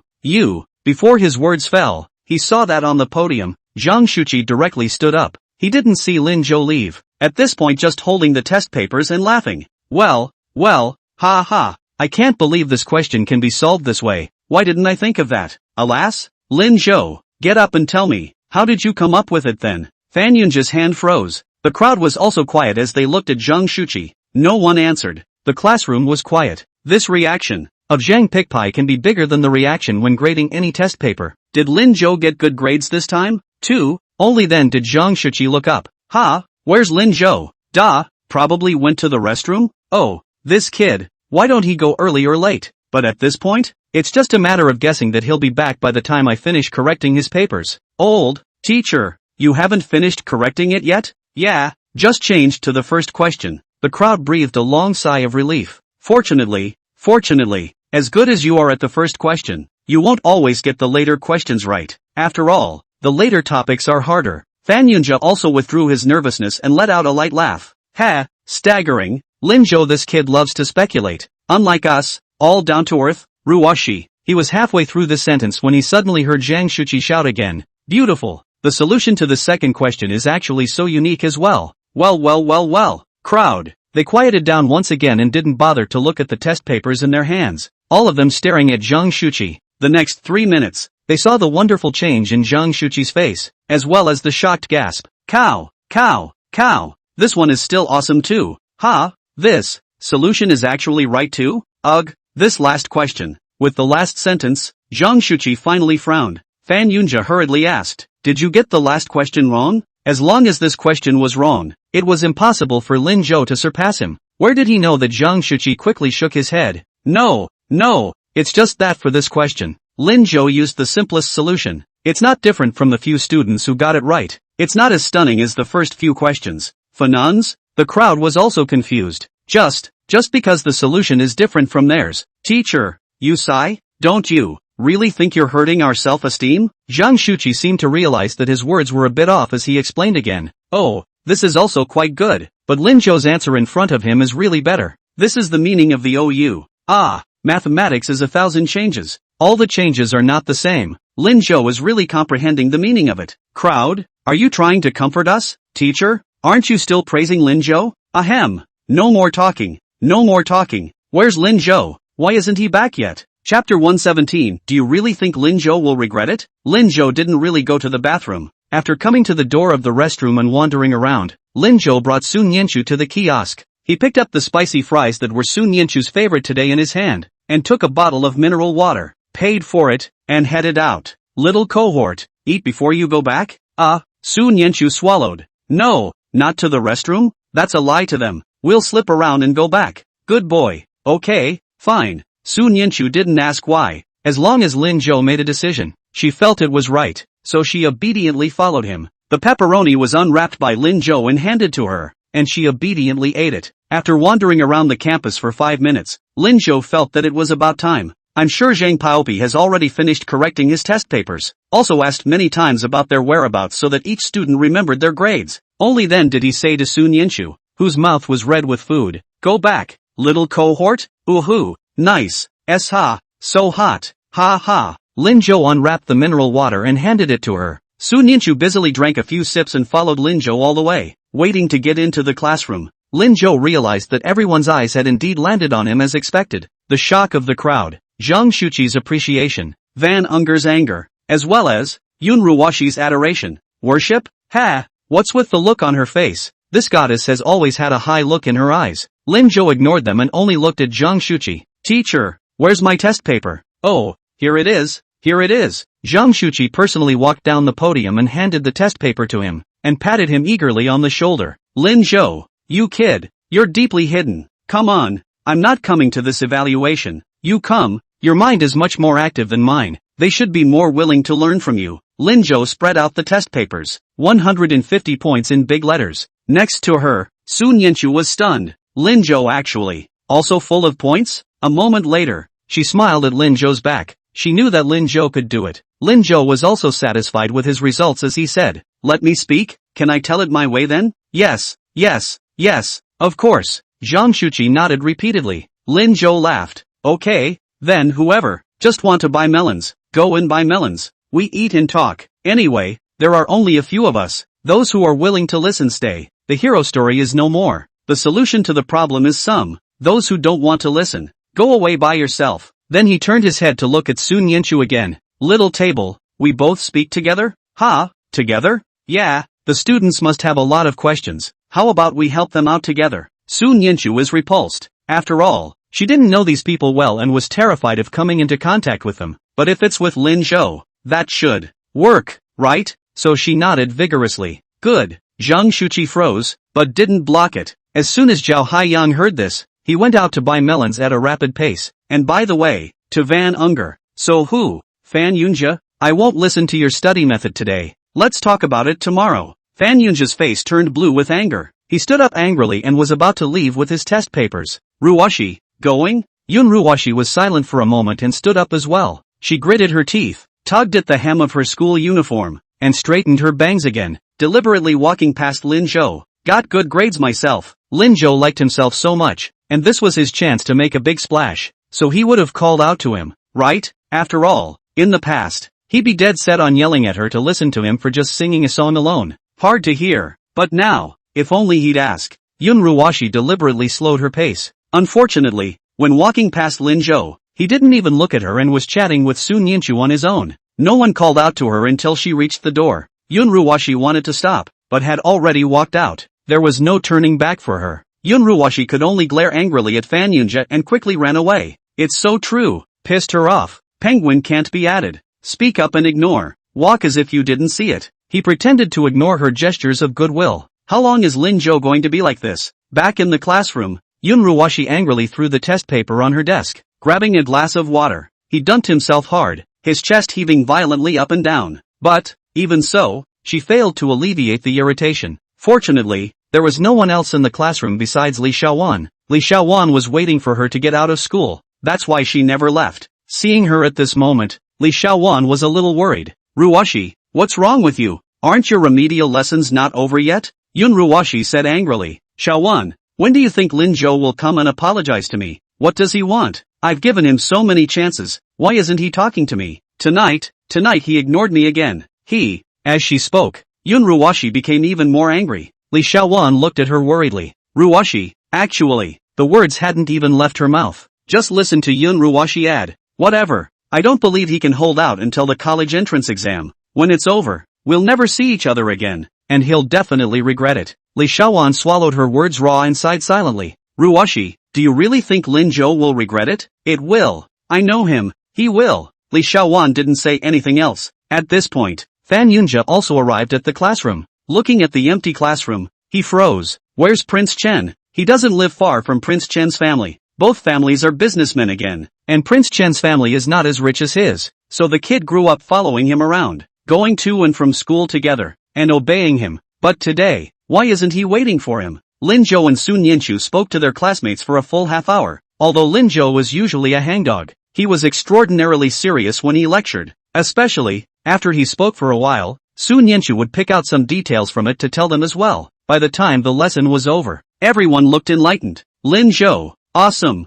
I didn't expect you to really improve so much. I was blind last time. Sorry. Su Shueba, you are also good. Next time I have any questions that I don't know, can I come and ask you? As soon as this question came out, it was stopped by Lin Jo. Ugh, come and ask me. Ha ha, fine, fine, fine, fine, fine, fine, fine, fine, fine, fine, fine, fine, fine, fine, fine. The person who spoke looked at Lin Jo and then at Sun Yinshu. Quickly, he stared. But Su Shueba, in fact, I have long wanted to ask you, why are your lips so red today? Chapter 118. Sun Yinshu, are you being kissed by Lin Jo? The moment these words came out, everyone's eyes fell on Sun Yinshu's body. She hurriedly covered her mouth.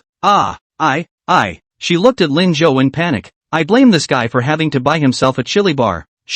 How is she going to explain this? However, the red lips are quite nice instead. Su Shueba, you should dress up more. Definitely a beautiful woman. Lin Jo, this vision of yours is really good. Lin Jo smiled without saying anything. Sun Yinshu lowered her head and ducked behind Lin Jo. What good eye? Although Lin Jo usually did have a good eye for buying things, but that sounds so strange. Lin Jo escorted her with amusement. Well, it's really good. Ha ha, let's go. Go back to bed after class. Tomorrow is a brand new day.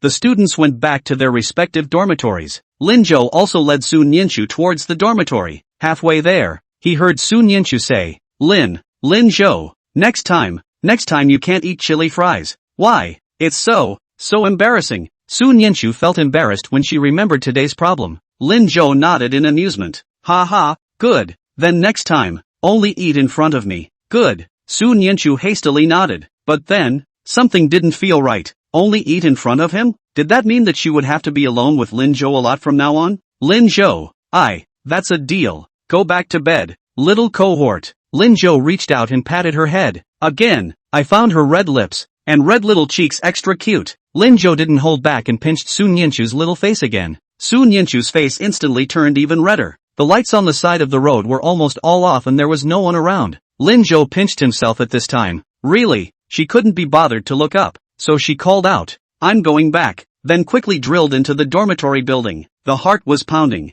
That strange feeling came up from the heart again. Sun Yinshu took a deep breath and walked towards the dormitory, lost in thought. Just as he arrived at the dormitory entrance, he saw Wang Xiaoqing who was facing him with a basin ready to wash. Her mouth opened wide as she looked at Sun Yinshu in shock. Sun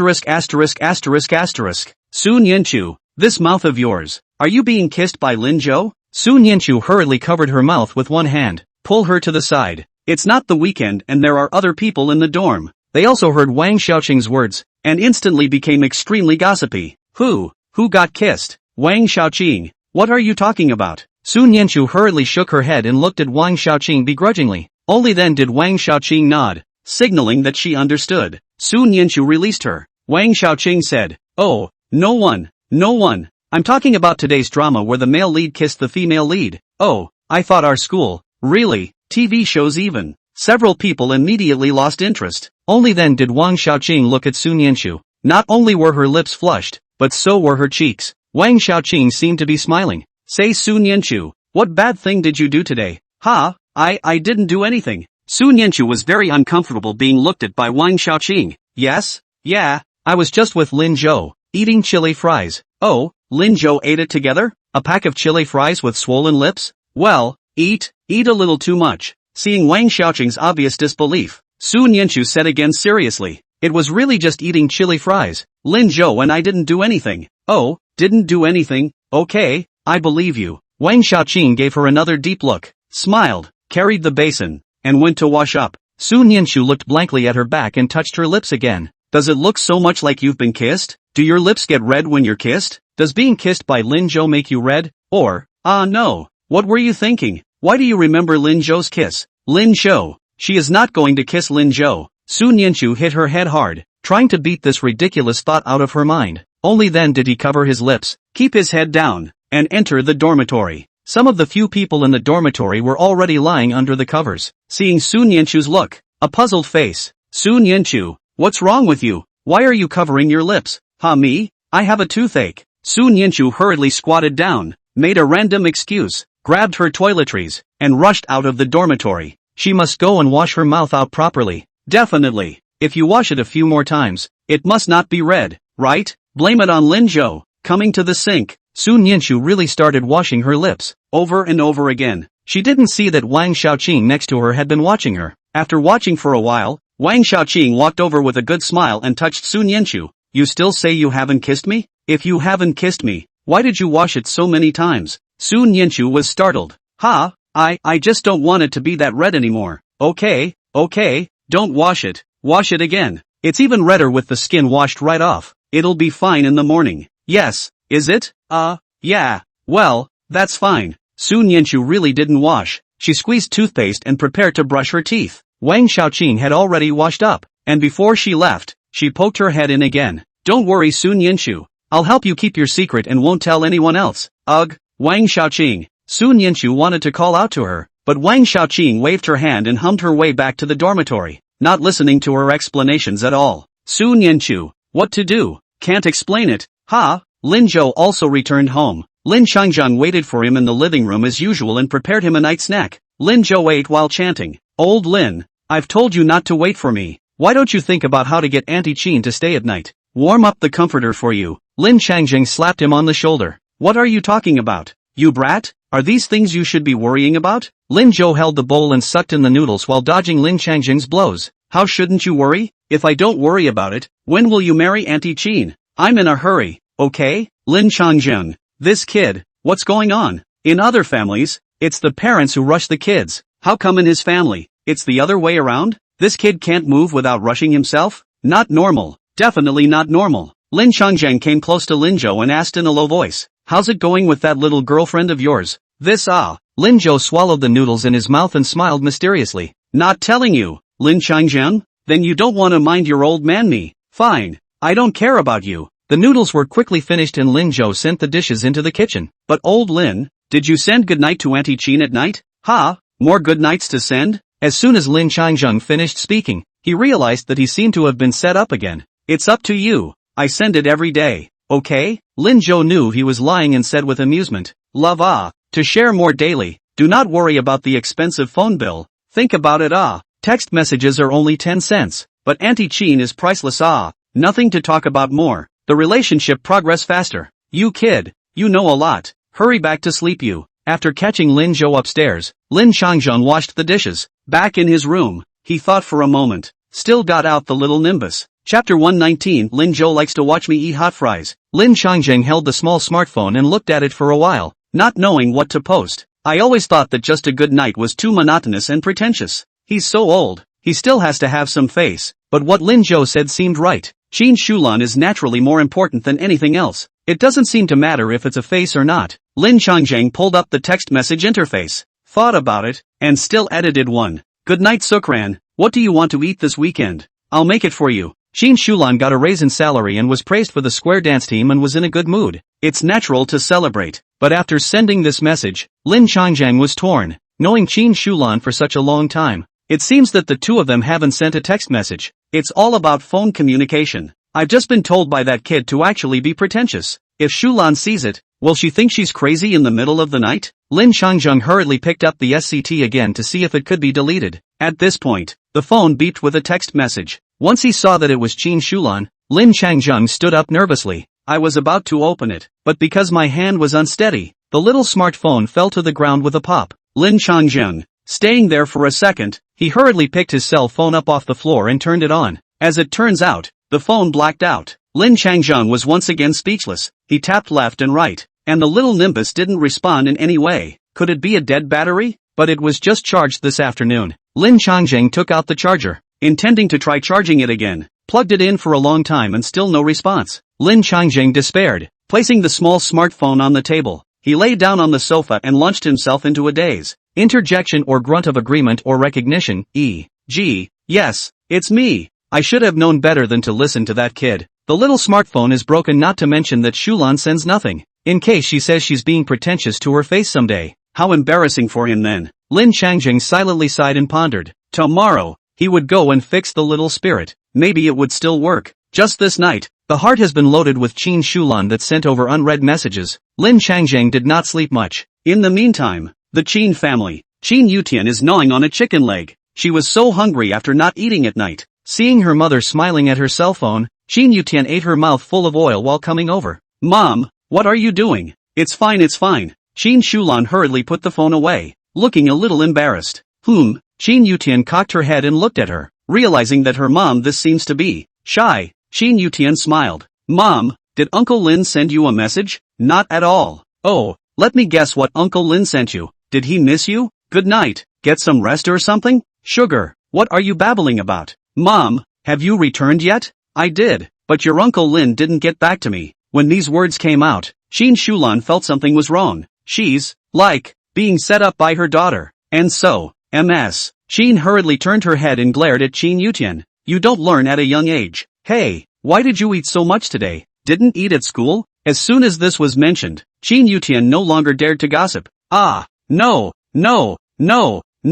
I'm full. Mom's cooking is so good is there no money left? No, I've got money for that. Okay, then you eat and hurry to bed. Aha, good. Chin Yutian seriously nibbled on the chicken leg again. She decided to nibble on a few more. Mom, Uncle Lin must have something going on, that's why he didn't reply to you. Don't worry, maybe his cell phone ran out of battery. Chin Shulan, who was worrying, I'm not worrying. I'm going to bed. She panicked and went back inside, but on his face, he was smiling. This old forest actually began to learn to chat and say love. It's just a shame how it never got back to her. It's so urgent. One in girls' dormitory. Sun Yenshu tossed and turned in bed for a long time, still incredibly awake. The housemates in the dormitory were asleep. She touched her lips, which still seemed a little hot. Unable to sleep, she pulled out the notebook under her pillow, then hid under the covers and turned on the small desk lamp. Opening her record page, she began recording again. Sugar loves to eat. Oh, Sugar loves to eat everything. She's a snacker. After recording, turned to the page that belonged to Lin Zhou. Sun Yenshu realized that the page was still empty.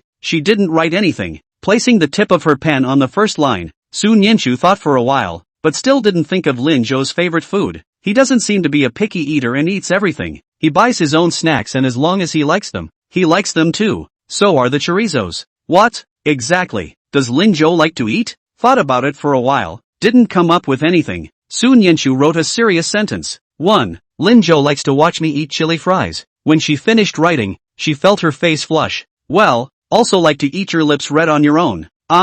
For humming or whimpering. Here we go again. Why did you suddenly remember that? Sun Yenshu hurriedly placed the notebook on her chest and cuddled into sleep. The dream seemed to be, well, all about Lin Zhou. This night, those who also couldn't sleep were Prince Chen. Originally, he was going to wait for Fan Yunja when class ended, but after waiting 2 minutes, he made a decision. Take your textbook and leave the classroom. Prince Chen himself does not know why he suddenly did not want to wait. but just don't want to wait. He's going home. Going home with Van Unger didn't seem that great. It was nearing 11 o'clock, and there were still voices in the living room of Dad and Mom discussing business. Prince Chen tossed and turned in bed for a while and sat up again. He opened the door and poked his head out of the bedroom. Dad, Mom, Papa Wang and Mama Wang twisted their heads together and looked at him. What's wrong, son? Why don't you look too happy? Prince Chen pondered for a moment and said, I didn't go home with Van Unger today. Fan, if we're not together, we're not together. What's wrong? Prince Chen looked at his dad and mom in surprise. You don't mind? Half of the Wang family's business is with the Fan family. Therefore, he had deliberately approached Fan Yunjia since he was a child,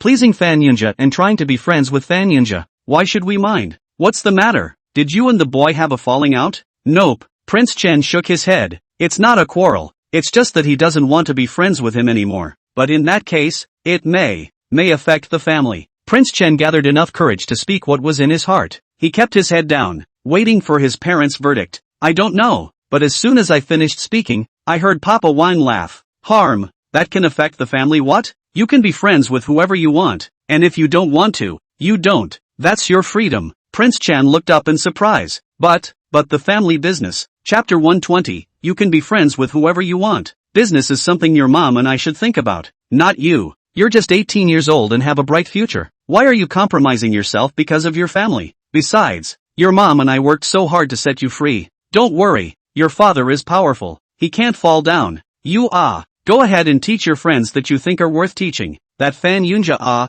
I've always felt that he's high-minded and proud. Before you've been following him, I thought that you'd be willing to play with him. Since you don't want to, just forget about it. Upon hearing this, Prince Chen instantly became quite elated. I know, Dad. Well, hurry up and go to bed. Good. This night, Prince Chen slept soundly. He got up early the next morning, a full half hour earlier than usual. This scared Wang's mom, who anxiously looked at her family's son. Chen, what are you doing to go? Prince Chen packed his school bag and said happily, study away. Aren't you going to take the college entrance exam soon? Wang's mom looked at Prince Chen in shock. Prince Chen said, don't you dare believe it, Mom. A boy in my class went from the bottom to 22nd in the class. I can't do it, but I want to try. Until Prince Chen left, Wang's mom was still a bit confused. This kid, on the wrong medication? Prince Chen went downstairs and rode his bike at full speed. Today, it's important to get to class before Lin Zhou does. He didn't know why he wanted to compare himself with Lin Zhou, as if this way, he could improve.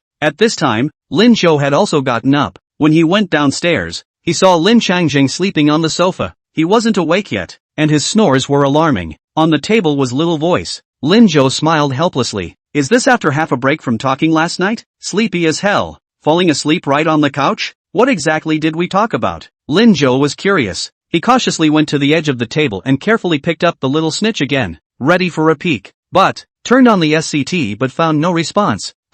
Broken? Lin Zhou was about to go look for a charger to try, when suddenly, the sleeping Lin Changjiang almost jumped out of bed. As soon as he snatched the little spirit from his hands, the look looked a million times more nervous. Lin Zhou, what are you doing? Why don't you go to school? How dare you peek into your old man's privacy? Do you want to be beaten? Lin Zhou helplessly retracted his words. Okay, I'm on my way. But is that really private? Lin Changjing's smart tone. It's really broken, isn't it? Only after watching Lin Zhou walk away did Lin Changjing let out a sigh of relief. Luckily, it went unnoticed. Otherwise, according to Lin Zhou's nature, he would definitely give him money. This kid, he just earned a bonus. Can't let him spend it frivolously. How nice to keep it for yourself to spend. As for this little nimbus, just fix it. Thinking so, Lin Changjing put the small smartphone back to its original position and prepared to make breakfast. Other side, Fan Yunjia also went out the door. His house was next door to Prince Chen's house, and when he passed Prince Chen's door, Fan Yunjia subconsciously wanted to call out to Prince Chen, but he realized that there was no one at the door. Just when he was suspicious, the door of Prince Chen's house opened. It's Prince Chen's mom, Fan Yunjia shouted. Auntie. Wang's mom nodded in agreement. It's Tetsu. That, Morn is leaving first. Going first? Yeah, he said he was going to school. Oh, thanks Auntie. Fan Yunjia also walked in the direction of the school. The further we go, the stranger it gets. Why is Prince Chen weird? Just half a day. Lin Zhou's 150 points Anthi quiz spread throughout the school. All those who follow OU competitions know about it. Between classes, even more people gathered around the entrance of the second class to see this academic and hero who had just saved a life and scored perfect marks in his exams. Fan Yunjia's face turned green with anger. He turned around countless times, wanting to spit out this matter with Prince Chen, but he saw that Prince Chen kept his head down, either memorizing or writing his homework. At the end of the second period, Fan Yunja was completely enraged. Prince Chen, what the hell are you doing? Prince Chen raised his head and said faintly, studying. What else? Fan Yunja, go to the restroom. Almost a commanding tone. He couldn't stay in this class for a second. Prince Chen lowered his head and said faintly again, no go. Fanuns. Prince Chen, you're the one who was punished by Lin Zhou for running 20 laps of the playground. Are you just going to let it go? So what else? Revenge back. But Fan Yunja, we can't learn from Lin Zhou. Our fame is not as big as Lin Zhou. Can we fight? Fan Yunja choked and instantly became even more uncomfortable. He grunted coldly and turned to walk out. Prince Chen looked at his back and sighed silently. Ugh, why do you have to cross Lin Zhou? After a few moments, he plunged back into the questions. Qin Yutian also brought Lin Zhou today's food. Lin Zhou took it and after thanking her, he gestured for her to go back. But the girl stood in the doorway, squirming, just refusing to go. Lin Zhou was puzzled. Sugar, what's wrong? No, nothing. That. After dwelling on it for a while longer, Qin Yutian didn't look at Lin Zhou and directly handed Lin Zhou an ointment. This one is for you. That one. If you can't, you let your sister apply it for you. I'm leaving. When she finished, she took off in a huff. The ointment, she had bought on her way home last night. Lin Zhou looked at the tiny ointment and fell into deep thought. Sun Yanchu asked worriedly when she saw his appearance. Lin Zhou, what's wrong? Sweetie sent you ointment too? Yeah. Ugh. Lin Zhou let out a long sigh. This girl, I don't think she has any money, right? Ha? No money? The last time she bought us dinner, it was her own pocket money, plus this ointment. Sun Yanchu froze again. Qin Yuxing used her pocket money to treat them to dinner? And you say it's from mom? This girl, Qin Yutian, who was walking back to the classroom at this time, was also mad. She did run out of money, but there's still a good chunk of the month to go, so what's it going to be? After dwelling on it for a while, Qin Yutian turned her target to Fong Yun. Hey, Fong Yun, the best Fong Yun. Say, aren't you the best deskmate in the world? Fong Yun instantly got goosebumps. Hey, Qin Yutian, what do you want? Speak. That look is unsettling at first glance. Qin Yutian tangled for a moment before saying, can you lend me some money first? I really don't have money to eat. Fong Yun said after a moment of silence. It's okay, but you can't borrow too much. And as you know, I secretly bought myself a dress last week. So how much can have? 30 it is. I have 60 more. Hey, chapter 121, when I have no money to eat, you'll support me. Once Qin Yutian heard this, she lost her mind and slumped on the table. It's hard to feed yourself for 60 bucks. Woo-hoo-hoo. Forget it or, alas, don't you underestimate these 60 pieces. Don't worry, if there's a bite for me, there's bound to be one for you. Thanks. Qin Yutian touched her stomach, which was already starting to get hungry, and contemplated how she would last until the evening. If I had known my mom cooked in the morning, I would have let her make one for herself. Before that, she always thought it wasn't good, and she didn't even bring a meal. Jesus, that's crazy. After school at noon, Lin Zhou handed Sun Yanchu the portion of rice that belonged to her, and then poured half of the rice out of his own lunchbox, leaving the other half in the box. Seeing this, Sun Yanchu also picked up her lunchbox and poured half of her box into the lunchbox Lin Zhou was holding. After doing this, she felt around in her desk for a while and took out $100 and handed it to Lin Zhou. Lin Zhou, can you give this to Sweetie for me? Little cohort. This is, here, pay for Sugar's meal, or what if she starves to death? Lin Zhou was surprised. He looked at Sun Yanchu seriously and asked, but little cohort, you've only known Sugar for a few days, and you're this nice to her? She's your sister. Lin Zhou froze. He looked at Sun Yanchu seriously and suddenly smiled. Because it's Lin Zhou's sister, you have to be nice to her? What do you seem to be exposing? Little cohort? Su realized that there was something wrong with his words. Sun Yanchu hurriedly lowered her head. And I love Sugar too. I don't want her to go hungry. Aha. Lin Zhou nodded. But you don't have to give it. Look. Lin Zhou opened the lunchbox's compartment. There, it was $100 he tucked away right in the middle of class. I've already given it. Well, that's good. But Lin Zhou, you gave you if you don't have money to eat, I can treat you. Sun Yanchu added another sentence in a panic. Lin Zhou laughed. Ha, well, I don't have any money to eat, so you feed me. Ha, raise? That word, why is it so strange? But it was Lin Zhou's words. It's okay to raise him, right? Sun Yanchu was about to reply when she saw Lin Zhou leaving with his lunchbox. She looked at his back and launched herself. The entrance to the 5th class of senior high school was full of people at this moment. Some were already typing up their meals to bring back for dinner, and some were waiting for the upperclassmen to finish before they ate. Lin Jo caused a stir when he arrived. Wow, handsome, really, so handsome. Who do you think this handsome man is here to see? I don't know. Can we go up and ask for a penguin number? As a few people were talking, they saw a girl boldly walk up, red-faced and bowing her head, and ask, "Fellow classmate, please, can I add your penguin number?" At that question, the others froze. Isn't that the goddess of class 6, Luo Qianing? It's true, she's rumored to be the school beauty of our senior year. Ha, well, not anymore, it's our class Qin Yutian now. Gee, that's not important. Look, she's gone for contact information. So awesome, so bold. Will the handsome man give it you guys? Does anyone know? It should give, right? Who would turn down such a good-looking girl? As soon as they spoke, they heard the handsome man say, "Sorry, I have a girlfriend." Crowd, the girls instantly showed their disappointment. But soon, envy was felt again. I'll be damned. He actually admitted he has a girlfriend. None of the guys in my class who have dates bring them. What girl is so lucky? I don't know. Luo Qianing's face was also a bit ugly. She stood awkwardly for a moment, then straightened her hair and asked defiantly, "Is she, like, as pretty as me?" She was the prettiest in the whole senior class and was at the top of the school, except for that Yunruwashi in her senior year. She never thought she lost to anyone. Oh yeah, there's also a Qin Yutian, but this girl is wearing a wig. Who knows if it looks good to keep her hair up? Well, in my mind, she's a million times better looking than you, Luo Qianing. Her face darkened and darkened. The surrounding students were shocked as well. What nonsense is this man talking about? Even if it was better looking, it couldn't be 10,000 times better looking than Luo Qianing. That's Luo Qianing. That's a bit of a big brag, isn't it? Luo Qianing opened her mouth and was about to continue her rebuttal when she suddenly saw the handsome man in front of her waving towards her back. Sugar, you don't think so? Luo Qianing turned her head and saw that Qin Yutian was happily waving her hand and running this way. Brother, what brings you here? Brother? This time, not only Luo Qianing was shocked, the surrounding students were shocked as well. What the hell is this? If it was Qin Yutian, then it was indeed better looking than Luo Qianing. For a while, their gazes all fell on Luo Qianing's body. This time this future school star has kicked the bucket. Ah, your girlfriend is Qin Yutian? No, Lin Zhou replied nonchalantly. Qin Yutian also looked over in confusion. Me? What? Girlfriend? I'm not her girlfriend. He's my brother. Luo Qianing? So you're saying that your girlfriend is a million times better looking than me? Lin Zhou thought seriously for a while and nodded. Well, indeed, it's better looking than Qin Yutian as well. Qin Yutian blinked and chimed in.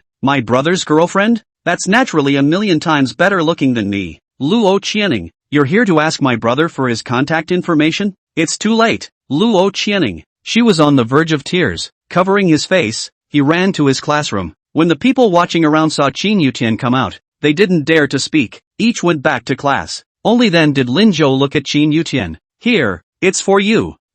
Rice? Qin Yutian's eyes were lighting up. She was starving just now in the classroom. He was planning to come out to wander around and divert his attention when he saw Lin Zhou. Seeing the rice again at this moment, Qin Yutian felt like she was about to cry. For me? Well, you're schoolteacher's sister and I can't eat it all, so I'll share some with you. Okay, brother is too good. Thank you brother, you're welcome, eat slowly, and by the way, be careful when you wash the dishes.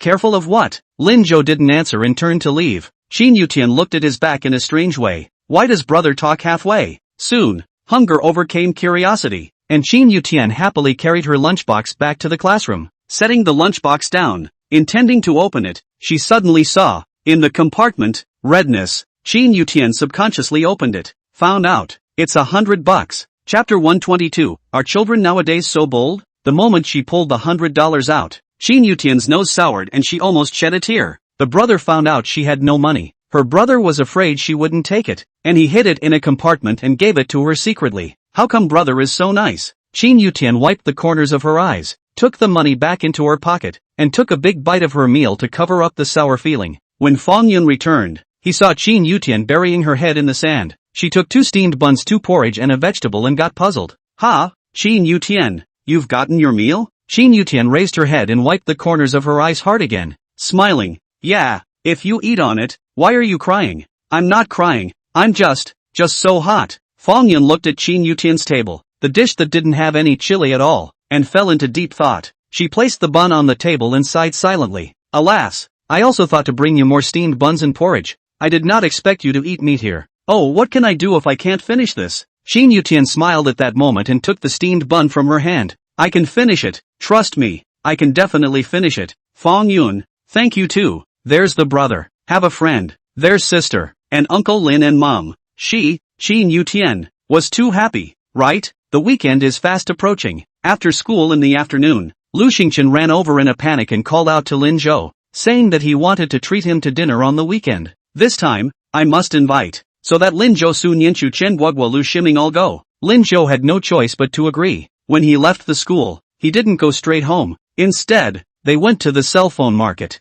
In the past 2 days, he had found another opportunity to check Lin Changjing's little smartphone, and it was indeed not working. But he didn't even mention it. Get him a new one this time, no matter what. In this day and age, it hadn't been long since the popularity of cellular phones was widespread, and cell phones were still rare. Nokia and Motorola Vivo are each taking over the market. Of course, Nokia sells the best, not for anything else, because of the quality. It can even be used to smash walnuts. Lin Zhou also remembered that in his last life, his own model of Nokia, a few years without having to take it out, can still be turned on to make a call. When he came to the cell phone store, the store manager entertained him warmly. Young man, buy a cell phone? Come, take a look. I have a few used ones here. Cheap, $400 or $500. And this one, the imitation, and $200 or $300. Which one do you fancy? Uncle will bring it out for you to try. In the eyes of the store manager, Lin Zhou looked 17 or 18 years old, rather juvenile. The only difference is that it's better looking,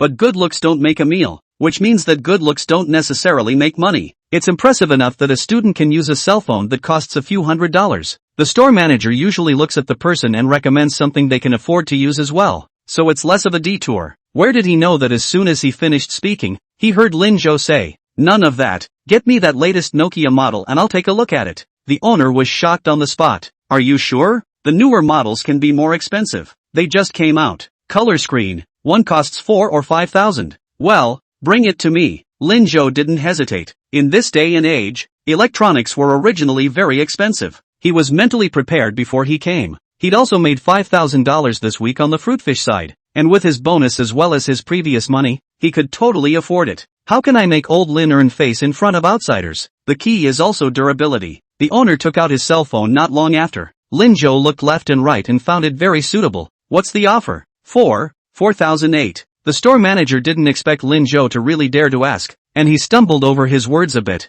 $4,000? I'll take one. Ha, that's a counteroffer? So bold? Kids these days? Selling or not? I'll go elsewhere if it's not for sale. Urgently. It's almost dark, and if we don't go back in a while, old Lin should be worried. Sell. The store manager was stunned by Lin Zhou and immediately agreed. Lin Zhou didn't squirm and directly paid and turned to leave. The store manager was still confused until he couldn't see Lin Zhou's figure. This took out $4,000? The store manager counted, and after realizing he was right, he fell into a deep thought. Lin Zhou went out the door and walked in the direction of his home. After walking a bit, he found a boutique. Lin Zhou thought about it and pushed the door open and walked in. It's full of little girls and lots of mugshots. Seeing him walk in alone as a boy, they all looked at him strangely. Lin Zhou didn't care about their gazes and directly walked towards the place where the cups were sold. The youngest cohort's mug is cracked, and I've talked about getting her one before. Lin Zhou picked up a pink kawaii cup. Looking left, right, up and down, he thought it suited Su Nianchu. It's all equally cute after all. He was about to check out when he suddenly froze, and then I saw next to it 2 rows of couples' cups. Lin Zhou suddenly felt that his cup should also rot, but rotten or not, he had to get a couple mugs today. Let it suck even if it doesn't. Having made this decision, Lin Zhou quickly picked out a couple's cup that he was most satisfied with and bought it. Grab a gift box, load it up, and head for home. It was a particularly fun ride for him. I also wonder what the reaction of my young cohort will be when they see this cup. Back home, Qin Shulan was there. Qin Yutian has arrived, is giving Qin Shulan a hand. Lin Changjing looked at the two of them, mother and daughter, and was happy and joyful. Alas, this kid, Lin Zhou, why hasn't he come back yet? Qin Yutian was also curious. By all rights she should be home by this time. Is it possible that he went on a date with his sister? Thinking of this, Qin Yutian decided to tell a lie for Lin Zhou. Maybe, seniors get out of school later than we do? After all, they're the graduating class. That's true. Let's wait a little longer then. Shulan, I'm going to make dinner. What do you want to eat again? For one, Want to eat anything? As long as it's made by you. Ha ha, okay, I'll do it. Shin Yutian looked at the two of them and was happy. Mom, I'm still here. You girl, hurry up and go to the house to read and study. I can do this job. That won't do. I can't let Linjo come back and find out that I'm slacking off. I want to be a good hardworking boy. Yo, when did you care so much about Linjo's opinion? Didn't you hate Linjo before? Mom, Shin Yuxiang beamed, turned around in exasperation, and went to choose her own vegetables. When Linjo came back, he saw this scene. I must say, such a family is really harmonious. It was much more cozy than him and Lin Changjung, two big men at home. Boat is back? Yes auntie. Are you cooking? Where? Your dad made it. I'm just helping out. That's fine. It gives my dad incentive to work. In the kitchen, Lin Changjung couldn't help but shout. What are you saying about me again? You brat? Only Qin Yutian noticed the thing in Lin Zhou's hand. Ha, Lin Zhou, what did you buy back here? Chapter 123, buying a cell phone for old Lin. Lin Zhou raised the bag in his hand. This one? Bought it for old Lin. Old Lin, he shouted, smoothly pulling out the cell phone box inside. Lin Changjung, who was busy, was still struggling to wield the spatula. What did you buy? Put it away for now while I finish frying this dish. Qin Yutian also saw the cell phone box and she shouted in surprise. Wow, it's a cell phone ugh? Lin Zhou, you bought Uncle Lin a cell phone? Qin Shulan was also stunned. When Lin Changjung heard this, where did he care about stir-frying? Ran out with a spatula and an apron. What? A cell phone? Yes, Uncle Lin. Look. Qin Yutian handed the box to Lin Changjung. Lin Changjung froze and started shouting at the top of his voice. Why did you buy a cell phone? You kid. Hurry up. Take it back. This cell phone should be 4,000 or 5,000, right? He had looked at this newly released cell phone when he went to fix his small phone in the past few days. He took one look at that price tag and never looked at it a second time. Who would buy such an expensive phone? Most people in the county only make a couple thousand. I didn't expect to turn my head and see my own son holding one. That's too much of a loser. Lin Zhou saw Lin Changjung's mind at a glance as he said, it can't be returned. Lin Changjung? He shoved the spatula in his hand to Qin Yutian and took the cell phone box in her hand. Without asking Qin Yushing if she could stir fry, she tugged Lin Zhou and headed out. Which cell phone store is such an asshole? Go go go. I'll take you to return. I just don't believe that I just bought a cell phone that is not even sealed. They don't give it back. I won't come back today if I don't give it back. Shulan, keep an eye on the food and eat with sweetie first. We may be late coming back.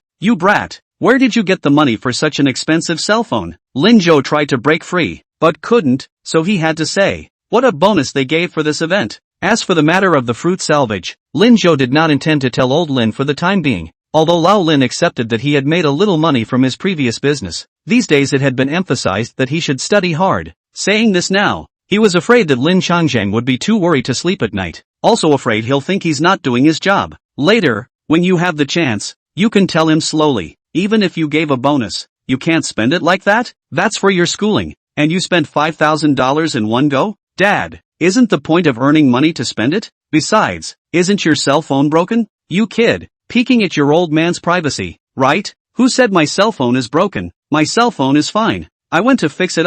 Lin Changjung was furious and vowed to drag Lin Zhou to return the goods. Lin Zhou had no choice but to look at Qin Shulan for help. Qin Shulan had to stand up and said deliberately, Brother Lin, I'll testify that it really can't be returned. Shulan, how do you know? No matter what, I always have to try. Our family boat is still underage. Underage spending such a large amount of money. Why can't I get a refund? Qin Shulan turned around, smiled, and took out a cell phone box from her own bag. As well, because I bought one today, too. Lin Changjung twisted his head and was shocked once again when he saw Qin Shulan's box that was exactly the same except for the different color. You bought one too? Right. Why did you buy a black one? You should have used white? Lin Zhou bought the white color, which is unisex, but black is more suitable for men. This, is for you. Lin Changjung felt like his brain wasn't enough. Did you buy it for me too? Well, when I bought it today, the man told me that it can't be returned. It can only be replaced within 15 days if it's broken. I just didn't expect it, and the boat bought it heavy. But, how did you know my cell phone was broken too? Lin Zhou may have taken advantage of his carelessness to turn over his cell phone, but Qin Shulan didn't turn it over. Qin Shulan smiled. Brother Lin, the more you try to hide things, the more you can't hide them. I messaged you back the other day and you haven't gotten back to me until now. Is it that you don't even know what I sent? Having been poked in the heart, Lin Changjung was torn. It's still true. It took 3 or 4 days to fix the phone, and when it was fixed, There was nothing left inside. Qin Shulan's cell phone number is still something he keeps in his head. But now, I've got my cell phone all fixed up. Shulan, why don't you join us and we'll go figure out how to return it? As soon as Lin Changjing's words fell, he heard Lin Zhou say, don't back off. He took the cell phone in Lin Changjing's hand and handed it to Qin Shulan. He also picked up the black cell phone in Qin Shulan's hand and handed it to Lin Changjing. It's just as well, Dad, that you used the black one your aunt bought. Auntie, you use this white one. It suits you. That old little voice of yours, now that it's fixed, let me use it first. I'm about to graduate and it's just in time for me to use it. Lin Zhou pulled Lin Changjing's little smartphone out of his pocket again. Alright, it's decided. Dad, wouldn't it be good for you and Auntie Qin to use the couple's cell phone for a bit? A love, couple's cell phone? Yeah, a black and a white, isn't it? Lin Changjing froze and suddenly felt that what Lin Zhou said made sense. But, it's still too expensive. Don't but, if my son can earn this $5,000, he can earn more soon. You, spend more. It's fine, I don't feel bad. Qin Shulan also had to take it. I didn't think I'd actually end up buying myself a cell phone. Boat, thank you, you're welcome. You, come to our house more often in the future. No, come back to our house more often. I feel that when you're here, Lao Lin is a lot more obedient. Ha ha ha, okay, I'll come back often. Often. Well, it's best to just move in. Qin Shulan froze slightly, not knowing how to answer. Lin Changjing also lowered his head and couldn't help but mutter, what nonsense are you talking about, you boy? But the face couldn't hide the smile. At this point, a shout rang out from the kitchen. Ah, Uncle Lin, Mom, how in the world this dish fried? Ah, it's going to be mushy. What do I do? What do I do? The crowd then realized that Qin Yutian hadn't spoken for a long time. She literally went into the kitchen with a spatula. The little girl isn't much of a cook yet. I'll do it. Qin Shulan and Lin Changjing spoke at the same time. The two of them froze in unison again, feeling uncomfortable as soon as they remembered Lin Zhou's proposal. Lin Zhou volunteered. Okay, I'll do it. You guys think about it. Sugar, come and show your brother. Lin Changjing, ugh, do you know how to cook? Lin Zhou, don't underestimate your son. Although the last time he was at Qianguoguo's house, he learned a few dishes because of the rebirth benefits, but for the way of cooking, Lin Zhou began to understand a little. At least, it's not mushy, right? Chapter 124, unconsciously clenching her legs. When Qin Yutian saw Lin Zhou come in, it was like she had grabbed a savior and hurriedly handed him the spatula. Come on, I'm dying. Lin Zhou took the spatula and knocked her head in amusement. Aren't you omnipotent? How come you can't even cook? Then start tossing. I will someday. Qin Yushuang beamed and was about to gamble with Lin Zhou to go out, but Lin Zhou stopped her. In Qin Yutian's puzzled gaze, he told what had just happened. Qin Yutian laughed as she listened. She looked at the two people sitting awkwardly in the living room and silently gave Lin Zhou a thumbs up. Brother is awesome. Sunday came quickly. Lin Zhou, early in the morning, changed his clothes, then carried the gift he was going to give to Sun Yinchu and went out the door. Lu Shiming was already waiting for him at the door. Couldn't help but feel emotional after seeing him. Boat, you've been dressing up more and more human lately. Taking off his school uniform and changing into casual clothes, Lin Zhou was handsome again. Plus he can dress up and stand in a group of high school kids and win a big part of it straight away. The two rode a motorcycle and arrived at the restaurant designated by Lu Xingchen. Li Qi Spicy Hot Pot. Lin Zhou could also understand why Lu Shiming invited them to eat spicy hot pot, partly because it's crowded. There's not a lot of money during student days, and spicy hot pot is cheap. On the other hand, it is because they eat all kinds of pig food in school every day, which is tasteless. Spicy hot food, which can be sour, spicy or numbing, can easily satisfy most people's tastes. After driving Lu Shiming off the bus, Lin Zhou rode a motorcycle and went to pick up Sun Yinchu. Sun Yinchu, at this time, was already standing at the entrance of the school. Today, she wore her school uniform skirt with a white long-sleeved tee on top and little white shoes. The hair was tied up high. At the moment, she was fighting to pull her skirt down. Sun Yinchu has never worn a skirt. Today, it was because Wang Xiaoqing had heard that she was looking for Lin Zhou for dinner and had put her pants away in the morning and forced her to wear them,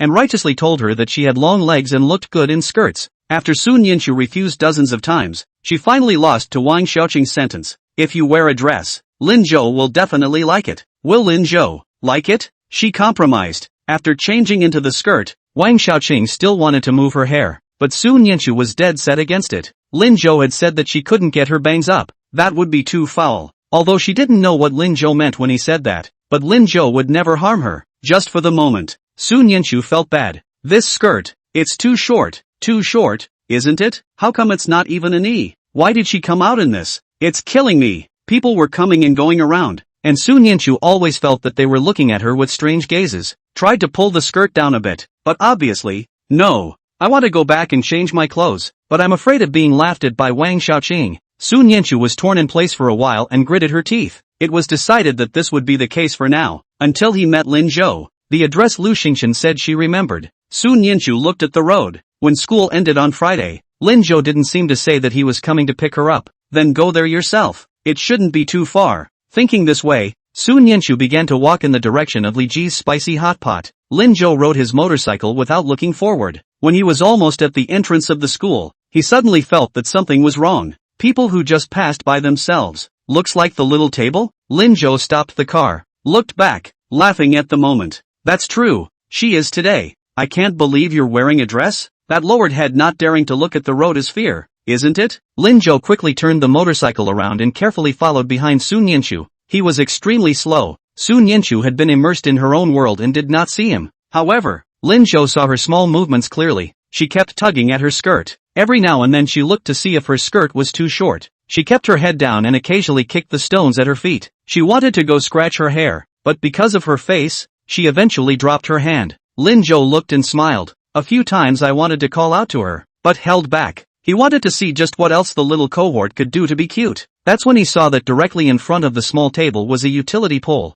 and she seemed completely oblivious, still moving forward as she saw that she was about to hit it. Lin Zhou was about to call out to her when he suddenly realized that she had quickened her pace. And so, Lin Zhou, who hadn't yet shouted out, saw Sun Yinchu slam into the pole. He laughed. Sun Yinchu was also confused. It was hard for her to make up her mind and she decided to speed up her pace. She couldn't keep her classmates waiting. Moreover, he must not let Lin Zhou see him when he was so entangled. Otherwise it would be too humiliating. However, just accelerate a step. She then realized that she had hit a telephone pole. She rubbed her head, the pain still fresh, and heard laughter again. Too late to turn around. She heard Lin Zhou's laughter again. Why are you so stupid, little cohort? Sun Yinchu. She looked up dully, forgetting to even rub her forehead. Eyes wide open, she watched as Lin Zhou came from behind her and removed her hand. Then thwart the heat of your own hands. It brushed her forehead. He rubbed it gently and she froze. How did you come up behind me? In that case, wouldn't it be true that just now, all of his appearance was seen by Lin Zhou?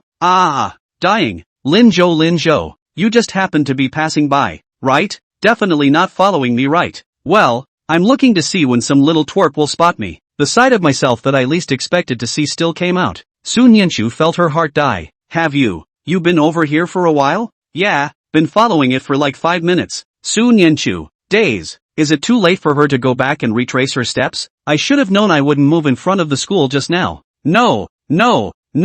I should have known that I would never listen to Wang Xiaoqing and go out in a skirt. So scary. Sun Yinchu unconsciously clenched her legs, trying to make Lin Zhou unable to see his changes. But before the action was over, he heard Lin Zhou say again, well, it's quite nice. I say skirt. It's pretty nice. Little cohort, you wear a skirt. It's pretty nice. Sun Yinchu closed her eyes, feeling like she was suffocating. It was Wang Xiaoqing who insisted that I wear it. She hid my clothes. I could only wear it. She bowed her head, panicked, and explained. But then again, the explanation, it's a bit of a here and now. There was always something strange about it, especially seeing that Lin Zhou kept looking at her. Sun Yinchu lowered her head and muttered in a small voice. Lin Zhou, do you believe? Chapter 125, Lin Zhou. This guy is molesting himself, right? Lin Zhou didn't hold back his laughter. Sun Yinchu's grip on the hem of her skirt tightened and she quickly lowered her head, full of remorse. She knew it. She knew she was weird in a dress. Even Lin Zhou laughed at himself.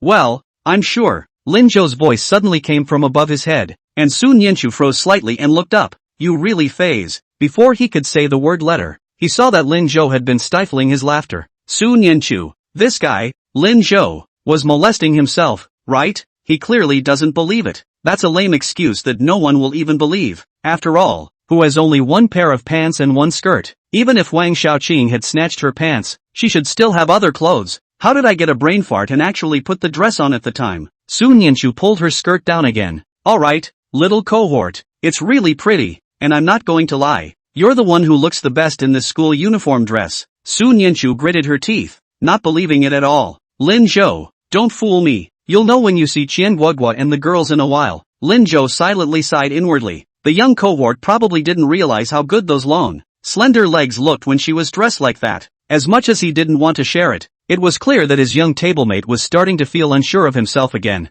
Then, let her be confident and assertive. Anyway, just looking, it's not like they can touch it. Seeing that Sun Yanchu was still not too happy, Lin Zhou decided to change the topic. Little cohort, do you still have a headache? Sun Yanchu shook her head. No, it doesn't hurt anymore. Then get in the car. It's not good to keep them waiting too long. Okay. Sun Yanchu nodded and walked towards the motorcycle. But as she stood at the side of the motorcycle, she once again launched herself.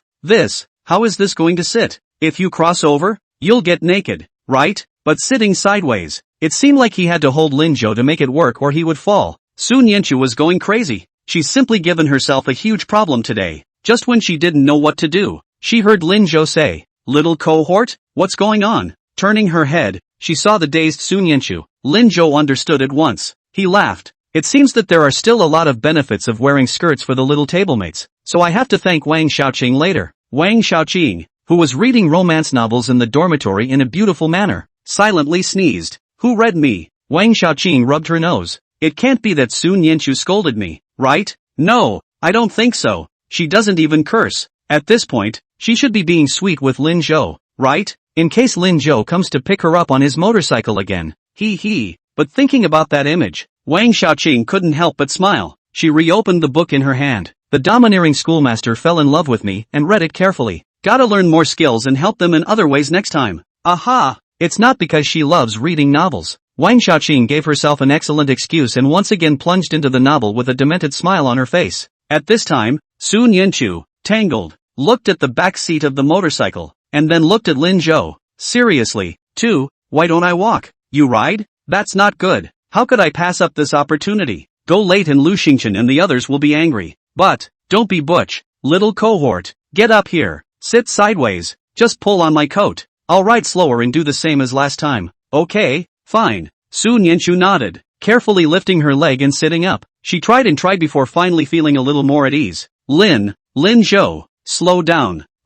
Yeah. Lin Zhou felt the tension of the person behind him, but she really only grabbed the corner of her coat. Lin Zhou thought for a moment and then handed Sun Yanchu the bag containing gifts that he had been carrying in his hand. Hey little cohort, why don't you hold this for me? I can't ride my bike well with it in my hand. Oh good. Sun Yanchu nodded and took it. She didn't even bother to think about how Lin Zhou brought it over when he came. But after getting it in her hands, Sun Yanchu made a mistake. She only had 2 hands, and sitting sideways she had to grab Lin Zhou with both hands to be slightly safer. Now that she had this in one hand, Sun Yanchu felt bad. It took a while for a solution to occur to her. Hanging the bag on his wrist, he then went to grab Lin Zhou's coat. Be careful, it's fragile. Sun Yanchu froze and hurriedly moved her hand, which was holding the gift, slightly away from her. Good. Lin Zhou was satisfied with this. Hold on, let's go. Aha. The motorcycle eased out, and Lin Zhou used his slowest speed. Sun Yanchu felt that it did not seem so bumpy, and then relaxed a little, wanting to correct Lin Zhou's so-called fragile. After all, this was Lin Zhou's thing, and Sun Yanchu would not allow any slip-ups. But just then, a motorcycle suddenly came whizzing in front of him. Lin Zhou made a U-turn, and Sun Yanchu couldn't react in time. One hand protects the fragile items in the bag in his hand. One hand subconsciously went to grab Lin Zhou, but realized that it wouldn't work. In that case, she was bound to fall. She fell all right, but Lin Zhou's stuff. In the nick of time, Sun Yanchu made a quick decision. She wrapped her arms around Lin Zhou's waist. In that one moment, the car stopped as well. Sun Yanchu was stunned for a while before she realized her movements. She hurriedly let go of Lin Zhou and anxiously raised the bag in her hand. It's fine, Lin Zhou. The fragile items are fine. At the same moment, she heard Lin Zhou's anxious voice. Little cohort, are you okay? Sun Yanchu shook her head. No, I'm fine too. That's good. I'm sorry, I wasn't paying attention just now. Luckily you were smart enough to know to hold me. Hold him. Sun Yanchu was slightly stunned and lowered her head. Lin Zhou, how about? Gotta get going. There's no time to lose. Lin Zhou interrupted her without waiting for her to finish. Don't worry, little cohort. This time, I'll drive slower. Oh, good. It was only then that Sun Yanchu resumed her seat, grabbed the clothes around Lin Zhou's waist. It was about a 3-minute walk with no surprises. Sun Yanchu relaxed slightly. He was about to let go of Lin Zhou with both hands when he heard Lin Zhou shout. Watch out, little cohort. Sun Yenshu almost subconsciously closed her eyes and reached out to hug him. A short while later, a small car whizzed by in front of them. Sun Yenshu went crazy. It's really too dangerous to wear a skirt in a car. Lin Zhou, is it because of me that I'm holding you back from riding your bike?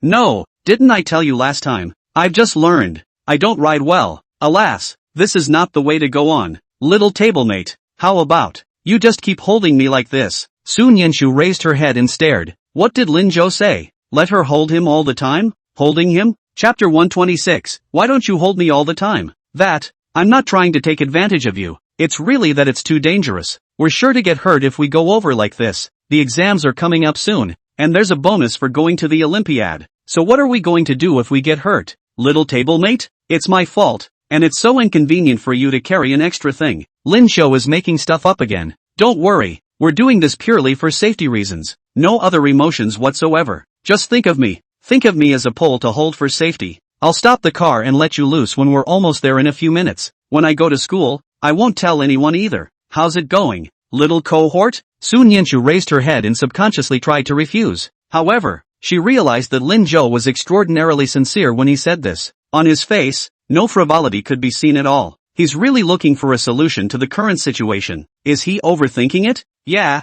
too. Lin Zhou is the one. Studying hard, trying to get into college, not planning to fall in love, and people who work hard to earn money. How could one miss him so much? Sun Yenshu berated herself for a moment, then nodded. Good, let's do that then. Come on, get up here. Lin Zhou twisted his head and turned his back to Sun Yenshu. Sun Yenshu carefully sat down, then extended her arm, wrapped his arms around Lin Zhou's waist. She did not see that at this moment. Lin Zhou had a slight smile at the corner of his mouth. Oh little cohort, what a trick. But such a little cohort. He loved it so much. In front of Li's spicy hot pot, Lu Ximing had been waiting for quite a while. Qian Guigui has also arrived. Next to them stood Lu Xingchen and Prince Chen. As soon as Lu Ximing saw Prince Chen, he was furious. Why are you here too? Can't I come? It's Lu Xingchen who invited us for dinner today. He invited me too. We're all friends of Lin Zhou. Do you want to be shameless? Che, can only you guys be friends? I can be too. Lu Ximing was directly speechless. Seeing that the two were getting more and more aggressive, Lu Xingchen hurriedly stepped forward to round up the situation. Don't fight. You too. I did invite Prince Chen's classmate. It's like this. What happened that day? Prince Chen's classmate did realize his mistake, and he's here to apologize. I'm not here to apologize. Prince Chen was very unconvinced. Although today, it was indeed him who asked Lu Xingchen to bring him here, but he didn't know why the hell he had come. Maybe it's because of that meal at the playground the other day? After that incident, he always felt like he should say something to Lin Zhou, but then again, it feels like it's pretentious to say anything. The fight with Lu Ximing just now was only because of the teenager's desire to win. He didn't want to lose. As for friends, he and Lin Zhou, are they considered friends? Ha, you apologize too? You, ugh, stop it. Lin Zhou is here. Lu Xingchen interrupted them again. The two finally stopped arguing when they heard Lin Zhou's name. They all turned their heads in the direction of Lin Zhou, but in the next moment, the four people in the group all stared in disbelief. Lu Xingchen, *****, who was that big long leg Lin Zhou is carrying? Lu Ximing, simply stunning. I've never seen such good-looking legs, but it's not right. Didn't boat go to pick up Sun Yenshu? Prince Chen also looked surprised. From their position, they could only see the legs stretched out on the side behind Lin Zhou, and they couldn't see the person who was blocked by Lin Zhou. They also couldn't see that the owner of the leg was actually holding Lin Zhou. But those legs, they're stunning enough. At least, at school, they hadn't seen one this good looking. Qian Guigui beside her couldn't help but roll her eyes. Lu Ximing, you also know that Lin Zhou went to pick up Sun Yenshu? Yeah, he said he was going to pick up. Halfway through his words, Lu Ximing suddenly realized. *******. No way? Qian Guigui rolled her eyes again. Count yourself smart. Although she had just been surprised for a moment, she wasn't as dumb as these boys. It was instantly obvious that it was Sun Yenshu. But, Sun Yenshu's legs, they really look good. How had she not realized it before? Come to think of it, Sun Yenshu had been wearing long pants since she came to school. This is the first time you've shown your legs, right? After getting along with Lin Zhou for a long time, Sun Yenshu seems to be getting more and more confident. I can't believe I'm wearing a dress. Lu Xingchen hadn't reacted yet and asked suspiciously. What's wrong?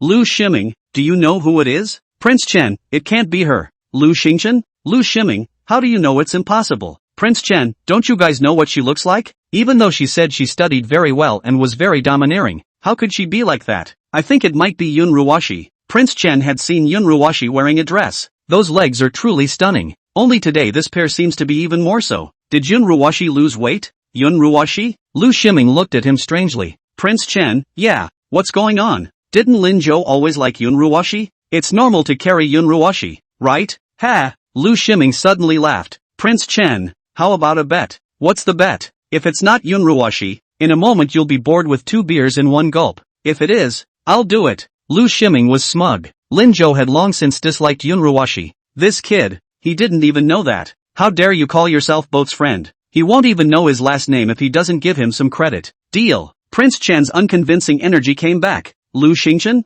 It's not your bet. I'm the one who paid for it. And Lu Shiming, if you say it's not Yun Ruwashi, then who is it? Lu Shiming tilted his head condescendingly. You'll see in a moment. Lu Xingchen, looking at the confident few, he felt deeply that the wrongdoer was actually himself. While talking, Lin Zhou's motorcycle had already stopped a long way away. Upon seeing the man getting off the motorcycle, Lu Xingchen was shocked throughout. He opened his mouth wide and looked at Lu Shiming and Qianguigua Prince Chen with disbelief. Even the words stumbled up. Is actually a schoolteacher? Lu Shiming and Qianguigua had an I knew it all along look on their faces. Prince Chen's face, however, darkened. How is that possible? How could she possibly have a pair of these? The word legs didn't come out after all. But everyone got the message. Lu Shiming said with amusement. Well, remember to drink in a while. And I don't care about other people. The god of learning's legs. You guys look less, or else, I'm going to kick some ass. Since it's Sun Yanchu, it's exclusive to Brother Zhou. Sun Yanchu, at this time, also saw them. She quickly bowed her head, a little panicked inside. I don't know if they saw themselves hugging Lin Zhou. I don't know if they're used to seeing themselves in dresses. So awkward. Chapter 127 is that. Sun Yanchu? Heads up, little cohort. Lin Zhou's voice sounded next to him. Sun Yanchu froze slightly and listened to him again. Today, you must be the prettiest in the room. Keep your head up and don't be afraid. Just like the other day at the podium. You hold your head up. They won't dare say anything. Sun Yanchu froze. Is that so? If one is confident enough, they won't say? Sun Yanchu raised her head slightly and decided to give it a try. Aha! At this point, she saw Chen Guiguo running in the distance, and she laughed as she took her arm and looked her up and down. Happy. Wow. Sun Yanchu, you're so pretty today. That dress suits you so well. Oh-hoo. If only my legs looked that good. So envious, so envious, so envious. As the same girl, Qian Guiguo could look at Sun Yanchu's legs with impunity. As she watched, she couldn't help but go up and touch it. White, straight, thin and long. How in the world can you have such good-looking legs? Sun Yanchu relaxed slightly at the compliment. She asked incredulously. Really? Aha, of course it's true. Don't believe me? Ask Lu Shiming and the others. They boys have a unique vision. They all say, they haven't seen such a good-looking one in school. Sun Yanchu blushed. How can you ask a boy that? She tugged the dress down again. Ha ha, Sun Yanchu, don't bull asterisk. Just this length, the best looking you really should wear more skirts in school. In that case, those girls who show their beautiful legs every day probably won't dare to show them anymore. Ashamed of themselves, the more Qian Guogua spoke, the more exaggerated she became. And Sun Yanchu was a bit helpless. Go. Thank you. You're welcome. Go. Let's go over there. Lu Shiming and the others are waiting. Lin Zhou has passed. I don't know if it was intentional or not, but he stepped in front of the 3 boys, just enough to block their view. Sun Yanchu seemed to suddenly understand Lin Zhou's meaning. She lifted her chest, took a deep breath, and together with Qian Guogua, she walked forward seriously. Qian Guogua froze slightly. Ha, Sun Yanchu, why are you suddenly, Is that bad? Well, very well, that's the way to walk. Just suddenly confident. This looks Sun Yanchu. Let Qian Guogua have a kind of. Stranger do not approach the high cold feeling. It's like a high-flying beauty described in a novel. Luckily, she was right next to Sun Yanchu and didn't feel strange. She took Sun Yanchu's arm. Go. Aha. Other side. Although they were warned by Lu Shiming, Lu Xingchen and Prince Chen's eyes still couldn't help but glance in Sun Yanchu's direction. After being blocked by Lin Zhou, Lu Xingchen couldn't help but tug on Lin Zhou's arm. Hero, get out of the way. I want to see another hero. Lin Zhou's expression was cold, but Lu Xingchen didn't realize Lin Zhou's change in mood in the slightest, and he explained it carefully. That's Sun Yanchu. You just brought her here. Didn't you see her beautiful legs? How good looking feeling a pain in his shoulder. Lu Xingchen looked suspiciously at Lin Zhou who was squeezing his shoulder. Hero, what are you doing? Linjo, can I have a double portion of today's spicy hot pot? Can. But Hero, how do you? Double beer too. After dinner and going out shopping. Today's consumption. All paid for by Mr. Lu, right? Lu Xingchen was confused. It was only when he saw Lin Zhou turn around to greet Sun Yanchu that he finally felt that his shoulder didn't hurt so much. He poked Lu Ximing suspiciously. Righteous father, what's wrong with the hero? Why do you feel angry? Guess what? Lu Ximing didn't answer positively. It's good that you didn't die. Lu Xingchen? He looked at Prince Chen suspiciously again. Mourn? Prince Chen completely ignored him. He twisted his head around and looked at Lu Ximing in shock, uttering words that even he couldn't believe. Lin Zhou, like Sun Yanchu?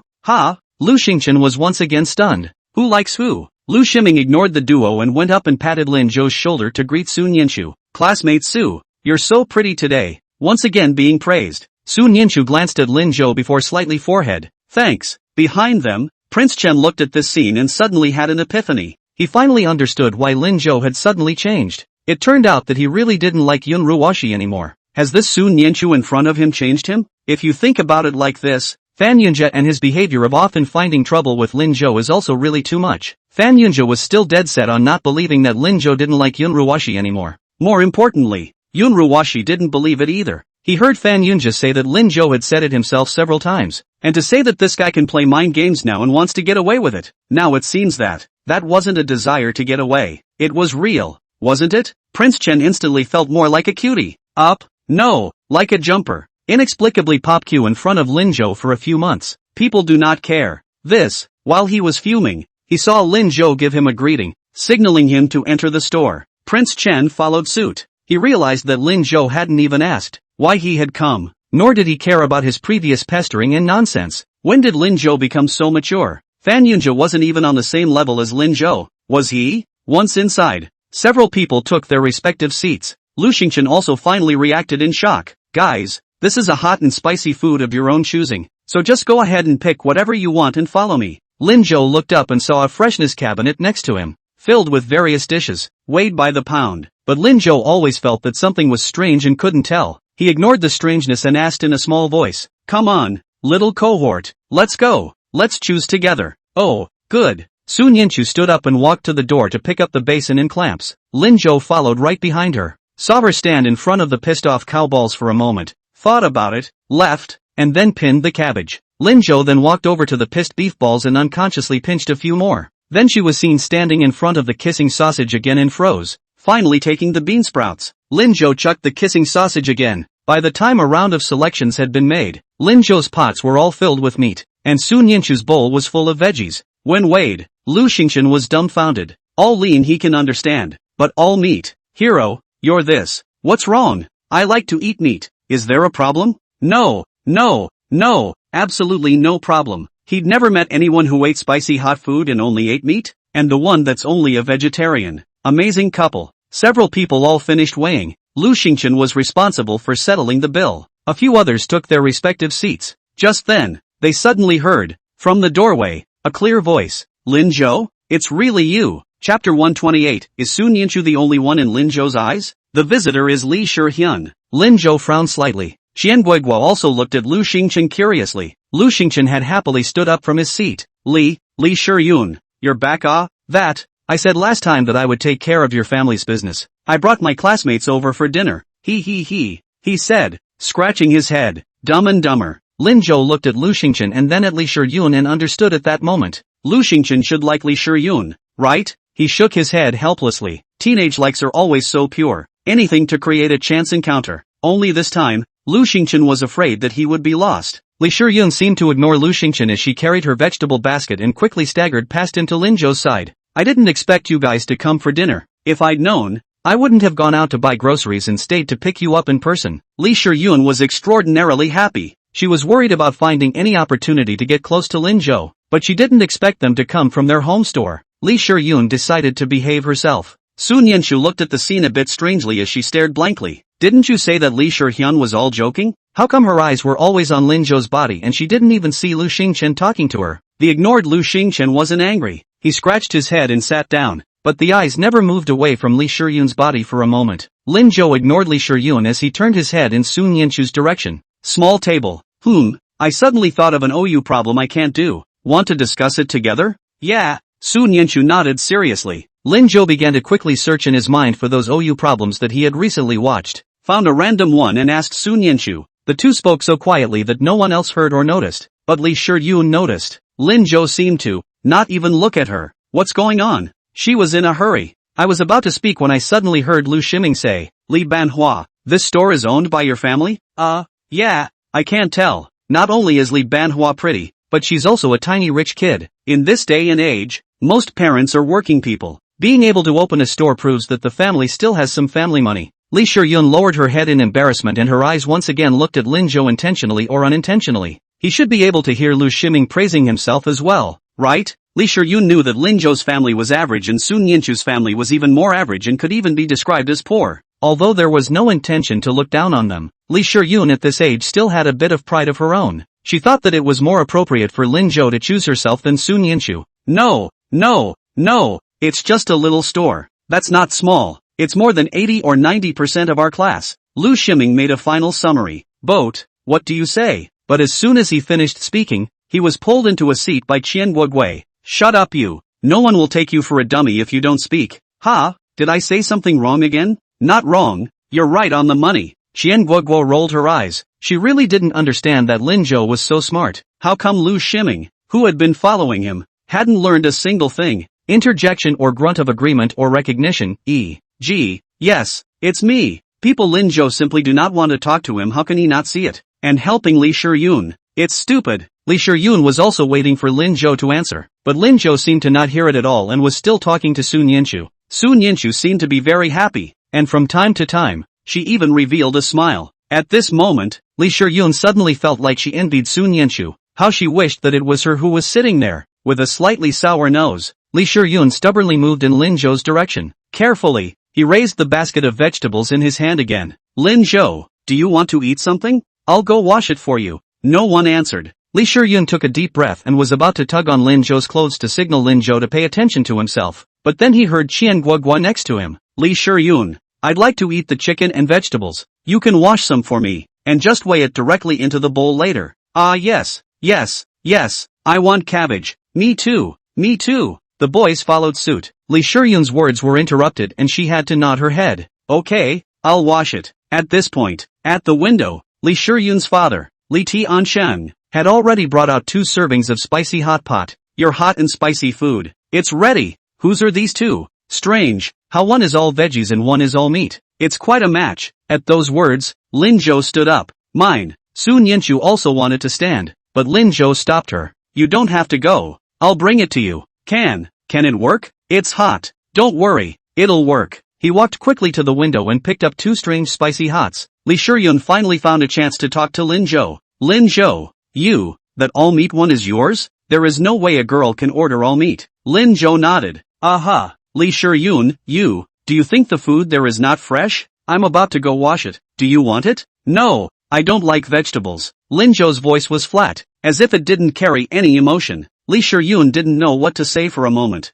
At that moment, she heard Lin Zhou say again in a cheerful voice, Little fellow, it does get a little hot. Come and get it. When he said this, Lin Zhou's tone was all cheerfulness and happiness. Li Shiyun immediately felt a little harder in her heart again. In the eyes of Lin Zhou, is it really just Su Nianchu? At the window, Li Tiansheng saw his daughter looking at the boys in a daze, and he called out, Shiyun, these are your classmates. Ha! Li Shiyun then reacted. Yeah dad, look at you. You didn't say so earlier. That's got to be more food for them. Go on, wash the vegetables. I'll add 1 for each of them. No money. In that case, the daughter's purpose of delivering the groceries is fulfilled, right? When Li Shiyun heard this, she was instantly happy. Okay, I'm on my way. Daughter, do you want to eat with them? Dad will cook you one too? Yes, thank you, Daddy. Li Shiyun was even happier. Li Tiansheng also smiled and narrowed his eyes. This girl, that little heart is written all over her face. It's just that the kid, it seems his eyes keep falling on the girl next to him. Honestly, that girl isn't as good looking as their Shiyun. This kid, his vision is not working. Got to help my own daughter. Humming, Li Tiansheng went into the kitchen to continue cooking the spicy hot pot. It didn't take long for all the spicy hot pots to be cooked for several people, including Li Shihyun's share. Li Tianqing carried the dishes and quickly kicked out a stool from the side and placed it at a tricky angle next to Lin Zhou. Alas, daughter, come sit over here. Chapter 129 Lin Zhou is rejecting you. Li Shiyun, who was struggling with how she could sit next to Lin Zhou, came over cheerfully. Thanks Dad. You're welcome. It's delicious. Add more if you don't have enough. Don't pay extra. Li Tianqing smiled cheerfully as he prepared to enter the back kitchen. At this point, he saw that Lin Zhou next to him also stood up. Little cohort, want some chili? Su Nianchu raised her head in confusion. Didn't you add chili peppers to the bowl? Why is Lin Zhou still asking her? A little extra is delicious. Ooh, I'll have some then. Okay, together. He picked up his bowls and made his way to the seasoning section. Su Nianchu followed dumbfounded. Lin Zhou added a bit of chili to both of them and then led Su Nianchu towards his seat. But when he walked to his seat, he didn't linger. Instead, he took another step forward and sat in the seat of Su Nianchu inside against the wall. Sit outside, little cohort, or I'll have to let you. It's too much trouble. Oh, that's okay. Su Nianchu nodded and sat in Lin Zhou's seat. Li Shiyun, who had just sat down, was on the verge of tears when she saw that the person beside her had suddenly changed to Su Nianchu. Li Tianqing also did not expect that this kid actually had such a hand. He wanted to continue helping his daughter, but soon sighed silently. If he really doesn't like it, he's doing his daughter a disservice by helping her. Never mind, he'd rather stay out of children's business. Alright, thank you Lu Xingchen students for this meal today. Let's start eating. Lin Zhou picked up his chopsticks. At this point, Prince Chen suddenly shouted, wait, then quickly ran to the side and grabbed 2 beers, opened them, tilted his head back and poured them down. Lin Zhou looked at him suspiciously. What's wrong with this guy? Lu Ximing quickly answered his doubts. Ha ha ha, just lost a bet with me outside. He leaned close to Lin Zhou's ear again and whispered, betting whether the long-legged beauty in the back of your car is Yun Ruwashi or Su Nianchu. Ha ha ha, he lost. Lin Zhou shook his head helplessly. High school students are really middle-aged. Even the gambling is middle of the road. Nowadays, when they see a beer and say drink it, they probably never think that in a few years they will get all sorts of strange diseases because they don't take care of their bodies. But he didn't stop it either. Su Nianchu had never seen such a scene before, and she looked at Lin Zhou in confusion. Lin Zhou, what kind of bet? It's just a, bet between men. Oh, seeing that Lin Zhou was not at liberty to say, Su Nianchu did not ask much. Prince Chen finished 2 bottles in one gulp. His face did not turn red and he did not gasp. He just burped. Well, eat. He quickly picked up his chopsticks and took a bite of the spicy hot pot. The crowd was infected by the atmosphere and immediately shouted with excitement. Yes, yes, yes, eat up, you're starving. Qian Guoguo touched Li Shiyun, who had been looking at Lin Zhou in a daze next to her, and reminded her in a low voice. Li Shiyun, it's time to eat. Oh, good. Li Shiyun nodded, but picking up her chopsticks, she suddenly had no appetite at all. At this point, Li Tianqing walked to the window position with a large pot of food. Daughter, still serving food, just cooked it for you. You share it with everyone. Li Shiyun then came to her senses slightly. Good. In that case, there would be another chance to talk to Lin Zhou. She quickly went to the window and brought the food over, and took another pair of chopsticks and gave everyone their food. Go, here, yours. Lu Xingchen, Prince Chen, yours. Lu Xingchen happily took it, and Prince Chen burped again. Barely controlling himself he said thank you. Lu Ximing also handed over his bowl. Thank you class flower. Next, it was Lin Zhou. Li Shiyun was about to speak when she saw Lin Zhou directly take the vegetable pot in Li Shiyun's hand and then called out to Su Nianchu. Little table, come. He quickly poured all the remaining dishes into Su Nianchu's bowl. Su Nianchu was startled. Lin Zhou, you save some for yourself. No, I really don't like it, but you can't be picky. It's okay, I want to eat before I do. After putting the vegetables, he handed the vegetable bowl back to Li Shiyun. Well, thank you class flower. No, you're welcome. Li Shiyun was a bit dumbfounded. Once again, she seemed to have missed the opportunity to talk to Lin Zhou. He dismissed her with a simple gesture and an even simpler thank you. The gaze once again fell on Su Nianchu's body. Li Shiyun felt a sourness rise in her heart again, but she couldn't say anything. He could only lose his head and put the dish bowl on the side table, pretending to be happy to eat spicy hot pot with everyone. Lin Zhou also finally sat down as he said, eat up, little cohort, don't starve. Aha. Su Nianchu carefully gave herself a mouthful of bok choy. Looking at the croquettes in someone else's bowl, she actually drooled a little. But, the meat ones are too expensive. Even though you make money, you can't spend it frivolously. These dishes are pretty tasty too. Su Nianchu comforted herself. At this point, she suddenly felt an extra pair of chopsticks in her bowl. When she looked up, She saw Lin Zhou looking at her with a smile and was holding the vegetables in her chopsticks. Suddenly I think they taste pretty good. Little cohort, let me try some? Then, in front of everyone's shocked gazes, he pinched the dish from Sun Yanchu's chopsticks into his own bowl. The face ate it without expression. Crowd? Who just said 3 times that they don't like Brussels sprouts? Sun Yanchu was also a bit dumbfounded. That mouthful of food. She had just put it to her lips.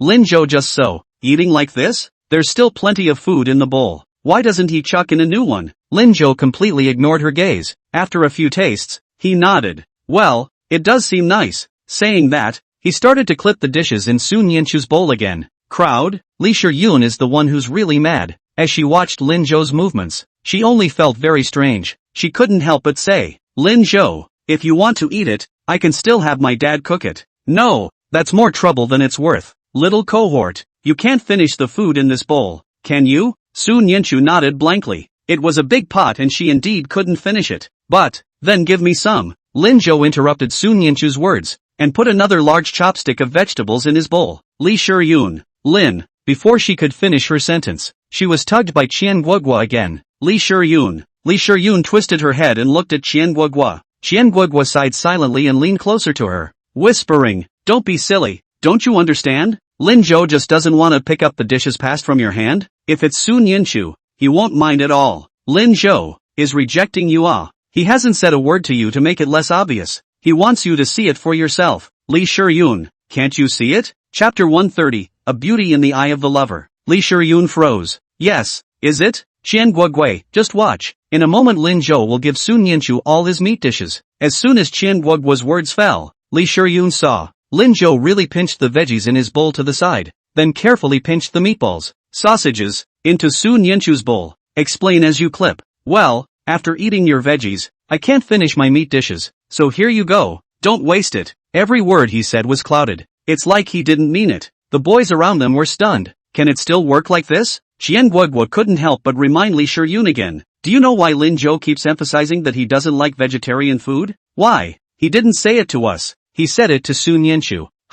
Because only in this way, Sun Yanchu will not suspect that he only ordered meat dishes, so he can rightfully eat Sun Yanchu's vegetarian dishes and give Sun Yanchu her own meat dishes. Just when choosing the dishes, Sun Yanchu only chose vegetarian dishes. Lin Zhou was following her. He was watching Sun Yanchu choose. He followed Lin Zhou's good intentions towards Sun Yanchu. Li Shiyun, do you feel it? Li Shiyun opened her mouth without answering. She felt it. From the time I was in the classroom, I felt it.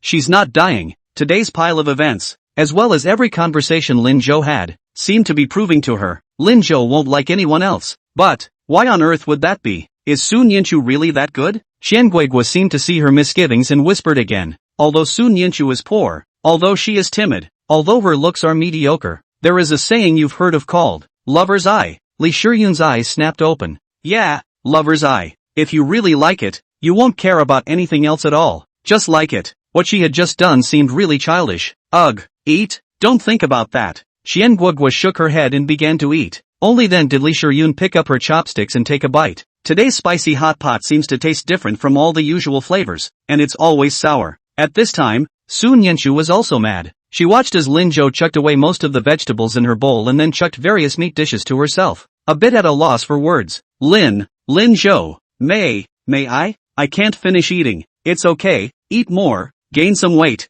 look good. Sun Yanchu didn't dare to speak and could only silently watch Lin Zhou clip the food. Lu Xingchen and Lu Shiming Qian Guogua several people had already buried their heads a little lower, all as if they were invisible. Otherwise this meal would be practically inedible. It's too sour. Li Shiyun looked at the two from time to time, but didn't look up. Prince Chen was the only one who burped and ate his food at the same time. After eating for 2 minutes, he couldn't help but stare at Lin Zhou and shout, Lin Zhou, you like Sun Yanchu. At these words, all those present paused, including Lin Zhou and Sun Yanchu. Sun Yanchu just took a bite of the pill. Half of what was left in the chopsticks just fell out. What did Prince Chen say? Lin Zhou, like her? Lin Zhou put his chopsticks down and frowned at Prince Chen. This guy, he's itching, isn't he? A few others were waiting to see what the fuss was all about. Prince Chen burped again and continued what he had just said. Not right. You should like to study right. You study so well now. You like to study. The crowd breathed a long sigh of relief, but felt a little lost that the gossip had not been served.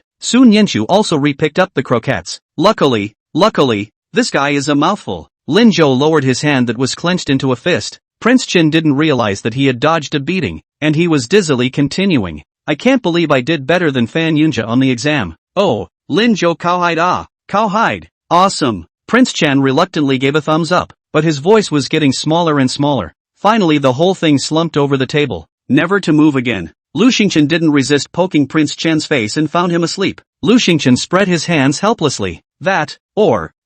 Leave him alone? We eat? Get drunk on him. Che, I thought I had a lot of alcohol. Come on, eat. Lu Ximing shouted, and a few people shook their heads and continued eating. All the pre-dinner interludes finally passed. Su Nianshu also ate her meal seriously. Only then did Lin Zhou take another bite of bok choy and taste it carefully. This flavor, why is it getting so familiar? Lin Zhou picked up the spoon again and took a bite of soup. Next up, croquettes, luncheon meat. After waiting for a few bites, Lin Zhou smiled. He finally remembered what was so special about this hot and spicy restaurant. It is very similar in flavor to Li Qi's spicy hot pot, which became popular several years later in the north and south of the Yangtze River. Only something is missing, and this a la carte model of spicy hot pot would be the first of its kind in their small county. Any other house of spicy hot pot, with fixed sides and fixed prices, is just like having a bowl of casserole noodles, and such a spicy hot model was followed by various families later. Only the vegetables and meat cost the same, but this one, while also weighed, the food is the price of the food and the meat is the price of the meat. The food was cheap, the meat was more expensive. This is what Lin Zhou found strange when he entered the door, and the reason why Su Nianshu only chose vegetarian dishes. Nini couldn't spare the money. Lin Zhou was so focused on her favorite meat dishes that he actually didn't think of this. Thinking about it more carefully, the owner of Li Ji's spicy hot pot seems to have really made his fortune from their Jiangcheng County. Li Shiyun. Lin Zhou decided to ask for confirmation. Li Shiyun froze slightly and stopped her hand movements. Lin Zhou actually called out to her. After an entire meal, Lin Zhou was finally willing to talk to her. Li Shiyun was exceptionally happy. What's wrong? So, at the risk of asking, what's your dad's name? Li Shiyun froze. Everyone else froze. Lin Zhou, why are you asking this? Why are you still asking about people's dad's names? Li Shiyun struggled for a while, but still told Lin Zhou. After all, there was no other chance for her to talk to Lin Zhou. My dad's name is Li Tiansheng. Li Tiansheng? It's true. The owner of Li's spicy hot pot is the one called Li Tiansheng. I just didn't realize that he was now the owner of a small spicy hot pot restaurant. What was even more unexpected was the spicy hot flavor that seemed to have yet to take shape. There were also problems with the sales model, and not many people were in the store. It's 12:30 and they're actually the only ones eating here. Lin Zhou thought for a moment and turned his head to look at Su Nianshu. Little cohort, do you like the spicy hot food here? Chapter 131, Talking Business. Love it. Su Nianshu bit into another kissing sausage and stared blankly at Lin Zhou. It's delicious. As Su Nianshu's words fell, Lin Zhou felt that a text suddenly appeared in his mind. Li Ji spicy hot pot. The best recipe, preparation method. It's true. As long as the little cohort likes the food, he will automatically get the recipe. Lin Zhou was very satisfied with this rebirth benefit. He took a cursory look at the recipe, which was written very completely. If you were to copy it down, it would fill at least a full page of A4. If you like it, everyone keep eating. Lin Zhou picked up his chopsticks and ate the rest of the food in the bowl. The crowd looked at each other. No one could guess what Lin Zhou was thinking. When the meal was over, I saw that there was no one else in the store. Lin Zhou signaled everyone again and cleaned up the table and the floor. Li Shiyun took out the playing cards again and split into groups to play. Su Nianshu initially didn't know how to play, but Lin Zhou gave her a little guidance next to her. This ninny quickly learned it completely and was almost invincible. No one else is a match. Lu Ximing was not convinced and pulled Su Nianshu to reopen it over and over again.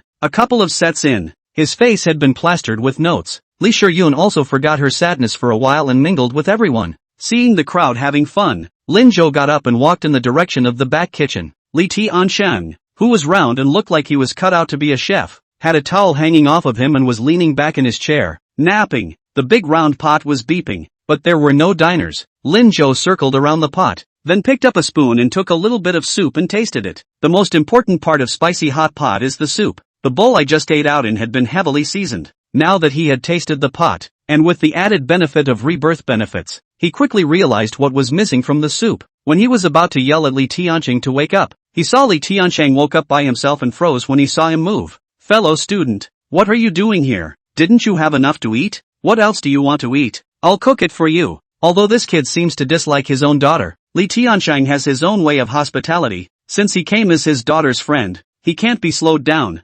No, Uncle Lee, you misunderstood. I'm full of food. The spicy hot pot is delicious. Oh, just eat your fill. Then this is. I just wanted to come by and ask you if business has been this bad at the store? Harm. Speaking of which, Lee Tiancheng casually threw in the towel. Not really, it was pretty good before when my old man was around, and then he was gone. And his craft. I didn't get to learn it all. Just a little bit.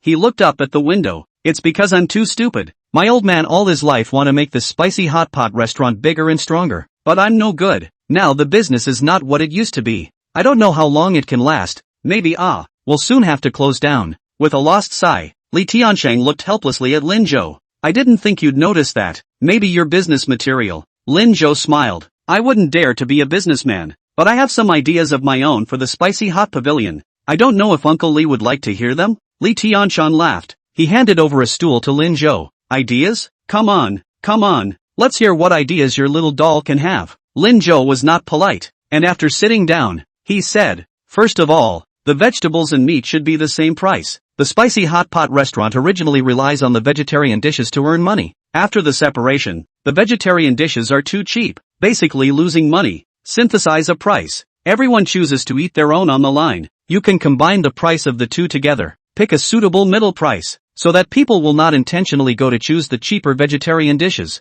and feel that choosing the meat is more cost-effective. Uncle Lee, you should know that meat is dense, and if people eat meat, more will be sold. Li Tiancheng frowned. This kid, he seems to be making some sense. Just because of the separation of vegetarian and meat dishes, many people who come to eat spicy hot pot almost never order meat dishes. It's true that he doesn't make much money with that veggie food. And then what? And then there's the flavor issue. The soup base, the seasonings, all very important. There's nothing wrong with those seasonings you have. But this soup base, like you said, it's not done well enough. But this, as I said, I didn't learn my old man's secret recipe. My old man he did. This is not the point. Uncle Lee, soup base. Are people research out? We do not remember his secret recipe, no problem. We can boil their own soup base on your own? Right. Li Tiancheng stroked his chin. You say as if there is some truth. Then I go to research now? But, don't know how long it will take to research it. You see my family's business. Is it really okay? Seeing Li Tiancheng take the bait, Lin Zhou frowned and said, maybe it does take a long time. But Uncle Lee,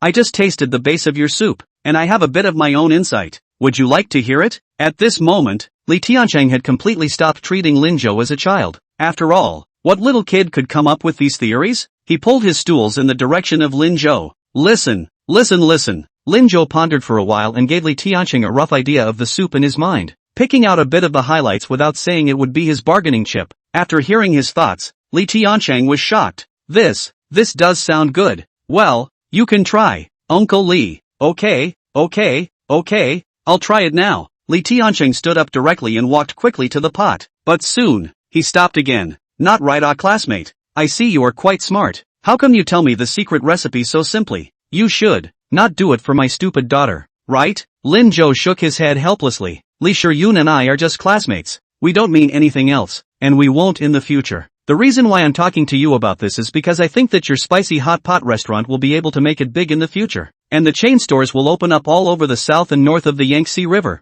That secret recipe, while I told you about it, I also have a little bit of my own to keep. And with this part that I kept, it will be even better and easier to get on the road to success. I'm just a student. I can't do anything at the moment. And my ambition isn't here. So naturally I need someone with experience in this field to work with in order to do so. I have my own selfishness. I'll give you the secret formula and hope that you'll just give me a share of the profits and we'll reach a partnership. Li Tiancheng laughed cheerfully. You're straightforward, but I can't even run this one anymore. And I'm opening all over the country? Let's try it first. It's idle anyway. Makes sense. I'll try it first then. Aha! If you think it's suitable, let Li Shiyun talk to me about it and I'll give you the rest of the recipe. Chapter 132, A Pity It'll Never Be Yours. In the hall, Li Shiyun, who was watching Qian Guogua play the game, realized that Lin Zhou had disappeared. She looked around and saw Lin Zhou, who walked out from the back kitchen. Li Shiyun curiously walks over, smiley face. Lin Zhou? It's okay, had a little chat with your dad. Lin Zhou didn't say much and walked over to Sun Yanchu's side, looking at Lu Shiming, who had almost no seams on his face, and smiled. Lu Shiming, you lost this round again. Impossible. It's only just gotten the cards. How did I lose? I don't believe it. 3 minutes later, Lu Shiming was on the verge of tears as he looked at Sun Yanchu, who no longer had any cards in her hand. Su Hokage, can't you just let me go? Su Nianchu looked confused. I let it go. You said before that you'd let me let you go. And then, I let it go every hand. Lu Shiming, Qianguogua and Lu Xingchen really couldn't help but laugh. No, this one doesn't count. Lin Zhou, you do it. The schoolboy can't participate in the competition anymore. Me? Are you sure? Well, just you. He didn't believe it. If he couldn't beat Su Nianchu, he still couldn't beat Lin Zhou? Lin Zhou had to take over Su Nianchu's position and started the next round. Inside the kitchen, Li Shiyun saw Li Tianqing suddenly glowing and busy with something. She walked over curiously. Dad, what are you doing? Li Tianqing waved happily when he saw her. Daughter, come here. Dad wants to thank you for a treasure that your dad has won. So when Dad is done with all this, you help Dad taste it. What? I may, in fact, have to remember your grandfather's recipe. Just now when Lin Zhou explained, Li Tianqing realized that what Lin Zhou said was similar to the order that Pops used to do. That's why he decided to give it a try.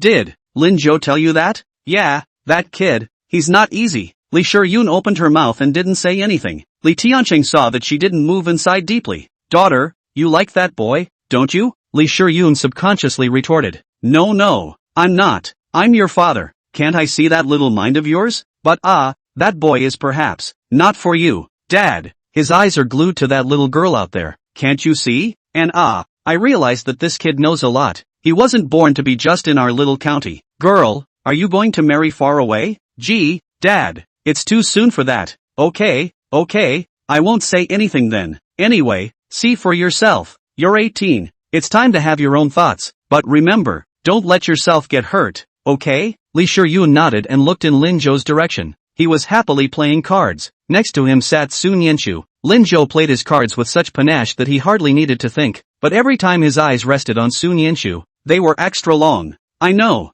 Dad. That's good. Go have fun. I'll be busy for a while. It was then that Li Shiyun stepped back out and joined the card game. Prince Chen woke up already 3 hours later. Lu Shiming's face and body were covered with notes. He looked at Su Nianchu and Lin Zhou angrily. You two, bullies. Lin Zhou, when did you become so good at playing cards? Nearer to the vermilion. Lin Zhou glanced at Su Nianchu again. Lu Shiming, he should never have asked. Well, the crowd couldn't see him continuing to lose anymore and ended the poker game early. Each said goodbye and left. Lu Xingchen was responsible for sending Prince Chen home. Li Shiyun was going to see Lin Zhou off. But seeing that Lin Zhou's gaze had been on Su Nianchu, the two of them said goodbye to everyone and walked out as if no one else was there. She had no choice but to lose her way and follow Qianguogua's side. Lu Shiming saw Lin Zhou riding his motorcycle and hurriedly chased after him. Hey, boat, that's my motorcycle. Why don't you run your own way back? Lose weight.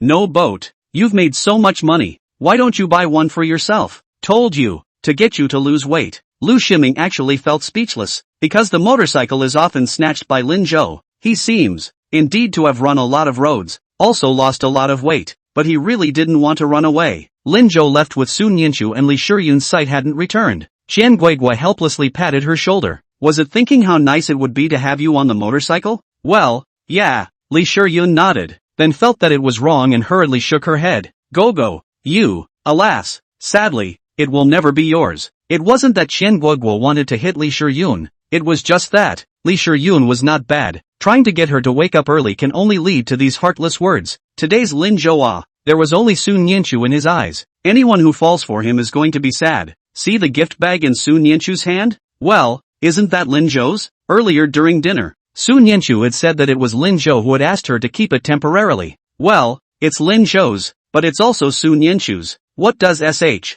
mean? It's Lin Zhou. It's for Su Nianchu, right? Qianguogua smiled, walked over to Lu Shiming and patted the looking Lu Shiming. Let's go. You're not getting your motorcycle back. Ugh.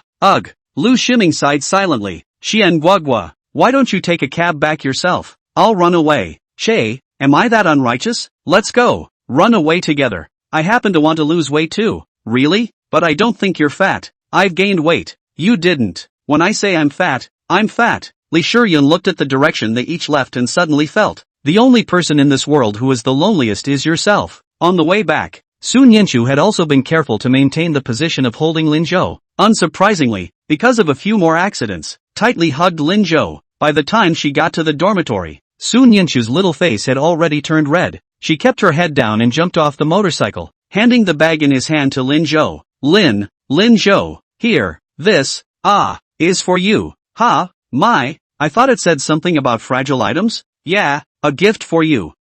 Su Nianchu froze. She then said how the pink bag looked so much like what girls used to carry their stuff in. But, what is it this time? Lin Zhou, congratulations on the bonus, 2 firsts on the OU quiz. Gift. Lin Zhou seemed to guess what Su Nianchu wanted to ask and answered directly. Seeing Su Nianchu freeze again, he reached out his hand and rubbed Su Nianchu's head. Well, go back, get an early night, you have class tomorrow. Good. Su Nianchu had to nod her head. The sun was still halfway up in the sky when I turned to leave. Lin Zhou raised his hand, blocking the refraction of the sunlight with his hand, and looked at the little tablemate who was slowly leaving. She looked so good in her dress and her back. Youthfulness is in the air. Rebirth. Really good. Chapter 133, ouch. It's a couple's cup. When Su Nianchu returned to the dormitory, it was already 10 minutes later. She held the bag tightly over her arms for fear of being seen, then gently opened the door. But as soon as he entered, he was still discovered by Wang Xiaoqing. She rubbed her eyes, which had developed dark circles,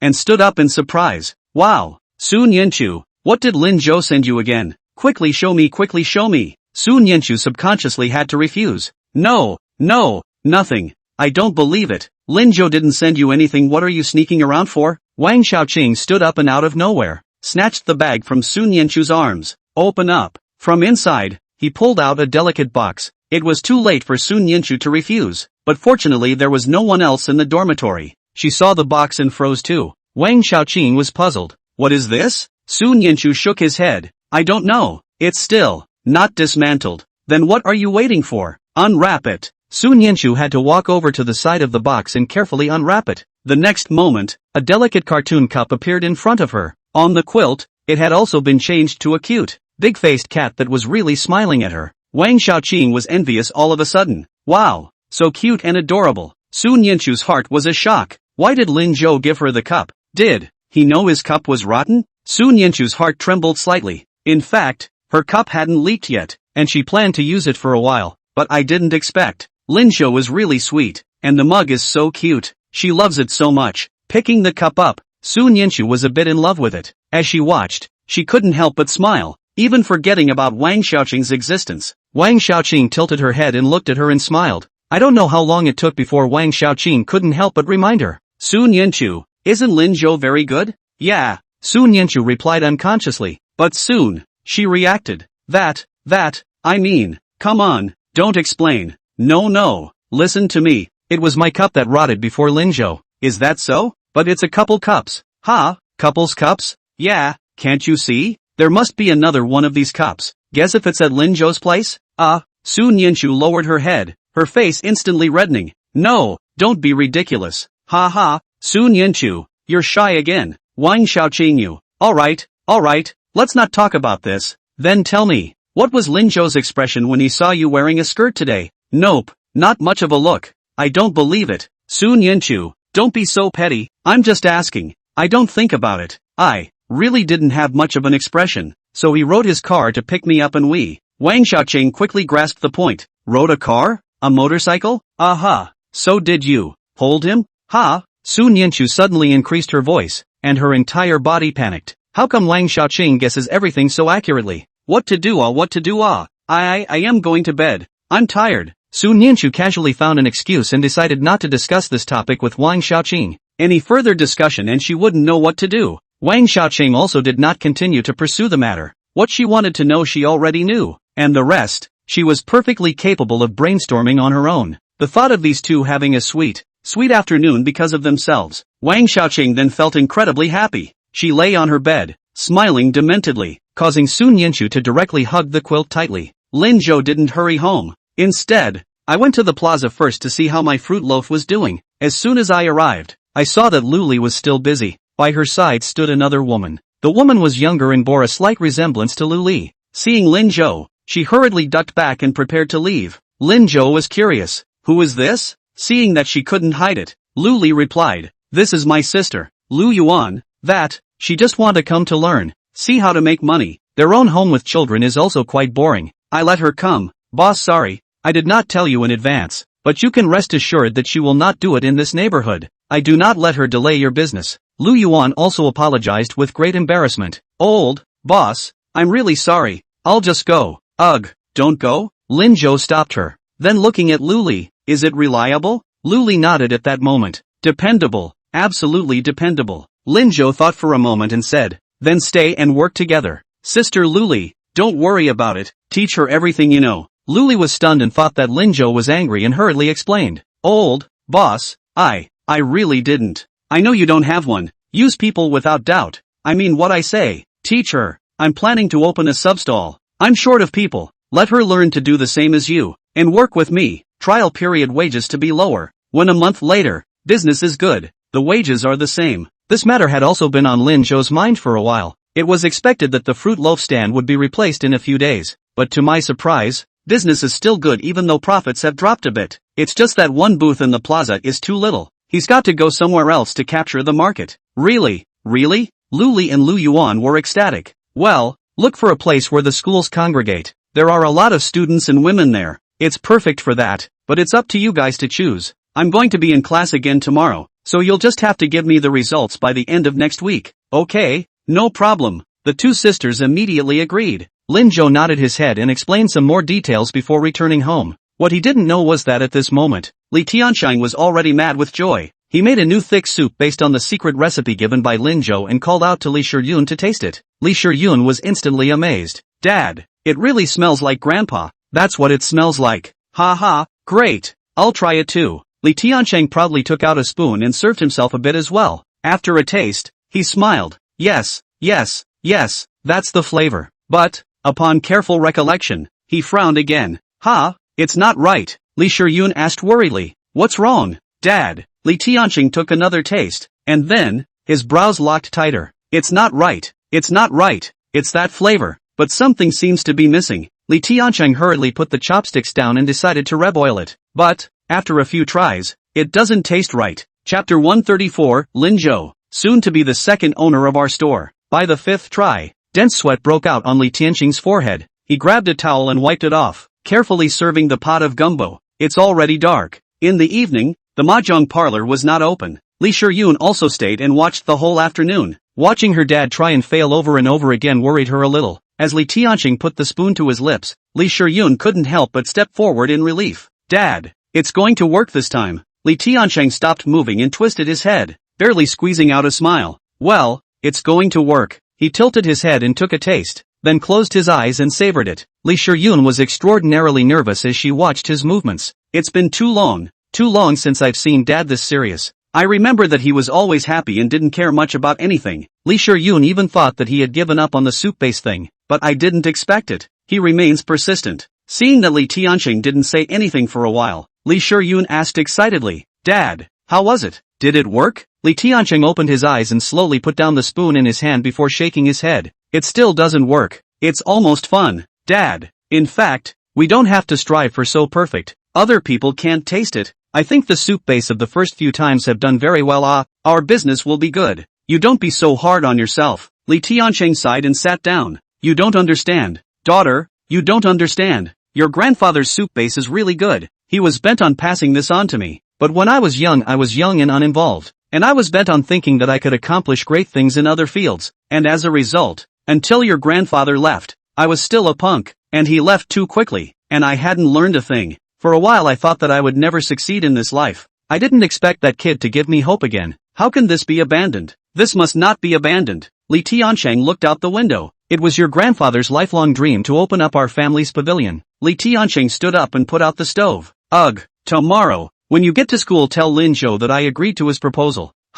What? Proposal? An offer of cooperation. Li Tianxiang started cleaning up the kitchen again. Li Shiyun was a little confused by what she heard. Cooperation? Well, it's between adults. You don't understand. Just tell him. An adult? But, Lin Zhou is the same age as me. Li Shiyun muttered. Li Tianxiang's hand stalled and he twisted his head to look at his own daughter. Looking at it, he smiled. Ha. Yeah, you guys are the same age. Look, I almost forgot. This kid in the future is absolutely not simple. He will be the second owner of our store. Daughter, you have the opportunity to learn more from him. But like words, or forget it. He knew better than anyone what his own daughter was like. A teenager that good was afraid he would never belong to her. Li Shiyun froze, realizing that Li Tiansheng did not look like he was joking. She nodded blankly. Lin Zhou, it's the second owner of their store now? 18-year-old second owner? How did he get so good? In that case, one seems to be really far away from him. Monday, Lin Zhou came to school early as usual. Sun Yanchu was already in the classroom memorizing the text. Lin Zhou looked closely and realized that she didn't seem to be using the newly purchased cup. He frowned. After handing Sun Yanchu today's portion of great white rabbit milk candy, he picked up the thermos from under Lu Shiming's table.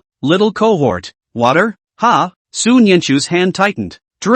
Drink. Here, I'll pour it for you. Okay, thanks. Sun Yanchu quickly handed the cracked cup on his table to Lin Zhou. Lin Zhou was suspicious. It's not possible that the young tablemates didn't open the gift he gave them, is it? It's not right. Why does she keep blocking her desk with her body? Lin Zhou tilted his head and saw Sun Yanchu blocking her desk even more tightly. But through the gap, Lin Zhou still saw the cup inside. He laughed. She's too embarrassed to use it, isn't she? He took the cup Sun Yanchu handed over with amusement and deliberately asked, with this? Well, that's it. Sun Yanchu answered very seriously. Lin Zhou had to hold the cup in one hand and the kettle in the other and started pouring water. Seeing her movements, Sun Yanchu always felt that something was wrong. But for a moment, it was impossible to say what was wrong. Just as she was thinking hard, suddenly Lu Shiming stood up. Boat. Before he could finish a sentence, Lin Zhou's right hand shook. The hot water spilled instantly on his left hand. Splat. The cup in his left hand fell with a thud. Broken. Sun Yanchu was shocked. She rushed to her feet. Ah, Lin Zhou, did you burn? She said, anxiously pulling over Lin Zhou's hand and turning it over and over. In the meantime, Lu Shiming, who was standing on the other side of Lin Zhou and holding a textbook, was strangely in deep thought. He, didn't even touch Lin Zhou. This guy's purely a bumper sticker, isn't he? But looking at the expressions of the two, Lu Shiming silently sat back down, deciding that it was better not to disturb. Otherwise the nature of this bumper sticker might be a bit serious. And he definitely couldn't talk himself out of Lin Zhou. He's very self-aware. However, he was also curious to see what exactly Lin Zhou was up to by pulling this stunt. So the book went out of sight, and Gossip looked in the direction of the two men. Lin Zhou saw that Sun Yanchu was about to cry in a hurry and hurriedly said, No,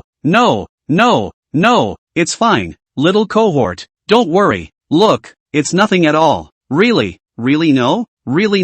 I threw it fast. Only your water glass. The water glass is fine. Don't want the water glass. It's good you didn't burn it. Sun Yanchu spoke anxiously, not realizing that she had been pulling Lin Zhou's hand. That is, until the watching front table whipped around and coughed lightly at the sight. What are you doing? It was only then that Sun Yanchu hurriedly withdrew her hand. That. Lin Zhou burned his hand. I'll help look at it. The front table looked at the broken glass on the floor and then at the look on the two men's faces. Will nodded. Oh, like that? Aha. Only then did the front table withdraw their gossiping eyes and read their books. Sun Yanchu let out a long sigh of relief. Lin Zhou watched with amusement as her face began to turn red and deliberately said, What to do? You can't drink the water. Little cohort. It's okay for me to go without. Didn't you open the present I gave you yesterday? Since his little tablemate won't talk about it, he'll bring it up himself. Ha! I took it apart.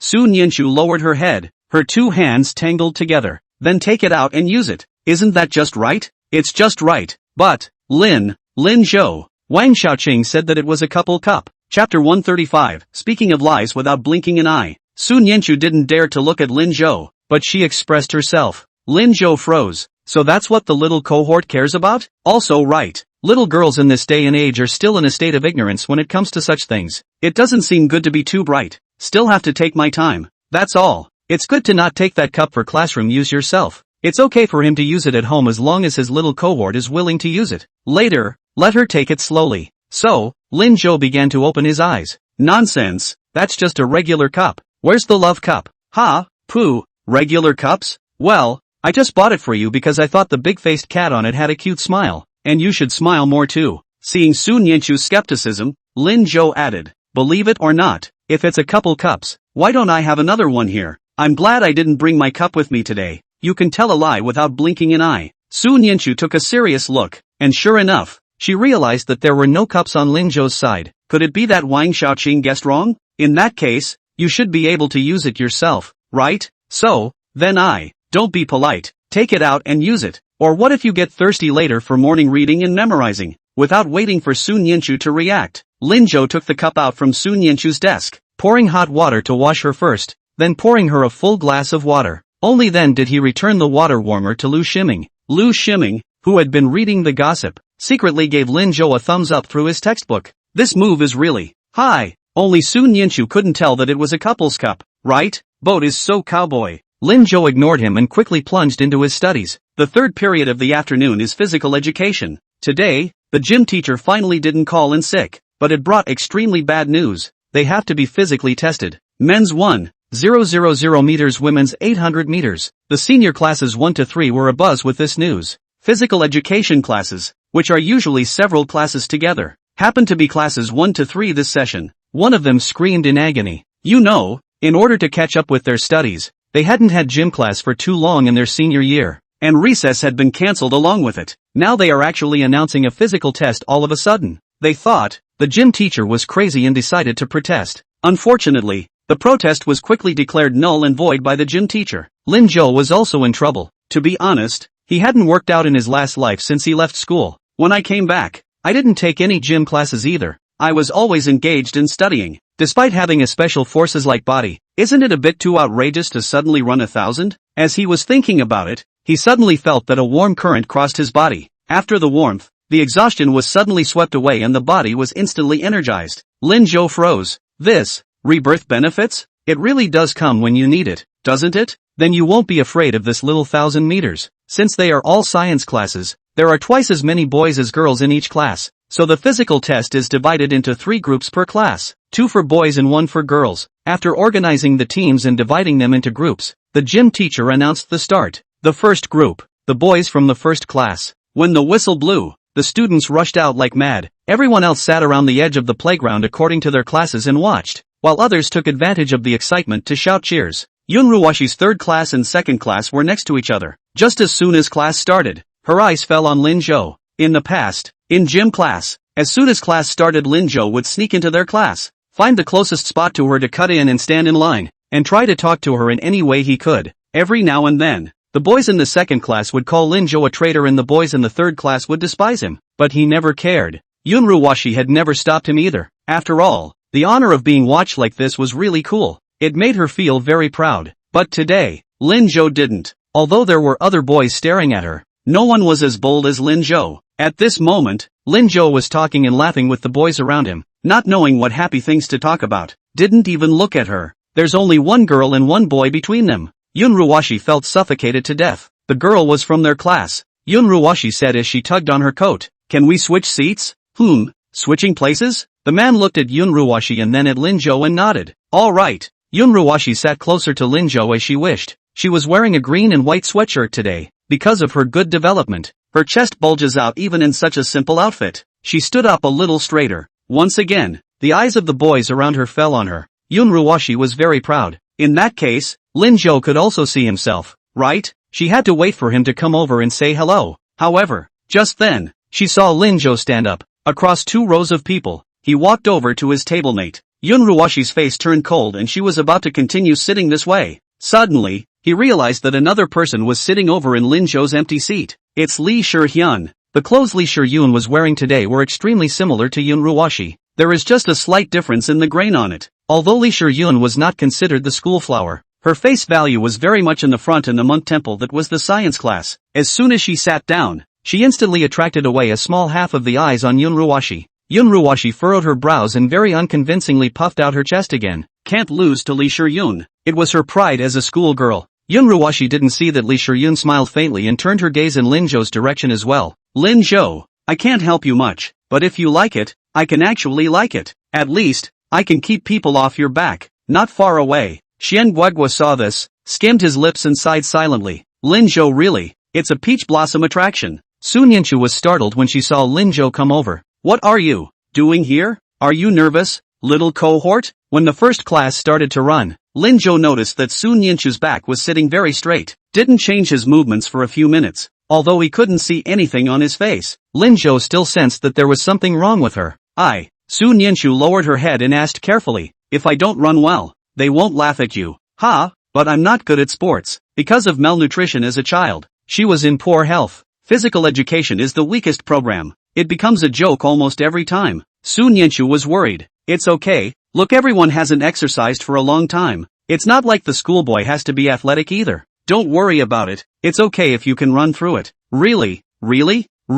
Don't worry. Lin Zhou rubbed Sun Yanchu's hair. Besides, I'm here. Sun Yanchu was tempted to say that boys and girls weren't in the same group, but before he could finish, he heard the front of the class suddenly in disarray. One of the taller boys in class 3 stepped forward and said, why don't we have a race between class 1, class 2 and class 3? It's no fun running around like this. A word that piqued the curiosity of the students. How do you compare? Compare what? Since it's a quiz, of course it's more than 1,000 meters. Everyone has a gym student, right? I'll suggest to the gym teacher that we put out 5 boys from each class, in groups of 15, and see which class does better. Chapter 136, Go and cheer for Lin Zhou. How about the class with the worst grades covers the entire cost of mineral water for the class with the best grades for the day? What about the center? The middle one buys itself. Of course. Ha, that's a great idea. Well, compare or not? Of course it's better than that. Without fear. But there's already a group of boys from our class that set off? That's not fair. What are you afraid of? We've got all the gym students from class 1 in group 2.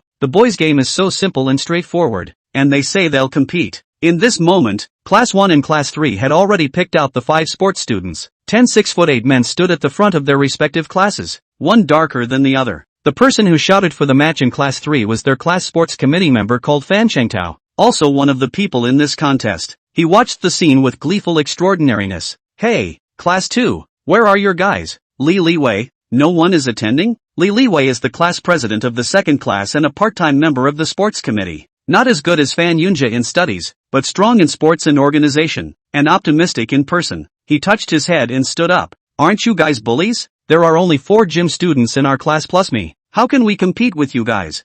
This. Fan Chengtao laughed out loud. Ha, so the boys in your class are such weaklings? These words immediately caused the second class to be displeased, especially Lu Shiming. He screamed the loudest. Who are you calling a weakling? You big, stupid man. Want to have a contest? TSK, little fatso. With all that fat, you're still comparing yourself to me? You. Lu Shiming was directly furious. He rolled up his sleeves and was going to get up there and do it. It was good that Lin Zhou pulled him back. What's the point of being civilized with him? I've taught you before. If a dog bites you, do you have to bite back? That's the rationale. But this is just too infuriating. It's okay, the class officers, they'll find a way. It's not our turn to step up. Also, Lu Shiming sat down unwillingly. Fan Chengtao landed his gaze on Li Liwei again. I say Li Liwei, even though there are only 4 gym students in your class, there are more than 50 boys, right? Can't you pick one from among them? Who says only sports students can run fast? There are some who aren't gym students who are also gifted.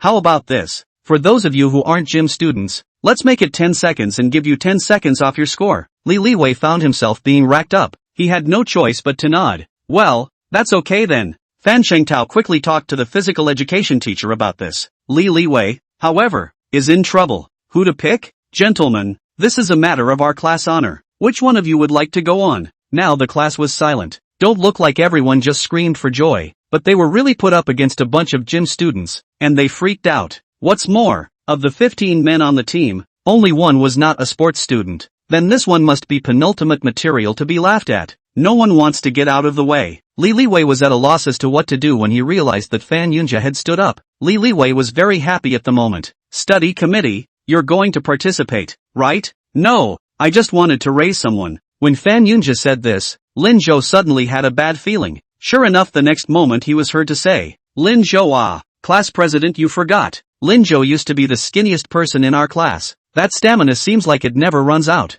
It shouldn't be a problem for him to run 1,000 meters, right? From the beginning of gym class, Fan Yunjia had noticed that Yun Ruoshi's gaze had been on Lin Zhou. He had been holding his breath for a long time and was worried that he couldn't find an opportunity to find trouble with Lin Zhou. Now there is. This time, no matter what, Lin Zhou was bound to be at the bottom of the list. This is a man he's going to lose. The students immediately turned their gazes to Lin Zhou. Li Liwei was also as enlightened. Yeah, why did I forget about this? Lin Zhou has been studying too well lately. I've taken him for a school bully. He chanted and also looked at Lin Zhou. Lin Zhou, how is it? Can you run? Don't worry, you don't need to run as hard as you do. The 4 of us work hard to bring your score up, just as long as we don't come in dead last. Lin Zhou, it's true that nothing escapes him. This is really, what do you mean he's a school bully? He's already a school bully now, okay? Lin Zhou stood up helplessly. Next to her, Su Nianchu was very worried and said carefully, Lin Zhou, it's okay, don't worry. Replying to her in a small voice, Lin Zhou raised his head and looked at Fan Yunja.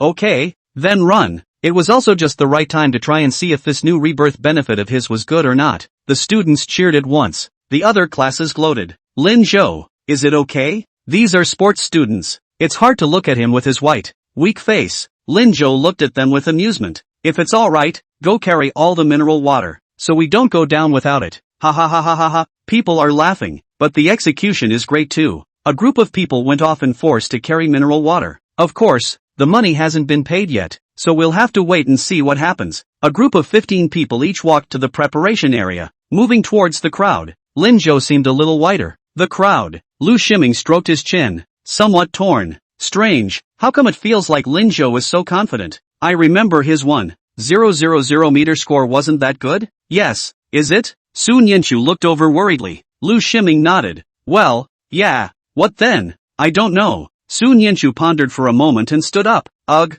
Mr. Su, where are you going? Go cheer for Lin Zhou. Su Nianchu didn't look back. Although Lin Zhou could be seen in the crowd, he always felt far away. She was going to stand at the edge of the runway and seriously cheer on Lin Zhou. Ugh, wait for me. I'm coming. Seeing this, Qian Guiguo also followed. Li Shiyun gritted her teeth and stood up after her. She wanted to go and cheer for Lin Zhou. Next, it was Yun Ruoshi. They all went. She couldn't not go. In the meantime, Fan Changtao, who was warming up beside Lin Zhou, looked at Lin Zhou with a smile on his face. Hey, Lin Zhou, nowadays all the little girls like sports students. Don't run too badly in a while, otherwise it's useless even if you look handsome. Yes? Lin Zhou looked at them with amusement. Of course, just wait. When I run first in a while, the girls in my class will be cheering for me, and your class might fall in line, so don't you dare embarrass your class. As soon as he spoke, he suddenly heard a girl's voice on the outskirts of the runway. Lin Zhou, go for it.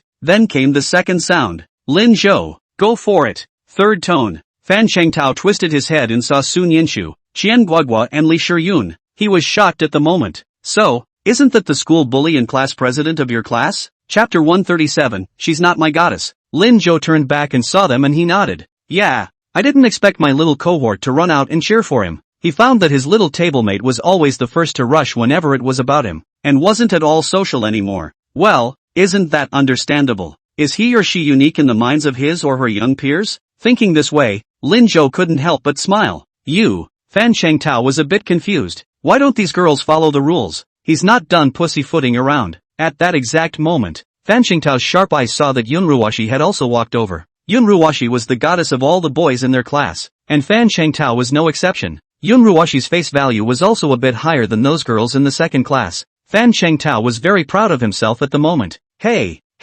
Lin Zhou, look, your goddess came over to cheer me on. Lin Zhou likes Yun Ruoshi, but Yun Ruoshi doesn't pay much attention to the matter of Lin Zhou, and no one in the second class knows about it. In Fan Changtao's opinion, Yun Ruoshi came over at this time, naturally cheering on the boys in her class. He counts as one of them as a member of the sports committee of the third class. Clarify. Lin Zhou slightly sidestepped his head and didn't look at Yun Ruoshi. She's not my goddess. Ha! Before Fan Changtao could react, he heard Yun Ruoshi shout softly, Lin Zhou. Lin Zhou still didn't turn around, but he was very helpless. Looks like she didn't come over to cheer you on either. Fan Changtao was speechless. How come Yun Ruoshi called out Lin Zhou too? But, after all, it is a goddess. Fan Changtao did not dare to reproach, and could only speak with a stiff upper lip. After all, she's a goddess. She can cheer for whoever she wants. Lin Zhou, do you have a problem with that? Lin Zhou. He was speechless and decided not to get on the bad side of these lickspittles. After Yun Ruoshi called out to Lin Zhou, she realized that Lin Zhou didn't look at her. Instead, she smiled and greeted a few of the third-class girls around her. Her voice cheer was stifled in her heart. She couldn't yell it out anymore, and she just stared at Lin Zhou dead in the face. How could this man? How could he ignore himself again? It's too much. Yun Ruoshi decided to shout at someone else instead. Fan Changtao, go for it. Look at that. Lin Zhou, I'm calling out the boy next to you. You should be a little angry, right? I'll cheer you on as long as you talk to me. However, Lin Zhou remained motionless. Instead, Fan Changtao shouted happily. Ah, goddess, you've cheered me up. Thank you. I'll try my best. Because of this statement, he almost missed the teacher blowing the whistle and was scolded by the teacher. But Fan Changtao didn't care and even raised his eyebrows towards Lin Zhou. See, I told you the goddess was here to cheer us on. Lin Zhou shook his head helplessly. In the meantime, Fan Yunjia, who was still sitting in the square, couldn't help but sneer when he saw this scene. Think you can win just because someone goes to cheer? Lin Zhou can be really naive. Half of the blame for our class' poor running performance this time has to fall on Lin Zhou. Prince Chen, don't you think so? In the past, at this time, Prince Chen would definitely respond immediately. It became a habitual action for Fan Yunjia to call out to him as well. But today, Prince Chen didn't speak.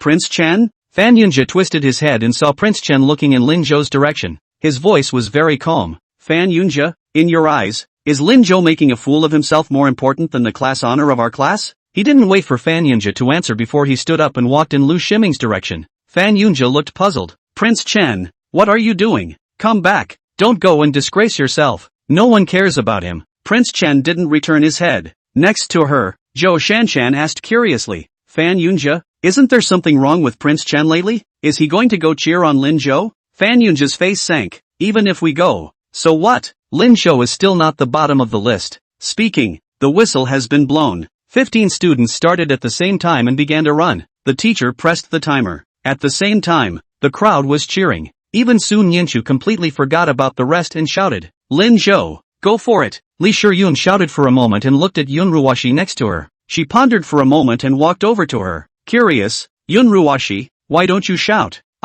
Yun Ruoshi's eyes chilled. How can I rant so loudly about something so humiliating that only you little girls like to do? Don't you think it's degrading? Li Shiyun gritted her teeth and lowered her voice. Maybe, if you yell out Lin Zhou will pay attention to you. After these few days, she observed Lin Zhou and realized that Lin Zhou had completely ignored Yun Ruoshi. It was Yun Ruoshi, on the contrary, who paid attention to his movements from time to time. Li Shiyun didn't know what kind of mentality Yun Ruoshi was in, and it always felt strange. Ignore me? It's Lin Zhou's loss if he ignores me. What does it have to do with me? Li Shiyun, you don't think I care, do you? What? Why could she actually talk like that when she clearly looked like she cared as much as she did? What's this guy? Condescending? Li Shiyun laughed and didn't answer her question. I'll go cheer them on then. She couldn't help but touch Chen Guogua as she walked over to him. Chen Guogua, who was shouting up and down, asked her with a ragged breath. How? What's wrong? Am I as annoying as Yun Ruoshi? Chen Guogua gave her a strange look, then looked at Yun Ruoshi,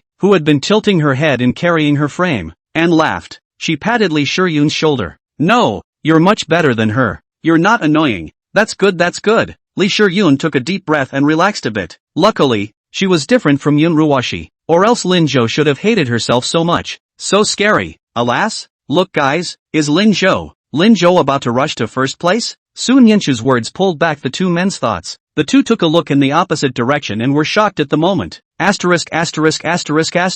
It's still true. That's not right. Lin Zhou isn't a sports student. How can he run so fast? It's only half a lap. It's not right for him to just sprint, is it? Worry was written all over the faces of Qianguogua's few people. Yun Ruoshi, who wanted to interject, also clenched her teeth. Lin Zhou, you little cutie, you're so desperate to show off and get me to notice you. In the three classes squads, there was also a chorus of murmurs. Wait, guys, look, is that Lin Zhou? Good lord, I'm blind, aren't I? Top 5, it's top 5. Second up second, one step away from first. Asterisk.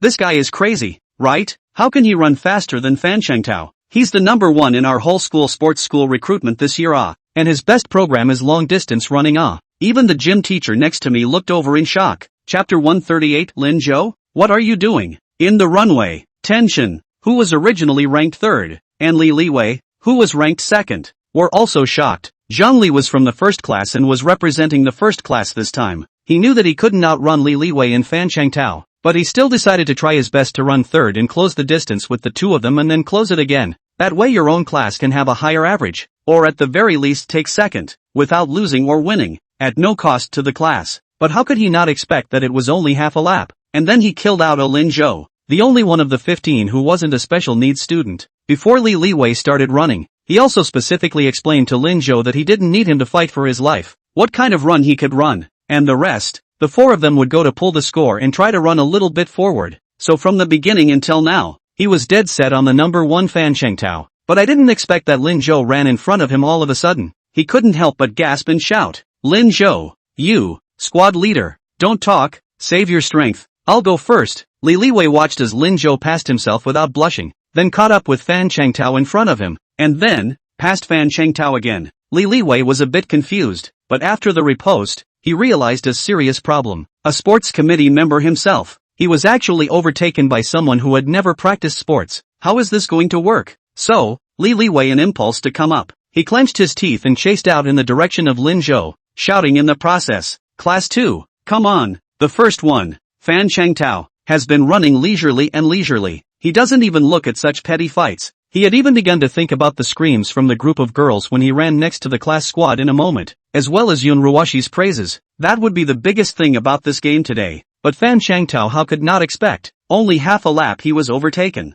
And it was still the Lin Zhou that he couldn't see the most. He looked at him quizzically. "Lin Zhou, what are you doing? Running? Isn't this a race?" Just as he started running, Lin Zhou felt that his body seemed to be strengthened. "You don't get tired of running anyway. 1,000 meters is a piece of cake. But you." Fan Changtao had some trouble reacting, and it took him a while to clear his mind. "That's not right. It's only half a lap. How did you get to first place? You didn't use all your strength, did you? Didn't anyone teach you to conserve your strength in the front of a 1,000 meter run and sprint in the back? If you go on like this, you'll be caught up by the people behind you in a while." "Oh yeah? I didn't know that." "Fan, are there any other rules? Tell me more." Lin Zhou slowed down and stayed a step ahead of Fan Changtao.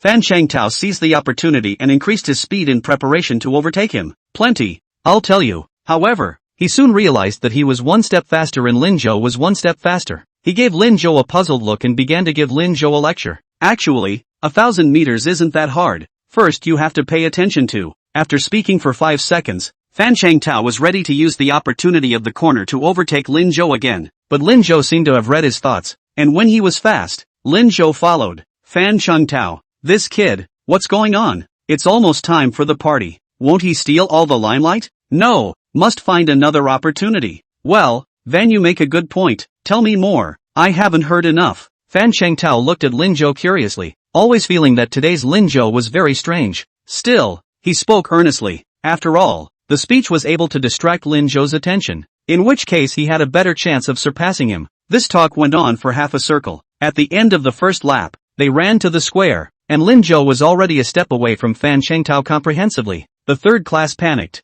"Fan Changtao, what's going on? How come you haven't passed the second class yet? He'd like to, but he can't do it." Fan Changtao wailed in his heart, but on his face he made a lot of energy. "Gotta outrun him for that." The second class is also talking. "Lin Zhou has actually been number 1? It's been a lap? So we don't have to pay for our own mineral water today, do we? Probably. Oi, then what are you waiting for? Cheer for Lin Zhou." At that instant, the whole playground erupted in cheers. The girls were louder. "Lin Zhou is so handsome. Aha, look at his muscle tone. He's better looking than those gym kids. Awesome, awesome, awesome." Even Zhou Shanshan couldn't help but shout as she touched Fan Yunjia, who was dumbfounded by her side. "Fan Yunjia, shout. What's wrong?" Fan Yunjia didn't move a muscle and clenched his teeth. "This guy Lin Zhou, how did it get to first place?" When he passed by Sun Yinshu, Lin Zhou slightly sidled his head towards her and gave her an okay gesture. Sun Yinshu couldn't help but laugh. Lin Zhou was really good and deserved to be at her table. Yun Ruwashi beside her was going mad,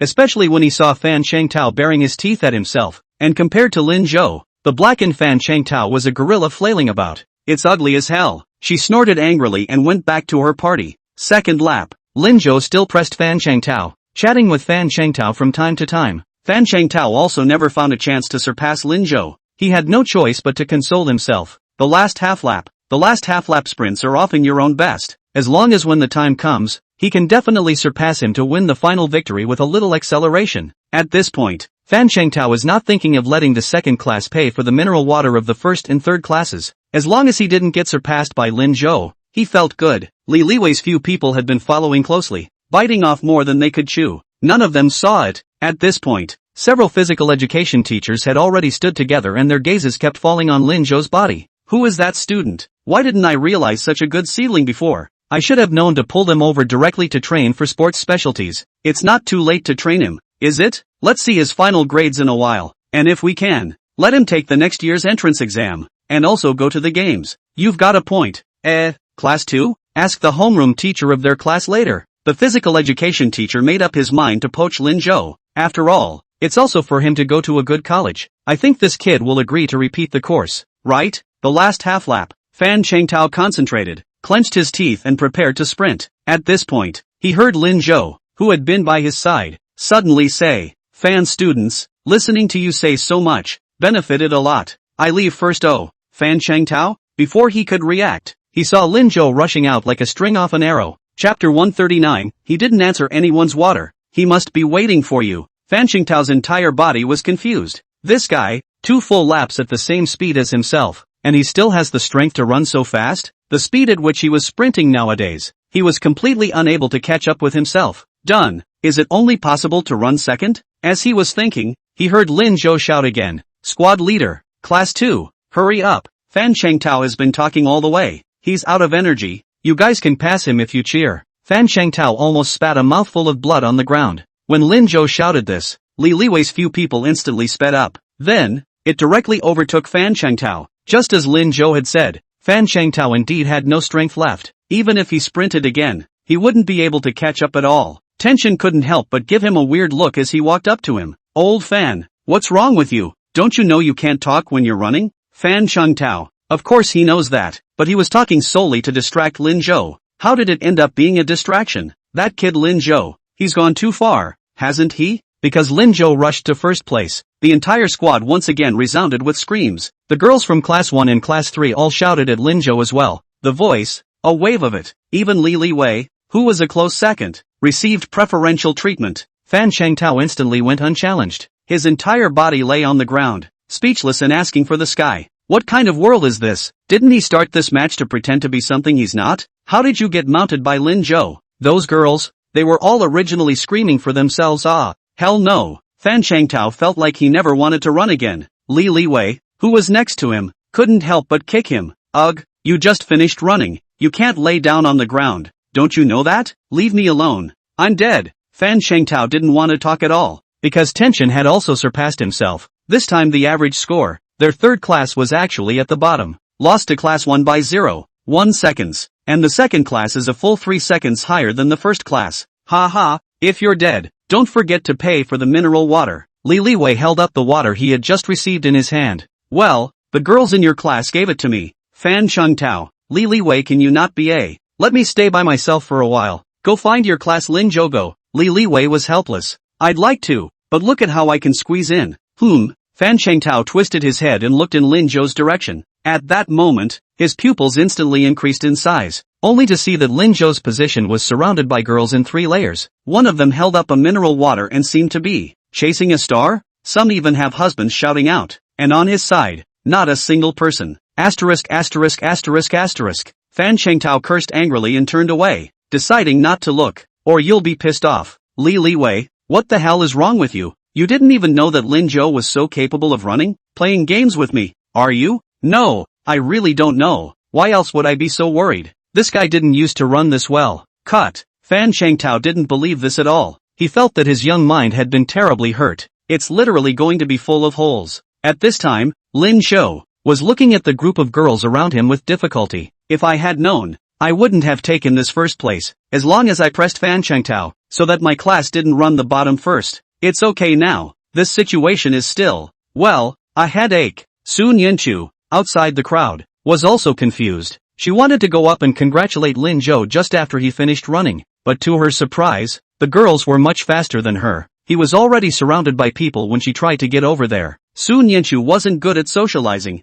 and she never dared to squeeze into such lively occasions. She saw Lin Zhou smiling bashfully in the crowd. Suddenly, she felt that the world between her and Lin Zhou seemed to be separated by a long distance. I thought it was within reach, but now, it's a river of 10,000 stars. Lin Zhou belonged to the radiant world, while she, it seemed, crawled in the gloom. Sun Yanchu lowered her head, a little confused. Why don't we just leave him alone? At this point, next to her, Xian Guoguo touched her arm and handed over a glass of water. Here, what's wrong? Take it to Lin Zhou. Look, he hasn't taken a sip of water until now. A sip of water? But it's obvious that so many girls are giving it to him. Well, he didn't take anyone's water, so he must have been waiting for you. Wait for me? Yes, go quickly or Lin Zhou will die of thirst after losing too much water in a while. Ha, yes. Upon hearing this, Sun Yanchu hurriedly took the mineral water and walked towards the crowd. Xian Guoguo twisted her head and saw Li Shiyun behind her, who was also holding mineral water.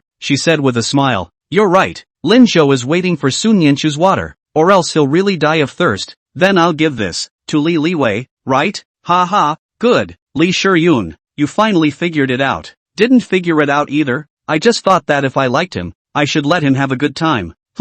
Maybe if you turn around, you'll find your own Prince Charming too. Definitely. What about you, Chingo? Me? Xianguoguo looked back at Lu Shiming who was bragging about Lin Zhou in the crowd, then shook his head. I don't have a Prince Charming. Ha ha, there will be. The two men walked towards the other gym students in their class, clutching their mineral water. Yunruwashi stood behind the crowd, lifting the water in his hand. He also walked in the direction of Lin Zhou. Her water, as long as he speaks, is his. Look how understanding she is. It's given Lin Zhou many chances. Sun Yanchu walked to the outskirts of the girls, but realized how she couldn't squeeze in. She was a little anxious. Same moment, Lin Zhou, who was in the crowd, also saw her. In fact, after the run, he'd been looking for the little table. Knowing where he stood, he thought of going straight there, but halfway there, it was blocked. Looking up again, the small table was gone. Lin Zhou thought that the little tablemate had sat himself back in the square and was trying to ask her for mineral water. Unexpectedly, she appeared in his line of sight. There was something really adorable about her bewildered, dumbfounded attempt to squeeze inside. Lin Zhou couldn't help but laugh as he watched. The girls were still fighting their way to him. Lin Zhou waved his hand in rejection and then looked at the crowd.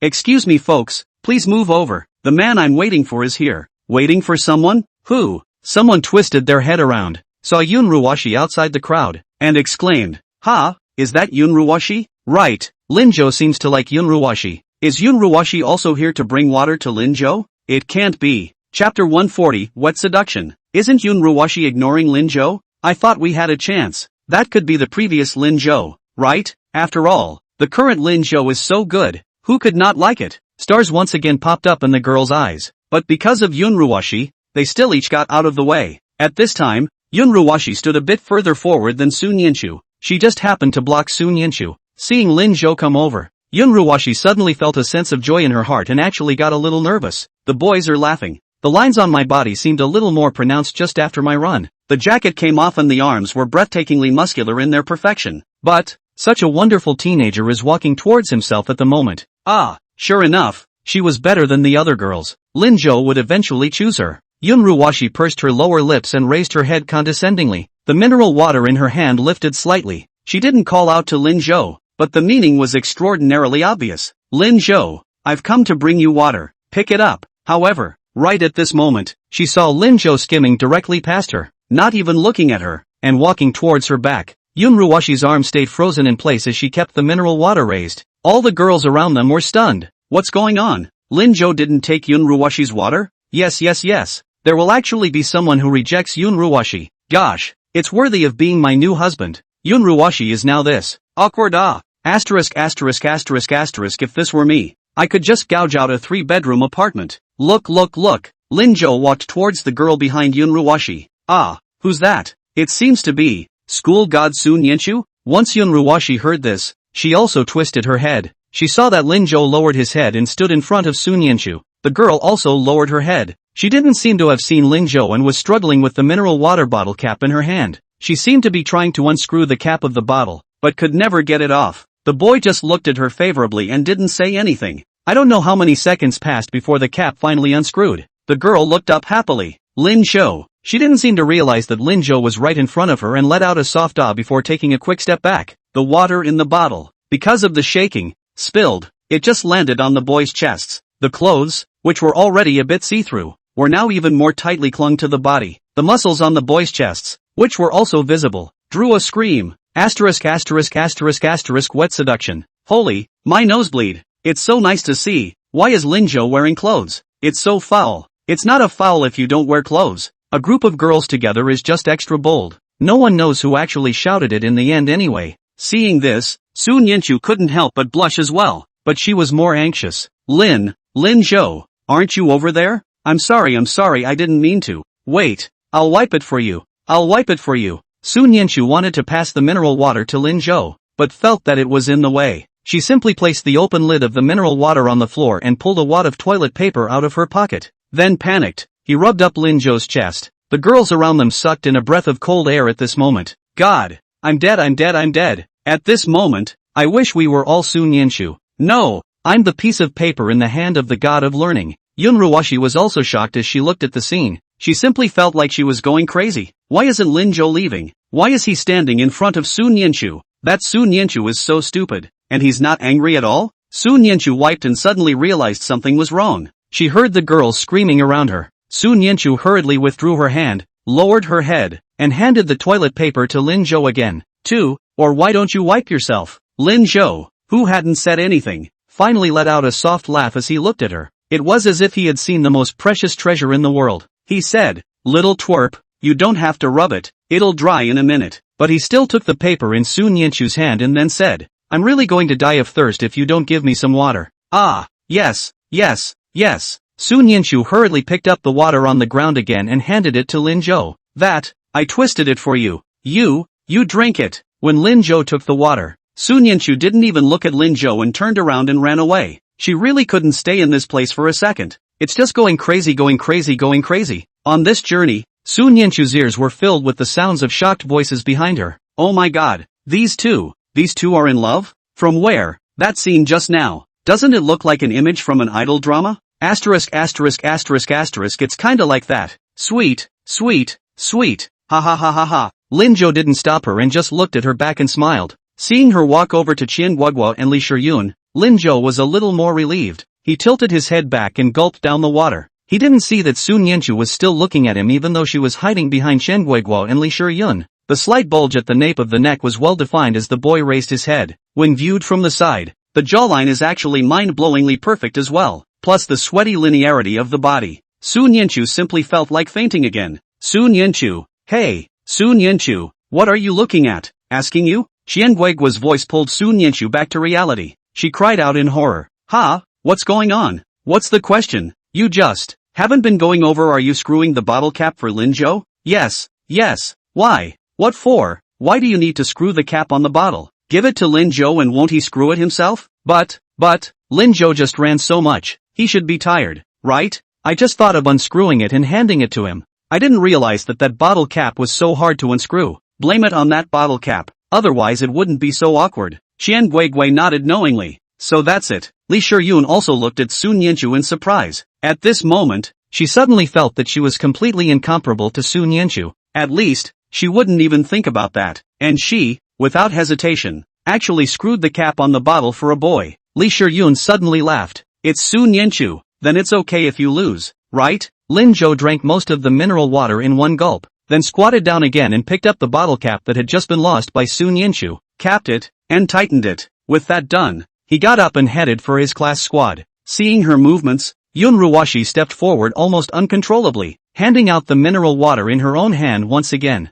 However, she was once again ignored by Lin Zhou. Chapter 141. If you can't run, I'll carry you. Lin Zhou shouted without a trace. Lu Shiming, go, celebrate. Then he pulled Lu Shiming along with him towards the crazy boys in class 2. Yun Ruwashi once again froze in place. She heard quiet murmurs around her. Asterisk, the goddess has been rejected again. Who says it isn't? But maybe I turn down a goddess if someone would twist the cap on a bottle for me? Che. Yun Ruwashi snorted coldly and glared over. And the man no longer dared to speak. She turned around angrily, walked over to Fan Qingtao's side, threw the water in her hand at Fan Qingtao's feet, and turned to leave. Seeing this, Fan Qingtao happily sat up from the ground. I go, the goddess actually brought me water? Li Liwei, did you see? Our goddess still has me in her heart. Ha! Li Liwei sneered and couldn't help but strike him. Did it ever occur to you that this is something she gave to Lin Zhou and Lin Zhou didn't want? Fan Qingtao's action of screwing the bottle cap stalled, and the whole person was bad. Li Liwei, you go to hell. Lin Zhou was quickly surrounded by the boys in the class.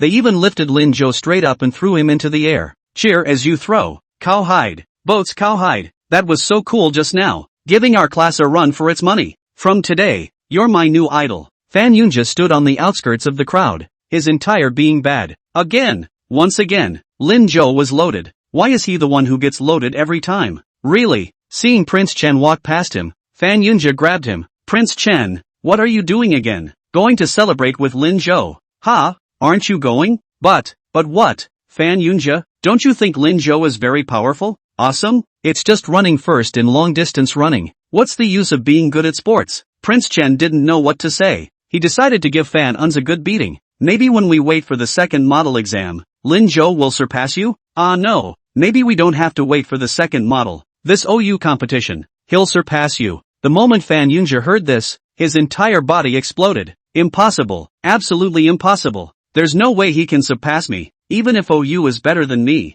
That only proves that he's good at math. And the second model, that's a test of all subjects. Prince Chen shook his head and walked forward helplessly. Prince Chen, if you go any further, you won't be joining the study group from now on. I won't teach you anymore. What Fan Yunjia was proud of was studying, and Prince Chen had been hanging out with him for the sake of studying. He didn't believe that by bringing up studying, Prince Chen would still leave. Prince Chen twisted over and smiled. Fan Yunjia, I've come to a realization in the past few days. What? Your studies will always be yours. And since, in all the time I've been with you, you've never seemed to teach me anything, I don't think it's a big deal for me to drop out of the study group. Fan Yunjia instantly tightened his grip. After the break, the gym teacher regrouped the team and continued the boys' quiz. Because of Lin Zhou, the boys were extra desperate. All seemed to want to compete to run the next forest boat. It was a pity that after all their efforts, they barely managed to get a perfect score, and they were still far from Lin Zhou in terms of time. After the boys, it was time for the girls' 800-meter quiz. The first to take the stage was a girl from the first class.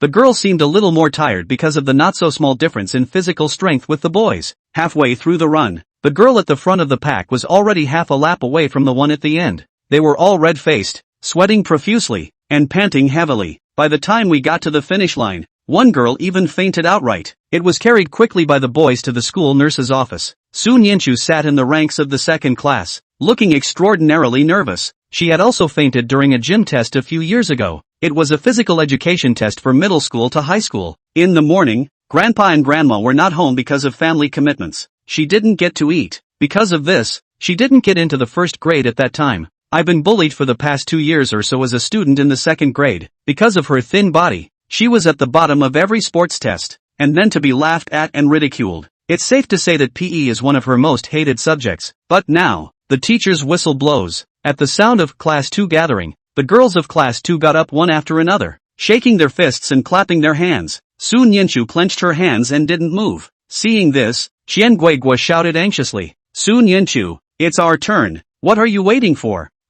Sun Yanchu froze as she gritted her teeth and stood up, stretching her arms from side to side as Qian Guigua did, but the heart was still a million miles away. What if you don't run well later? What if you run the countdown yourself? It didn't matter if he was laughed at by others. Would Lin Zhou dislike himself? Just as she was thinking, Sun Yanchu suddenly felt that her sleeve was tugged. She lowered her head and saw that Lin Zhou was sitting in the seat she had just sat in, holding a milk candy in her hand. Little cohort, eat a candy bar. It'll give you more energy. It doesn't matter if you run slow. I'm here. Sun Yanchu was stunned. She took the candy from Lin Zhou and put it in her mouth. Sweet with a creamy flavor. If you're not feeling well, squat down and I'll carry you. Lin Zhou was still talking. At that moment, Sun Yanchu suddenly felt a stream of warmth cross her heart. The uncomfortable feeling from just now was suddenly swept away. Yeah, Lin Zhou had always been there. She was so stupid and he had never disliked her. This time, it surely won't be either. Just run as hard as you can. Don't be afraid. Don't be afraid.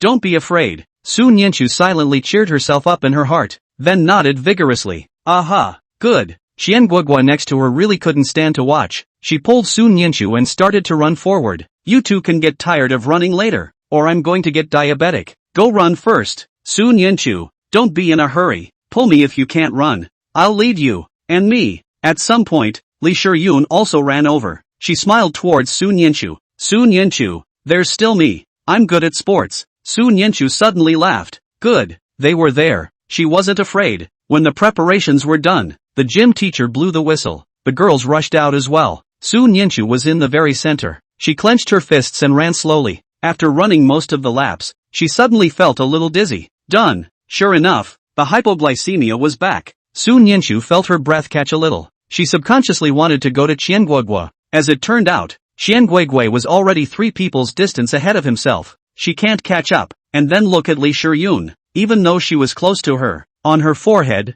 a fine sweat broke out. Sun Yanchu opened his mouth and finally didn't call out to her. Chapter 142, Sun Yanchu, go for it. It's fine if you fail the run yourself. You can't hold others back. Sun Yanchu's steps slowed slightly. She wanted to take a break, but one by one, the students behind her surpassed her, and Sun Yanchu was suddenly a little anxious again. In that case, one would really run backwards. Sun Yenshu clenched her silver teeth and tried to put in more effort. Beads of sweat slid down with his hair. As she ran, Sun Yenshu felt her vertigo getting worse. She could even hear her heart beating. The voices around them had become almost inaudible. When she didn't know what to do, she suddenly heard, ringing in her ears, Lin Zhou's voice. Small table, little cohort, are you okay? Well, want me to carry you? Carry her? But, she's running, how do you memorize it? Lin Zhou wouldn't really want to carry her in plain sight, would he? Absolutely not. So many people are watching. No, how could she hear Lin Zhou's voice? Shouldn't he be inside the class squad? Had I really fainted?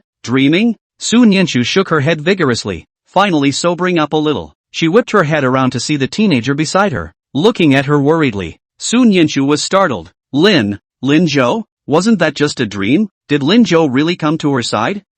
It's me. Lin Zhou's expression was somewhat serious. How are you doing? I am fine. That's fine. Don't be afraid. I'll be with you through the run. Let me know if anything happens. Just now, when he was in the audience, Lin Zhou realized that Sun Yenshu was very wrong. She seemed to be in a bit of a trance. Lin Zhou suddenly realized that he had been trying to give Sun Yenshu a tonic but had neglected her body. I've eaten slightly better and regained my strength slightly. Though, having been malnourished before, the body is deficient. Not only do you have to eat well, but you also have to exercise. Otherwise it remains an empty shelf. After watching for a while, he couldn't watch anymore and sprinted up the other side of the runway. This position was just beside Sun Yenshu. Following her would give him some peace of mind. Just such a move caused a crowd in the audience to cheer. The boys were curious. What's Lin Zhou doing up there? He's not going to run with us, is he? Didn't he just finish the 1,000 meters? Does he still have the strength? That's a real man. The girls, on the other hand, had stars in their eyes. What do you guys know?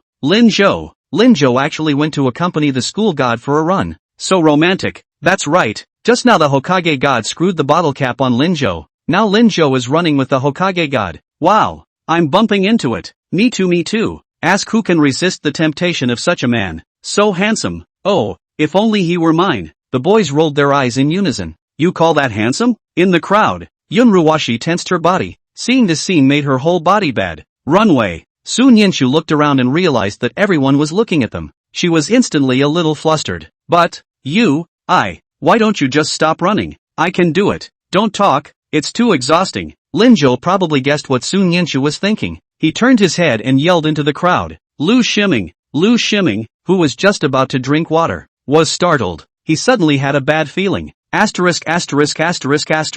What for? Come over here and run. Lu Shiming was on the verge of tears. But Boat, I've only just. Cut the crap and hurry up. Lu Shiming had to put the water cup down and stand up. He reluctantly rushed to Lin Zhou's side and said carefully, Brother Zhou, is this okay? I'm afraid I can't run. People can run with a bunch of girls? You can't run? Hurry up and go check on Qian Guogua. Don't let this girl faint in a while too. Money go-go. Speaking of Qian Guogua, Lu Shiming came to the fore. No, she can't faint. I can't carry her with that physique. I'm on my way, Boat. He quickened his pace and quickly rushed to Qian Guogua's side. Qian Guogua froze. Lu Shiming, what are you doing? Boat asked me to accompany you.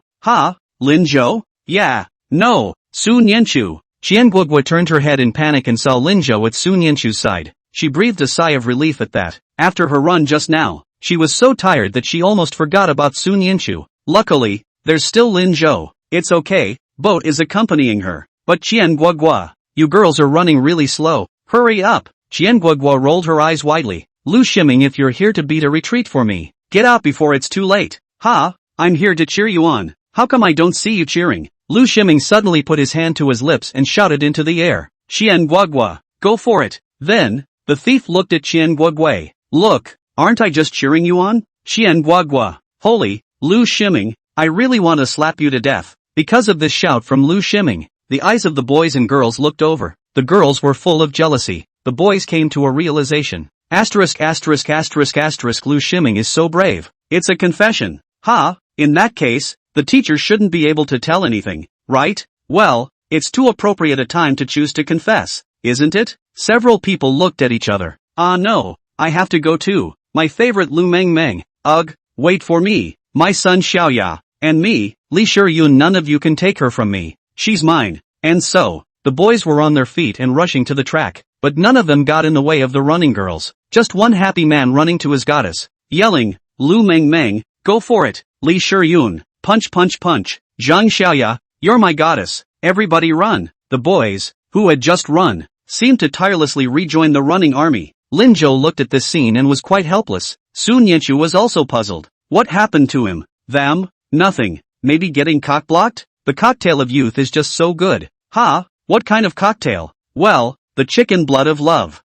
Don't you realize, little tablemate, that it looks like they're confessing their love? Confession? Yeah, it's the only time to confess. So it won't be awkward. It won't be awkward? Well, the teacher won't care. Lin Zhou laughed softly. Then he shouted in front of Sun Yanchu's shocked gaze. Sun Yanchu, go for it. After all, right now, he's pretty young too. Hi, 18. Chapter 143, is Lin Zhou confessing his love? When Sun Yanchu saw Lin Zhou's actions, suddenly her entire body froze. She felt as if her mind couldn't respond. He was just talking about everyone confessing, so how come all of a sudden he's shouting too? Is this Lin Zhou, confessing his love? With her? Sun Yanchu twisted her head and looked at Lin Zhou blankly. The teenager had a smile on his lips as he ran through the sunlight. Clean and beautiful. Sun Yanchu looked and swayed. After Lin Zhou lowered his hand, he saw Sun Yanchu who was frozen. He knocked her on the head in amusement. What are you looking at? Run, you'll be behind again in a minute. Ha, ooh-hoo. Sun Yanchu suddenly felt full of strength. She craned her head to look directly ahead of the runway and picked up some speed. When she was fast,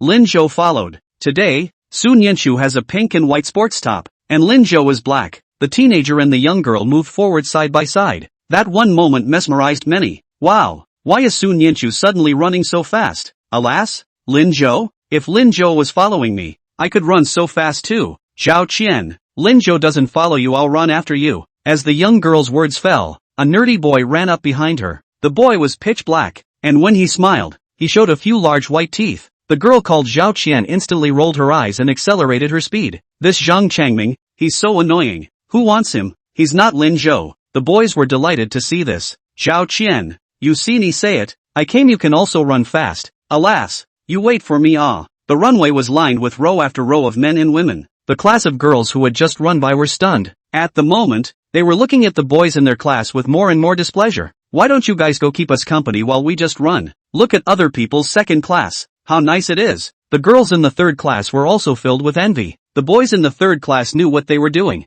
Don't worry, we'll be there to follow when you guys run later. Bah, all you know how to do is emulate. You guys aren't creative at all. In the meantime, outside the playground, a group of leaders are walking out of the cafeteria door. The man in the lead is bald, wearing a suit with the same beer belly as Zhang Shuqi, and it looks like a leadership level. Beside him, he was followed by Zhang Shuqi and Lu Qingyan, as well as some other teachers. The balding man nodded as he walked away. The cafeteria looks pretty good. Make sure to pay attention to the quality of the meals. Nutrition should be matched well, especially the senior students. There are more than 2 months to the college entrance exam. Mealtime on the really can't be staggered. Let them come to eat 5 minutes earlier. Seize the time to study. Other unimportant activities are stopped. Zhang Shuqi nodded repeatedly. What the high leader said is true. We will execute it properly. Well, there's Yua Xiaolu. Although your class did very well in the first model exam this time, you can't slack off. You still need to catch what you need to catch. Good. Alas, yes. There are those 2-3 good students. Lin Zhou and Sun Yanchu can be cultivated.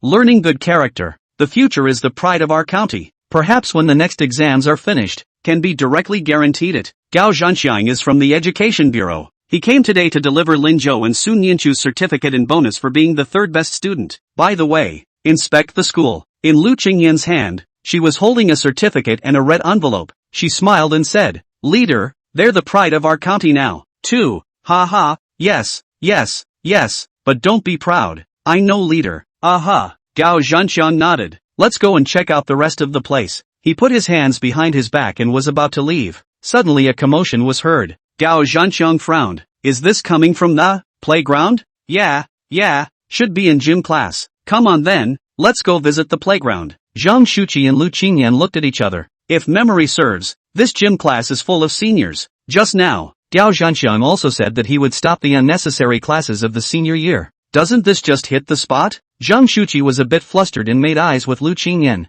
preparing to think of a way to muddle through. Lu Qingyan understood and thought about what to say in her mind. The playground at this time. The girls' group had just finished their lap and came in front of the Class 2 squad. The boys, still sitting on the floor, were a little torn. They sat around in groups of 3 or 5 and exchanged pleasantries. Hello? Wang Xiaochang, don't you like Joyu? Why don't you go run with her? Ha, Wang Xiaochang stood up and sat down again, scratching his head in embarrassment. Someone next to him fought for him. Hey, you have the nerve to talk about people? People at least have a favorite, don't you? The speaker was speechless, but the boy's defiant energy brought him to his feet in excitement. What's wrong with not having a favorite? You can't run without a favorite? I can collectively cheer for the girls in my class. Such words of baking the collective interests onto the stage immediately alleviated the embarrassment of the crowd. Several people followed and stood up together. Yeah, let's go and cheer on our whole class of girls. Unlike them, the little ones. Let's run too. I'm going too. Add me. Wang Xiaochang followed suit and stood up, his voice small.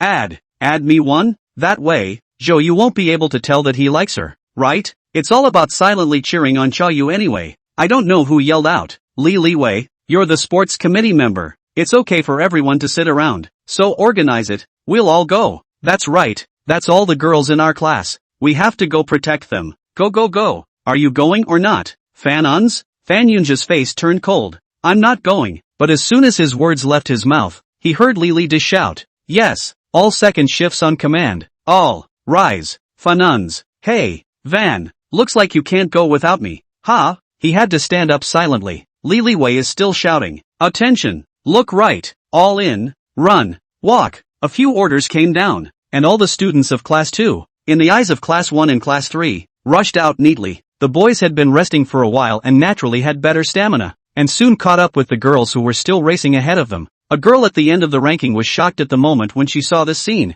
What are you guys doing? Hey, here to cheer you guys on. Charge. It's going to hit you in the ass in a minute. Ha! The girl blushed and shrieked and ran. In the front row, the girls also noticed the scene and instantly sped up. Who wants to get their asses bumped by these boys? Run. For a while the whole playground was filled with the sound of the second class running. I don't know who started it and shouted slogans. Class 2, extraordinary, Class 2, Tiger down, Class 2. When Zhang Shuqi and the others came in, they saw this scene. Chapter 144, are you all in Mr. Lu's class? Equally dumbfounded were the gym teachers. One of them was holding a timer, ready to time his classmates. Seeing this scene, he was about to stop it, but she was pulled back by the female gym teacher next to her. Don't go, let them run. But this is too much nonsense. Will it affect you timing those girls? That's not true. That'll do. Just wait. The girls in this class definitely have the best scores on this physical test. The male gym teacher thought about it and thought it made sense, so he stopped moving. The entire Gao Zhanxian few people at the entrance of the playground froze. He pushed up his glasses. This, Zhang Shuqi hurriedly explained. Hi leader, I'm sorry, they're running. I know it's running, but aren't these the seniors? Each class has its own class sign in front of the squad. Gao Zhanxiang saw it as soon as he came in. He frowned and subconsciously opened his mouth. You guys are also too much nonsense. We have said that the college entrance examination is coming soon.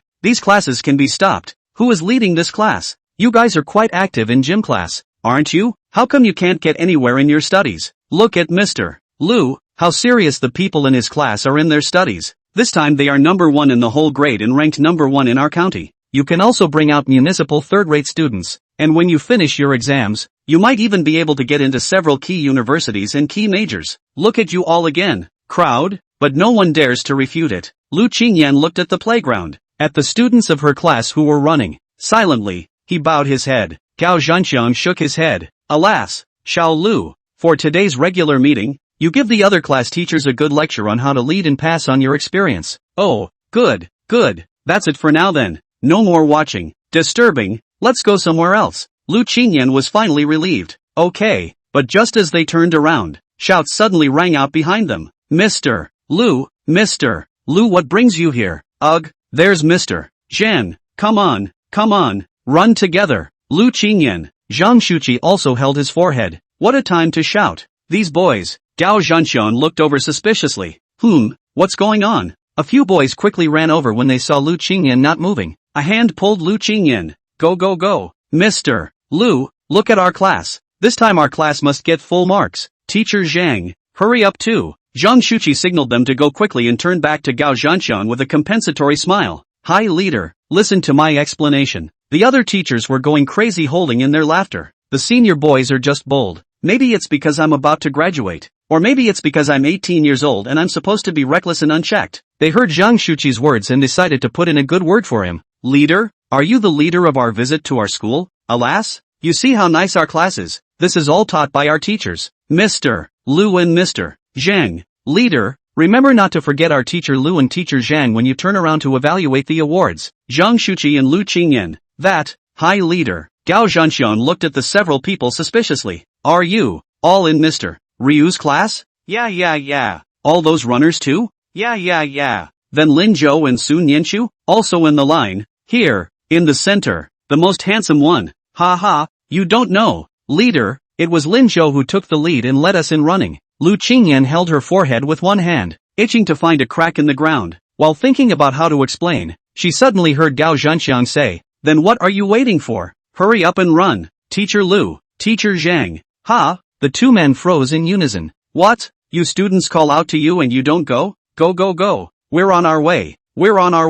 Come on, Mr. Lu, I'll take what's in your hand for now. Lu Qingyan quickly handed the certificate and prize money to Gao Zhanxiang and hurriedly followed a few students. Zhang Shuqi was still looking at Gao Zhanxiang's face and scolding the boys as he walked away. You brats, why did you bring me along? Look at my body, can I still run? Ha, Mr. Zhang, it's this body of yours that needs to run more. Bunnies, all of you will run 5 extra laps for me later. Then wait until you catch up with us. The teachers who were still standing behind Gao Zhanxiang finally couldn't help but laugh. Seeing Gao Zhanxiang turn his head to look at them, one of them hurriedly said, that, Leader Gao, don't worry, I'll go back and suspend all of our class's physical education classes. Stop what? Gao Zhanxiang snorted coldly. What's wrong with gym class? Physical education class can exercise the body, but also can increase the relationship between students, but also can relax the nerves so that the next better learning. You do not follow the good learning? Ha! Several teachers were puzzled. What's the matter? Can't you understand what I'm saying?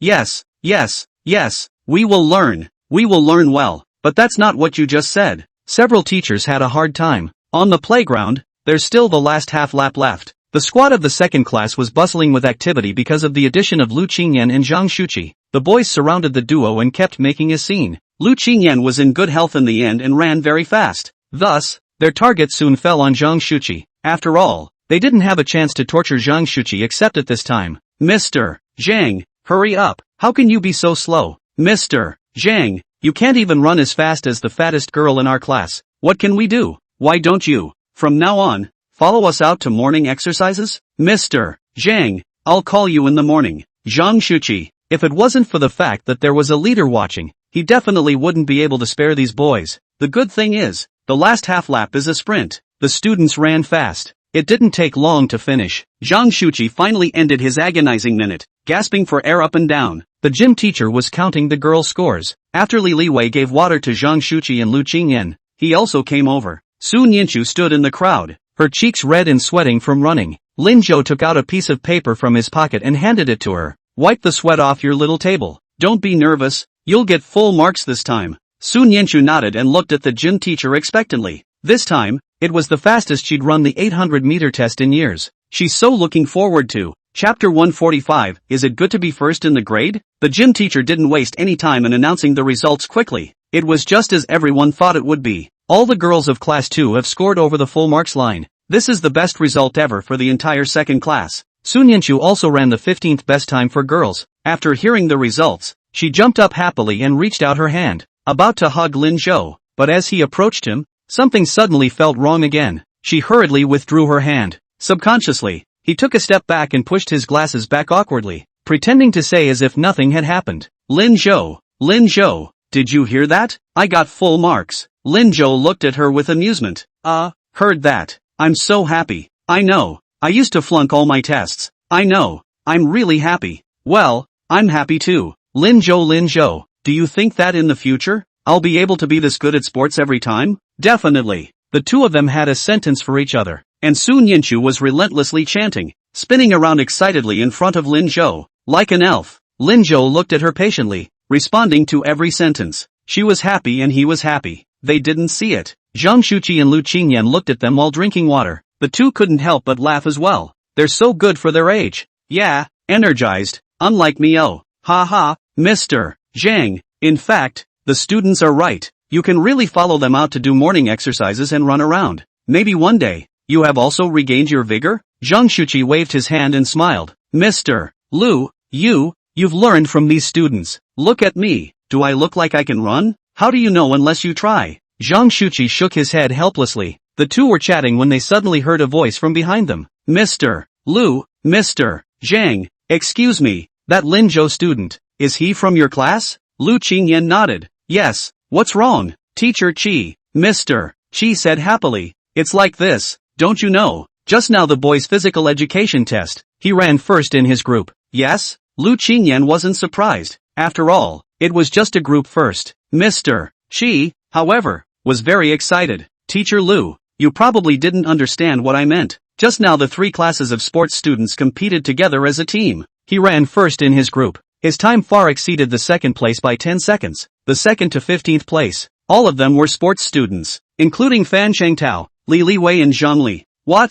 He ran that fast? Zhang Shuqi and Lu Qingyan looked at each other. Right, and I see that he doesn't seem to be playing at his best yet. So I was thinking, should I persuade him to take up sports? I haven't had time to go and talk to him yet, but wanted to talk to you guys first. After all, such a good seedling can't be wasted. Didn't you pass the gym test? No. I mean, you can let him repeat a year. After all, the cultural examination is quite difficult. This is also an opportunity. Pretty hard? Zhang Shuqi and Lu Qingyan once again looked at each other. For others, it does seem like it's not easy, but for Lin Zhou, it seems like you don't know about Lin Zhou's situation. Mr. Qi, what's going on? Mr. Qi was a bit bewildered. He's just the gym teacher with a lot of classes. Usually, they seldom cared about the students' cultural achievements, so they didn't know how good Lin Zhou was at studying. Lu Qingyan was about to explain when she saw Lin Zhou walking over. Mr. Lu, Mr. Zhang, you guys are here too? It just so happened that Sun Yinchu saw them after chatting for a while. Lin Zhou decided to come over and say hello. Lu Qingyan nodded. Yes, pulled to run by the students of our class. Ugh, right, Lin Zhou. Mr. Qi is looking for you. Mr. Qi, ask him yourself. Lin Zhou was puzzled. Mr. Qi, what's wrong? Teacher Qi said what he had just said to Lu Qingyan to Lin Zhou again. There was an emphasis at the end. It's a real opportunity, and I think you should think about it without rushing to answer me. No need to think about it. Lin Zhou shook his head and replied directly. Thank you, Mr. Z. I know you're doing me a favor, but I have my own goals this year. As he said this, his gaze fell on Sun Yanchu's body. At this moment, Sun Yanchu was chatting with Chen Guoguo Li Shiyun. The girls always seem to have a lot of little secrets that they talk about. And, I think, I'm going to get in. So confident? Aha. Lin Zhou nodded. Mr. She saw Lin Zhou's little movement and he went up and patted Lin Zhou's shoulder. Classmate, is it because of that girl? Lin Zhou smiled and didn't deny it. Mr. She was shocked. And really, you guys don't care about this, do you? The latter sentence was said to Zhang Shuqi and Lu Qingyan. Lu Qingyan smiled. As long as they can learn, does it matter what the reason is? Zhang Shuqi directly twisted his head, pretending not to hear. This, Mr. She was once again shocked. How well does this have to be studied? It was fine if Lu Qingyan didn't care. She was already spontaneous. Zhang Shuqi doesn't even care? He's a notorious Zhang pickpocket. As he was wondering, he heard a hearty laugh from behind him. How well do you study? Ha ha ha, does being first in your grade count? Mr. She was startled and turned his head to see Gao Zhanxiang. During the morning meeting, the school had said that a leader would be coming today to present certificates to the 3 best students in the school. Let people be polite when they see it. As soon as Mr. She took a look at this official and dignified person who came over with a group of teachers. He knew it was that leader without a doubt. He hurriedly nodded his head in greeting. Hello there. Hello, you're the gym teacher, right? I am. My last name is Qi. Qi teacher. Not I say you want to dig people also need to be clear first you just look at that girl. But a model exam class first Sun Yanchu As for this in front of you, although the overall results are not so good, but full marks in math he's going to participate in the math competition. He this year, surely can get a good university. You let people to repeat, is not to harm people? This, Mr. She was shocked. Is this, so good? Yeah, not only are they good in school, they're good in every way. And I guess you know what I'm here for, too. I came, just to find those 2. Mr. She's eyes widened. No way? He had just tried to drag someone, who had perfect scores in math, was likely to be guaranteed admission, and was a third-rate student at the city level, to repeat the course? Mr. She suddenly felt like he was really crazy too. Ha ha, won't. I was going to leave on a low note, but now that I've met them, come on, let me personally give them both their certificates. Lin Zhou student, call Sun Yanchu student. Chapter 146, receive your prizes and certificates. Second class in the squad. The boys lay prone on the ground in twos and threes gasping for breath. Fan Yunjia, on the other hand, was sitting upright with his eyes closed. After one more lap, smelling like sweat, he was getting sick of it. A boy on his side gently poked him, and Fan Yunjia opened his eyes and heard the boy say, "Old Fan, look at Lin Zhou, what is he doing surrounded by so many teachers? Ha, and went to call Sun Yanchu? No way?" Fan Yunjia narrowed his eyes. What won't? The two of them were just so high profile. Anyone with eyes can see that something's not right, right? Our school is forbidden to fall in love. It won't be that the teacher will have to criticize them if he finds out, right? Look guys, that teacher standing opposite Lu Qingyan. Does he look like a big leader? Is the great leader going to freak out? Fan Yunjia laughed coldly at that. What's wrong with that? Shouldn't they be criticized? Prince Chen, who had already rested for a while, also sat up instantly. Criticizing Lin Zhou?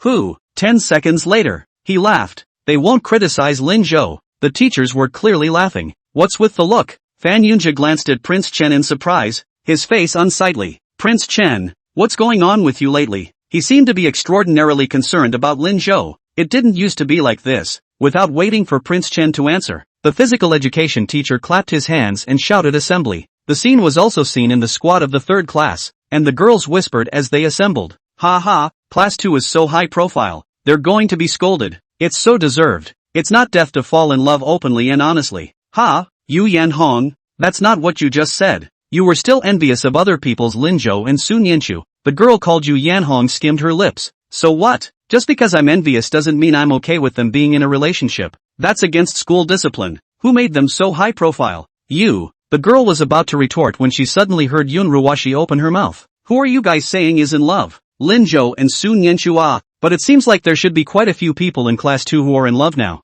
Your bull asterisk ting me. Hearing this, Yun Ruwashi's voice suddenly increased. Lin Zhou and Sun Yanchu. It's not like they're in a relationship. This action startled Yu Yanhong. Yun Ruwashi, what's wrong with you? The usual Yun Ruwashi was arrogant and conceited, speaking warmly and softly, always with a smile, though high-strung, never speaks with emotion. Today, why is it so unusual? Nothing, anyway, just remember, these two won't be in a relationship. After Yun Ruwashi finished speaking, she turned around and stood back to her position. Yu Yanhong and the students around her looked at each other. What's wrong with her? Her, doesn't feel quite normal, does she? It shouldn't be. Won't what? Have you forgotten? Lin Zhou used to like her and used to run after her ass. Now, it seems like he doesn't care about her at all. Oh, Yu Yanhong came to a realization, and when she looked at Yun Ruwashi again, there was suddenly a hint of complexity in her eyes. The high-flying cloud goddess. It's a defense breaker. The three classes quickly assembled. Sun Yanchu followed Lin Zhou and walked blankly to Lu Qingyan's several people. Feeling that all the teachers and classmates had their gazes on her, Sun Yanchu suddenly felt a little nervous. But remember that Lin Zhou had told himself time and time again to be confident. She took a deep breath and tilted her head. Mr. Lu,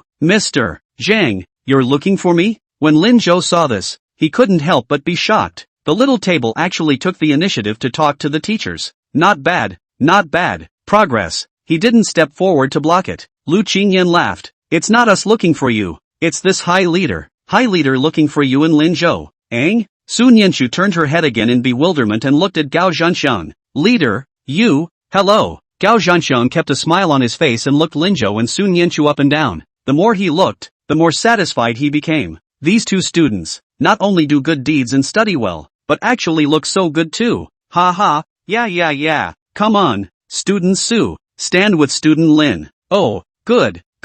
Sun Yanchu quickly walked to Lin Zhou's side and stood side by side with him. Though her hands were still a little shaky, she tried not to look down, but seeing everyone's eyes fall on her, Sun Yanchu was still a little nervous. At this point, the very small voice of Lin Zhou rang by his ears. Small table, smile. If you don't want to look at them, find one of the points to divert your attention, such as, look, today Lu Shiming's shirt button fell off. Being said so by Lin Zhou, Sun Yanchu really looked towards Lu Shiming. He's still a little chubby. He wore a shirt today, and where his stomach was, that button had fallen off at some point, and he didn't even know it. The fat belly is trying desperately to squeeze out. Sun Yanchu looked and smiled. Attention was drawn to her, and when she really forgot to be nervous, she stared earnestly at Lu Shiming. The crowd, Lu Shiming was looked at with a puzzled expression. He scratched his head and muttered in a small voice, "Why are Boat and Sue looking at me? Did I get handsome today?" The other students, however, were whispering, "What's with calling the two together? It's not really a criticism, is it? What can we do about this? Are we going to help Lin Zhou in a while?" "Of course I helped. Without him would you have been able to run with your goddess today?" "Makes sense. Then if we punish Lin Zhou, we'll put in a good word for him." "That must be only Fan Yunjia." With a smile on his face, he also deliberately approached Prince Chen and whispered, "Just wait, Lin Zhou will definitely be scolded." As soon as he spoke, he saw the gym teacher hand the microphone over to the respected-looking leader in front of him. Gao Zhanxian picked up the microphone, coughed lightly, and slowly opened his mouth with a feigned seriousness. "Hello class, I'm Mr. Gao from the Education Bureau. I'm sorry to take a minute of your time. There's a bit of an announcement to be made." He deliberately moved closer to Lin Zhou and Sun Yanchu again. This walk raised the hearts of the students even higher. Yun Ruwashi clenched her small silver teeth and recited in her heart over and over again, "They don't fall in love. They'll never fall in love. Lin Zhou will only like me." In the anxious waiting of the students, Gao Zhanxiang finally put away his serious expression and took out the certificate and prize money that he had been putting in his arms. "It's like this. Lin Zhou and Sun Yanchu students next to me have saved people before being also sent a banner everyone knows, right? All these days, the leaders and I have been working on this matter. And today, the results of the selection of the two of them as the city's 3 best students finally came out. Both of them were picked all together. Ha ha, this is the pride of our first grade. Since everyone is here, let's all witness this moment as well. Come, Lin Zhou, Sun Yanchu, receive your certificates and prizes." Chapter 147, Sue, you'll be good to Lin Zhou, right? The stage erupted into a frenzy. The uninformed students of classes 1 and 3 were filled with shock. What? The 3rd best student in the city? Both? And such a thick stack of bonuses. Ah, awesome. Yun Ruwashi then touched Yu Yanhong with a proud face. "Look, let me tell you, Lin Zhou and Sun Yanchu aren't in love at all. The teacher didn't even punish them." "Yu Yanhong, does no punishment mean no relationship? Is there a possibility that the teacher wasn't going to blame them because the two were so good?" But Yu Yanhong never said the words, because she heard Yun Ruwashi say again, "Only an excellent person like me is worthy of Lin Zhou." Yu Yanhong silently rolled her eyes in her heart on the spot, and felt straight away that Yun Ruwashi's image as a goddess was about to collapse. At the same time, the 2nd class puffed out their chests with pride. Some people even ran to the 3rd and 1st class teams and told them about Sun Yanchu and Lin Zhou's honorable deeds. Only Fan Yunjia's face was cold. What happened to the promise of being caught in love? "What is this?" Prince Chen stepped forward and touched his shoulder. "See, I told you, Lin Zhou won't be scolded." In front of the team, Lin Zhou and Sun Yanchu looked at each other after receiving the certificate. "I didn't expect it to come down so quickly. And the bonus, that's another 5 grand, right? The young cohort has college tuition." Sure enough, Lin Zhou smiled happily when he saw Sun Yanchu. He was happy with it. "Thank you leader." "Ha ha, you're welcome. It's my honor to be able to give certificates to such outstanding people like you. In the future, you guys remember to take the exams well. And don't forget about our county when you turn around and have a good career." "It won't." "That's good." Gao Zhanxian finished with the 2 men and took the microphone again. Using Lin Zhou and Sun Yanchu as examples, the students were given a vivid educational lesson. He spoke until the end of class. So much so that the girls of class 3 haven't run 800 meters yet. The gym teacher had no choice but to call their homeroom teacher for extra time. Fortunately, the next session was a study hall, and the homeroom teacher of class 3 had just received Gao Zhanxian's earnest education and immediately agreed. But the other 2 classes had nothing to do, so they went back to class first. Yun Ruwashi subconsciously called out to Lin Zhou when she saw him leaving. Lin Zhou, who was hooking up with Lu Shiming and listening to Lu Shiming bragging about himself, twisted his head to look at Yun Ruwashi. Yun Ruwashi stood still and raised her head proudly. "It's my turn to run later. You're not allowed to go. You just cheered for the girls in your class. It's not too much to ask that you do the same for me, right? You won such a big prize today. Shouldn't you share it with me?" "Lin Zhou,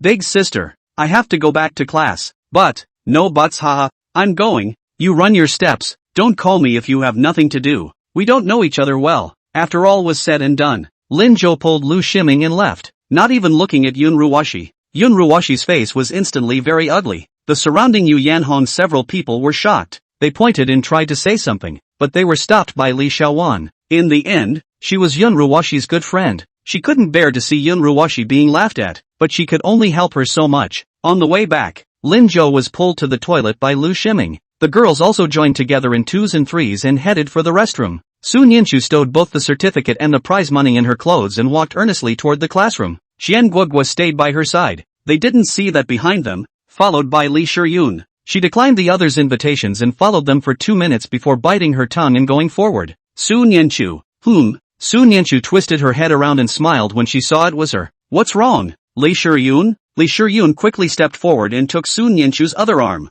There's a favor I'd like to ask you. About Lin Zhou. You can actually ask yourself. No, this time it's not about Lin Zhou. No, it still seems to be about Lin Zhou. Realizing that she couldn't explain herself clearly, Li Shiyun simply changed her words. Soon Yinchu, you'll be good to Lin Zhou, right?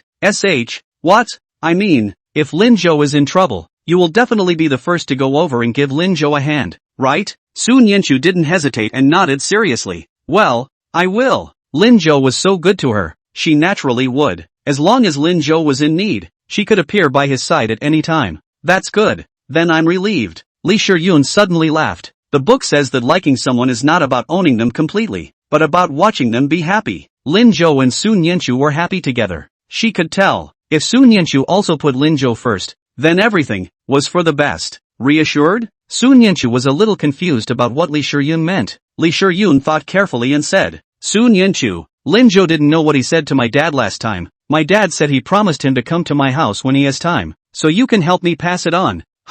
Why don't you? You say it yourself? I always feel that there is something strange about Li Shiyun today. I'm busy. I'm going back to read. You and Lin Zhou are at the same table. It's easy for you to talk. Well, that's okay then. Thanks. You're welcome. After saying this, Li Shiyun bounced QQ away. It seemed like the whole thing was a lot easier. Xian Guogua, who had been watching this scene, couldn't help but laugh. Looks like Li Shiyun figured it out. What figured? No, nothing. Let's go Soon Yinchu. Let's hurry back to the classroom. Class will start in a while. The last session is a study hall. The class bell rang before Lin Zhou walked in from outside the classroom. When Soon Yinchu saw this, she suddenly understood why Li Shiyun told her to talk to Lin Zhou. Coming into class this late, she doesn't have time at all, does she? Seeing Soon Yinchu keep staring at herself, Lin Zhou spilled the water from his freshly washed and not yet dried hands onto her face. What's wrong, little cohort? Soon Yinchu closed her eyes and whispered Li Shiyun's words. Lin Zhou looked in the direction of Li Shiyun in surprise. She didn't seem to be looking at herself during this study session.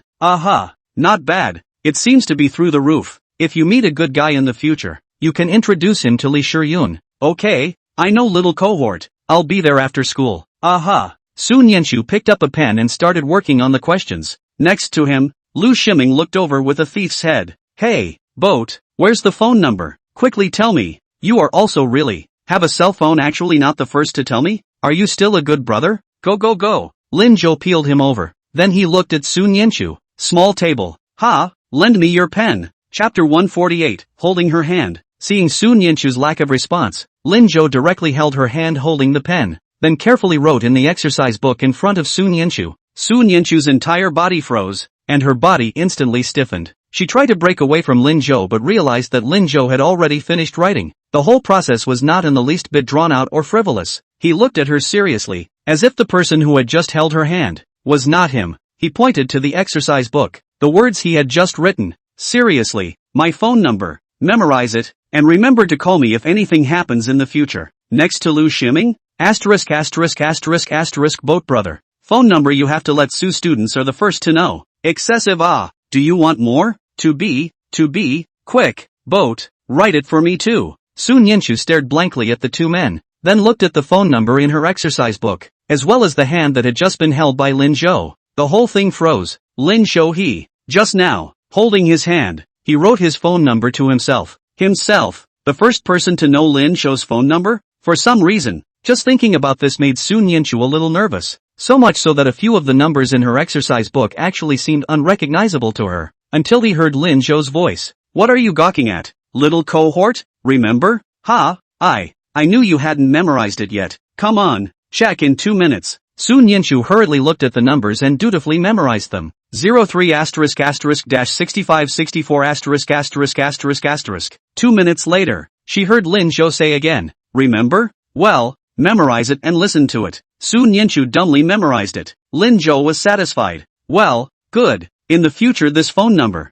you have to know it by heart. If something happens, remember to call me. Soon Yinchu was suspicious. Shouldn't you call 911 if there's a problem? But she didn't dare ask. Just silently memorized the phone number a few more times. Evening. Lin Zhou asked Zhang Shuqi for a vacation. There's no makeup work. Get ready to go to Li Tianqing's house. Zhang Shuqi agreed without hesitation, and gave Su Nianchu a vacation together. He knew that Su Nianchu must be unmotivated to study in Lin Zhou's absence, but I didn't expect that because of this vacation. Both Yun Ruoshi and Fan Yunjia followed suit. Zhang Shuqi could only criticize it together without discrimination. After sending Su Nianchu back to the dormitory, Lin Zhou went out and came to the carport in the school. Li Shiyun is already waiting there. She was on a bicycle. When she saw Lin Zhou come over, she let Lin Zhou have her bike. You take me? Ugh, don't. I borrowed someone else's bike. Lin Zhou walked to the row in front of Li Shiyun and drove a bicycle. Go. Seeing this scene, Li Shiyun couldn't help but laugh. Lin Zhou, does Su Nianchu know that you're so good to her?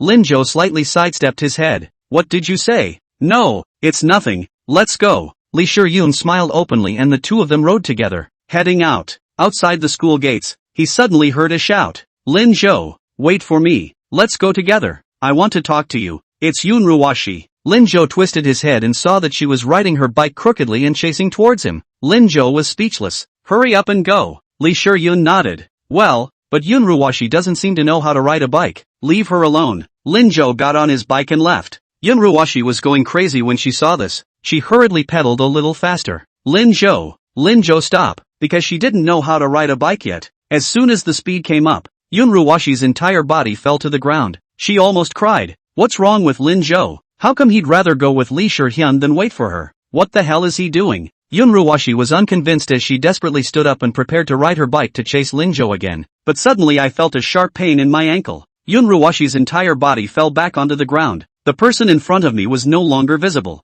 Yun Ruoshi sat alone in the darkness, somewhat helpless. At this point, she suddenly saw figures coming closer in the darkness. Looking over again, he realized it was Lin Zhou. Yun Ruoshi smiled in surprise. Lin Zhou, I knew you cared about me. You came back to pick me up? Can we go home together? Before the last word could be uttered, Yun Ruoshi saw that Lin Zhou, who had passed her by, didn't stop and headed straight for the campus. Instead, Li Shiyun, who was slightly behind, stopped. She sighed and tried to help Yun Ruoshi up. Because of Li Shiyun's presence, Yun Ruoshi's noble temper came back up. There's no need for you to help me. Lin Zhou will come to help me later. Seeing this, Li Shiyun could only sigh again. Why bother? Do you really think Lin Zhou came back for you? So what else? Just wait. He'll be out with me in a minute. Li Shiyun sniffed helplessly. Yun Ruoshi, why did you like Lin Zhou so much before? Who said I liked him? I don't. It's just that, she said halfway through the sentence, and not a word came out. The voices are getting smaller too. What is just? Li Shiyun shook her head and didn't say anything.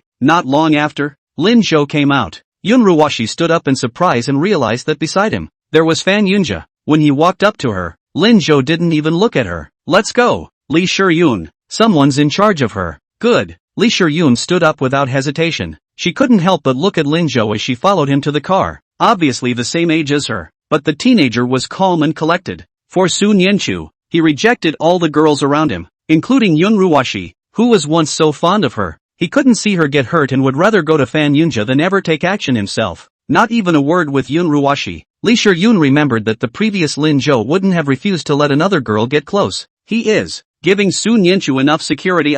Su Nianchu, how are you so lucky to meet such a nice man? The two left. Behind them was Yun Ruoshi's anxious voice. Lin Zhou, stop. Did I give you permission to leave? How can you leave before I say anything? Fan Yunjia, let go of me. Li Shiyun turned around and saw the young boy and girl standing together, looking so lonely. She laughed. At least, one is not that crazy. At least, Lin Zhou and Su Nianchu were both willing to be friends with themselves. This is enough. All the way home, the two had just parked their bikes. Li Tiancheng happily greeted him. Aya, Lin Zhou little brother. You finally come. I've been waiting for you for a day. Come. Sit. Drinking tea? Daughter, go and pour a cup of tea for my little brother Lin Zhou. Li Shiyun? Chapter 149, you called him brother. What about me? Li Tiancheng didn't realize his own daughter's surprised look in the slightest. Pulling Lin Zhou, he sat down and said politely, Lin Zhou little brother, I've considered that thing you said. This recipe of yours is indeed very good. It's just like my old master's. So, that remaining part,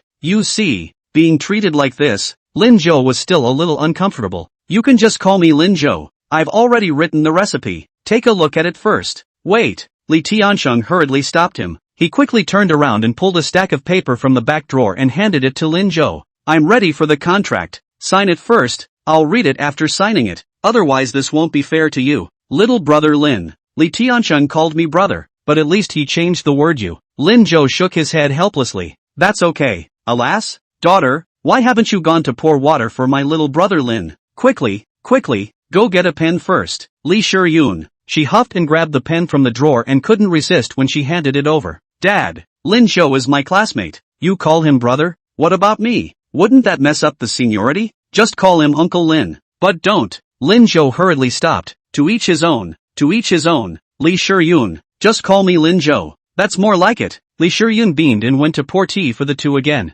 Realizing that she couldn't interject herself at all into what the two were saying, she simply went off to do her homework on her own. Only after spreading out her workbook, she realized she couldn't write at all. She looked up at Lin Zhou again. Sitting with Li Tiansheng, he was young but not at all childish. Compared to teenagers of their age, Lin Zhou really seemed to have matured more than a star. What an eye for yourself. What should I do? After knowing Lin Zhou, how could she find a boyfriend in the future? And who can compare to Lin Zhou? So sad. Lin Zhou and Li Tiansheng quickly finished talking. After signing the contract, Lin Zhou handed the written formula to Li Tiansheng. Li Tiansheng took a look at it and realized it right away. So that's how it is.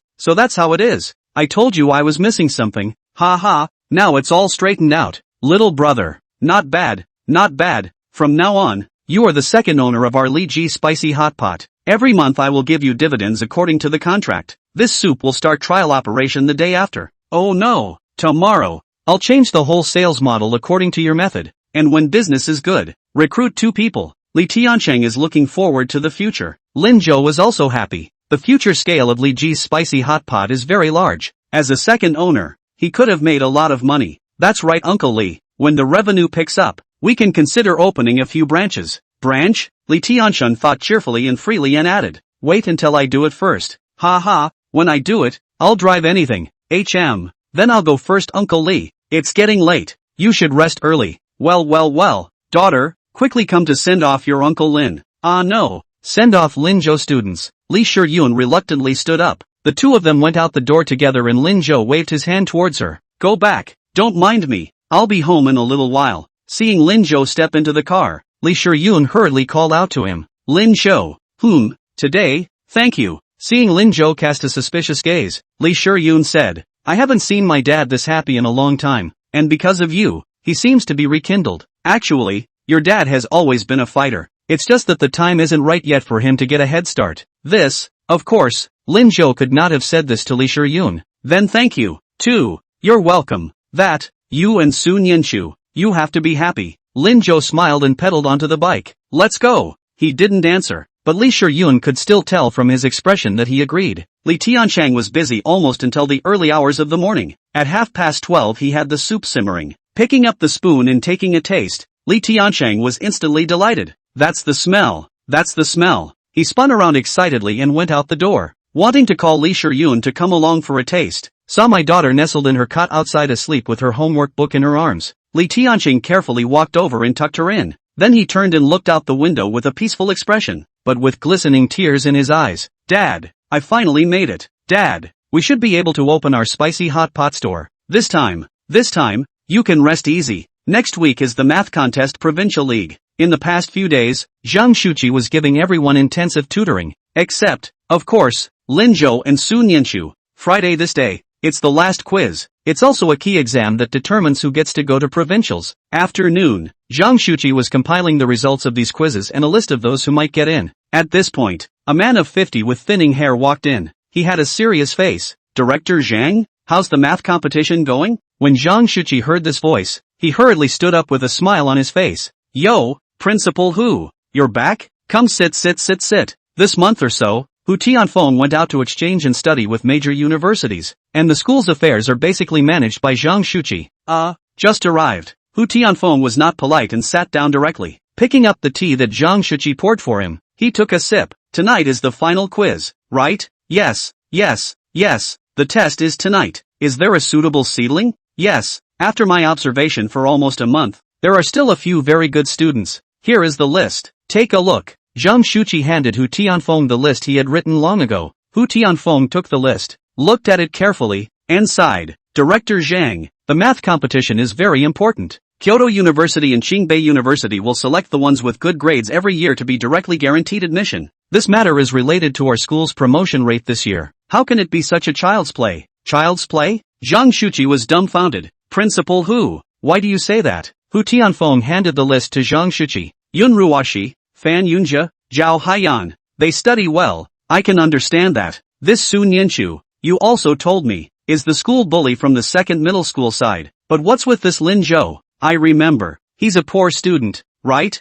As a principal, you are not really that familiar with the names of the students. But these are the exceptions. The first 3 were because they studied well, and the 4th, because they had applied with Zhang Shuqi before being called to the school. But not Lin Zhou. Chapter 150, Principal Hu. He's a scumbag who did nothing wrong in school, but grades are bad as hell too. How did Zhang Shuqi add this guy? Did you write the wrong name? No. Principal Hu. You've misunderstood. This Lin Zhou is this Lin Zhou you know. Ha. Principal Hu. Listen to me. You've been away for a month. There's been a huge change in the school, especially Lin Zhou. Not only has he gotten a boost in his academic performance, but he's also... Zhang Shuqi told all the things that Lin Zhou had done this month. Listening to Hu Tianfeng, he froze. When Zhang Shuqi finished speaking, Hu Tianfeng looked at him with a face full of incredulity. You're talking about Lin Zhou? That Lin Zhou from Mr. Lu Qingyan Lu's class? Yeah, that's him. Hu Tianfeng took another sip of water before easing himself. Are you serious? Incredibly serious. Lin Zhou changed? That's not true. It's just that this kid has suddenly changed his nature, right? Principal, you also said that every student shouldn't give up. We should give them an equal chance. Even if they learn bad, we should try to pull them back. Now that Lin Zhou has been pulled back, this chance can't be denied. He's really good at math. I can guarantee that he'll have a good ranking in this math competition. Hu Tianfeng stood up directly after hearing this. It seems to be a little hard to figure out. He walked around and around Zhang Shuqi's office and finally frowned and said, You're the one who invigilates this exam at night, right? Yeah, it's me. Well, I'm going too.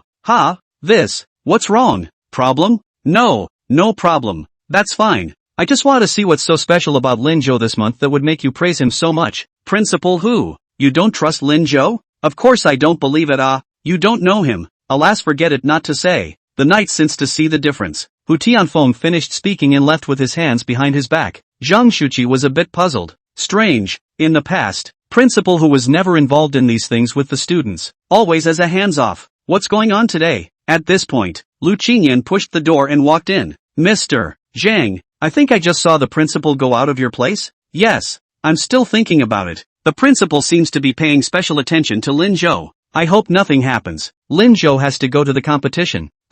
Principal. On Lin Zhou? Lu Qingyan's expression was a bit strange. Yeah, don't you know he just made a special? Ugh, that's not right. Mr. Lu, look at your expression. You seem to know something? Lu Qingyan laughed at the moment. I do. Probably seem to know something. Evening self-study. The 8 people who attended the OU training were called directly to the training classroom to prepare for the test. Yun Ruoxi looked a little ugly when she saw Lin Zhou. That night, after she broke her foot, Lin Zhou called out to Fan Yunjia to send himself back. These days, never once asked about her injuries either. Although she was almost well, Yun Ruoxi still felt that her heart wasn't in the right place. Lin Zhou, what's wrong with this person? Even if it's for the sake of studying, she shouldn't be so cold. Fan Yunjia, who was beside her, saw that she had been focusing on Lin Zhou, and his fists were about to break. He swore that he would definitely pass Lin Zhou this time. Let's give him a run for his money. Thinking of this, Fan Yunjia took out a few pills from his stationery bag, looked at them carefully, and then picked up the mineral water beside him and was ready to swallow it down. Lin Zhou, who was talking to Sun Yanchu, saw this scene and called out to him. Fan Yunjia, what are you eating? Don't eat indiscriminately. It's easy to get diarrhea. Although at this time in his previous life, he had been forced to leave school. But this OU competition, he still knows about it, because Yun Ruoxi participated. At that time, he would inquire about Yun Ruoxi and try to find a way to meet her by chance. Later, I had no intention to learn that Fan Yunjia missed the opportunity to take the exam for the Olympic mathematics competition because of the medicine he took on the eve of the exam, which led to diarrhea at the exam site. If he hadn't just seen Fan Yunjia swallow, Lin Zhou couldn't even think about it. Of course, he wasn't being nice. He just thought that it wasn't easy for everyone to learn for so long. At least there's a fair fight, although it's unlikely that Fanun's will win either. But Fan Yunjia didn't listen to advice at all, and with a cold look at Lin Zhou, He swallowed the medicine. Lin Zhou shook his head helplessly and laughed. Next to her, Su Nianchu asked curiously, "What's wrong?" "It's fine. We have one less competitor. It's actually quite nice." Lin Zhou touched Su Nianchu's head in amusement and led him towards the classroom. Fan Yunjia also snorted coldly and followed closely behind. When there were still 10 minutes to go before the exam, Zhang Shuqi walked onto the podium. But everyone realized that Zhang Shuqi didn't take the test paper. Just as everyone was suspicious, the thinning-haired Hu Tianfeng was seen walking in again. He looked around with a serious face. Upon seeing him, Lin Zhou, who was drinking water, almost spat it out. He held back a few moments, but he couldn't resist a light cough and quickly set the water aside. Su Nianchu hurriedly handed over a piece of paper and asked worriedly, "What's wrong, Lin Zhou?" "No, it's fine." Although he waved his hand, Lin Zhou's expression was still a bit off. Why did Hu Tianfeng come to invigilate the exam himself? It's not supposed to be about him, is it? As he was thinking, Lin Zhou suddenly heard that Hu Tianfeng on the stage called out to him, "Lin Zhou student." It really did speak for itself. He stood. Present. Hu Tianfeng frowned. Today's Lin Zhou did seem to listen a bit more, but he wouldn't believe that this was Lin Zhou's original face. "Is that Su Nianchu's classmate beside you?" "Right. In front of you. Is that Yun Ruoshi's classmate?" "Yes." "Well, that's fine. You go sit in that corner of the last row." Lin Zhou. He craned his head to look. Since there were only 8 of them, he was now sitting in the 3rd row of seats. There are 8 rows throughout the classroom. He, going to sit in the last row? That's too much of a distinction, isn't it? Principal Hu, are you serious? Well, I'll proctor you myself. Go on. Lin Zhou was helpless. He had to sigh, grab his stationery box, and head for the last row. Su Nianchu was a little worried. Lin Zhou, it's okay, little cohort. Just do well on your exams. Don't get distracted. I won't let you. After saying that, he even smiled down towards Su Nianchu. Su Nianchu nodded. Aha. Lin Zhou was then relieved to go to the end. Fan Yunjia. Several people looked at Lin Zhou inexplicably. Is this guy in trouble again? How dare you ask the principal to proctor the exam himself? That's the principal. Fan Yunjia smiled involuntarily. This must be a lot of pressure on Lin Zhou. Probably. Not a good test, right? The thought of it made him feel very happy. Hu Tianfeng was very satisfied with this arrangement. He took one test paper for himself and handed the others to Zhang Shuqi. The others you proctor the exam. Zhang Shuqi had to take the test paper, but he still couldn't help but ask Hu Tianfeng in a low voice. Headmaster, isn't it a bit unfair for you to treat Lin Zhou like this? Chapter 151, Who's your great uncle? Does that kid need to be fair? Realizing that his tone was a bit off, Hu Tianfeng changed his tone again. Besides, going to the Olympiad requires a certain level of mental fitness, and if he can't even pass that, how is he going to represent the school? Zhang Shuqi didn't know how to retort. After all, he was the principal. However, seeing Hu Tianfeng about to leave, Zhang Shuqi still couldn't help but mutter. In fact, your child should not blame Lin Zhou. Hu Tianfeng looked over with a cold eye, and Zhang Shuqi coughed lightly. I didn't say anything. Headmaster, please, but headmaster, you can't show favoritism if Lin Zhou does well on the test. Don't worry, I'm not like that. Hu Tianfeng walked towards Lin Zhou with his hands behind his back. It was only when there was still a minute left until the exam that Hu Tianfeng handed the test paper to Lin Zhou. Then he sat beside Lin Zhou and looked at him. Lin Zhou took the test paper and didn't rush to do the questions, but looked at Hu Tianfeng. After a minute, he couldn't help himself and leaned in close to Hu Tianfeng and whispered, Great uncle, this is too good for me, isn't it? Go go go. Who's your great uncle? You think I'll let you off the hook just because you've climbed a bit of kinship with me? I'm telling you, dream on. Hurry up and do the questions. Lin Zhou laughed. Okay, great uncle. Don't get excited. Don't worry, they can't hear you. They don't know that I'm your great nephew. Besides, you've personally come to invigilate me. This is still not a release? This letting go is very obvious. Hu Tianfeng was none other than Lin Zhou's great uncle, the elder brother of Lin Zhou's real mother, Hu Juinxiu. After his mother passed away due to illness, his great uncle's family was actually very kind to him and Lin Changzheng.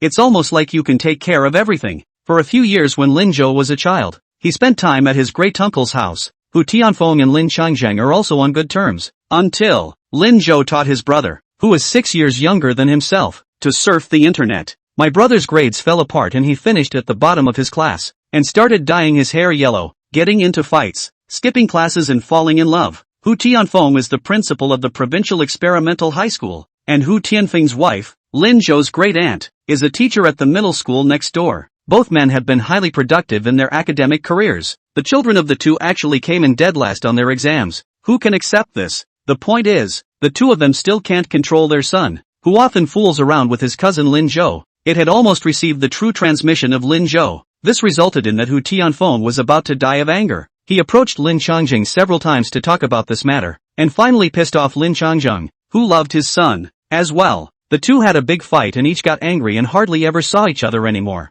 Hu Tianfeng also gave his son a transfer to a different school, fearing that he would be led astray by Lin Zhou again. So, to Lin Zhou, who was admitted to the first middle school, Hu Tianfeng never took care of, and never recognized him as his great-nephew. On weekdays, you can avoid it, and you don't say much. In the month or so since he was reborn, Lin Zhou had been busy with various things and had forgotten about this matter. When he saw Hu Tianfeng come to the exam room today, he knew that things were not that simple. I'm afraid that my great-uncle is afraid that he'll really go to the Olympiad and come back to ruin his school's reputation. Come to think of it, the previous Lin Zhou was indeed too confused. Fart. As soon as he heard this, Hu Tianfeng couldn't hold back his violent temper. He had been extremely well cultivated all his life, except for the son left behind by his sister, whom he could only love and hate. Every time I see him, I can get so angry that I forget to cultivate my profanity. Simply. Hu Tianfeng took a deep breath and straightened his clothes. The seriousness was restored. Okay. Exam time is starting. If you don't do the questions, you'll never get the chance. Row. Only then did Lin Zhou turn back. There are 5 major questions on the OU exam, with no subtests. The same goes for the quiz papers. Lin Zhou glanced at the first question and immediately wrote the word solution on it. Hu Tianfeng was stunned. That'll do it? No need to think? I didn't realize that after the kid wrote the word solve, he stopped writing and looked at him again. Hu Tianfeng. It seems that I was overthinking it. He glared at Lin Zhou and pointed at the test paper, signaling him to hurry up and do the questions. Lin Zhou unhurriedly moved closer to him and whispered again, "Great uncle, there's a favor to ask." Hu Tianfeng was very glad at this point that he had just picked the last row. 2 people whispering, and the people in front of them can't hear them. At this moment, he actually had a vestigial feeling of being afraid of being caught when he was a student and crossed his ears. Hu Tianfeng deliberately moved away from Lin Zhou. Say, what's the favor? How about dinner with my dad? Hu Tianfeng and Lin Changjing used to be closer than brothers. For the sake of their respective children, they end up falling out. Lin Zhou knew that they each couldn't let go, but neither of them would bow down first. Since there is such an opportunity,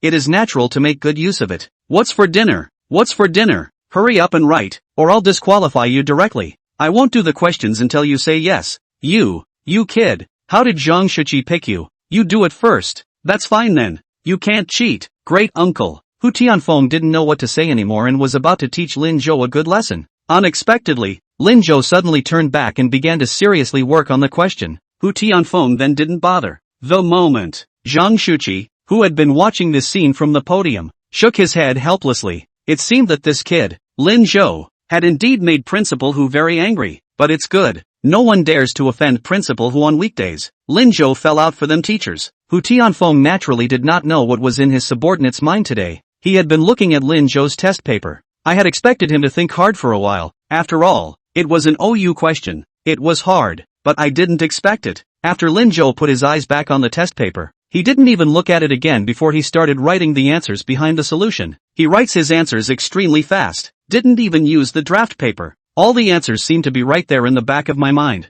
Almost at once. Not thinking at all. It took him just 5 minutes to write a question. Half the paper was already full of uncorrected answers. Hu Tianfeng looked directly dumbfounded. Is this Lin Zhou? This kid is so good at doing OU? He just, it seems, really didn't copy it. Could it be that Zhang Shuqi leaked the questions in advance? Nope. Zhang Shuqi is not that kind of person. Had this question been covered by the teacher before? Thinking of this, Hu Tianfeng directly stood up. He walked to the front of the room and went to see how a few other students were doing. It turned out that other than the one called Su Nianchu, no one else had finished the first big question. No, I should say it's only half written, and Su Nianchu's answer, which was not exactly the same as Lin Zhou's, could be said to have been written from 2 entry points. Hu Tianfeng was stunned. He quickly walked back to the last row, wanting to see the answer behind Lin Zhou. Chapter 152. This kid is not normal. Definitely not normal. Lin Zhou was already working on the second question. Hu Tianfeng came back. He did not stop. The speed of writing the answer, as if the answer to the question was originally in his mind. It is important to realize that the quiz papers are as difficult as the official exam papers. Hu Tianfeng looked directly confused. He rubbed his eyes incredulously and made sure that the person in front of him was Lin Zhou correctly. The whole thing was a bit dull. This great nephew of ours, What kind of talent has he awakened? Ah shucks. These days with that brat at home read too much metaphysical novels. This are thinking what a mess. Hu Tianfeng shook his head and sat next to Lin Zhou, continuing to invigilate the exam. Just 15 minutes into the exam, Lin Zhou finished the second major question as well and started writing the third. Hu Tianfeng looked at it and directly did not want to see it. This is a question that even if you were to get a math teacher in school, you wouldn't be able to write it that fast. This kid is not normal. He began to look around to see what could distract him slightly. At this point, suddenly, I heard a poof sound that resonated through the classroom. The sound of the entire classroom writing fell silent for 2 seconds. Puzzled, everyone looked up to see where the sound was coming from. Only Fan Yunjia lowered his head, covering his stomach with all his might, making a great effort to endure it. Just 5 minutes into the exam, he felt something in his stomach. It's always gurgling, but Fan Yunjia didn't care. After all, it was a quiz exam. It was about whether or not he could go to the competition. More than anything else, he had to concentrate. Van Unger quickly fell into the title. But before the first question was finished, Fan Yunjia felt that his stomach was getting worse. It seemed to be starting to hurt vaguely. That gurgling sound became more and more pronounced. The body seemed to be convulsing as well. Van Unger is going crazy. He held down his stomach with one hand and wrote the question with the other. Eventually, I couldn't hold back and let out a long, loud fart, realizing that everyone was looking towards him. Fan Yunjia lowered his head even more. Don't look at me. Not me. I'm not going to do something so humiliating. As long as I don't admit it, it's not me. After a few moments of self-hypnosis, he saw everyone turn their heads. Fan Yunjia was slightly relieved. He was about to continue writing the question when he suddenly felt a tightening in his asshole.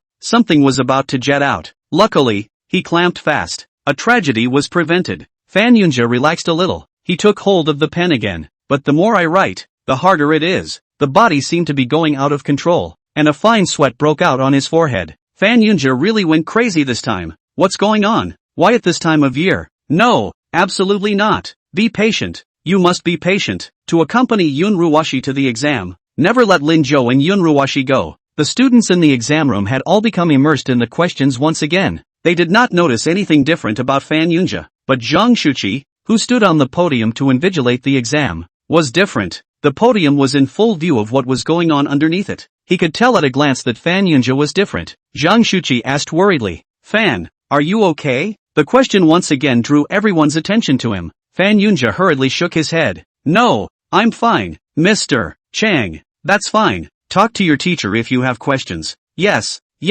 Fan Yunjia also reluctantly smiled at Yun Ruwashi, who was looking over, and lowered his head again. After the small interlude, Hu Tianfeng was about to go to the front to take a look. When he turned around, out of the corner of his eye, he noticed that Lin Zhou was still writing furiously. He seemed to be almost done with his third question as well. Hu Tianfeng was shocked on the spot. With all the commotion just now, the other students were curious to see what was going on and stopped their pens. How can this kid write so much without being moved? And it didn't affect him at all? Hu Tianfeng shook his head and walked forward. He also felt that there was something wrong with that fan student. Gotta go see what's going on. Where to know? Before he could reach him, there was a louder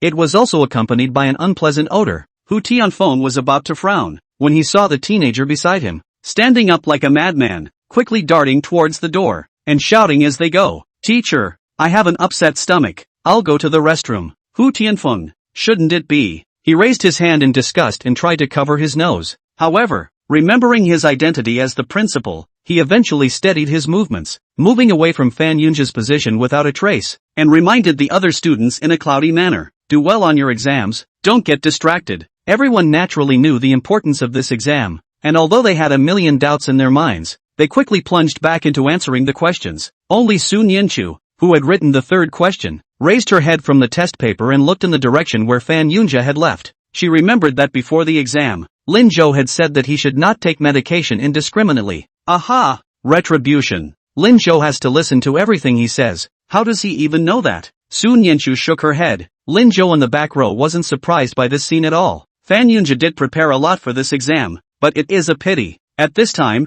Fan Yunjia, already covering his butt, ran to the toilet, quickly removing his pants. He nearly sat down in the pit. It was hard to stabilize. Fan Yunjia pulled soundly, chanting as he did so, faster, faster, there can be no delay. there's a test to go back to win over Lin Zhou. Can't miss this opportunity. When it felt like it was almost pulled, Fan Yunja then stood up, getting ready to wipe his ass. He suddenly realized that he didn't have any paper with him. Fanuns. After tangling in the toilet for 2 minutes, Fan Yunja couldn't stand it anymore. He decided not to rub it in. Straight away, he lifted his pants and got ready to go to work on the problem. But, just as I reached the door to the restroom, the painful sensation struck again. Fan Yunja ran back to the restroom again in despair. 15 minutes later, Zhang Shuqi realized that Fan Yunja hadn't returned yet. He signaled Hu Tianfeng to help proctor the exam first, and went out to find him in the restroom himself. When we got to the restroom, a bad smell hit us. Zhang Shuqi covered his nose and asked worriedly, Fan, are you still there? Fan Yunja looked like he had grabbed a lifesaver. Yes, teacher, I am. His voice was shaking a little. Oh, are you okay? How's it going? Zhang Shuqi worriedly came to the door of the cubicle he was in. Fan Yunja wiped the sweat from his forehead and asked cautiously, Teacher, did you bring paper? Bring it, you kid. Don't you bring toilet paper? Zhang Shuqi handed Fan Yunja a tissue over. Come on, there's a test. Fine, I know. Van Unger finally wiped his ass cheerfully. Breathlessly, he got up and opened the door with a shaking hand. Teacher, thanks, let's go. Chapter 153, Are you waiting for someone else's little girl? Fan Yunja's face was pale and weak. The whole thing was like a void. Zhang Shuqi was shocked after just one look. Fan Yunja, are you okay? No, I'm fine. Old teacher, I'll go first. He held back the constant shaking of his form as he walked down the steps in the direction of the classroom. Zhang Shuqi felt that something was wrong with the situation and hurriedly followed. Just as he reached the doorway, he saw Fan Yunja quickly bend over and cover his stomach,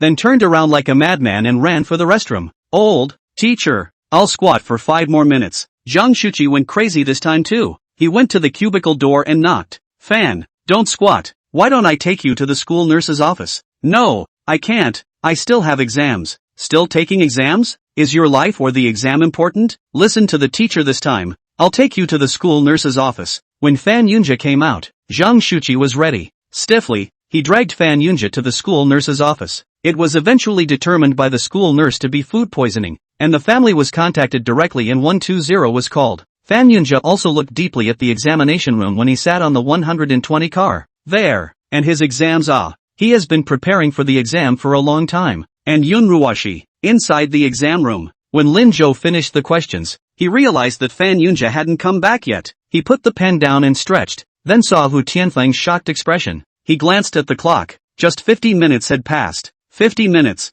5 big questions, all written. These topics that others couldn't finish in 3 hours were written by Lin Zhou in such a short time. Is this still a person? Hu Tianfeng gave Lin Zhou a disgruntled look and signaled for him to hand in his paper. He's going to see if the kid did the right thing. He'd read the first 2 questions, but hadn't gotten around to those last 3. Whereas, Lin Zhou shook his head towards him, then put the pen down and got down to sleep. Hu Tianfeng, this kid, let's say he follows the discipline of the exam room and doesn't hand in his paper early. He actually started sleeping. Hu Tianfeng found that he was somewhat unable to understand Lin Zhou's behavior. And don't try to understand anymore. He continued to invigilate. 20 minutes later, Hu Tianfeng realized that the little girl in front of him, who was just as fast at doing the questions as Lin Zhou, had also finished the questions. She stood up and turned in her paper. At the same moment, Lin Zhou, who had been stifling his sleep, stood up. After the little girl, the papers were handed in. Hu Tianfeng, this kid isn't waiting for someone else's little girl, is he? What's going on here? He glared hard at Lin Zhou, but he saw that Lin Zhou had been playful. As she walked up to him, she didn't forget to remind him with her mouthpiece. Great uncle,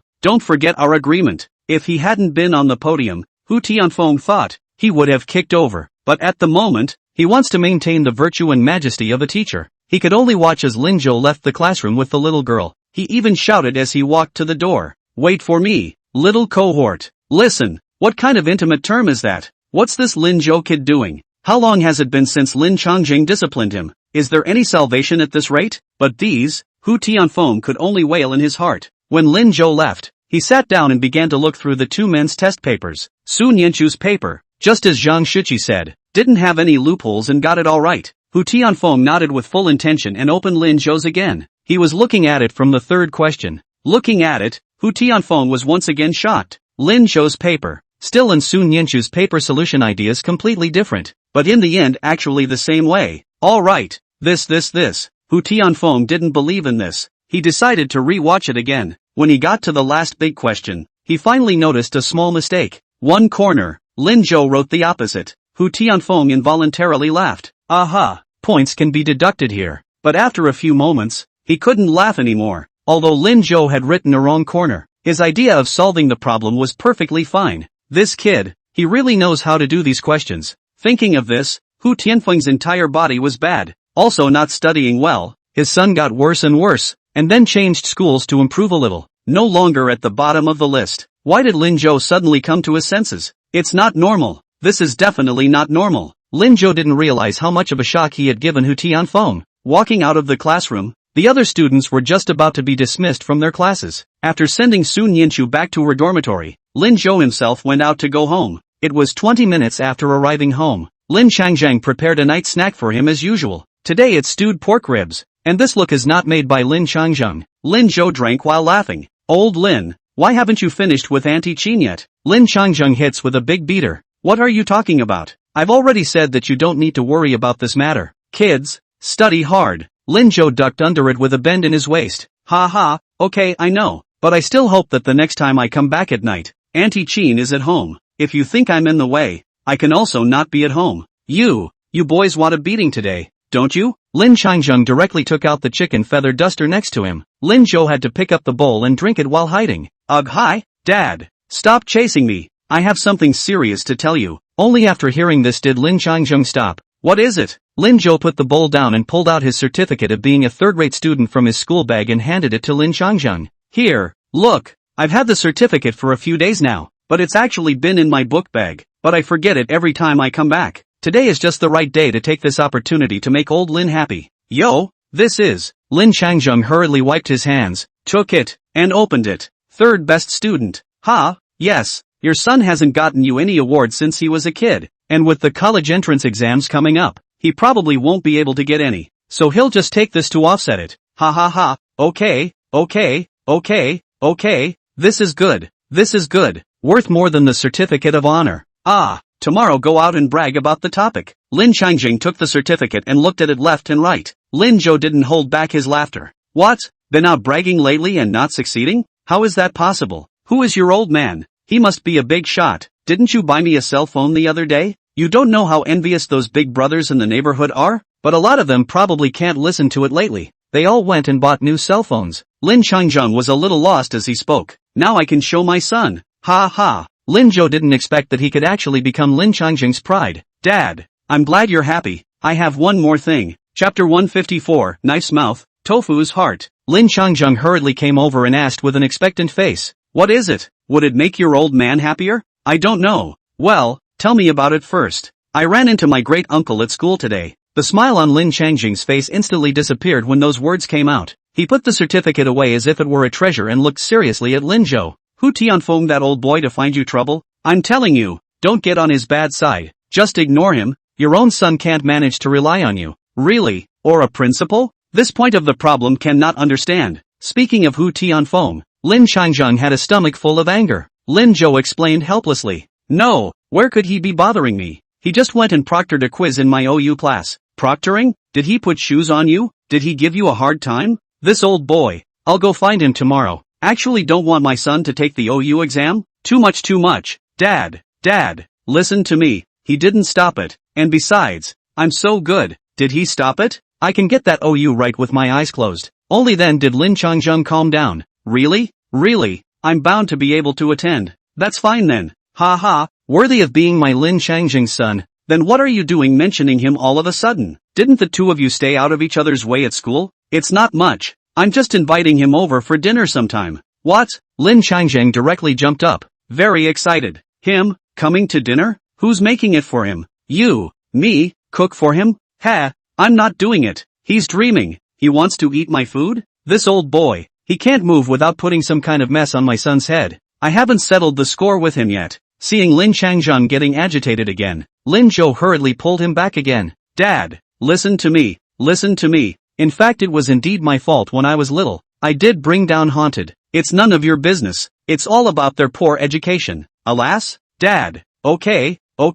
Look, you've actually secretly cared about my great-uncle all these years. And my great-uncle has been quite good to us. When did I care about him? You also sent my grandfather a few days ago the pork head meat that you personally brined. I remember that my grandfather had lost all his teeth and couldn't eat meat at all. But my great-uncle's favorite food was pork head meat. Lin Changjing's face changed and he stopped looking at Lin Zhou and said in a panic, "That's me. I sent it there because I couldn't eat it all. And besides, he's not the only one in his family who loves to eat. Okay, it's us who can't finish it. But Dad, think about my grades. I can go to the first grade. Does it really have nothing to do with my great-uncle?" This time, Lin Changjing did not speak. At first Lin Zhou got extremely poor grades. He wanted Lin Zhou to go to the first middle school. But he had just finished messing with Hu Tianfeng and was too embarrassed to go to him. Just stayed at Lin Zhou's grandma's house for 2 days, and chanted in the ears of the old couple for 2 days. The old couple certainly couldn't afford to let Lin Zhou go to school, but Hu Tianfeng has it. Although there was still no contact with Hu Tianfeng, a teacher from the first school contacted them. "Dad, my great-uncle is really quite good. Since I know I'm wrong now, we should also ease our relationship with them. After all, that's my mom's big brother. My mom doesn't want to see us like this." "Humph." Lin Changjing snorted coldly. "And does he have the face to come to dinner? Really isn't promising at the moment." "I knew it. I knew the old boy. How dare he say no? He should have come to apologize to me and you." Lin Changjing huffed in anger. "But it's okay. I'll find a way to get him to say yes. Don't care about him. Study hard on your own. It's almost time for the college entrance exams, and you'll be leaving first middle school soon. Don't pay attention to him. He loves to come." Lin Zhou looked and laughed. Old Lin really has a nice mouth and a heart of gold. Probably thinking about what to cook for my great-uncle right now. "Okay, I know Dad. I'll see to it myself." Aha! As he spoke, Lin Zhou had already finished his soup. He put the dishes down and walked to his room. "Dad, I'm going to bed." I wonder if Lin Changjing didn't hear it. He did not answer Lin Zhou's words but asked something else. "Is he well?" Although he didn't say who specifically, Lin Zhou still understood. "It's nice and hard." When Lin Zhou entered the room, Lin Changjing sighed silently. "Jun Xiu, you say, why is big brother like this?" The weekend came quickly. Lin Zhou first went to the two sisters Lu Li and Lu Yuan in the morning. It was found that both men had the address of the stall and the car in which it would be set up ready. Even the bill was done in great detail and handed it to Lin Zhou to read. Lin Zhou directly waved his hand. "No, I believe in you guys. Just get it yourselves. Find me again if you have any problems. Start on the sub-stall side tomorrow." "Sister Lu Yuan, you've learned it all, right?" Fine. All learned. That'll do." After chatting with the two again about the details, Lin Zhou went to Li Ji's spicy hot pot restaurant. It's only 10:30 in the morning. The store was already full. Li Tiancheng saw him and waved happily, signaling the new waitress Yuan Xiaohong to come and greet Lin Zhou. The little girl was about 20 years old with a sweet smile. Seeing Lin Zhou froze. Second boss, you're so young? Ha ha, I knew you saw he would be this reaction. But over the small red do a good job. The second boss said, "We are going to open a branch of the store. By then you are the old staff. Maybe you can go over there to be the store manager." Wow. Well, I'll do a good job. The two were talking and laughing and didn't seem to be taking this seriously. But Lin Zhou knew. In a few years, the girl called Yuan Xiaohong will really become the store manager of Li Ji's spicy hot pot restaurant. But that's all an afterthought. No need to call me second boss. Just call me Lin Zhou. That's not good. There have to be rules. Second boss, big boss. You guys chat first. I'll get busy. Okay, go ahead. After she left, Lin Zhou looked around and was very satisfied with the operation of the spicy hot pot restaurant. "Uncle Li, not bad. Ha ha, it's not all because you pointed it out. Still, this spicy heat is well done." "What?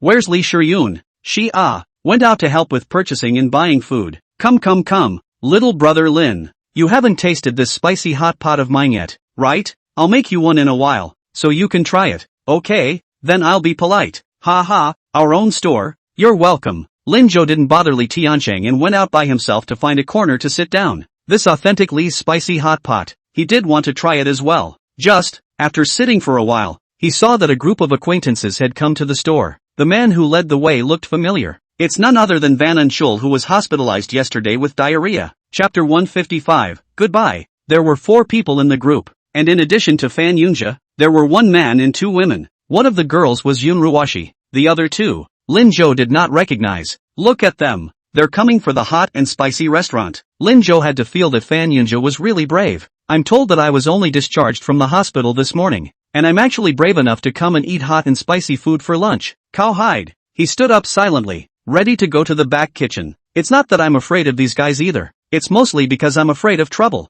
Yunruwashi's I'm the only one in the world. You Linzhou is one of my pets, must listen to me. Nature really makes Linzhou speechless. Fan Yunja's ability to treat him as an imaginary love interest all the time was also beyond Linzhou's reach. Therefore, Linzhou didn't want to bother with them. It's better to avoid this trouble. Pity. Before he could stand up, he saw that at the side door, Lu Shiming rushed in with all the wind and fire. He was still holding a piece of paper in his hand and started yelling when he saw Linzhou. Brother Boat, I knew you were here. Your OU exam results are out. Come on. I went to the school especially to get it back for you. Lu Shiming went to school early in the morning. He knew that Linzhou was going to be busy today and had specially fetched it. This staggering voice immediately caught the attention of Fan Yunja Yunruwashi. Both men looked up in unison. The former's smile disappeared instantly, while the latter raised his head condescendingly, the corners of his mouth rising slightly. Linzhou, how did you know I would come here, and came ahead to wait for me? What? Who knew you'd come? It's his own store, okay? But Yunruwashi was clearly still immersed in the world of self-importance. Wasn't it yesterday that you heard from the boys in our class? I knew it. You still care about me. You left me alone in front of the school last time. It was an emergency, wasn't it? This ability to brainstorm hasn't deteriorated at all and seems to be on the rise. Next to him, Fan Yunja's mouth went askew with anger. Looking at Linzhou looked as if he had seen an enemy. Behind him, another boy came up and tapped Fan Yunja's shoulder, raising an eyebrow. This is Linzhou, the one who caused you to be hospitalized? Fan Yunja nodded. Linzhou? These guys aren't even remotely brainwashed. When did he hospitalize Van Unchal? How this guy counts everything on him. Instead, the other girl looked deeply at Linzhou and didn't say anything. Lu Shiming was also speechless at this moment. Why are you here? Because this spicy hot pot is delicious. I heard about it on Thursday. Business is especially hot. Fan Yunja nodded in agreement. Right, that's why I brought Ruwashi here to eat. I heard that the second serving is still half price today, but I didn't realize that Linzhou you're so shameless that you actually came here to block Ruwashi. But it's useless for you to block her. Today Ruwashi won't eat with you. The four of us are just right. Linzhou? These people are definitely sick. He hasn't said a word so far, but half price on second servings today? It was then that he noticed a sign on the door that it was a week-long event for spicy hot. A second half price for a full 20, but the second price is limited to 35. Just in case someone orders just a little bit for the first portion and a larger portion for the second portion features. Linzhou couldn't help but nod his head. Li Tiancheng deserved to be born having done business for many years. He was wondering earlier what kind of event he should have. The girl who had been standing behind Yunruwashi didn't hold back her words. Actually, they're too, aren't they? Her voice was soft and her tone cold, but the tone of voice, it didn't seem to be with Fan Yunja and the others. Only then did Linzhou look at the girls. I have to say, this girl is quite pretty, and she's a match for Yunruwashi. But Linzhou had no interest in girls other than Sun Yinshu right now, and ignored it. Instead, the boys behind Fan Yunja immediately accompanied a smile and looked at the girls. Hey, Xinyan, you're right about everything, but what's the point of two big boys eating together? Go. Whatever you want to eat, just take it. I'll treat you. Xiao Xinyan's complexion darkened and did not speak. Fan Yunja nodded in deep agreement. Cousin is right. Ruwashi, let's go order too. Yunruwashi didn't leave. She ignored Fan Yunja and walked towards Linzhou. Linzhou, I can eat with you if you invite me. Linzhou? Who's inviting you? It's really a shame that these guys aren't going to be in the movie. He helplessly waved his hand, not paying any attention to a few people at all, and said to Lu Shiming, Come on, let me see the report card. Linzhou? Seeing that Linzhou ignored her, Yunruwashi shouted again, Dizzy, go eat by yourself. Linzhou directly took the report card and looked at it carefully. Yunruwashi was a bit anxious, but Linzhou, it takes two to eat spicy hot pot. Linzhou was about to speak when the girl who was pulled away by the boy beside Fan Yunja didn't hold back a glance at them. So this is your high-flying schoolgirl from the first grade? One sentence immediately pulled back Yunruwashi's condescension. She grunted and turned around. Linzhou, this is the last chance. Next time, I won't come eat with you even if you beg me. Take care, don't see me off. Yunruwashi left in a huff. Fan Yunja hurriedly passed her over the selection of dinner plates. When his eyes fell on the report card in Linzhou's hand, Fan Yunja's hand trembled slightly. No talking, but just because he didn't say anything, it didn't mean that Lu Shiming would let go of the opportunity to mock him. This guy often bullied him and Boat does not see eye to eye with him, but Lu Shiming cannot bear this breath. Ouch, what's going on? Fan student, how come you only scored 74 points? The total score is 150, right? I remember you were the math rep in our class, or were you the math bully? What's going on here? Alas, Boat brother, I heard that in yesterday's exam, someone in the exam room pooped in his pants. Ha, who was it? Fan Yunja's face turned green. The report card he went over before he came to the spice house. I've been avoiding this matter today, but I didn't expect it to be mentioned by Lu Shiming. He rose angrily and was about to speak. The boy who had already chosen his dish smiled. What's wrong? This student, did you do well on the exam? Which one of them are you?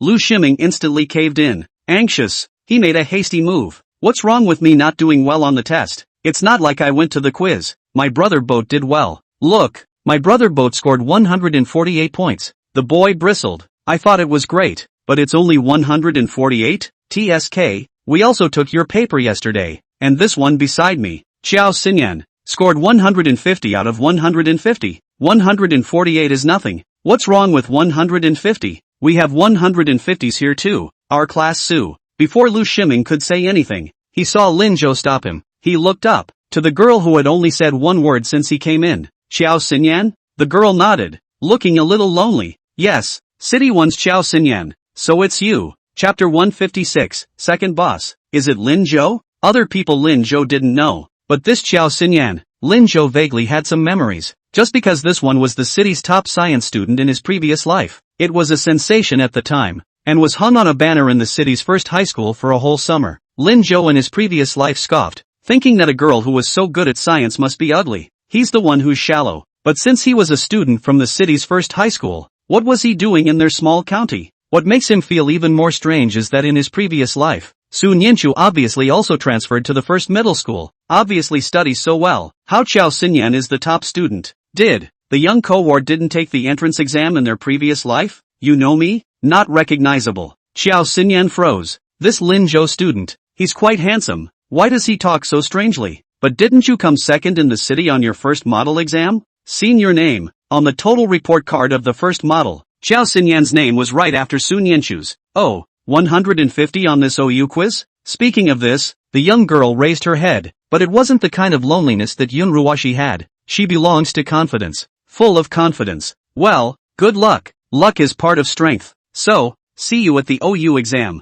Good. First place this time. I'm afraid it won't be yours. You mean Su Nianchu from your school? I'm looking forward to it. After the two chatted, Lin Zhou sat back in his seat. A few of the others looked confused, especially the boys who had been courting Xiao Xinyan. What do you mean the first place is not Xinyan's? Su Nianchu only did well once. Can she do well every time? Besides, it's her test that's good. It's not you, talking as if you can outperform Xin. What's the point of being so proud of yourself? Chen Fan Chao, choose a dish. Okay, choose your dish. Choose your dish. Xinyan, another piece of lunch meat. I heard that their lunch meat is especially delicious. Xiao Xinyan's words made the boys shut their mouths. Chen Fanchao busied himself with dishes for Xiao Xinyan. Xiao Xinyan frowned and picked up the clip herself. No, I'll do it myself. Okay, then take more. It's okay, I can afford it. I'm not like someone who sits around all the time without choosing a dish. Am I afraid I can't afford it? These words were directed at Lin Zhou. Lu Shiming was instantly unwilling, and he directly stood up. Ugh, you people, do you know this store? Before he could finish his sentence, Lin Zhou stopped him. Lin Zhou looked at Chen Fanchao with amusement. This guy is still weirdly interesting, worthy of being Fan Yunja's cousin. What's wrong with this store? If you guys don't eat, get out of here and sit here and take your seats. Lu Shiming bristled, but he didn't dare to say anything without Lin Zhou giving the word. Fan Yunja was also giving Yun Ruoshi dishes. About 3 minutes later, the three of them chose their food. Chen Fanchao excitedly handed Yuan Xiaohong his and Xiao Xinyan's dishes together. The first one, $21. Second copy, $38. It added up to $40 after the discount. Chen Fanchao happily emptied his pockets. Soon, he placed a $50 ticket in front of Yuan Xiaohong. In the meantime, Lin Zhou got up and together with Lu Shiming, walked towards the door. Then, there's no hesitation, he put back the event sign he had placed there. He also looked up and gestured to Yuan Xiaohong. Yuan Xiaohong didn't know what had happened to the few people, but she quickly understood what the second boss meant. After revealing her signature smile, Yuan Xiaohong looked seriously at Chen Fanchao.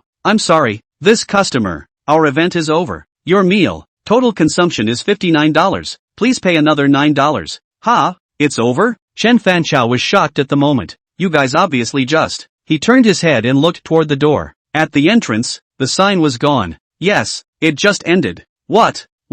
Who stipulated that? There was obviously. When we got here, Chen Fanchao looked at the only $10 left in his hand and shouted anxiously. Since he was going to eat spicy hot food, he brought out only $50. knowing that there was an event. He chose extra dishes. He had just heard $40, and he was a little snickered. You can go get another drink for the goddess, but I didn't realize that the event had ended temporarily. Today, he managed to take this opportunity to ask out the goddess Xiao Xinyan, who also came to the county to visit relatives. If it's not enough to pay for the meal, then, absolutely not. Chen Fanchao turned his head to look at Fan Yunjia. Cousin, borrow some money. Fan Yunjia was also in a difficult position at the moment. Cousin, it's the end of the month, and I'm down to $50 or $60, and we've picked a lot. He still had to treat Yun Ruwashi to dinner. Next to her, Xiao Xinyan was a bit unable to watch. Why don't I do it? No, I'll do it, goddess. Wait, I'll think of something. Chen Fanchao turned his head and looked at Yuan Xiaohong with a smile on his face. Sister, can it be cheaper? Credit is fine? I'll send you the money this afternoon. Yuan Xiaohong was still wearing her signature smile. I can't decide. You'll have to ask our boss. Where is your boss? Our boss is busy. But you can ask our second boss. Second boss, where is it? Yuan Xiaohong glanced towards the back of the several people. Second boss, someone is looking for you. Chen Fanchao twisted his head and saw Lin Zhou and Lu Shiming leaning against the wall, looking at them in amusement. Next to it, there was a sign for the event. Several people stared in disbelief. Second boss? It's Lin Zhou? You don't think so? Lin Zhou is the second owner of the store? Chen Fanchao immediately felt his head buzzing. He looked at Fan Yunjia with some anger. Cousin, why didn't you tell me about something so big? He had just offended Lin Zhou in order to speak for Fan Yunjia. This meal today is for inviting Xiao Xinyan. Fan Yunjia lowered his head. I just found out about it. 2. Lin Zhou was clearly selling fruit fishes. How did he become the second owner of this store in the blink of an eye? If he remembered correctly, this store was owned by Li Shiyun's family.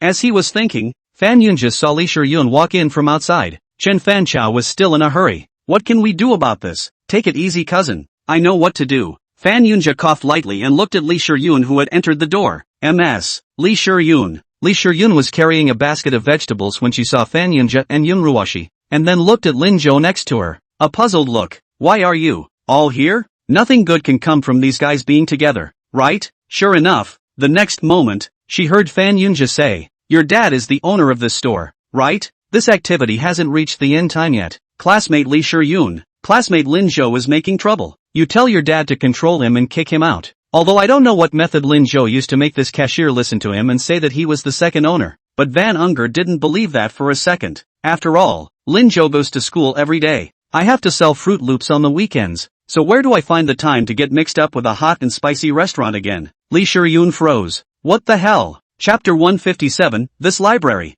Is it serious? Li Shiyun turned back, looked at the billboard beside Lin Zhou, and then looked at Lin Zhou. Out of the blue, she bowed her head in embarrassment. I'm sorry, student Fan Yunjia, I can't help you with this. Why? Are you just going to watch Lin Zhou fool around and affect your business? No, Lin Zhou isn't fooling around, right? After all, he's the second owner here. His decision is the store's decision, and there's nothing I can do to stop it. My dad won't listen to me. What?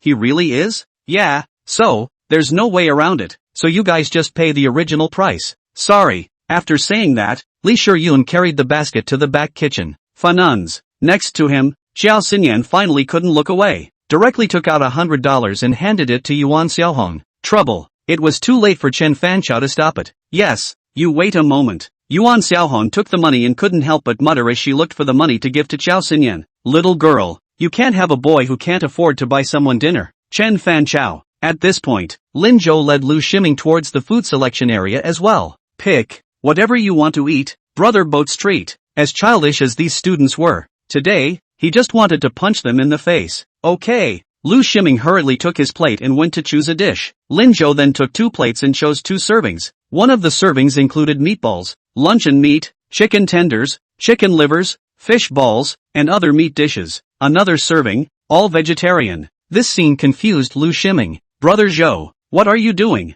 You're not going to have dinner with Mr. Su, are you? Lin Zhou ignored him and directly handed Yuan Xiaohong the selected dish. Help me pack, please. Okay, second boss. Yuan Xiaohong quickly handed in the dishes that Lin Zhou had chosen. Lin Zhou then sat on the side and waited. The other few people who were also waiting for their food looked at Lin Zhou with their own thoughts. Fan Yunjia and Chen Fanchao were filled with anger. Yun Ruwashi, on the other hand, was full of tangled eyes. Lin Zhou seems to be awesome again. Such a man was becoming more and more worthy of himself. Xiao Xinyan, alone, had curiosity in her eyes. If she remembered correctly, the delicious fruit loaf in the square was something Lin Zhou had gotten up to. When she just saw Lin Zhou, she was thinking that it was just a pompous little handsome guy, no different than any other boy. But I didn't realize that it was such a person who was also the owner of a spicy hot pot store. 18 years old, how can you be so powerful? Chen Fanchao and Fan Yunjia were no match at all yet. Xiao Xinran realized that she seemed to be a bit more interested in Lin Zhou than she was in that school god Sun Yanchu. A small county in Jiancheng actually had two such powerful students, so looking forward to meeting them again. Lin Zhou got the packed dishes and ignored Lu Ximing's wailing and went out the door. Luckily, Lu Ximing didn't stop him when he was tempted by the food. When he walked over to Fan Yunjia's few people, Lin Zhou didn't hold back and said to Xiao Xinyan, "In the future, go out less if someone else buys spicy hot food. After all, there can be a real storyline about spicy hot pot." "What do you mean?" Lin Zhou didn't answer and went straight out the door. Today, Lin Zhou and Sun Yanchu made an appointment to go to the county library in the afternoon. The Olympiad is starting soon. After the provincial league, it was time for the second model exam. The study task is very tight, and the little table said that he would step up his study and help Lin Zhou to make up for his lessons. It was the first time that the young cohort had offered to help him with his tuition. Lin Zhou was somewhat flattered. At this time, Sun Yanchu had been tangled in the dormitory for a long time. She took her pants and skirt and compared them. Ever since she wore a dress and went out with Lin Zhou last week, she realized that Lin Zhou liked her in dresses. But, it's awkward to wear. Sun Yanchu was torn and didn't know what to do. Wang Xiaoqing poked her head out of the romance novel, rubbed her eyes, which were red from reading all night, and looked at Sun Yanchu with amusement. "What are you doing?" Sun Yanchu hurriedly put the skirt away. I change. "Ah, changing clothes? It's to meet Lin Zhou, right?" "It's not true." "Oh no, so wear a dress." Me. It's not even to meet Lin Zhou. What's wrong with wearing a skirt? It's not like I have to ride a motorcycle. How convenient is a skirt? But what but? One more but and I'll hide your pants." "Ah, no, I'll put it on.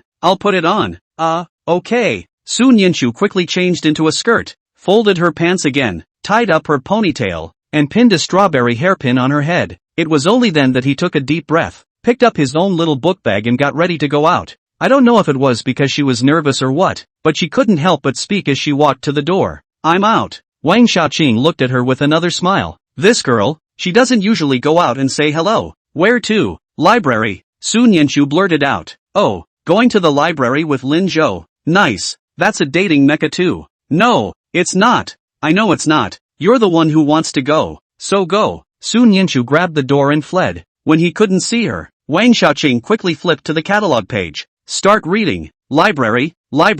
What chapter is the library in? Come on, let me see. What kind of interesting relationship stuff happens in the library? Ah, found it." Wang Xiaoqing immediately flipped to the page pointed to by the catalog, then watched it with great interest. 5 minutes later, she raised her head red-faced with a meaningful smile on her face. "Wow, how exciting. There's actually a wallop. There is kiss, and, ahem. This library, is it decent? Looking forward to it." Sun Yanchu didn't know that Wang Xiaoqing had already treated her and Lin Zhou as the protagonists of the novel. When she saw Lin Zhou, she realized that today's Lin Zhou didn't ride a motorcycle. For some reason, Sun Yanchu suddenly felt so much loss. In that case, it seems impossible to hold. "Ah no, Sun Yanchu, what the hell are you thinking?" Must have been infected from spending too much time with Wang Xiaoqing. She hit her head hard, throwing the jumble of emotions away. Only then did he look at Lin Zhou. "Lin Zhou, where's your textbook?" "Didn't take it." "See you? Oh, that's fine. Food. Come on, eat first." Sun Yanchu followed Lin Zhou to the promenade of the park down the street with a suspicious face. Seeing Lin Zhou open 2 spicy hot pots, she looked at him quizzically. "Why is it one meat and one vegetarian again?" "Lin Zhou, didn't you like the dishes inside too? Why don't you mix it up and fight?" Chapter 158, Hold on to your girlfriend. Sun Yanchu remembered that the last time she ate spicy hot pot until the end of the meal, half of the dishes in her bowl were eaten by Lin Zhou. Lin Zhou unhurriedly broke open the disposable chopsticks and handed Sun Yanchu a pair, pretending to be surprised as he replied, "Oh, yeah, I forgot about that. Next time I'll definitely play together." After saying that, he smoothly pinched out half of the meat in his portion and handed it to Sun Yanchu. "Trouble you little cohort, and share half my veggies." Sun Yanchu? It always felt like Lin Zhou was doing it on purpose, but she had no proof. Moreover, Lin Zhou's calm and collected demeanor made her unable to see any cracks. She had to nod. "Well, that's fine." When the meal was over, Lin Jo smoothly carried the school bag that Su Nianchu was carrying. Su Nianchu's hand fell short, and she said anxiously, "I'll just take it myself." "It's okay, hurry up, catch the bus. See, the bus is coming." The school is still a bit far from the library in the county, and since I didn't ride my motorcycle today, taking the bus was the best option. Su Nianchu turned her head and saw the bus slowly approaching. Lin Zhou's hand had already picked up the spicy hot box, and her women's school bag was carried by him on his right shoulder. It's kind of funny, but it's too late to ask for it back. Su Nianchu could only hurry to follow, throwing the disposable lunchbox into the trash can. Lin Zhou pulled the bag of his backpack with one hand and carried it towards his back, a slight smile appearing at the corner of his mouth. The little table is really getting better and better at fooling people. The two got into the car one after the other. Lin Zhou is pitching in. Su Nianchu also emptied her pockets, but it quickly occurred to her that all her money was in her backpack. She had to look at Lin Zhou for help. Backpack. However, as soon as the words left his mouth, the bus suddenly started. Su Nianchu, who had her hand outstretched, couldn't even catch the handrail in time and fell forward with her hand outstretched like that. Seeing this, Lin Zhou extended his arm in amusement. Su Nianchu was so defenseless that she fell into Lin Zhou's arms. Her hand, too, happened to fall into Lin Zhou's hand. Heart pounding, Su Nianchu subconsciously got up, her cheeks already flushed red. She let go quickly, and the temperature in her hand climbed suddenly. I can't believe you're holding Lin Zhou's hand? Aha! What to do? Su Nianchu didn't dare to look at Lin Zhou and could only mutter in a low voice, my money in my backpack. Above his head was Lin Zhou's soft laugh. It's okay, I already voted for you. To his side, 2 crisp coins landed in the coin slot. It was as if Lin Zhou didn't care at all about what had just happened. He looked to the driver. Uncle, drive a little more carefully next time. You're a great driver, but we can't hold it steady. The driver's uncle burst out laughing. Oops, I've been driving for half my life. I'm used to it. Young man, next time you hold your girlfriend well, don't really fall down. Lin Zhou laughed. Okay. Next to her, Su Nianchu was already going crazy. This Lin Zhou guy, why don't you explain again? It was just an accident. An accident. As she was thinking, she heard Lin Zhou say again, go away little cohort. Why are you still gawking? Oh, let's go. This is it. She lowered her head and followed Lin Zhou as she moved forward. In the cab, the driver's uncle smiled happier. Young man, this little girlfriend of yours is a bit timid. Protected.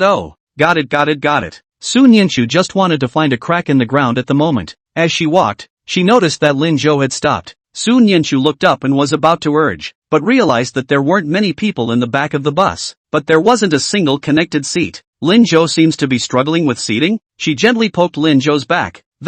Lin Zhou, you sit here. I'll go sit in the back one. On the seat pointed out to Lin Zhou. Next to him was an older sister. As soon as she finished speaking, she saw her eldest sister laugh as well. 2 students. Do you two want to sit together? Yes. No. The two replied in a different voice. Su Nianchu raised her head and saw Lin Zhou looking at her suspiciously. Don't you want to sit with me, little table mate? I didn't mean that. She just doesn't want to make things difficult for anyone. But now, the one in trouble seemed to be Lin Zhou. How was this going to be explained? Su Nianchu tangled and pinched the corner of her coat. The older sister took one look at them and was overjoyed. You youngsters, come. Big sister will let you. Both of you sit here. She happily walked to the back seat and called out to Su Nianchu. Little girl, don't be shy. If you want to sit together, sit together. Don't be like your big sister me. I missed my favorite person when I was young, and now it's too late to regret. Su Nianchu heard this. I wanted to explain, but I saw that the people in the back row were looking at her and Lin Zhou with gossipy faces. It seemed to be waiting to hear their story. Su Nianchu hurriedly collected her words and turned around to take a seat right next to Lin Zhou. She didn't want to be laughed at by the whole bus. It's too high profile. No. How can this guy Lin Zhou be so calm and collected? Is she the only one who's nervous? Could she be overthinking it? Su Nianchu took a deep breath, trying to calm down, but behind her, someone couldn't help but ask the older sister. How did you miss it? Big sister, how much do you like it? The older sister was instantly opened up and cheerfully explained. It's a long story. The one I liked back then, more handsome than this young man. I am also considered a flower in our class, and this little girl is the same. I blush when I see it on the road, and I'm afraid to talk, and I usually pass little notes and write letters. Anyone can see that the young man likes me? Just I myself stupid, did not see, everywhere not respond, and then separated by mistake. Ugh, it's a shame to think about it. Little girl, you must not take big sister's old road. You young people, it is the time of the most abundant feelings. should be in love to talk, how to do, protect yourself, the rest as you wish. The more Sun Yenshu heard, the more she felt that something was wrong. Why are you bringing the subject back to yourself? She and Lin Zhou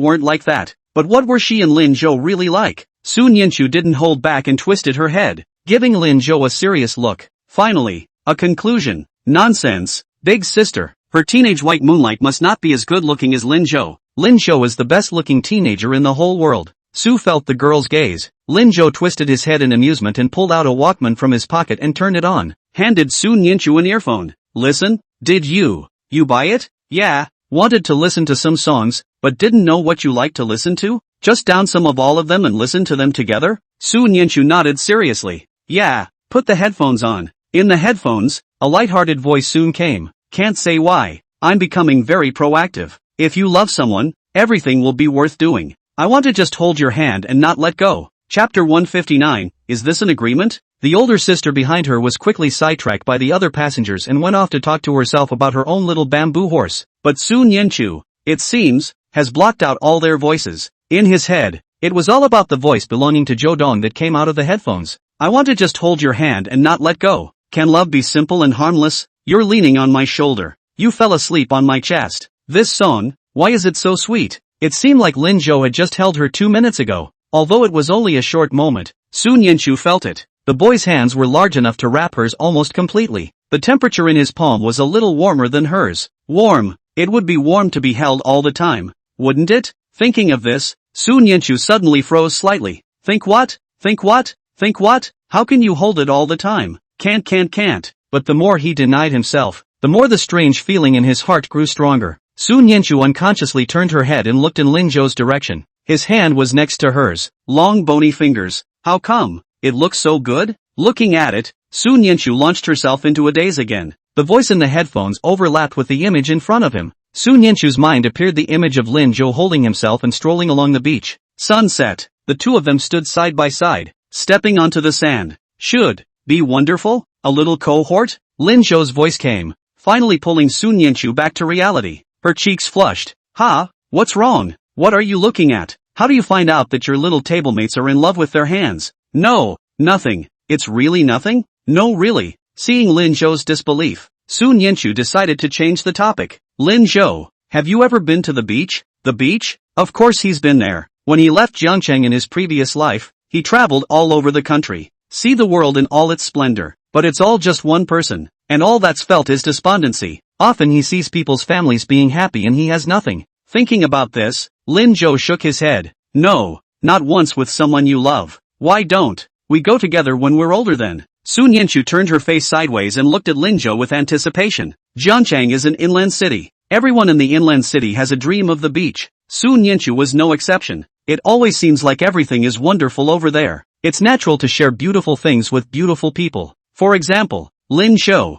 Lin Zhou turned his face sideways and saw the girl looking at him sincerely. The corners of her eyes bright. He laughed. Is this a pact? A pact that belongs to them. An 18-year-old engagement. 18 and growing up. It seems so far away, but it's actually very close. Sun Yenshu nodded seriously. Sort of. I want to go to the sea with Lin Zhou. Wanted to pick up shells with Lin Zhou. Want to do a lot of things with Lin Zhou that have not been done. That's even if it's like their deal. Good. Lin Zhou nodded without hesitation. A covenant. Hey, little buddy, did you know that this is considered a date? Along the way, Lin Zhou said simple love on a single song loop. All the way to the library, he hit the pause button. When he got off the bus, Lin Zhou was still carrying Sun Yenshu's school bag. Sun Yenshu tried to come back several times without success. Arriving at the library, Lin Zhou naturally placed his book bag on the seat, pulling the stool away for Sun Yenshu. He then looked at her. Did you bring a water glass? Ha? Brought it with me. You specifically warned me about it yesterday. Well, I'm going to get some water and get you one too. Okay, thanks. Sun Yenshu obediently took out the water cup from her school bag and handed it to Lin Zhou. Then she saw that Lin Zhou also did a trick and took out a water cup from his own pocket. With just one look, Sun Yenshu froze. The shape of the water glass is exactly the same as the shape of your own water glass. The only difference is that the cute kitten on top has been replaced with a cute puppy. This. Sun Yenshu's eyes widened with disbelief. She remembered that Lin Zhou had clearly said that it wasn't a couple's cup, nor did he ever see Lin Zhou take this cup to the classroom. without waiting for her to inquire. She saw Lin Zhou raise the glass of water in his hand and said, "Oh, I had a broken water glass at home and thought this one was pretty, so I went back to that store and bought another one." Su Nianchu? That's true, isn't it? But Lin Zhou didn't wait for her to respond and turned around to get water. Su Nianchu could only stay by herself and digest this matter. Soon, she convinced herself. Lin Zhou is right. The cup does look pretty good. If the cup at home was broken, Lin Zhou did have the possibility to buy a new one again. Well, that's it. Nothing else. Pacifying herself, Su Nianchu sat down. Start pulling out your textbooks. There weren't many people in the library, and after putting the textbooks away, Su Nianchu realized that not far ahead of them, in the direction of the corner, there was also a man and a woman studying seriously. She looked away for a moment, ignoring them. Behave yourself and wait for Lin Zhou to come back. Not long after, Lin Zhou came back with 2 cups of water, handing her the one that belonged to her. Lin Zhou heard Su Nianchu say, "You didn't get a perfect score on this quiz." "Well, I know, by 2 points. Was it one of those little sloppy misspellings?" "Probably." "Oh, well, next time be more careful." "Good. So let's study chemistry and physics today, shall we?" Yushi and Lin Zhou didn't need to study much anymore, but Lin Zhou didn't do well in other subjects when he took the first model exam. It's almost the second model year and you need to step up your cramming. Let's study chemistry and physics this afternoon. The other subjects will be filled in tomorrow. Okay, listen to you. Lin Zhou is also obedient, though he had actually learned almost as much himself. But these opportunities to study alone with a small group of peers don't come around very often. The library is quiet and the best place to go on a date. For the rest of the afternoon, Su Nianchu was earnestly lecturing Lin Zhou. Lin Zhou also listened extraordinarily carefully. When the topics were almost finished, Su Nianchu also gave Lin Zhou a set of exercises to practice. Lin Zhou agreed and did it seriously. The bored Su Nianchu looked around in boredom. The administration area of the library is a little more crowded at the moment,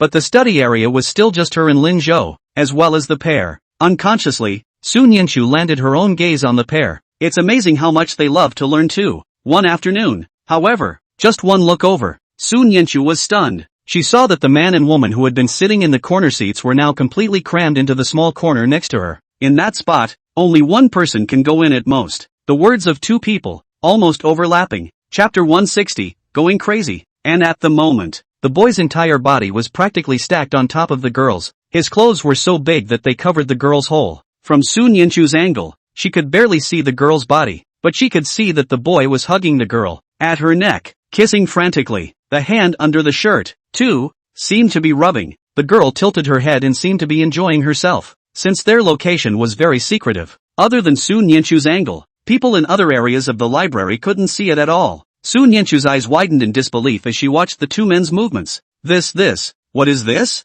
Even though she was slow, Su Nianchu knew a little bit about men and women. That's just crazy, isn't it? Last time, in the school's scholar god pavilion, it seemed that they had seen such a scene, but it was interrupted by Lin Zhou. At the moment, Lin Zhou was doing a question and she was just staring in that direction, looked at it for a long time and lost track of time. Looking at it, Su Nianchu felt like her heart was about to stop beating. Her face burned slightly and her body stiffened involuntarily. It's okay. Is that okay?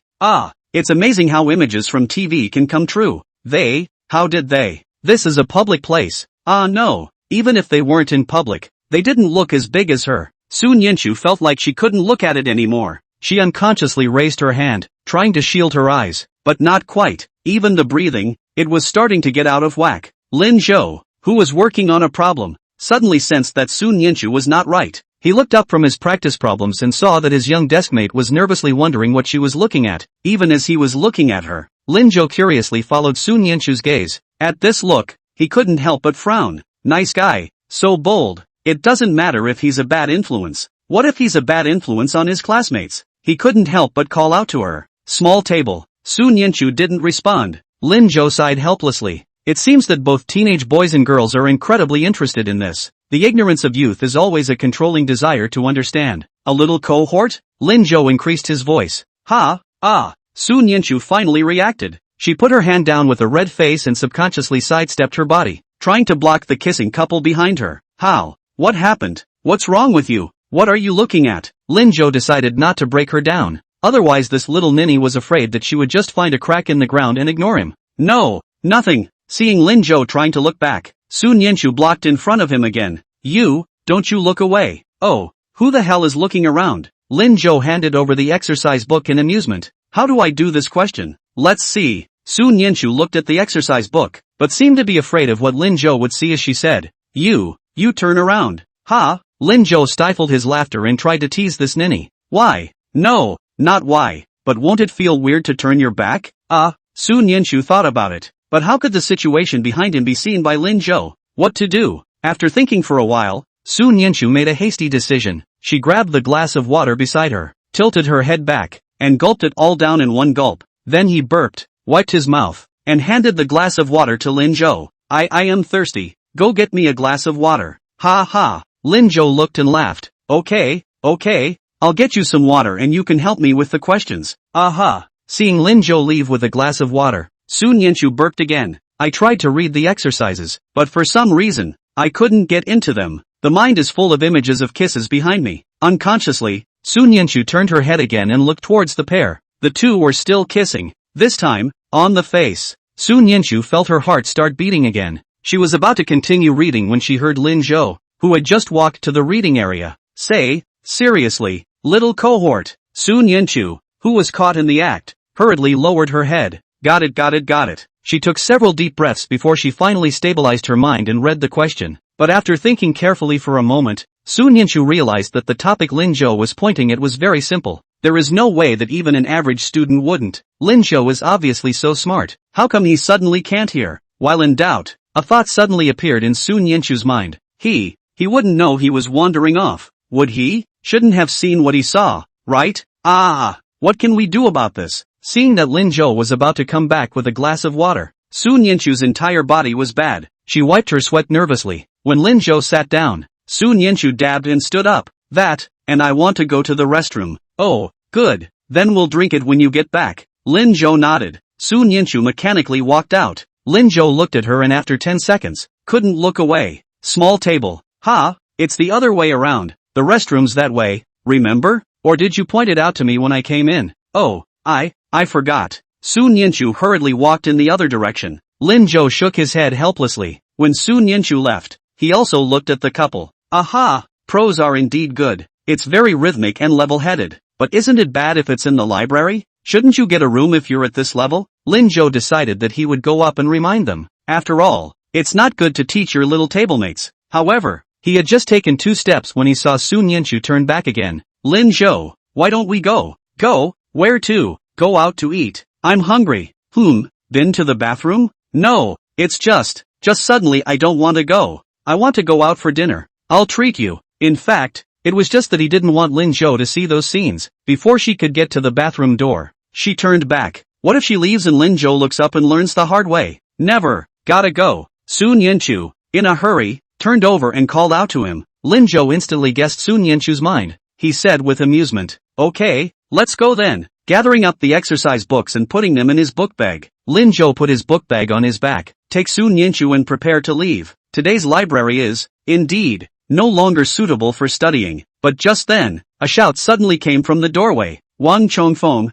you bastard, come out here. Where did you take Xian Miao Miao? Do you want to die you? Then a group of 15 and 16-year-olds rushed in. Lin Zhou froze on the spot when he saw the person leading the way. Chapter 161, Nonsense. Since Lin Zhou and Sun Yenshu happened to be standing in the middle of the 2 rows of bookshelves, the lead teenager didn't see him and went straight for the corner as he entered. 5 or 6 teenagers behind him also staggered over. Because it was so violent, they knocked over the bookshelf that was set up next to them, and the books were instantly scattered all over the place. When Lin Zhou saw this, he couldn't help but close his eyes. The library crowded around to see what was going on. Sun Yenshu carefully tugged on Lin Zhou, signaling him to leave. It's too dangerous here. Those teenagers, they don't look like good people. But Lin Zhou rubbed her hair. Wait a little longer. Oh, since Lin Zhou said to wait a little longer, Sun Yenshu didn't refute it, but she carefully gripped her book bag tightly, planning to use it to punch someone to make Lin Zhou go first if it spilled over to them. Last time, she asked Lin Zhou to teach her how to fight, but she hadn't had time to learn. Next time for sure, be sure to let Lin Zhou teach you well. Stand behind me, little cohort, don't get hurt. Good. Sun Yenshu obediently nodded, but her feet did not move. She stands in a position to play better. The teenager walked straight to the corner, the 2 that had just separated before stopping. Then, to the gasps of the crowd, he ripped the collar of the boy holding the girl and flung it right onto the table. Wang Chongfeng, are you really crazy? You dare to touch Laozi's woman? the teenager's arms, still tattooed, and his hair grown long. It was already a non-mainstream hairstyle and had a braid on top of the head to make it even more alternative. It's just like a punk-ass look. At this moment, he stepped on the chair with one foot and deliberately crooked his mouth to act cool, then glared at Wang Chongfeng, who was thrown on the table. Lin Zhou silently shook his head. No wonder my great-uncle gets angry when he sees him. How did Hu become like this? Didn't he just take him skipping classes and surfing the net and put unhealthy ideas in his head? How come this kid is even better than the blue? That's right. The teenager who led the way was none other than his cousin, Hu Tianfeng's son, Hu Haojiao. The first name is Hu Yuan, 15 years old and in his junior year of high school. Still repeating junior year. I couldn't go to high school because I did very poorly on last year's exams. The great-uncle and great-aunt really can't stand the fact that their son can only study in a junior college, so they forced him to repeat the course. Being the son of two great teachers, this is what has become of him. Lin Zhou thought about it. If he is a great-uncle, he may also be able to strangle the originator, himself. After all, as a child, Hu was still very well behaved. It wasn't until later when mom died and dad was too busy that Lin Zhou was sent to his great-uncle's house for foster care for a while. After that, everything changed. The moment the boy who was pressed on the table by Hu Yuan was looking at him with an angry face. Hu Yuan, you don't go too far. Miao Mao doesn't even like you. She likes me. Bull asterisk asterisk asterisk asterisk. How could the person I like someone else? Don't you dream. You're the one who forced Xia Miao Miao, right? I didn't. Wang Chongfeng spoke stiffly. Yeah, thank you Miao Miao. Hu Yuan dropped his gaze on the girl cowering in the corner. The girl scowled at the moment. Before she could say a word, she saw Hu Yuan take Wang Chongfeng's hand. It's okay Miao Miao. Don't be nervous. Just tell me if he forced you. I'll remove one of his arms. Before Xia Miao Miao could say anything, he heard Wang Chongfeng yell in shock. Don't. Ouch. Miao Miao. Help me. Xia Miao Miao froze, looking a bit forlorn. He didn't force me. Yes, I volunteered. Voluntarily? No.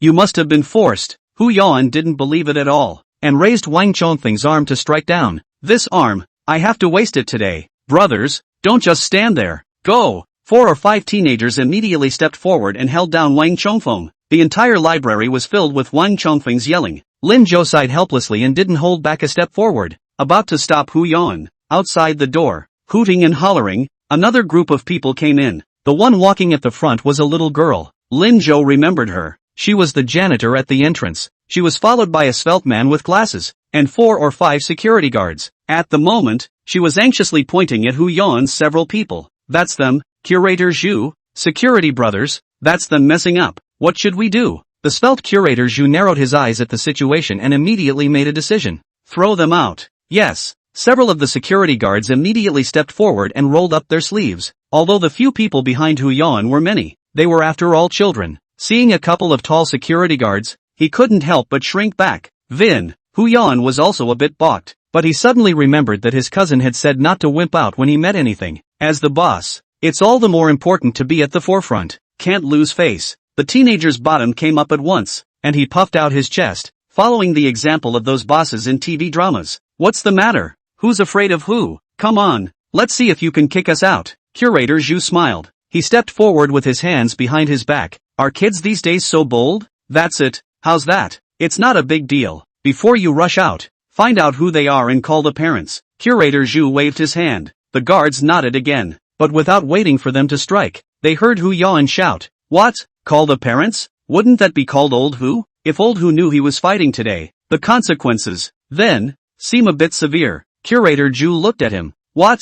This is a wimp? Who wimped out? Hu Yuan glared fiercely at the glasses curator. It's you guys, on the contrary, who can't move without calling your parents. We're old enough to solve our own problems. What's the point of calling our parents? Ha ha. Curator Zhu laughed outright. Then it's decided. Just call the parents. See what needs to be compensated. Make them pay. Do it. Hu Yuan immediately bent down and shouted. Go! The teenagers behind them soon rushed out with vigor. It was too late for Lin Zhou to stop it. In a matter of seconds, though, he saw several more teenagers subdued to the ground by the security guards, unable to move. Curator Zhu looked at him cheerfully. Well, still resisting? Are you going to call your dad yourself or should I? Hu Yuan swallowed and didn't say a word. Curator Zhu looked at him for a moment, then slowly and methodically pulled out an unseemly rubbed workbook from his pocket.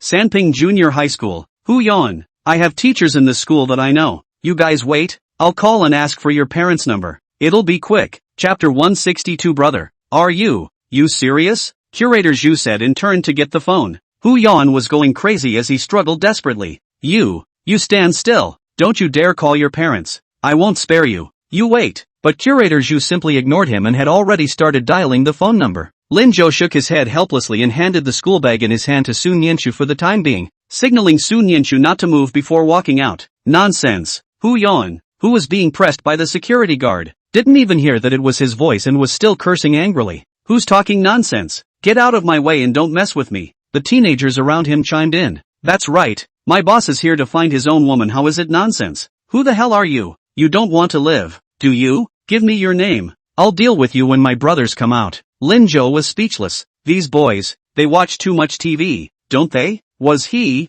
in the past, this breathless? LOL. Suddenly I feel so ashamed. Lin Zhou walked quickly to Hu Yan's side and a big biker punch hit him on the head. Nonsense. You kid got your wings. Ha! Seeing this scene, the several juniors next to him were shocked. How dare you hit our boss? You're dead. You're dead. Our boss hates it when people hit him on the head. Boss, beat him up. However, as soon as their words fell, they saw Hu Yan, who was just about to get angry, suddenly laugh.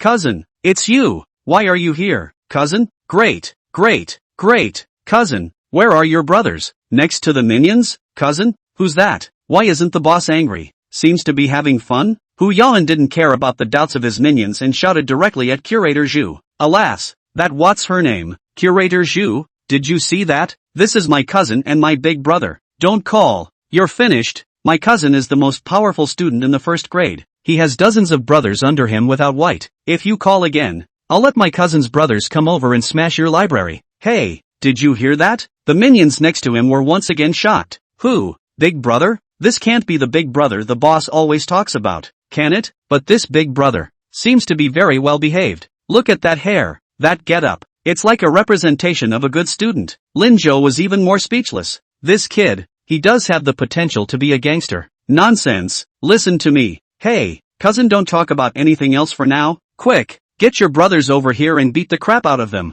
These security guards, they just know how to bully me. After saying this, Hu Yan made a point of moving closer to Lin Zhou and muttered in a low voice. Cousin, let's talk about something. Don't call me by my nickname. My little brothers are here. Give me some face. Lin Zhou, who started it? You know how to save face? Just listen to me for a second. When Curator Zhu really stopped his hands, he turned his head and looked at Lin Zhou. Are you with them? Lin Zhou's words were once again interrupted, and he had no choice but to reply. Sort of. After all, he came out here to put it to rest. Although the situation seems to be more complicated now. Hu Yan, however, thought he had found a savior and shouted. Ha ha, Curator Zhu, scared yet? Cousin, where are the brothers? Lin Zhou didn't say anything. Curator Zhu also looked behind Lin Zhou and asked in amusement. No one? Lin Zhou spread his hands. No one. Hu Yan, who was laughing, froze. What? Cousin, no one? You didn't come alone, did you? Lin Zhou nodded. Yeah. Hu Yan swallowed his saliva. That's fine. My cousin is 1 for 10. Curator Zhu laughed outright this time. Looks like you're not here to save him. Of course not. Ha? No, cousin, you stop talking. Lin Zhou felt that if he didn't stop Hu Yan, this kid would talk more and more. Hu Yan obediently shut his mouth. Seeing this, Curator Zhu put the microphone down and walked over to Lin Zhou and sized him up. You're supposed to be a high school student, right? Not coming to their rescue. So what are you? Let them apologize to you. Apologize? Yes. Lin Zhou nodded. But Hu Yan next to him was shocked once again. He looked at Lin Zhou incredulously, only feeling that the current Lin Zhou was not quite normal. Just now he noticed that his cousin's whole look had changed. It was completely different from the cool look before. Now it was like a good student instead. Now this talk is more like a good student. Cousin, are you serious? Curator Zhu also looked over curiously. Lin Zhou nodded. Of course it's serious. Do I look like I'm joking to you? Indeed it doesn't look like it. But look what you've done to the place. It's a mess. The library is a place to study. Apologize. What? Hu Yan was completely confused. The surrounding minions were even more confused. Their boss, with a big brother who knows how to be so polite, didn't he say that it was a punk who was a bigger punk than he was? Just as Hu Yan was fuming, Lin Zhou fought another big bout. What's the days? But, you want your dad to fish you out? Don't want to. Hu Yan hurriedly refused. Then don't apologize? Hu Yan dwelled on it for a while and realized that Lin Zhou didn't look like he was joking. All that was left to do was to keep his head down and mutter softly, "I'm sorry." Lin Zhou hit with another bout. "What's the point of talking to me? Talk to the curator." Curator Zhu watched them with good humor. Hu Yan bristled, wanting to refuse, but under Lin Zhou's gaze, he still turned his head very reluctantly and bent his head to Curator Zhu. "I'm sorry. Speak up. Apologize properly." Hu Yan directly buried his head even lower this time. "Director Zhu, I'm sorry, I shouldn't have messed up your library. I know it's wrong. Please forgive me." Lin Zhou, and those minions of yours? The little brother who was staring dumbfounded at the scene panicked. "Old boss. The boss shouldn't really let them apologize, should he? How humiliating that would be. Apologize. What are you looking at me for? Didn't you hear my cousin?" Yes. A few people didn't dare to retort, so they followed and bowed their heads in unison. "I'm sorry." Only after they finished did Lin Zhou look at Curator Zhu. "Curator, I'm really sorry, but they are small children. Calling parents is indeed a bit too much. I see here in addition to the books messed up, there is no other loss. Or you look at it this way, we help you to put all these books back to the original position. You have a big heart. Don't talk to them, these boys. Spare them?" Hu Yan once again looked at Lin Zhou with disbelief. Is that something his cousin could say? They even sneak around and hang out together on winter vacation. Cousins at the time? Not so much. It's been less than 2 months. What's going on? Chapter 163, Hello, cousin's wife. Cousin. Hu Yan wanted to say something else, but he saw a cold look from Lin Zhou. He had to hurry and bow his head. Okay, whatever cousin says. Curator Zhu pushed up his glasses and said, "You boys, you did that in public so that I wouldn't be able to forgive even if I didn't, right? After all, Lin Zhou was right. It's true that no damage was done,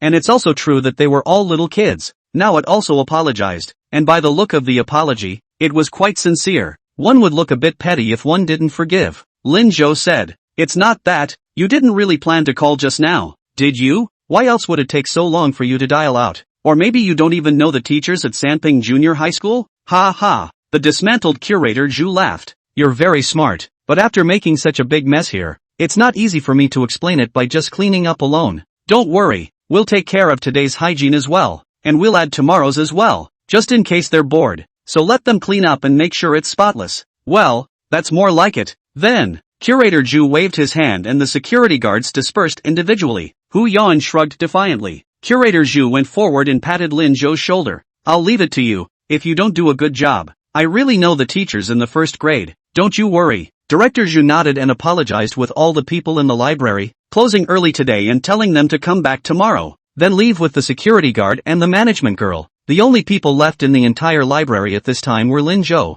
Hu Yan's little brother, and Sun Yinshu, who was standing next to him. Hu Yan had originally intended to pull Wang Chongfeng and Xia Miao Miao, but was stopped by Lin Zhou. The moment he sat down angrily. Alas, what a pity, letting this kid Wang Chongfeng get away. Pity? Lin Zhou glanced at him and Hu Yan hurriedly stood up and wiped the stool and handed it to Lin Zhou. No pity, no pity. To clean him up I'll have a chance any time. Cousin, sit down, sit down. A few of the junior brothers watched their boss give someone the runaround, and no one dared to say anything, but could only watch from the sidelines. Why are you sitting? Get to work. Lin Zhou kicks Hu Yan's ass. Hu Yan was startled. Gee, cousin, you're not really going to make me clean, are you? There's no one here? Let's just go. The director won't be able to find us tomorrow. First middle school is so big. Lin Zhou was about to speak when he saw Hu Yan suddenly turn his gaze to Sun Yinshu. Aha, that's cousin's wife over there, isn't it? It seems to me that she is waiting for you. As he said that, he even extended his hand to greet Sun Yinshu. Sister-in-law, this way. I'm Hu Yan. Things are settled. Let's go. Hey, cousin didn't think you'd like this kind of simplicity now. What? You don't like Yunruwashi? But it's good. I've always felt that Yunruwashi can't match you. You should pass through all the flowers and leaves without touching your body. Lin Zhou hit with another big bout. What are you talking about? Only after he finished typing did he look at Sun Yinshu. Come here, little cohort. Sun Yinshu hugged her school bag and carefully walked to Lin Zhou's side. When he passed those juniors of Hu Yan, he even made a point of sidestepping them. It's okay, they wouldn't dare hurt you. Little cohort, this is my cousin, Hu Yan. Sun Yinshu squeezed out a smile. Hello, I'm Sun Yinshu. Hello cousin-in-law. Hu Yan immediately bowed. Sun Yinshu was startled and hurriedly took a step back. I'm not. Lin Zhou interrupted her. Hey little cohort, we might have to leave late. Have to wait for this kid to finish cleaning the library. Wanna go study for a while? Well, that's okay. Sun Yinshu nodded. She also realized that the children only listened to Lin Zhou alone. Come on then, sit over there. Lin Zhou took Sun Yanchu's school bag and walked to the empty seat next to him and sat down. Hu Yan was stunned. Cousin, what's this for? Are you really not leaving? Cut the crap and get to work. Hu Yan saw that Lin Zhou did not look like he was joking, so he had to turn around and reluctantly commanded his minions. What are you gawking at? Why don't you get to work? A few people finally reacted at this moment. They pointed in the direction of Lin Zhou in shock. Boss, is this really your boss? Yes, is that the one? The boss who taught you to fight and tease and skip class? Hu Yan also looked back at Lin Zhou, who was already into his studies, and scratched his head. Not very sure. Should, I suppose? But, no buts. Get to work. My cousin's word is holy writ. Unless you don't want to hang around my otter gang. The otter gang is the name Hyavan gave to his gang. Yes, promise to finish the job. The teenagers immediately went to work. Sun Yanchu, who had just done a question, heard this and didn't hold back her laughter as she looked up. The otter gang? Lin Zhou also laughed. Leave them alone. A bunch of middle-aged teenagers. But Lin Zhou, you're only 2 or 3 years older than them? That's big too. 2 or 3 years a generation away. Ha ha, they seem to listen to you, alas? Lin Zhou, did you really teach him anything about fighting and skipping classes before? Lin Zhou hadn't answered. Hu Yan, who had passed by them clutching his messy textbook, happily came over. Yes, cousin-in-law. My cousin teaches a lot. What kind of games? The internet, how to escape the room check, how to flirt with girls, how to steal mom and dad's ID card, and so on and so forth. And this, look, I learned it all from my cousin. Do you think it's handsome? Sun Yanchu froze. This? Cool. Hu Yan saw that Sun Yanchu seemed interested and was going to continue. Instead, he heard Lin Zhou's voice gritting his teeth. Nonsense. I'll get to work. Cousin, said I wouldn't call me by my nickname. Hey, sister-in-law, my name is Hu Yan, not Hooligan. Sun Yanchu didn't hold back her laughter. Lin Zhou, you know a lot. Don't listen to him. I just want to study now. This kid is crazy. How do you do this question, little table? Lin Zhou had to change the subject. Sun Yanchu was also attracted to the problem and gave Lin Zhou a serious lecture. Hu Yan and the others cleaned and cleaned for 2 whole hours. Lin Zhou and Sun Yanchu then studied next to each other for 2 hours. Every now and then the two of them laughed together. Most of the time, the two were each on their sides. The girl was giving a serious lecture, while the boy was very close to her. At that distance, almost encircling the girl in his arms, they noticed that the boys didn't seem to be listening at all. Instead, they had been looking at the girls, but the girls never realized it. Both of them were so incredibly serious that they didn't even realize they were done with their work. A few people poked their heads through the cracks in the bookshelves and looked at them for a moment before wondering. Boss, I'm finally convinced now that this is your boss. What's with the sudden faith? That flirting technique? Then you do not know how many times higher underscore.